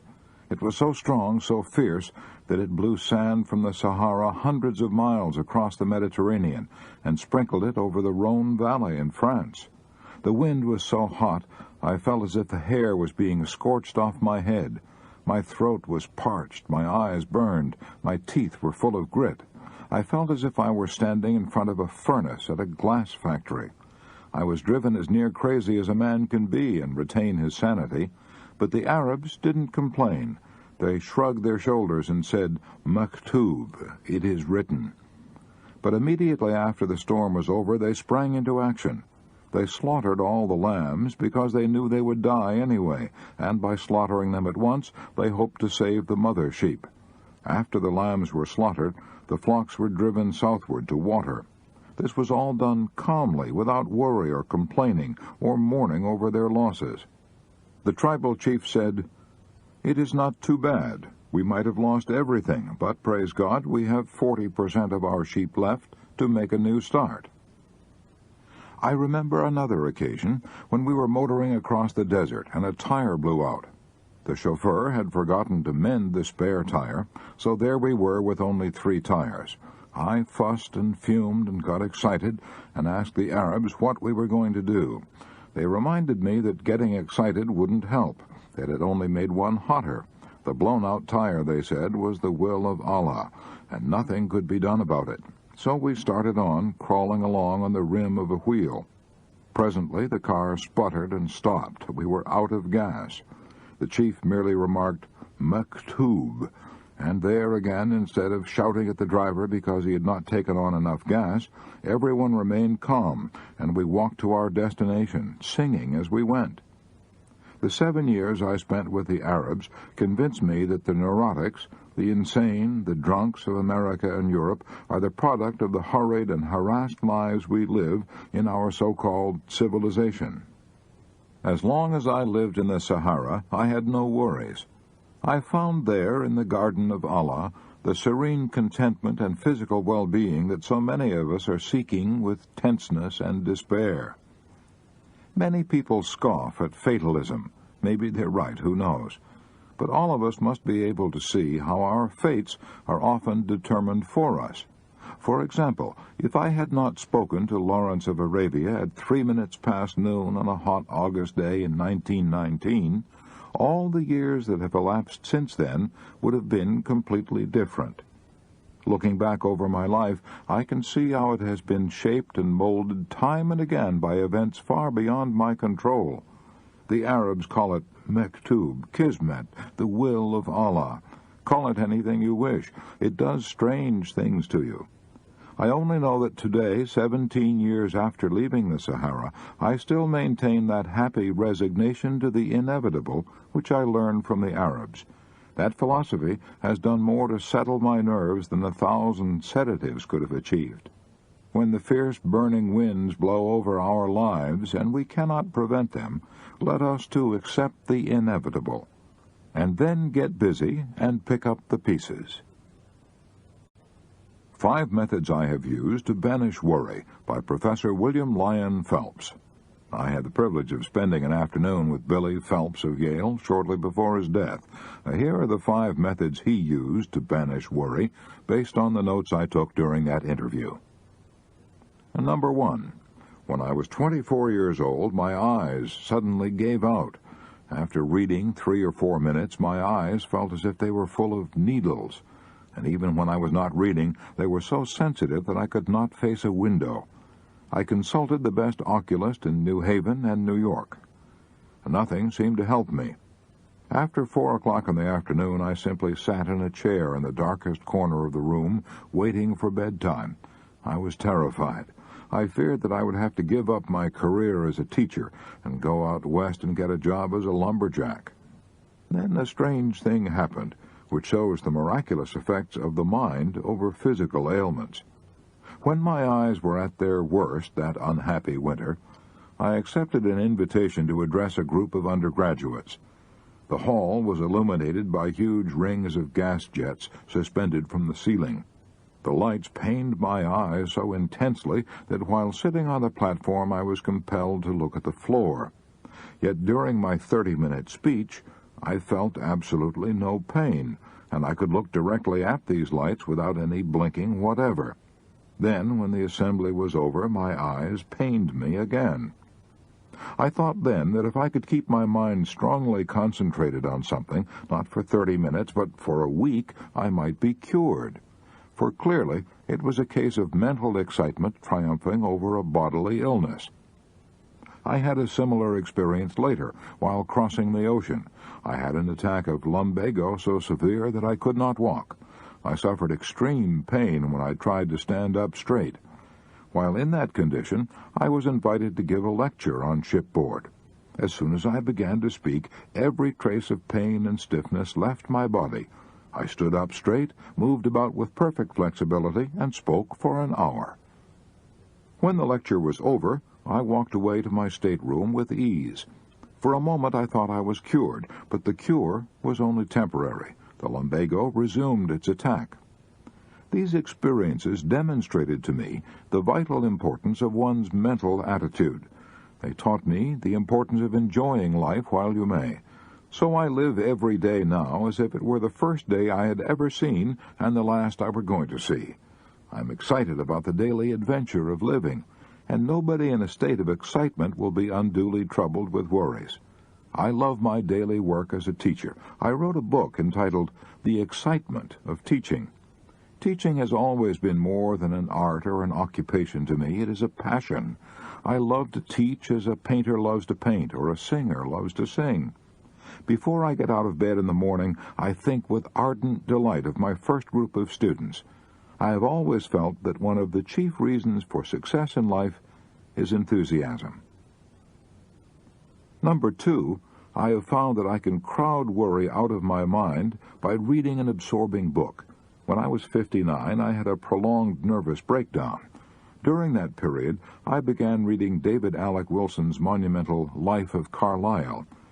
It had a good deal to do with my convalescence because I became so absorbed in reading it that I forgot my despondency. Number 3. At another time, when I was terribly depressed, I forced myself to become physically active almost every hour of the day. I played 5 or 6 sets of violent games of tennis every morning, then took a bath, had lunch, played 18 holes of golf every afternoon. On Friday nights, I danced until 1 o'clock in the morning. I'm a great believer in working up a tremendous sweat. I found that depression and worry oozed out of my system with the sweat. Number 4, I learned long ago to avoid the folly of hurry, rush, and working under tension. I've always tried to apply the philosophy of Wilbur Cross. When he was governor of Connecticut, he said to me, "Sometimes when I have too many things to do all at once, I sit down and relax and smoke my pipe for an hour and do nothing." Number 5, I have also learned that patience and time have a way of resolving our troubles. When I'm worried about something, I try to see my troubles in their proper perspective. I say to myself, 2 months from now, I shall not be worrying about this bad break, so why worry about it now? Why not assume now the same attitude that I will have 2 months from now? To sum up, here are the 5 ways in which Professor Phelps banished worry. 1. Live with gusto and enthusiasm. I live every day as if it were the first day I have ever seen and the last I were going to see. 2. Read an interesting book. When I had a prolonged nervous breakdown, I began reading The Life of Carlyle and became so absorbed in reading that I forgot my despondency. 3. Play games. When I was terribly depressed, I forced myself to become physically active almost every hour of the day. 4. Relax while you work. I long ago learned to avoid the folly of hurry, rush, and working under tension. 5. I try to see my troubles in their proper perspective. I say to myself, 2 months from now, I shall not be worrying about this bad break, so why worry about it now? Why not assume now the same attitude that I will have 2 months from now? I Stood Yesterday, I Can Stand Today, by Dorothy Dix. I've been through the depths of poverty and sickness. When people ask me what's kept me going through all the troubles that come to all of us, I always reply, I stood yesterday, I can stand today, and I will not permit myself to think about what might happen tomorrow. I have known want and struggle and anxiety and despair. I've always had to work beyond the limit of my strength. As I look back upon my life, I see it as a battlefield strewn with the wrecks of dead dreams and broken hopes and shattered illusions, a battle in which I always fought with the odds tremendously against me, and which has left me scarred and bruised and maimed and old before my time. Yet I have no pity for myself, no tears to shed over the past and gone sorrows, no envy for the women who have been spared all I've gone through, for I have lived, they only existed. I have drunk the cup of life down to its very dregs. They have only sipped the bubbles on top of it. I know things they will never know. I see things to which they are blind. It is only the women whose eyes have been washed clear with tears who get the broad vision that makes them little sisters to all the world. I have learned in the great University of Hard Knocks a philosophy that no woman who has had an easy life ever acquires. I have learned to live each day as it comes, not to borrow trouble by dreading the morrow. It is the dark menace of the picture that makes cowards of us. I put that dread from me, because experience has taught me that when the time comes that I so fear, the strength and wisdom to meet it will be given me. Little annoyances no longer have the power to affect me. After you've seen your whole edifice of happiness topple and crash in ruins about you, it never matters to you again that a servant forgets to put the doilies under the finger bowls or the cook spills the soup. I have learned not to expect too much of people, and so I can still get happiness out of the friend who isn't quite true to me or the acquaintance who gossips. Above all, I have acquired a sense of humor, because there were so many things over which I had either to cry or laugh. And when a woman can joke over her troubles instead of having hysterics, nothing can ever hurt her much again. I do not regret the hardships I have known, because through them I have touched life at every point I have lived, and it was worth the price I had to pay. Dorothy Dix conquered worry by living in day-tight compartments. I Did Not Expect to Live to See the Dawn by J.C. Penney. On April 14, 1902, a young man with $500 in cash and $1 million in determination opened a dry goods store in Kemmerer, Wyoming, a little mining town of 1,000 people situated on the old covered wagon trail laid out by the Lewis and Clark expedition. That young man and his wife lived in a half-story attic above the store, using a large empty dry goods box for a table and smaller boxes for chairs. The young wife wrapped her baby in a blanket and let it sleep under a counter while she stood beside it, helping her husband wait on customers. Today, the largest chain of dry goods stores in the world bears that man's name, the J.C. Penney stores, over 1,600 of them, covering every state in the Union. I recently had dinner with Mr. Penney, and he told me about the most dramatic moment of his life. Years ago, I passed through a most trying experience. I was worried and desperate. My worries were not connected in any way whatever with the J.C. Penney Company, and that business was solid and thriving. But I personally had made some unwise commitments prior to the crash of 1929. Like many other men, I was blamed for conditions for which I was in no way responsible. I was so harassed with worries that I couldn't sleep, and developed an extremely painful ailment known as the shingles, a red rash and skin eruptions. I consulted a physician, a man with whom I'd gone to high school as a boy in Hamilton, Missouri, Dr. Elmer Eggleston, a staff physician at the Kellogg Sanitarium in Battle Creek, Michigan. Dr. Eggleston put me to bed and warned me that I was a very ill man. A rigid treatment was prescribed, but nothing helped. I got weaker day by day. I was broken nervously and physically, filled with despair, unable to see even a ray of hope. I had nothing to live for. I felt I hadn't a friend left in the world, that even my family had turned against me. One night Dr. Eggleston gave me a sedative, but the effect soon wore off, and I awoke with an overwhelming conviction that this was my last night of life. Getting out of bed, I wrote farewell letters to my wife and to my son, saying that I did not expect to live to see the dawn. When I awoke the next morning, I was surprised to find that I was still alive. Going downstairs, I heard singing in a little chapel where devotional exercises were held each morning. I can still remember the hymn they were singing, "God Will Take Care of You." Going into the chapel, I listened with a weary heart to the singing, the reading of the scripture lesson, and the prayer. Suddenly, something happened. I can't explain it. I can only call it a miracle. I felt as if I had been instantly lifted out of the darkness of a dungeon into warm, brilliant sunlight. I felt as if I'd been transported from hell to paradise. I felt the power of God as I had never felt it before. I realized then that I alone was responsible for all my troubles. I knew that God, with His love, was there to help me. From that day to this, my life has been free from worry. I am 71 years old, and the most dramatic and glorious 20 minutes of my life were those I spent in that chapel that morning. God will take care of you. J.C. Penney learned to overcome worry almost instantaneously because he discovered the one perfect cure. I go to the gym to punch the bag or take a hike outdoors.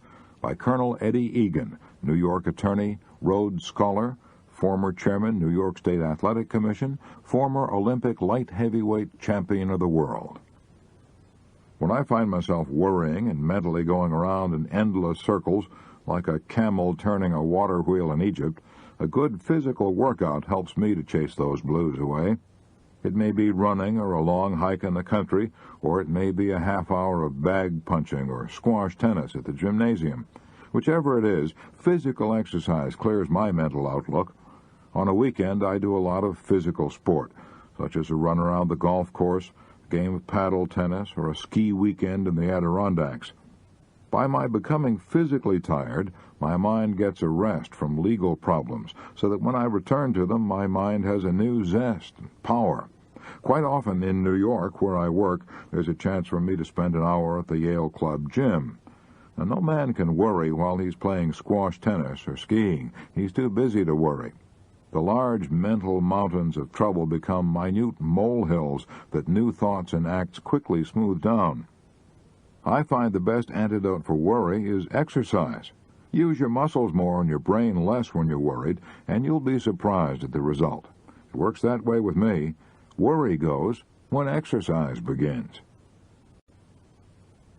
I Was the Worrying Wreck from Virginia Tech by Jim Birdsall. 17 years ago, when I was in military college at Blacksburg, Virginia, I was known as the worrying wreck from Virginia Tech. I worried so violently that I often became ill. In fact, I was ill so often that I had a regular bed reserved for me at the college infirmary at all times. When the nurse saw me coming, she'd run and give me a hypo. I worried about everything. Sometimes I even forgot what I was worrying about. I worried for fear I would be busted out of college because of my low grades. I'd failed to pass my examination in physics and other subjects, too. I knew I had to maintain an average grade of 75 to 84. I worried about my health, about my excruciating attacks of acute indigestion, about my insomnia. I worried about financial matters. I felt bad because I couldn't buy my girl candy or take her to dances as often as I wanted to. I worried for fear she'd marry one of the other cadets. I was in a lather day and night over a dozen intangible problems.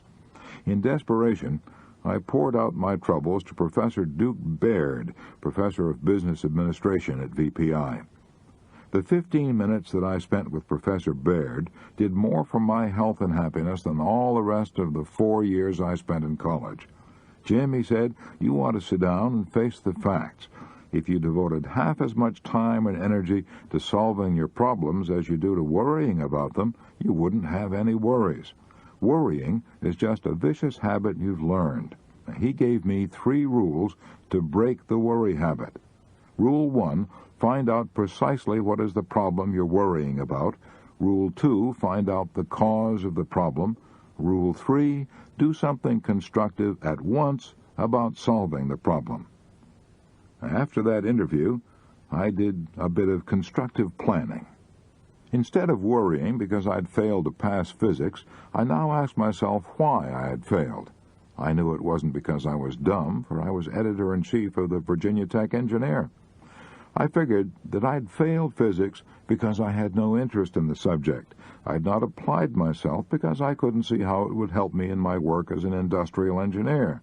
But now I changed my attitude. I said to myself, if the college authorities demand that I pass my physics examination before I obtain a degree, who am I to question their wisdom? So I enrolled for physics again. This time I passed, because instead of wasting my time in resentment and worrying about how hard it was, I studied diligently. I solved my financial worries by taking on some additional jobs, such as selling punch at the college dances, and by borrowing money from my father, which I paid back soon after graduation. I solved my love worries by proposing to the girl that I feared might marry another cadet, and she is now Mrs. Jim Birdsall. As I look back at it now, I can see that my problem was one of confusion, a disinclination to find the causes of my worry and face them realistically. Jim Birdsall learned to stop worrying because he analyzed his troubles. In fact, he used the very principles described in the chapter, How to Analyze and Solve Worry Problems. I have lived by this sentence, by Dr. Joseph R. Sizu, President, New Brunswick Theological Seminary, New Brunswick, New Jersey, the oldest theological seminary in the United States, founded in 1784. Years ago, in a day of uncertainty and disillusionment, when my whole life seemed to be overwhelmed by forces beyond my control, one morning, quite casually, I opened up my New Testament, and my eyes fell upon this sentence, He that sent me is with me. The Father hath not left me alone. My life has never been the same since that hour. Everything for me has been forever different after that. I suppose that not a day has passed that I have not repeated it to myself. Many have come to me for counseling during these years, and I have always sent them away with this sustaining sentence. Ever since that hour when my eyes fell upon it, I have lived by this sentence. I have walked with it, and I have found in it my peace and strength. To me it is the very essence of religion. It lies at the rock bottom of everything that makes life worth living. It is the golden text of my life. I Hit Bottom and Survived by Ted Erickson. I used to be a terrible worrywart. No more. In the summer of 1942, I had an experience that banished worry from my life for all time, I hope. The experience made every other trouble seem small by comparison. For years, I'd wanted to spend a summer on a commercial fishing craft in Alaska, so in 1942, I signed on a 32-foot salmon seining vessel out of Kodiak, Alaska. On a craft of this size, there's a crew of only 3, the skipper, who does the supervision, a number 2 man who assists the skipper, and a general workhorse who's usually a Scandinavian. I'm a Scandinavian. Since salmon seining has to be done with the tides, I often worked 20 hours out of 24. I kept up that schedule for a week at a time. I did everything that nobody else wanted to do. I washed the craft, I put away the gear, I cooked on a little wood-burning stove in a small cabin where the heat and fumes of the motor almost made me ill. I washed the dishes, I repaired the boat, I pitched the salmon from our boat into a tender that took the fish to a cannery. My feet were always wet in my rubber boots. My boots were often filled with water, but I had no time to empty them.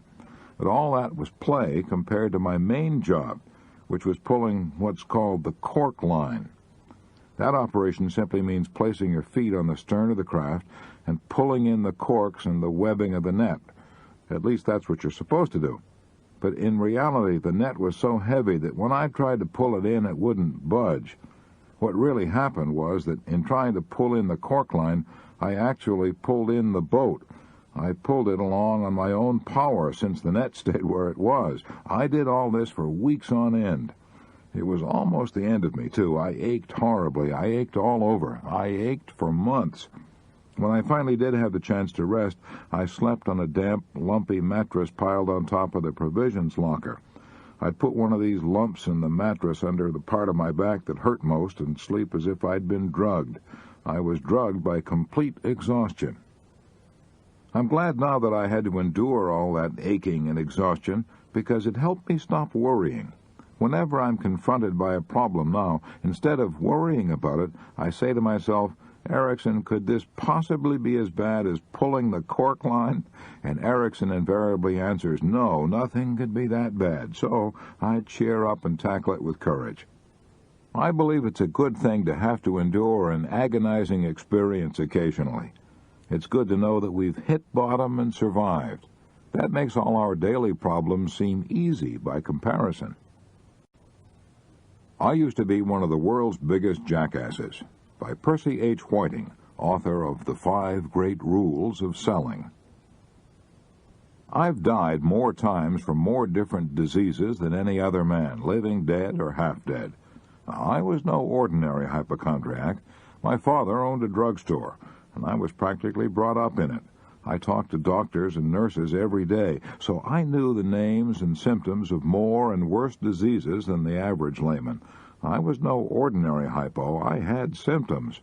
I could worry for an hour or two over a disease and then have practically all the symptoms of a man who was suffering from it. I recall once that in Great Barrington, Massachusetts, the town in which I lived, we had a rather severe diphtheria epidemic. In my father's drugstore, I'd been selling medicines day after day to people who came from infected homes. Then the evil that I feared came upon me. I had diphtheria myself. I was positive I had it. I went to bed and worried myself into the standard symptoms. I sent for a doctor. He looked me over and said, "Yes, Percy, you've got it," and that relieved my mind. I was never afraid of any disease when I had it, so I turned over and went to sleep. The next morning, I was in perfect health. For years, I distinguished myself and got a lot of attention and sympathy by specializing in unusual and fantastic diseases. I died several times of both lockjaw and hydrophobia. Later on, I settled down to having the run-of-the-mill ailments, specializing in cancer and tuberculosis. I can laugh about it now, but it was tragic then. I honestly and literally feared for years that I was walking on the edge of the grave. When it came time to buy a suit of clothes in the spring, I would ask myself, should I waste this money now when I know I can't possibly live to wear this suit out? However, I'm happy to report progress. In the past 10 years, I haven't died even once. How did I stop dying? By kidding myself out of my ridiculous imaginings. Every time I felt the dreadful symptoms coming on, I laughed at myself and said, "See here, Whiting, you've been dying from one fatal disease after another now for 20 years, yet you're in first-class health today. An insurance company recently accepted you for more insurance. Isn't it about time, Whiting, that you stood aside and had a good laugh at the worrying jackass you are?" I soon found that I couldn't worry about myself and laugh at myself at one and the same time, so I've been laughing at myself ever since. The point is this: don't take yourself too seriously. Just try laughing at some of your sillier worries and see if you can't laugh them out of existence. I've always tried to keep my line of supplies open. By Gene Autry, the world's most famous and beloved singing cowboy. I figure that most worries are about family troubles and money. I was fortunate in marrying a small-town Oklahoma girl who had the same background I had and enjoyed the same things. We both try to follow the golden rule, so we've kept our family troubles to a minimum. I kept my financial worries to a minimum also by doing two things. First, I've always followed a rule of absolute 100% integrity in everything. When I borrowed money, I paid back every penny. Few things cause more worry than dishonesty. Second, when I started a new venture, I always kept an ace in the hole. Military experts say that the first principle of fighting a battle is to keep your line of supplies open. I figured that that principle applied to personal battles almost as much as to military battles. For example, as a lad down in Texas and Oklahoma, I saw some real poverty when the country was devastated by droughts.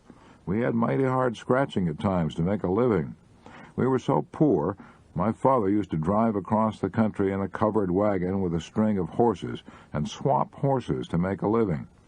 I wanted something more reliable than that, so I got a job working for a railway station agent and learned telegraphy in my spare time. Later, I got a job working as a relief operator for the Frisco Railway. I was sent here, there, and yonder to relieve other station agents who were ill or on vacation or who had more work than they could do. Now, that job paid $150 per month.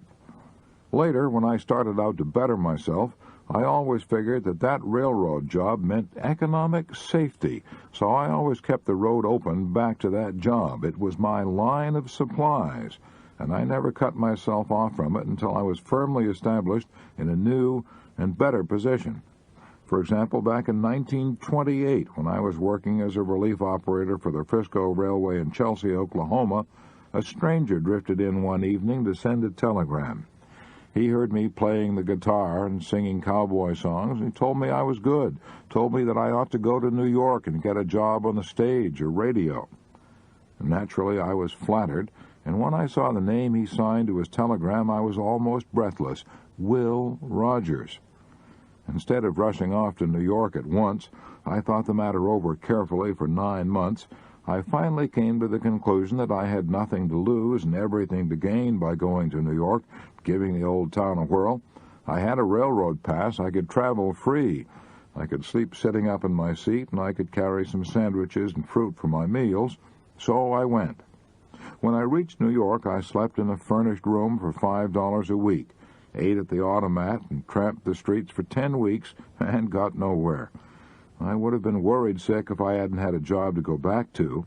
I'd already worked for the railway 5 years. That meant I had seniority rights. But in order to protect those rights, I couldn't lay off longer than 90 days. By this time, I'd already been in New York 70 days, so I rushed back to Oklahoma on my pass and began working again to protect my line of supply. I worked for a few months, saved money, and returned to New York for another try. This time I got a break.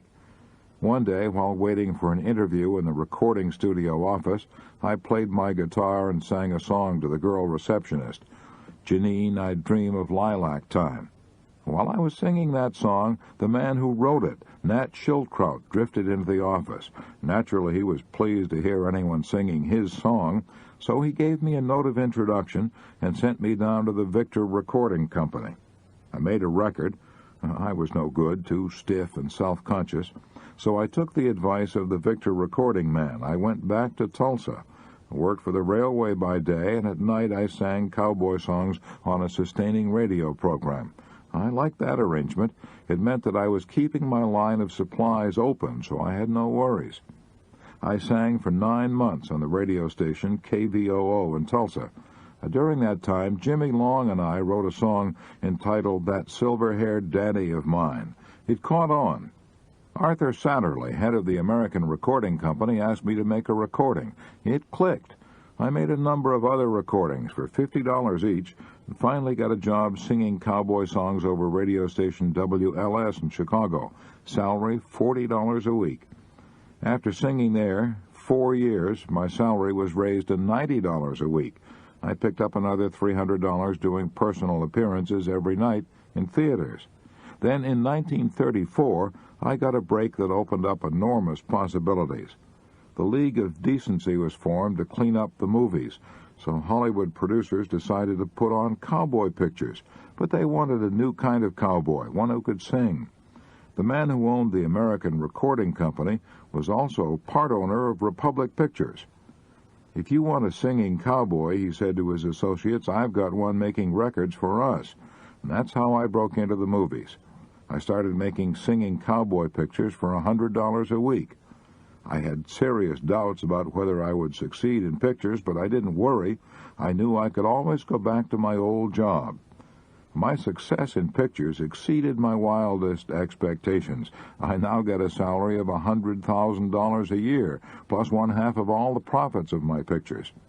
However, I realize this arrangement won't go on forever, but I'm not worried. I know that no matter what happens, Even if I lose every dollar I have, I can always go back to Oklahoma and get a job working for the Frisco Railway. I have protected my line of supplies. I Heard a Voice in India by E. Stanley Jones, one of America's most dynamic speakers and the most famous missionary of his generation. I have devoted 40 years of my life to missionary work in India. At first I found it difficult to endure the terrible heat, plus the nervous strain of the great task that stretched before me. At the end of 8 years, I was suffering so severely from brain fatigue and nervous exhaustion that I collapsed, not once but several times.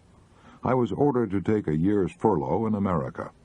On the boat returning to America, I collapsed again while speaking at a Sunday morning service on the ship, and the ship's doctor put me to bed for the remainder of the trip. After a year's rest in America, I started back to India, but stopped on the way to hold evangelistic meetings among the university students in Manila. In the midst of the strain of these meetings, I collapsed several times. Physicians warned me that if I returned to India, I would die. In spite of their warnings, I continued on to India, but I went with a deepening cloud upon me. When I arrived in Bombay, I was so broken that I went straight to the hills and rested for several months. Then I returned to the plains to continue my work. It was no use. I collapsed and was forced to return to the hills for another long rest. Again I descended to the plains, and again I was shocked and crushed to discover that I couldn't take it. I was exhausted mentally, nervously, and physically. I was completely at the end of my resources. I feared that I would be a physical wreck for the balance of my life. If I didn't get help from somewhere, I realized that I would have to give up my missionary career, go back to America and work on a farm to try to regain my health. It was one of my darkest hours. At that time, I was holding a series of meetings in Lucknow. While praying one night, an event happened that completely transformed my life. While in prayer, and I was not particularly thinking about myself at the time, a voice seemed to say, "Are you yourself ready for this work to which I have called you?" I replied, "No, Lord, I am done for I have reached the end of my resources." The voice replied, "If you will turn that over to me and not worry about it, I will take care of it." I quickly answered, "Lord, I close the bargain right here." A great peace settled into my heart and pervaded my whole being. I knew it was done. Life, abundant life, had taken possession of me. I was so lifted up that I scarcely touched the road as I quietly walked home that night. Every inch was holy ground. For days after that, I hardly knew I had a body. I went through the days working all day and far into the night, and came down to bedtime wondering why in the world I should ever go to bed at all, for there was not the slightest trace of tiredness of any kind. I seemed possessed by life and peace and rest, by Christ himself. The question came as to whether I should tell this. I shrank from it, but felt I should, and did. After that, it was sink or swim before everybody. More than a score of the most strenuous years of my life have gone by since then, but the old trouble has never returned. I have never had such health. But it was more than a physical touch. I seem to have tapped new life for body, mind, and spirit. After that experience, life for me functioned on a permanently higher level, and I had done nothing but take it. During the many years that have gone by since then, I have traveled all over the world, frequently lecturing 3 times a day, and have found time and strength to write The Christ of the Indian Road and 11 other books. Yet in the midst of all this, I have never missed or even been late to an appointment. The worries that once beset me have long since vanished, and now in my 63rd year I am overflowing with abounding vitality and the joy of serving and living for others. I suppose that the physical and mental transformation that I have experienced could be picked to pieces psychologically and explained. It does not matter. Life is bigger than processes and overflows and dwarfs them. This one thing I know. My life was completely transformed and uplifted that night in Lucknow 31 years ago, when at the depth of my weakness and depression a voice said to me, "If you will turn that over to me and not worry about it, I will take care of it." And I replied, "Lord, I close the bargain right here."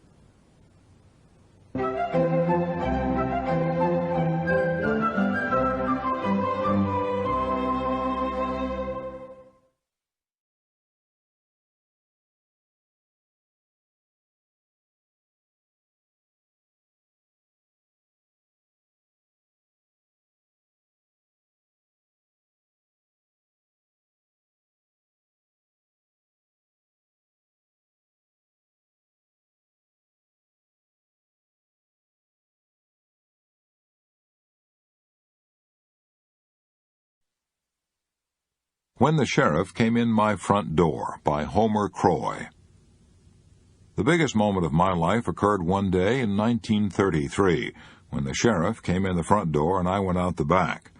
I'd lost my home at 10 Standish Road, Forest Hills, Long Island, where my children were born, and where I and my family had lived for 18 years.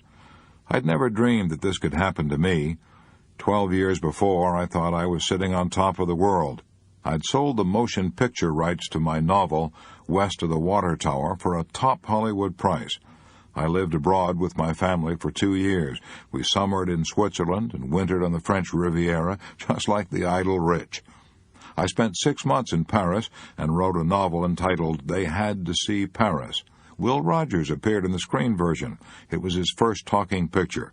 I had tempting offers to remain in Hollywood and write several of Will Rogers' pictures, but I didn't. I returned to New York, and my troubles began. It slowly dawned on me that I had great dormant abilities that I'd never developed. I began to fancy myself a shrewd businessman. Somebody told me that John Jacob Astor had made millions investing in vacant land in New York. Who was Astor? Just an immigrant peddler with an accent. If he could do it, why couldn't I? I was going to be rich. I began to read the yachting magazines. I had the courage of ignorance. I didn't know any more about buying and selling real estate than an Eskimo knows about oil furnaces. How was I to get the money to launch myself on my spectacular financial career? That was simple. I mortgaged my home and bought some of the finest building lots in Forest Hills. I was going to hold on to this land until it reached a fabulous price and then sell it and live in luxury. I, who had never sold a piece of real estate as big as a doll's handkerchief. I pitied the plodders who slaved in offices for a mere salary. I told myself that God had not seen fit to touch every man with the divine fire of financial genius. Suddenly, the Great Depression swept down upon me like a Kansas cyclone and shook me as a tornado would shake a hen coop. I had to pour $220 a month into that monster-mouthed piece of good earth. Oh, how fast those months came. In addition, I had to keep up the payments on our now mortgaged house and find enough food. I was worried. I tried to write humor for the magazines. My attempt at humor sounded like the Lamentations of Jeremiah. I was unable to sell anything.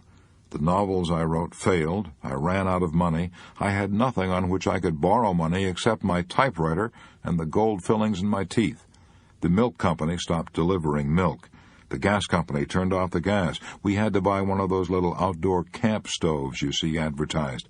It had a cylinder of gasoline. You pump it up by hand, and it shoots out a flame with a hissing like an angry goose. We ran out of coal. The company sued us. Our only heat was the fireplace. I'd go out at night and pick up boards and leftovers from the new homes that the rich people were building. I, who had started out to be one of those rich people. I was so worried I couldn't sleep. I often got up in the middle of the night and walked for hours to exhaust myself so I could fall asleep. I lost not only the vacant land I had bought, but all my heart's blood that I had poured into it. The bank closed the mortgage on my home and put me and my family out on the street. In some way we managed to get hold of a few dollars and rent a small apartment. We moved in the last day of 1933. I sat down on a packing case and looked around. An old saying of my mother's came back, "Don't cry over spilt milk." But this wasn't milk. This was my heart's blood. After I sat there a while, I said to myself, well, I've hit bottom, and I've stood it. There is no place to go now but up. I began to think of the fine things that the mortgage had not taken from me. I still had my health and my friends. I would start again. I would not grieve about the past. I would repeat to myself every day the words I had often heard my mother say about spilt milk. I put into my work the energy that I'd been putting into worrying. Little by little, my situation began to improve. I am almost thankful now that I had to go through all that misery. It gave me strength, fortitude, and confidence. I know now what it means to hit bottom. I know it doesn't kill you. I know we can stand more than we think we can. When little worries and anxieties and uncertainties try to disturb me now, I banish them by reminding myself of the time I sat down in the packing case and said, I've hit bottom and I've stood it. There is no place to go now but up. And what's the principle here? Don't try to saw sawdust. Accept the inevitable. If you can't go lower, you can try going up. The toughest opponent I ever fought was worry, by Jack Dempsey. During my career in the ring, I found that old man worry was an almost tougher opponent than the heavyweight boxers I fought. I realized that I had to learn to stop worrying, or worry would sap my vitality and undermine my success. So, little by little, I worked out a system for myself. And here are some of the things I did. To keep up my courage in the ring, I'd give myself a pep talk during the fight. For example, while I was fighting Firpo, I kept saying over and over, nothing is going to stop me, he's not going to hurt me, I won't feel his blows, I can't get hurt, I'm going to keep going no matter what happens. Making positive statements like that to myself and thinking positive thoughts helped me a lot. It even kept my mind so occupied that I didn't feel the blows. During my career, I've had my lips smashed, my eyes cut, my ribs cracked. Firpo knocked me clear through the ropes, and I landed on a reporter's typewriter and wrecked it. But I never felt even one of Firpo's blows. There was only one blow that I ever really felt, and that was the night Lester Johnson broke 3 of my ribs. The punch never hurt me, but it affected my breathing. Now, I can honestly say I never felt any other blow I ever got in the ring. Another thing I did was to keep reminding myself of the futility of worry. Most of my worrying was done before the big bouts while I was going through training. I'd often lie awake at night for hours, tossing and worrying, unable to sleep. I'd worry for fear I might break my hand or sprain my ankle or get my eye cut badly in the first round so I couldn't coordinate my punches. And when I got myself into this state of nerves, I used to get out of bed, look into the mirror, and give myself a good talking to. I'd say to myself, what a fool you are to be worrying about something that hasn't happened and may never happen. Life is short. I have only a few years to live, so I must enjoy life.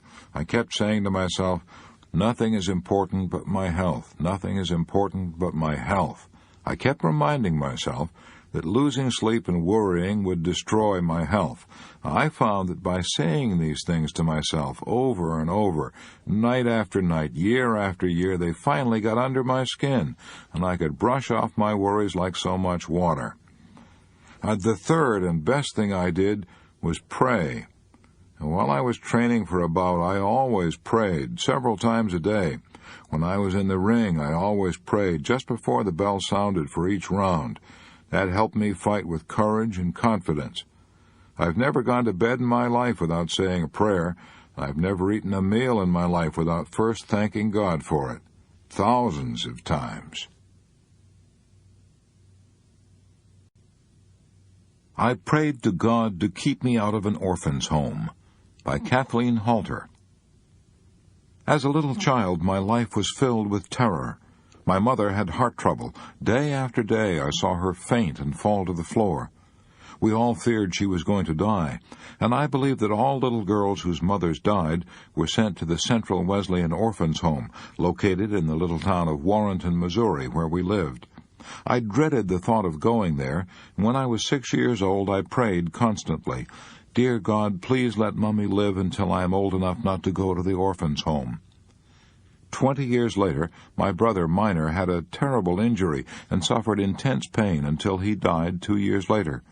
He couldn't feed himself or turn over in bed.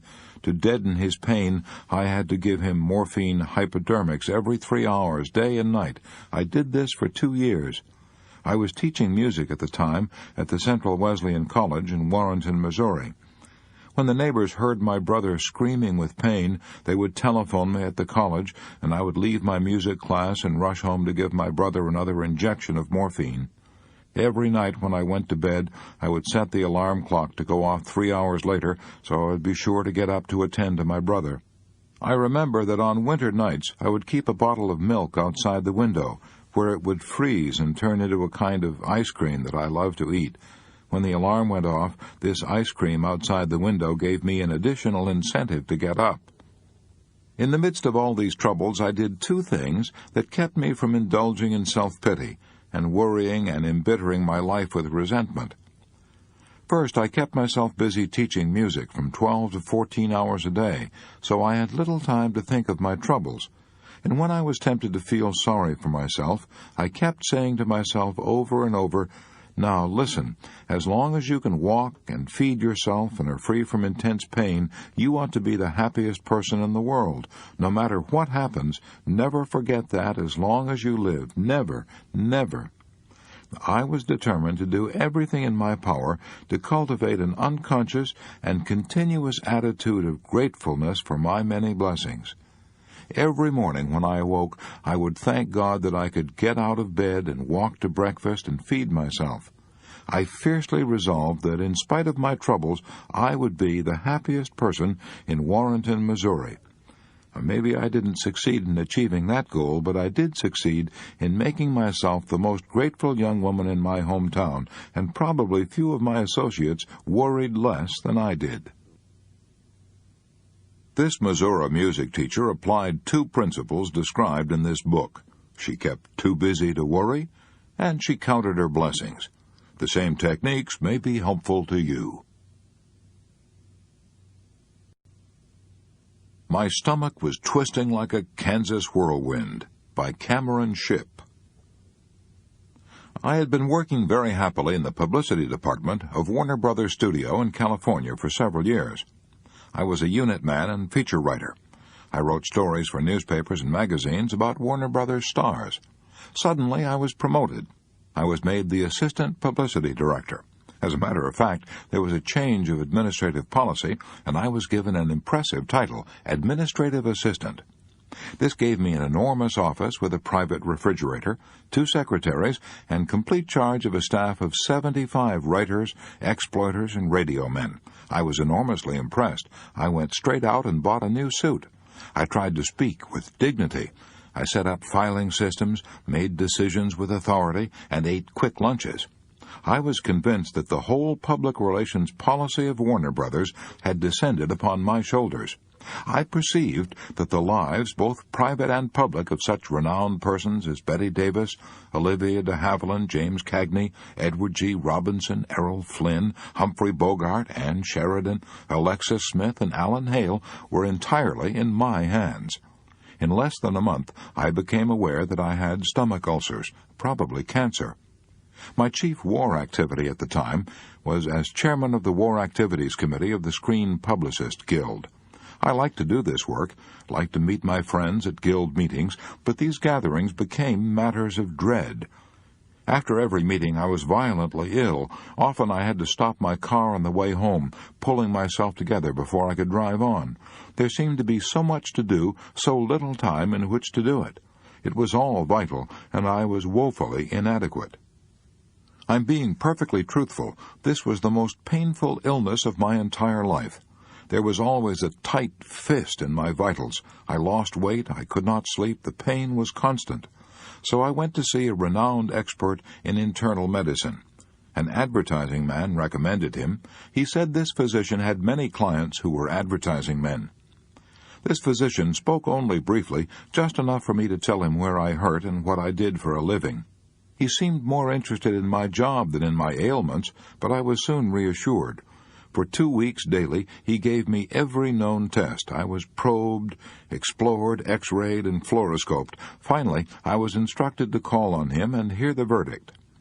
"Mr. Shipp," he said, leaning back, "we've been through these exhaustive tests. They were absolutely necessary, although I knew, of course, after my first examination that you did not have stomach ulcers. But I knew, because you're the kind of man you are, and because you do the kind of work you do, that you would not believe me unless I showed you.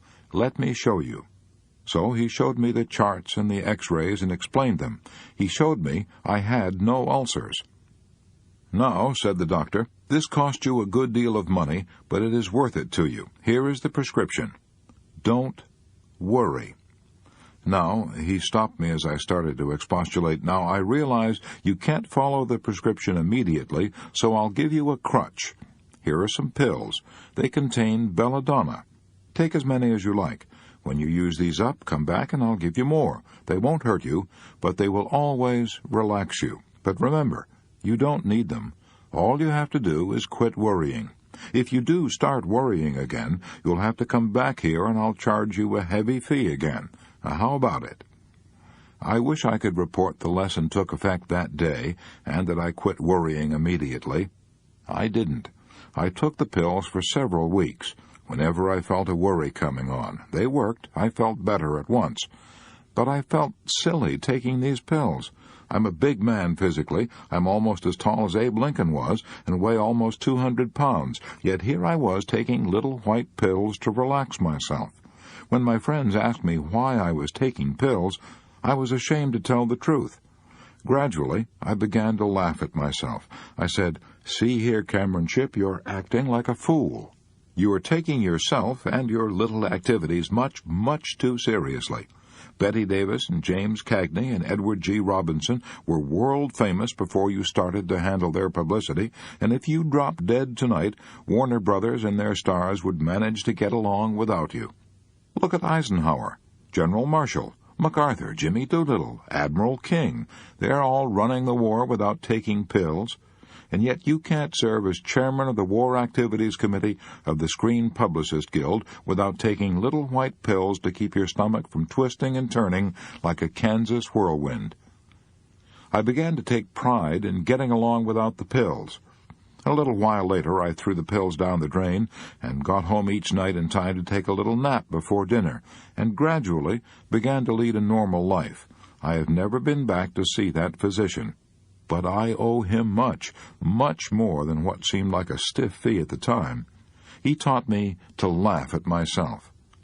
But I think the really skillful thing he did was to refrain from laughing at me, and to refrain from telling me I had nothing to worry about. He took me seriously. He saved my face. He gave me an out in a small box. But he knew then, as well as I know now, that the cure wasn't in those silly little pills. The cure was in a change in my mental attitude.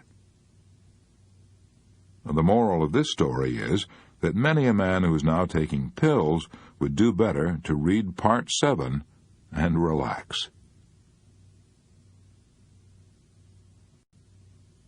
I Learned to Stop Worrying by Watching My Wife Wash Dishes by Reverend William Wood. A few years ago, I was suffering intensely from pains in my stomach. I would awaken 2 or 3 times each night, unable to sleep because of these terrific pains. I had watched my father die from cancer of the stomach, and I feared that I too had a stomach cancer, or at least stomach ulcers. So I went to a clinic for an examination. A renowned stomach specialist examined me with a fluoroscope. He gave me medicine to make me sleep, and assured me I had no stomach ulcers or cancer. My pains, he said, were caused by emotional strains. Since I'm a minister, one of his first questions was, "Do you have an old crank on your church board?" He told me what I already knew. I was trying to do too much. In addition to my preaching every Sunday and carrying the burdens of the various activities of the church, I was also chairman of the Red Cross, president of Kiwanis. I also conducted 2 or 3 funerals each week, and a number of other activities. I was working under constant pressure. I could never relax. I was always tense, hurried, and high-strung. I got to the point where I worried about everything. I was living in a constant dither. I was in such pain that I gladly acted on the doctor's advice. I took Monday off each week and began eliminating various responsibilities and activities. One day, while cleaning out my desk, I got an idea that proved to be immensely helpful. I was looking over an accumulation of old notes on sermons and other memos on matters that were now past and gone. I crumpled them up one by one and tossed them into a wastebasket. Suddenly I stopped and I said to myself, "Bill, why don't you do the same thing with your worries that you're doing with these notes? Why don't you crumple up your worries about yesterday's problems and toss them into the wastebasket?"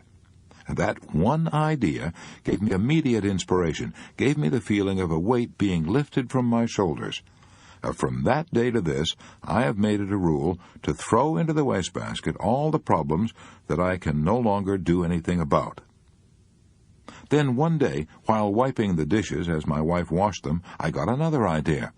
My wife was singing as she washed the dishes, and I said to myself, "Look, Bill, how happy your wife is. We've been married 18 years, and she's been washing dishes all that time. Suppose when we got married, she had looked ahead and seen all the dishes she would have to wash during those 18 years that stretched ahead. That pile of dirty dishes would be bigger than a barn. The very thought of it would have appalled any woman." And then I said to myself, the reason my wife doesn't mind washing the dishes is because she washes only one day's dishes at a time. I saw what my problem was. I was trying to wash today's dishes and yesterday's dishes and dishes that weren't even dirty yet. I saw how foolish I was acting. I was standing in the pulpit Sunday mornings telling other people how to live, yet I myself was leading a tense, worried, hurried existence. I felt ashamed of myself. Worries don't bother me any more. No more stomach pains, no more insomnia. I now crumple up yesterday's anxieties and toss them into the wastebasket, and I have ceased trying to wash tomorrow's dirty dishes today. Do you remember a statement quoted earlier in this book? The load of tomorrow, added to that of yesterday, carried today, makes the strongest falter. Why even try it?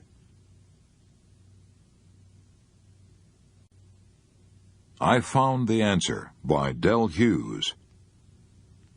In 1943, I landed in a veterans hospital in Albuquerque, New Mexico, with 3 broken ribs and a punctured lung. This happened during a practice marine amphibious landing off the Hawaiian Islands. I was getting ready to jump off the barge onto the beach when a big breaker swept in, lifted the barge, and threw me off balance and smashed me on the sands. I fell with such force that one of my ribs punctured my right lung.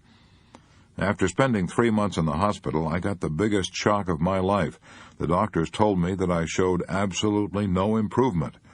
After some serious thinking, I figured that worry was preventing me from getting well. I'd been used to a very active life, and during these 3 months I'd been flat on my back 24 hours a day with nothing to do but think. The more I thought, the more I worried. Worried about whether I would ever be able to take my place in the world. Worried about whether I would remain a cripple the rest of my life, and about whether I would ever be able to get married and live a normal life. I urged my doctor to move me up to the next ward, which was called the Country Club, because the patients were allowed to do almost anything they cared to do. In this Country Club ward, I became interested in contract bridge. I spent 6 weeks learning the game, playing bridge with the other fellows, and reading Culbertson's books on bridge. After 6 weeks, I was playing nearly every evening for the rest of my stay in the hospital. I also became interested in painting with oils, and studied this art under an instructor every afternoon from 3 to 5. Some of my paintings were so good you could almost tell what they were. I also tried my hand at soap and wood carving, and read a number of books on the subject and found it fascinating. I kept myself so busy that I had no time to worry about my physical condition. I even found time to read books on psychology given to me by the Red Cross. At the end of 3 months, the entire medical staff came to me and congratulated me on making an amazing improvement. Those are the sweetest words I had ever heard since the day I was born. I wanted to shout with joy. The point I'm trying to make is this. When I had nothing to do but lie on the flat of my back and worry about my future, I made no improvement whatever. I was poisoning my body with worry. Even the broken ribs wouldn't heal, but as soon as I got my mind off myself by playing contract bridge, painting oil pictures, and carving wood, the doctors declared I made an amazing improvement. I'm now leading a normal, healthy life, and my lungs are as good as yours. Now remember what George Bernard Shaw said, "The secret of being miserable is to have the leisure to bother about whether you're happy or not." Keep active. Keep busy. Time Solves a Lot of Things, by Louis T. Montant, Jr. Worry caused me to lose 10 years of my life. Those 10 years should have been the most fruitful and richest years of any young man's life, the years from 18 to 28.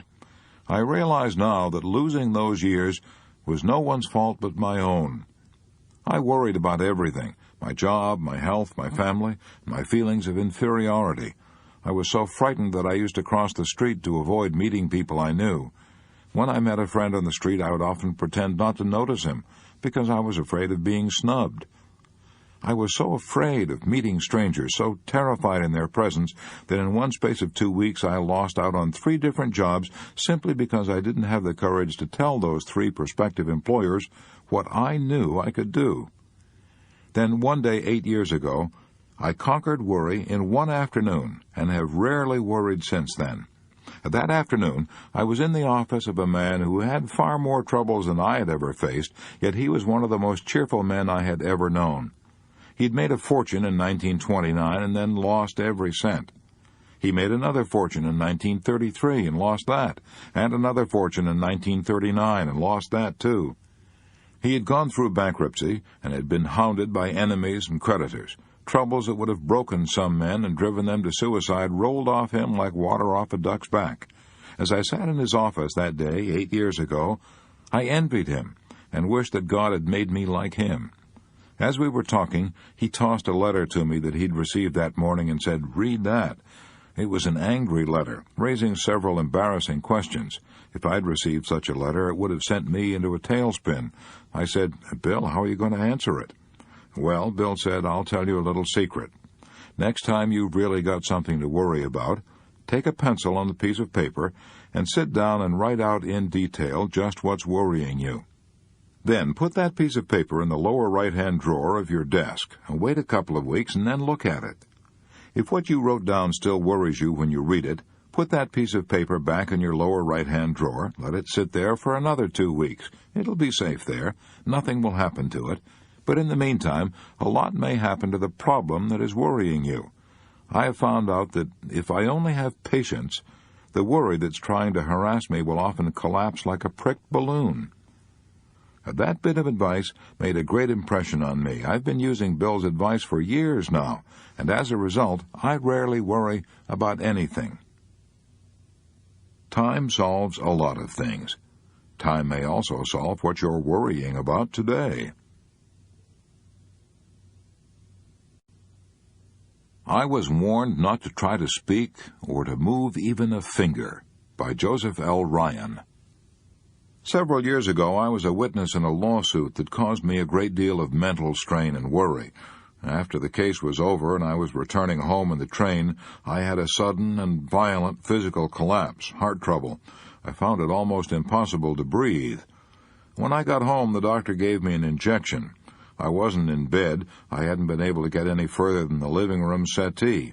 And when I regained consciousness, I saw that the parish priest was already there to give me final absolution. I saw the stunned grief on the faces of my family. I knew my number was up. Later, I found out that the doctor had prepared my wife for the fact that I would probably be dead in less than 30 minutes. My heart was so weak I was warned not to try to speak or to move even a finger. I'd never been a saint, but I had learned one thing, and not to argue with God. So I closed my eyes and said, "Thy will be done. If it has to come now, thy will be done." As soon as I gave in to that thought, I seemed to relax all over. My terror disappeared, and I asked myself quietly, what was the worst that could happen now? Well, the worst seemed to be a possible return of the spasms, with excruciating pains. Then all would be over. I would go to meet my Maker and soon be at peace. I lay on that settee and waited for an hour, but the pains didn't return. Finally, I began to ask myself what I would do with my life if I didn't die now. I determined that I would exert every effort to regain my health. I would stop abusing myself with tension and worry and rebuild my strength. And that was 4 years ago. I have rebuilt my strength to such a degree that even my doctor is amazed at the improvement my cardiograms show. I no longer worry. I have a new zest for life. But I can honestly say that if I hadn't faced the worst, my imminent death, and then tried to improve upon it, I don't believe I'd be here today. If I hadn't accepted the worst, I believe I would have died from my own fear and panic. And Mr. Ryan is alive today because he made use of the principle described in the magic formula. Face the worst that can happen. I Am a Great Dismisser by Ordway Teed. Worry is a habit that I broke long ago. I believe that my habit of refraining from worrying is due largely to 3 things. First, I am too busy to indulge in self-destroying anxiety. I have 3 main activities, each one of which should be virtually a full-time job in itself. I lecture to large groups at Columbia University. I am also chairman of the Board of Higher Education of New York City. I also have charge of the Economic and Social Book Department of the publishing firm of Harper & Brothers. The insistent demands of these 3 tasks leave me no time to fret and stew and run around in circles. Second, I am a great dismisser. When I turn from one task to another, I dismiss all thoughts of the problems I have been thinking about previously. I find it stimulating and refreshing to turn from one activity to another. It rests me, it clears my mind. Third, I have had to school myself to dismiss all these problems from my mind when I close my office desk. They are always continuing. Each one always has a set of unsolved problems demanding my attention. If I carried these issues home with me each night and worried about them, I would destroy my health, and in addition, I would destroy all ability to cope with them. Ordway Teed is a master of the 4 good working habits. Do you remember what they are? See Part 7, Chapter 26. If I had not stopped worrying, I would have been in my grave long ago. By Connie Mack, the grand old man of baseball. I have been in professional baseball for over 63 years. When I first started back in the 80s, I got no salary at all. We played on vacant lots and stumbled over tin cans and discarded horse collars. When the game was over, we passed the hat. The pickings were pretty slim for me, especially since I was the main support of my widowed mother and my younger brothers and sisters. Sometimes the ball team would have to put on a strawberry supper or a clam bake to keep going. I've had plenty of reason to worry. I'm the only baseball manager who ever finished in last place for 7 consecutive years. I'm the only manager who ever lost 800 games in 8 years. After a series of defeats, I used to worry until I could hardly eat or sleep. But I stopped worrying 25 years ago, and I honestly believe that if I hadn't stopped worrying then, I would have been in my grave long ago. As I look back over my long life, I was born when Lincoln was president. I believe I was able to conquer worry by doing these things. 1, I saw how futile it was. I saw it was getting me nowhere and was threatening to wreck my career. 2, I saw it was going to ruin my health. 3, I kept myself so busy planning and working to win games in the future that I had no time to worry over games that were already lost. 4, I finally made it a rule never to call a player's attention to his mistakes until 24 hours after the game. In my early days, I used to dress and undress with the players. If the team had lost, I found it impossible to refrain from criticizing the players and from arguing with them bitterly over their defeats. I found this only increased my worries. Criticizing a player in front of the others didn't make him want to cooperate. It really made him bitter. So since I couldn't be sure of controlling myself and my tongue immediately after a defeat, I made it a rule never to see the players right after a defeat. I wouldn't discuss the defeat with them until the next day. By that time, I'd cooled off. The mistakes didn't loom so large, and I could talk things over calmly, and the men wouldn't get angry and try to defend themselves. 5, I tried to inspire players by building them up with praise instead of tearing them down with fault-finding. I tried to have a good word for everybody. 6, I found that I worried more when I was tired, so I spent 10 hours in bed every night, and I take a nap every afternoon. Even a 5-minute nap helps a lot. 7, I believe I've avoided worries and lengthened my life by continuing to be active. I'm 85, and I'm not going to retire until I begin telling the same stories over and over. When I start doing that, I'll know then that I'm growing old.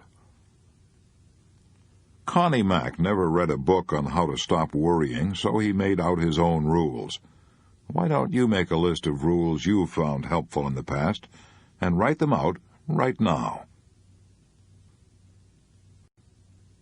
I got rid of stomach ulcers and worry by changing my job and my mental attitude. By Arden W. Sharp, Green Bay, Wisconsin. 5 years ago, I was worried, depressed, and sick. The doctor said I had stomach ulcers. They put me on a diet. I drank milk and ate eggs until I revolted at the sight of them, but I didn't get well. Then one day I read an article about cancer. I imagined I had every symptom. I was not worried now. I was terrified. Naturally, this made my stomach ulcers flare up like fire. The final blow came when the Army rejected me as physically unfit at 24. I was apparently a physical wreck when I should have been at the height of my physical powers. I was at the end of my rope. I couldn't see a ray of hope. In desperation, I tried to analyze how I'd gotten myself into this terrible condition. Slowly, the truth began to dawn on me. 2 years previously, I'd been happy and healthy in my work as a salesman, but wartime shortages had forced me to give up selling and take a job in a factory. I despised factory work, and to make matters worse, I was associating with a group of the most accomplished negative thinkers I'd ever had the misfortune to meet. They were bitter about everything. Nothing was right. They constantly condemned the job and cursed the pay, the hours, the boss, and everything. I realized that I had unconsciously absorbed their vindictive attitude. I slowly began to realize that my stomach ulcers were probably brought on by my own negative thoughts and bitter emotions. I then decided to go back to the work I liked, selling, and to associate with people who thought positive, constructive thoughts. This decision probably saved my life. I deliberately sought out friends and business associates who were progressive thinkers, happy, optimistic men free of worry and ulcers. As soon as I changed my emotions, I changed my stomach. Within a short time, I forgot that I had ever had ulcers. I soon found that you can catch health, happiness, and success from others just as easily as you can catch worries, bitterness, and failure. This is the most important lesson I have ever learned. I should have learned it long ago. I had heard about it and read about it dozens of times, but I had to learn it the hard way. I realize now what Jesus meant when he said, "As a man thinketh in his heart, so is he." I Now Look for the Green Light by Joseph M. Cotter. From the time I was a small boy, throughout the early stages of young manhood, and during my adult life, I was a professional worrier. My worries were many and varied. Some were real, most of them were imaginary. Upon rare occasions, I would find myself without anything to worry about. Then I would worry for fear I might be overlooking something. Then, 2 years ago, I started out on a new way of living. This required making a self-analysis of my faults and a very few virtues, a searching and fearless moral inventory of myself. This brought out clearly what was causing all this worry. The fact was that I could not live for today alone. I was fretful of yesterday's mistakes and fearful of the future. I was told over and over that today was the tomorrow I had worried about yesterday, but it wouldn't work for me. I was advised to live on a 24-hour program. I was told that today was the only day over which I had any control, and that I should make the most of my opportunities each day. I was told that if I did that, I would be so busy I would have no time to worry about any other day, past or future. Now, that advice was logical, but somehow I found it hard to put these darned ideas to work for me. Then, like a shot out of the dark, I found the answer. And where do you suppose I found it? On a Northwestern Railroad platform at 7 p.m., May 31st, 1945. It was an important hour for me. That's why I remember it so clearly. We were taking some friends to the train. They were leaving on the City of Los Angeles, a streamliner, to return from a vacation. The war still on, crowds were heavy that year. Instead of boarding the train with my wife, I wandered down the tracks toward the front of the train. I stood looking at the big shiny engine for a minute. Presently I looked down the track and saw a huge semaphore. An amber light was showing. Immediately this light turned to a bright green. At that moment the engineer started clanging a bell. I heard the familiar "all aboard," and in a matter of seconds that huge streamliner began to move out of the station on its 2,300-mile trip. My mind started spinning. Something was trying to make sense to me. I was experiencing a miracle. Suddenly it dawned on me. That engineer had given me the answer I had been seeking. He was starting out on that long journey with only one green light to go by. If I'd been in his place, I would want to see all the green lights for the entire journey. Impossible, of course, yet that was exactly what I was trying to do with my life, sitting in the station, going no place, because I was trying too hard to see what was ahead for me. My thoughts kept coming. That engineer didn't worry about trouble that he might encounter miles ahead. There probably would be some delays, some slowdowns, but wasn't that why they had signal systems? Amber lights, reduce speed and take it easy. Red lights, real danger up ahead, stop. And that was what made train travel safe, a good signal system. I asked myself, why didn't I have a good signal system for my life? My answer was I did have one. God had given it to me. He controls it, so it has to be foolproof. I started looking for a green light. Now, where could I find it? Well, if God created the green lights, why not ask Him? I did just that. And now, by praying each morning, I get my green light for that day. I also occasionally get amber lights that slow me down. Sometimes I get red lights that stop me before I crack up. No more worrying for me since that day 2 years ago when I made this discovery. During those 2 years, over 700 green lights have shone for me, and the trip through life is so much easier without the worry of what color the next light will be. No matter what color it may be, I will know what to do. How John D. Rockefeller lived on borrowed time for 45 years. John D. Rockefeller Sr. had accumulated his first million at the age of 33. At the age of 43, he'd built up the largest monopoly the world has ever seen, the great Standard Oil Company. But where was he at 53? A worry had gotten him at 53. Worry and high-tension living had already wrecked his health. At 53, he looked like a mummy, says John K. Winkler, one of his biographers. At 53, Rockefeller was attacked by mystifying digestive maladies that swept away his hair, even the eyelashes, and all but a faint wisp of eyebrow. So serious was his condition, says Winkler, that at one time John D. was compelled to exist on human milk. According to the doctors, he had alopecia, a form of baldness that often starts with sheer nerves. He looked so startling with his stark, bald dome that he had to wear a skull cap.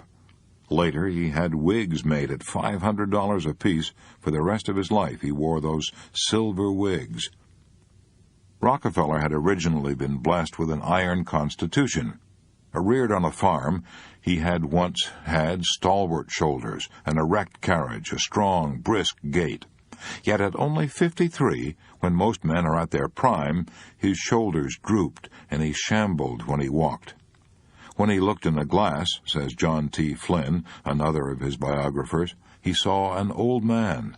The ceaseless work, the endless worry, the streams of abuse, the sleepless nights, and the lack of exercise and rest had exacted their toll. They had brought him to his knees. He was now the richest man in the world, yet he had to live on a diet that a pauper would have scorned. His income at the time was $1 million a week, but $2 a week would probably have paid for all the food he could eat. Acidulated milk and a few crackers were all the doctors would allow him. His skin had lost its color. It looked like old parchment drawn tight across his bones. And nothing but medical care, the best money could buy, kept him from dying at the age of 53.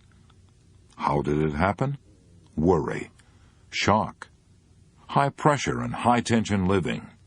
He drove himself literally to the edge of the grave. Even at the age of 23, Rockefeller was already pursuing his goal with such grim determination that, according to those who knew him, nothing lightened his countenance save news of a good bargain. When he made a big profit, he would do a little war dance, throw his hat on the floor, and break into a jig.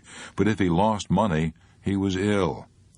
He once shipped $40,000 worth of grain by way of the Great Lakes. No insurance, it cost too much, $150. That night, a vicious storm raged over Lake Erie. Rockefeller was so worried about losing his cargo that when his partner, George Gardner, reached the office in the morning, he found John D. there pacing the floor. "Hurry," he quavered. "Let's see if we can take out insurance now, if it isn't too late." Gardner rushed uptown and got the insurance, but when he returned to the office, he found John D. in an even worse state of nerves. A telegram had arrived in the meantime. The cargo had landed, safe from the storm. He was sicker than ever now because they had wasted the $150. In fact, he was so sick about it that he had to go home and take to his bed. Think of it. At that time, his firm was doing a gross business of $500,000 a year, yet he made himself so ill over $150 that he had to go to bed. He had no time for play, no time for recreation, no time for anything except making money and teaching Sunday school. When his partner, George Gardner, purchased a second-hand yacht with 3 other men for $2,000, John D. was aghast, refused to go out on it. Gardner found him working at the office one Saturday afternoon and pleaded, "Come on, John, let's go for a sail. It will do you good. Forget about business. Have a little fun." Rockefeller glared. "George Gardner," he warned, "you are the most extravagant man I ever knew. You are injuring your credit at the banks, and my credit too. First thing you know, you'll be wrecking our business. No, I won't go on your yacht. I don't ever want to see it." And he stayed plugging in the office all Saturday afternoon. The same lack of humor, the same lack of perspective characterized John D. all through his business career. Years later, he said, "I never placed my head upon the pillow at night without reminding myself that my success might be only temporary." With millions at his command, he never put his head upon his pillow without worrying about losing his fortune. No wonder worry wrecked his health. He had no time for play or recreation, never went to the theater, never played cards, never went to a party.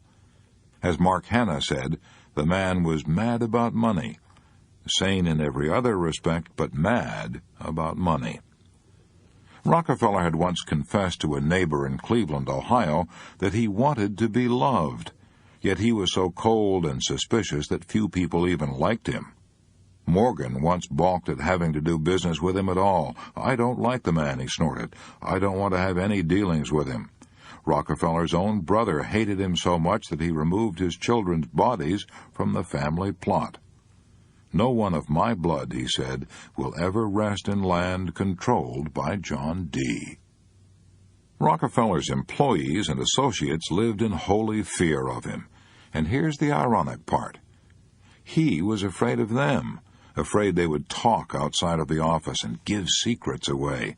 He had so little faith in human nature that once when he signed a 10-year contract with an independent refiner, he made the man promise not to tell anyone, not even his wife. "Shut your mouth and run your business," and that was his motto. Then, at the very peak of his prosperity, with gold flowing into his coffers like hot yellow lava pouring down the sides of Vesuvius, his private world collapsed. Books and articles denounced the robber baron war of Standard Oil Company, secret rebates with railroads, the ruthless crushing of all rivals. In the oil fields of Pennsylvania, John D. Rockefeller was the most hated man on earth. He was hanged in effigy by the men he had crushed. Many of them longed to tie a rope around his withered neck and hang him to the limb of a sour apple tree. Letters breathing fire and brimstone poured into his office, letters threatening his life. He hired bodyguards to keep his enemies from killing him. He attempted to ignore this cyclone of hate. He had once said cynically, "You may kick me and abuse me, provided you will let me have my own way." But he discovered he was human after all. He couldn't take hate and worry, too. His health began to crack. He was puzzled and bewildered by this new enemy, illness, which attacked him from within. At first he remained secretive about his occasional indispositions, tried to put his illness out of his mind. But insomnia, indigestion, and the loss of his hair, all physical symptoms of worry and collapse, were not to be denied. Finally, his doctors told him the shocking truth. He could take his choice, his money and his worries, or his life. They warned him he must either retire or die. He retired, but before he retired, worry, greed, fear had already wrecked his health. When Ida Tarbell, America's most celebrated female writer of biographies, saw him, she was shocked. She wrote, "An awful age was in his face. He was the oldest man I have ever seen." Old? Why, Rockefeller was then several years younger than General MacArthur was when he recaptured the Philippines. But he was such a physical wreck that Ida Tarbell pitied him. She was working at that time on her powerful book which condemned the Standard Oil and all that it stood for. She certainly had no cause to love the man who had built up this octopus. Yet she said that when she saw John D. Rockefeller teaching a Sunday school class, eagerly searching the faces of all those around him, I had a feeling which I had not expected, and which time intensified. I was sorry for him. I know no companion so terrible as fear. When the doctors undertook to save Rockefeller's life, they gave him 3 rules which he observed to the letter for the rest of his life. Here they are. 1. Avoid worry. Never worry about anything, under any kind of circumstances. 2. Relax and take plenty of mild exercise in the open air. 3. Watch your diet. Always stop eating while you're still a little hungry. John D. Rockefeller obeyed those rules, and they probably saved his life. He retired, he learned to play golf. He went in for gardening. He chatted with his neighbors, he played games, he sang songs. But he did something else, too. During the days of torture and nights of insomnia, says Winkler, John D. had time for reflection. He began to think of other people. He stopped thinking, for once, of how much money he could get, and he began to wonder how much that money would buy in terms of human happiness. In short, Rockefeller now began to give his millions away. Some of the time it wasn't easy. When he offered money to a church, pulpits all over the country thundered back with cries of "tainted money," but he kept on giving. He learned of a starving little college on the shores of Lake Michigan that was being foreclosed because of its mortgage. He came to its rescue and poured millions of dollars into that college and built it into the now world-famous University of Chicago. He tried to help the Negroes. He gave money to Negro universities like Tuskegee College, where funds were needed to carry on the work of George Washington Carver. He helped to fight hookworm. When Dr. Charles W. Stiles, the Hookworm Authority, said 50 cents worth of medicine will cure a man of this disease which ravages the South, but who will give the 50 cents? Rockefeller gave it. He spent millions on hookworm, stamping out the greatest scourge that ever handicapped the South. And then he went further. He established a great international foundation, the Rockefeller Foundation, which was to fight disease and ignorance all over the world. I speak with feeling of this work, for I probably owe my life to the Rockefeller Foundation. How well I remember that when I was in China in 1932, cholera was raging all over Peking. The Chinese peasants were dying like flies, yet in the midst of all this horror, we were able to go to the Rockefeller Medical College and get a vaccination to protect us from the plague. Chinese and foreigners alike, we were able to do that. And that was when I got my first understanding of what Rockefeller's millions were doing for the world. Never before in history has there ever been anything remotely like the Rockefeller Foundation. It's something unique. Rockefeller knew that all over the world there are many fine movements that men of vision start. Research is undertaken, colleges are founded, doctors struggle on to fight a disease, but only too often this high-minded work has to die for lack of funds. He decided to help these pioneers of humanity, not to take them over, but to give them some money and help them help themselves. Today you and I can thank John D. Rockefeller for the miracles of penicillin and for dozens of other discoveries which his money helped to finance. You can thank him for the fact that your children no longer die from spinal meningitis, a disease that used to kill 4 out of 5. And you can thank him for part of the inroads we have made on malaria and tuberculosis, on influenza and diphtheria, and many other diseases that still plague the world. And what about Rockefeller? When he gave his money away, did he gain peace of mind? Yes, he was contented at last. If the public thought of him after 1900 as brooding over the attacks on Standard Oil, said Alan Nevins, the public was much mistaken. Rockefeller was happy. He had changed so completely that he didn't worry at all. In fact, he refused even to lose one night's sleep when he was forced to accept the greatest defeat of his career. The defeat came when the corporation he had built, the huge Standard Oil, was ordered to pay the heaviest fine in history. According to the United States government, the Standard Oil was a monopoly, in direct violation of the antitrust laws. The battle raged for 5 years. The best legal brains in the land fought on interminably in what was up to then the longest court war in history. But Standard Oil lost. When Judge Kennesaw Mountain Landis handed down his decision, lawyers for the defense feared that old John D. would take it very hard, but they didn't know how much he'd changed. That night, one of the lawyers got John D. on the phone.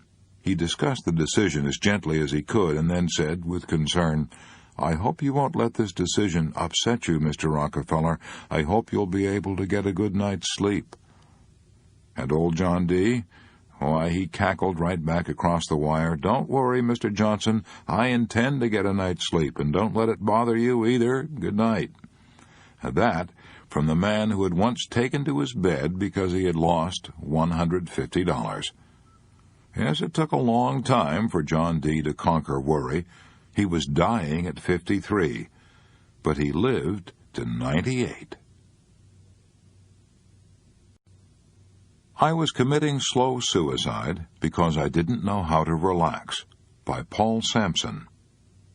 Up to 6 months ago, I was rushing through life in high gear. I was always tense, never relaxed. I arrived at home from work every night worried and exhausted from nervous fatigue. Why? Because no one ever said to me, "Paul, you're killing yourself. Why don't you slow down? Why don't you relax?"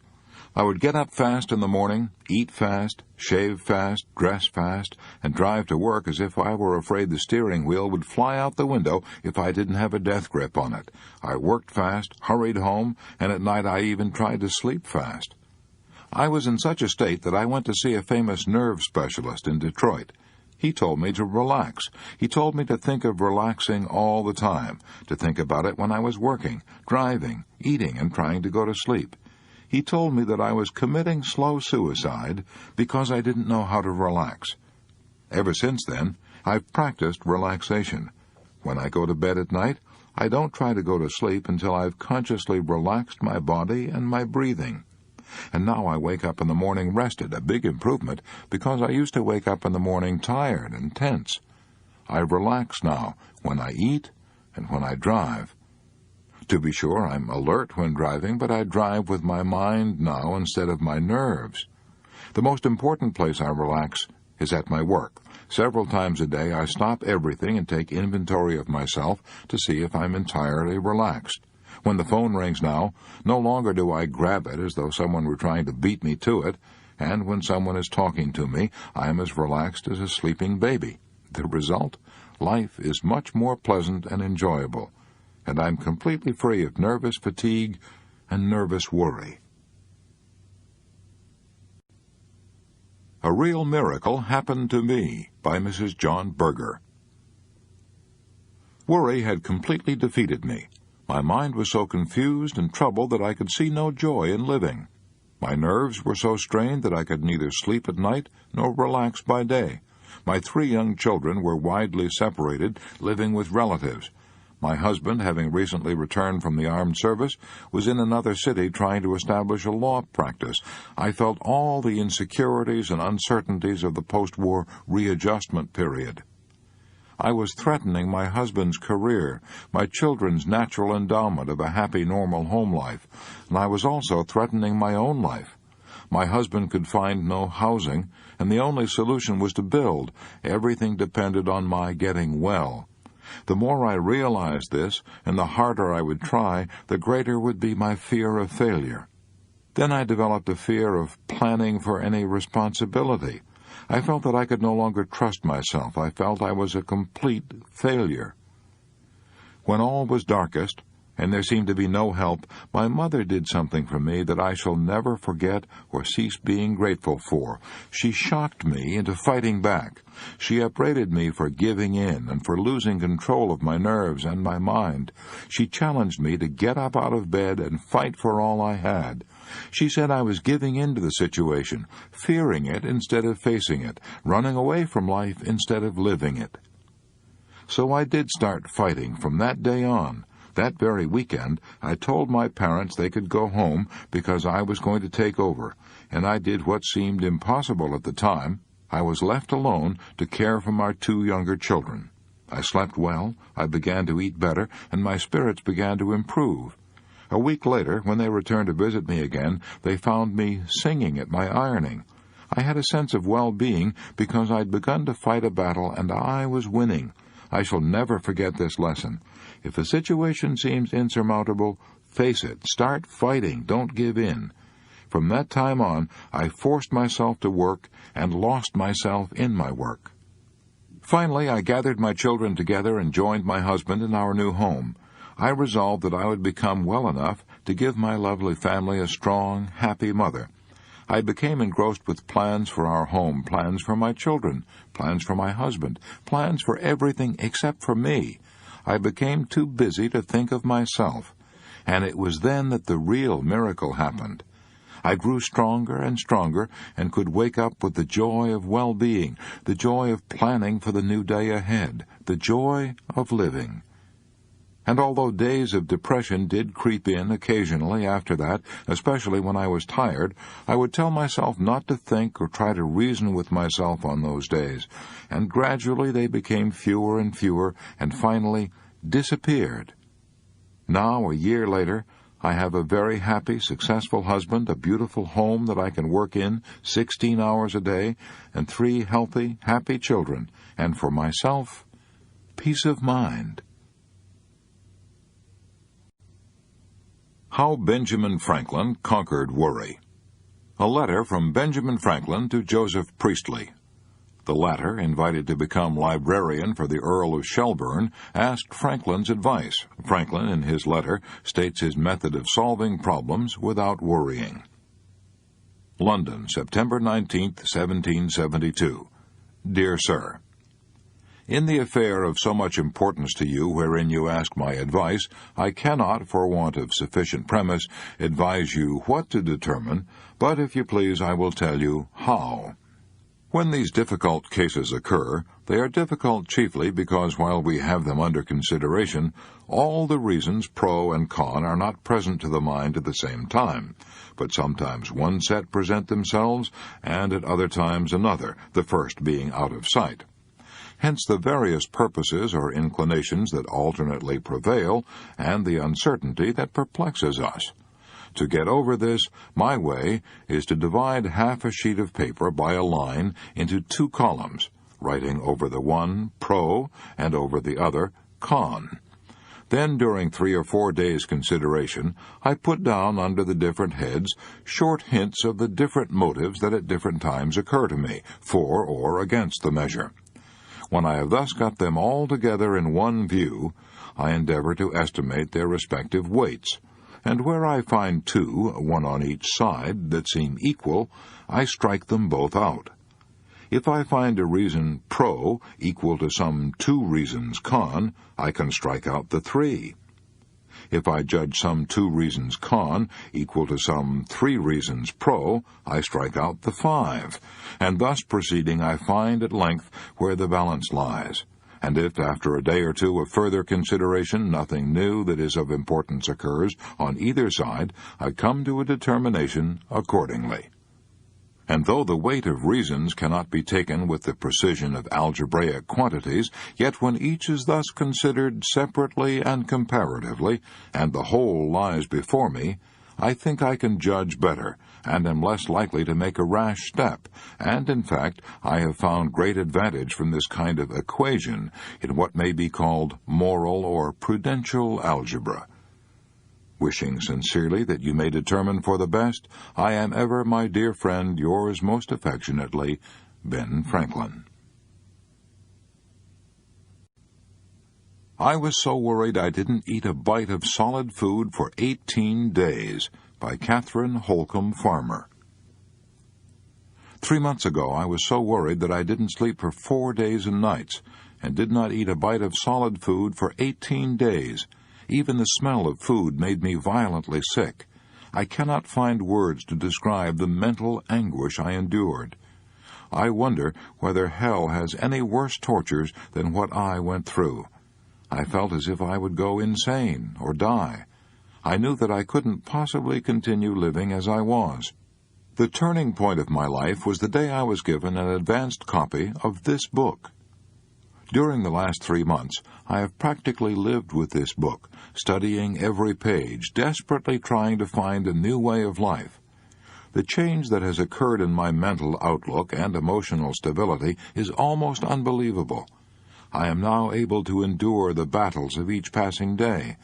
I now realize that in the past I was being driven half-mad, not by today's problems, but by the bitterness and anxiety over something that had happened yesterday, or that I feared might happen tomorrow. But now, when I find myself starting to worry about anything, I immediately stop and start to apply some of the principles I learned from studying this book. If I am tempted to tense up over something that must be done today, I get busy and do it immediately and get it off my mind. When I'm faced with the kind of problems that used to drive me half crazy, I now calmly set about trying to apply the 3 steps outlined in Chapter 2, Part 1. First, I ask myself, what is the worst that can possibly happen? Second, I try to accept it mentally. Third, I concentrate on the problem and see how I can improve the worst, which I'm already willing to accept if I have to. When I find myself worrying about a thing I cannot change and do not want to accept, I stop myself short and repeat this little prayer. God grant me the serenity to accept the things I cannot change, the courage to change the things I can, and the wisdom to know the difference. Since reading this book, I'm really experiencing a new and glorious way of life. I am no longer destroying my health and happiness by anxiety. I can sleep 9 hours a night now. I enjoy my food. A veil has been lifted from me. A door has been opened. I can now see and enjoy the beauty of the world which surrounds me. I thank God for life now and for the privilege of living in such a wonderful world.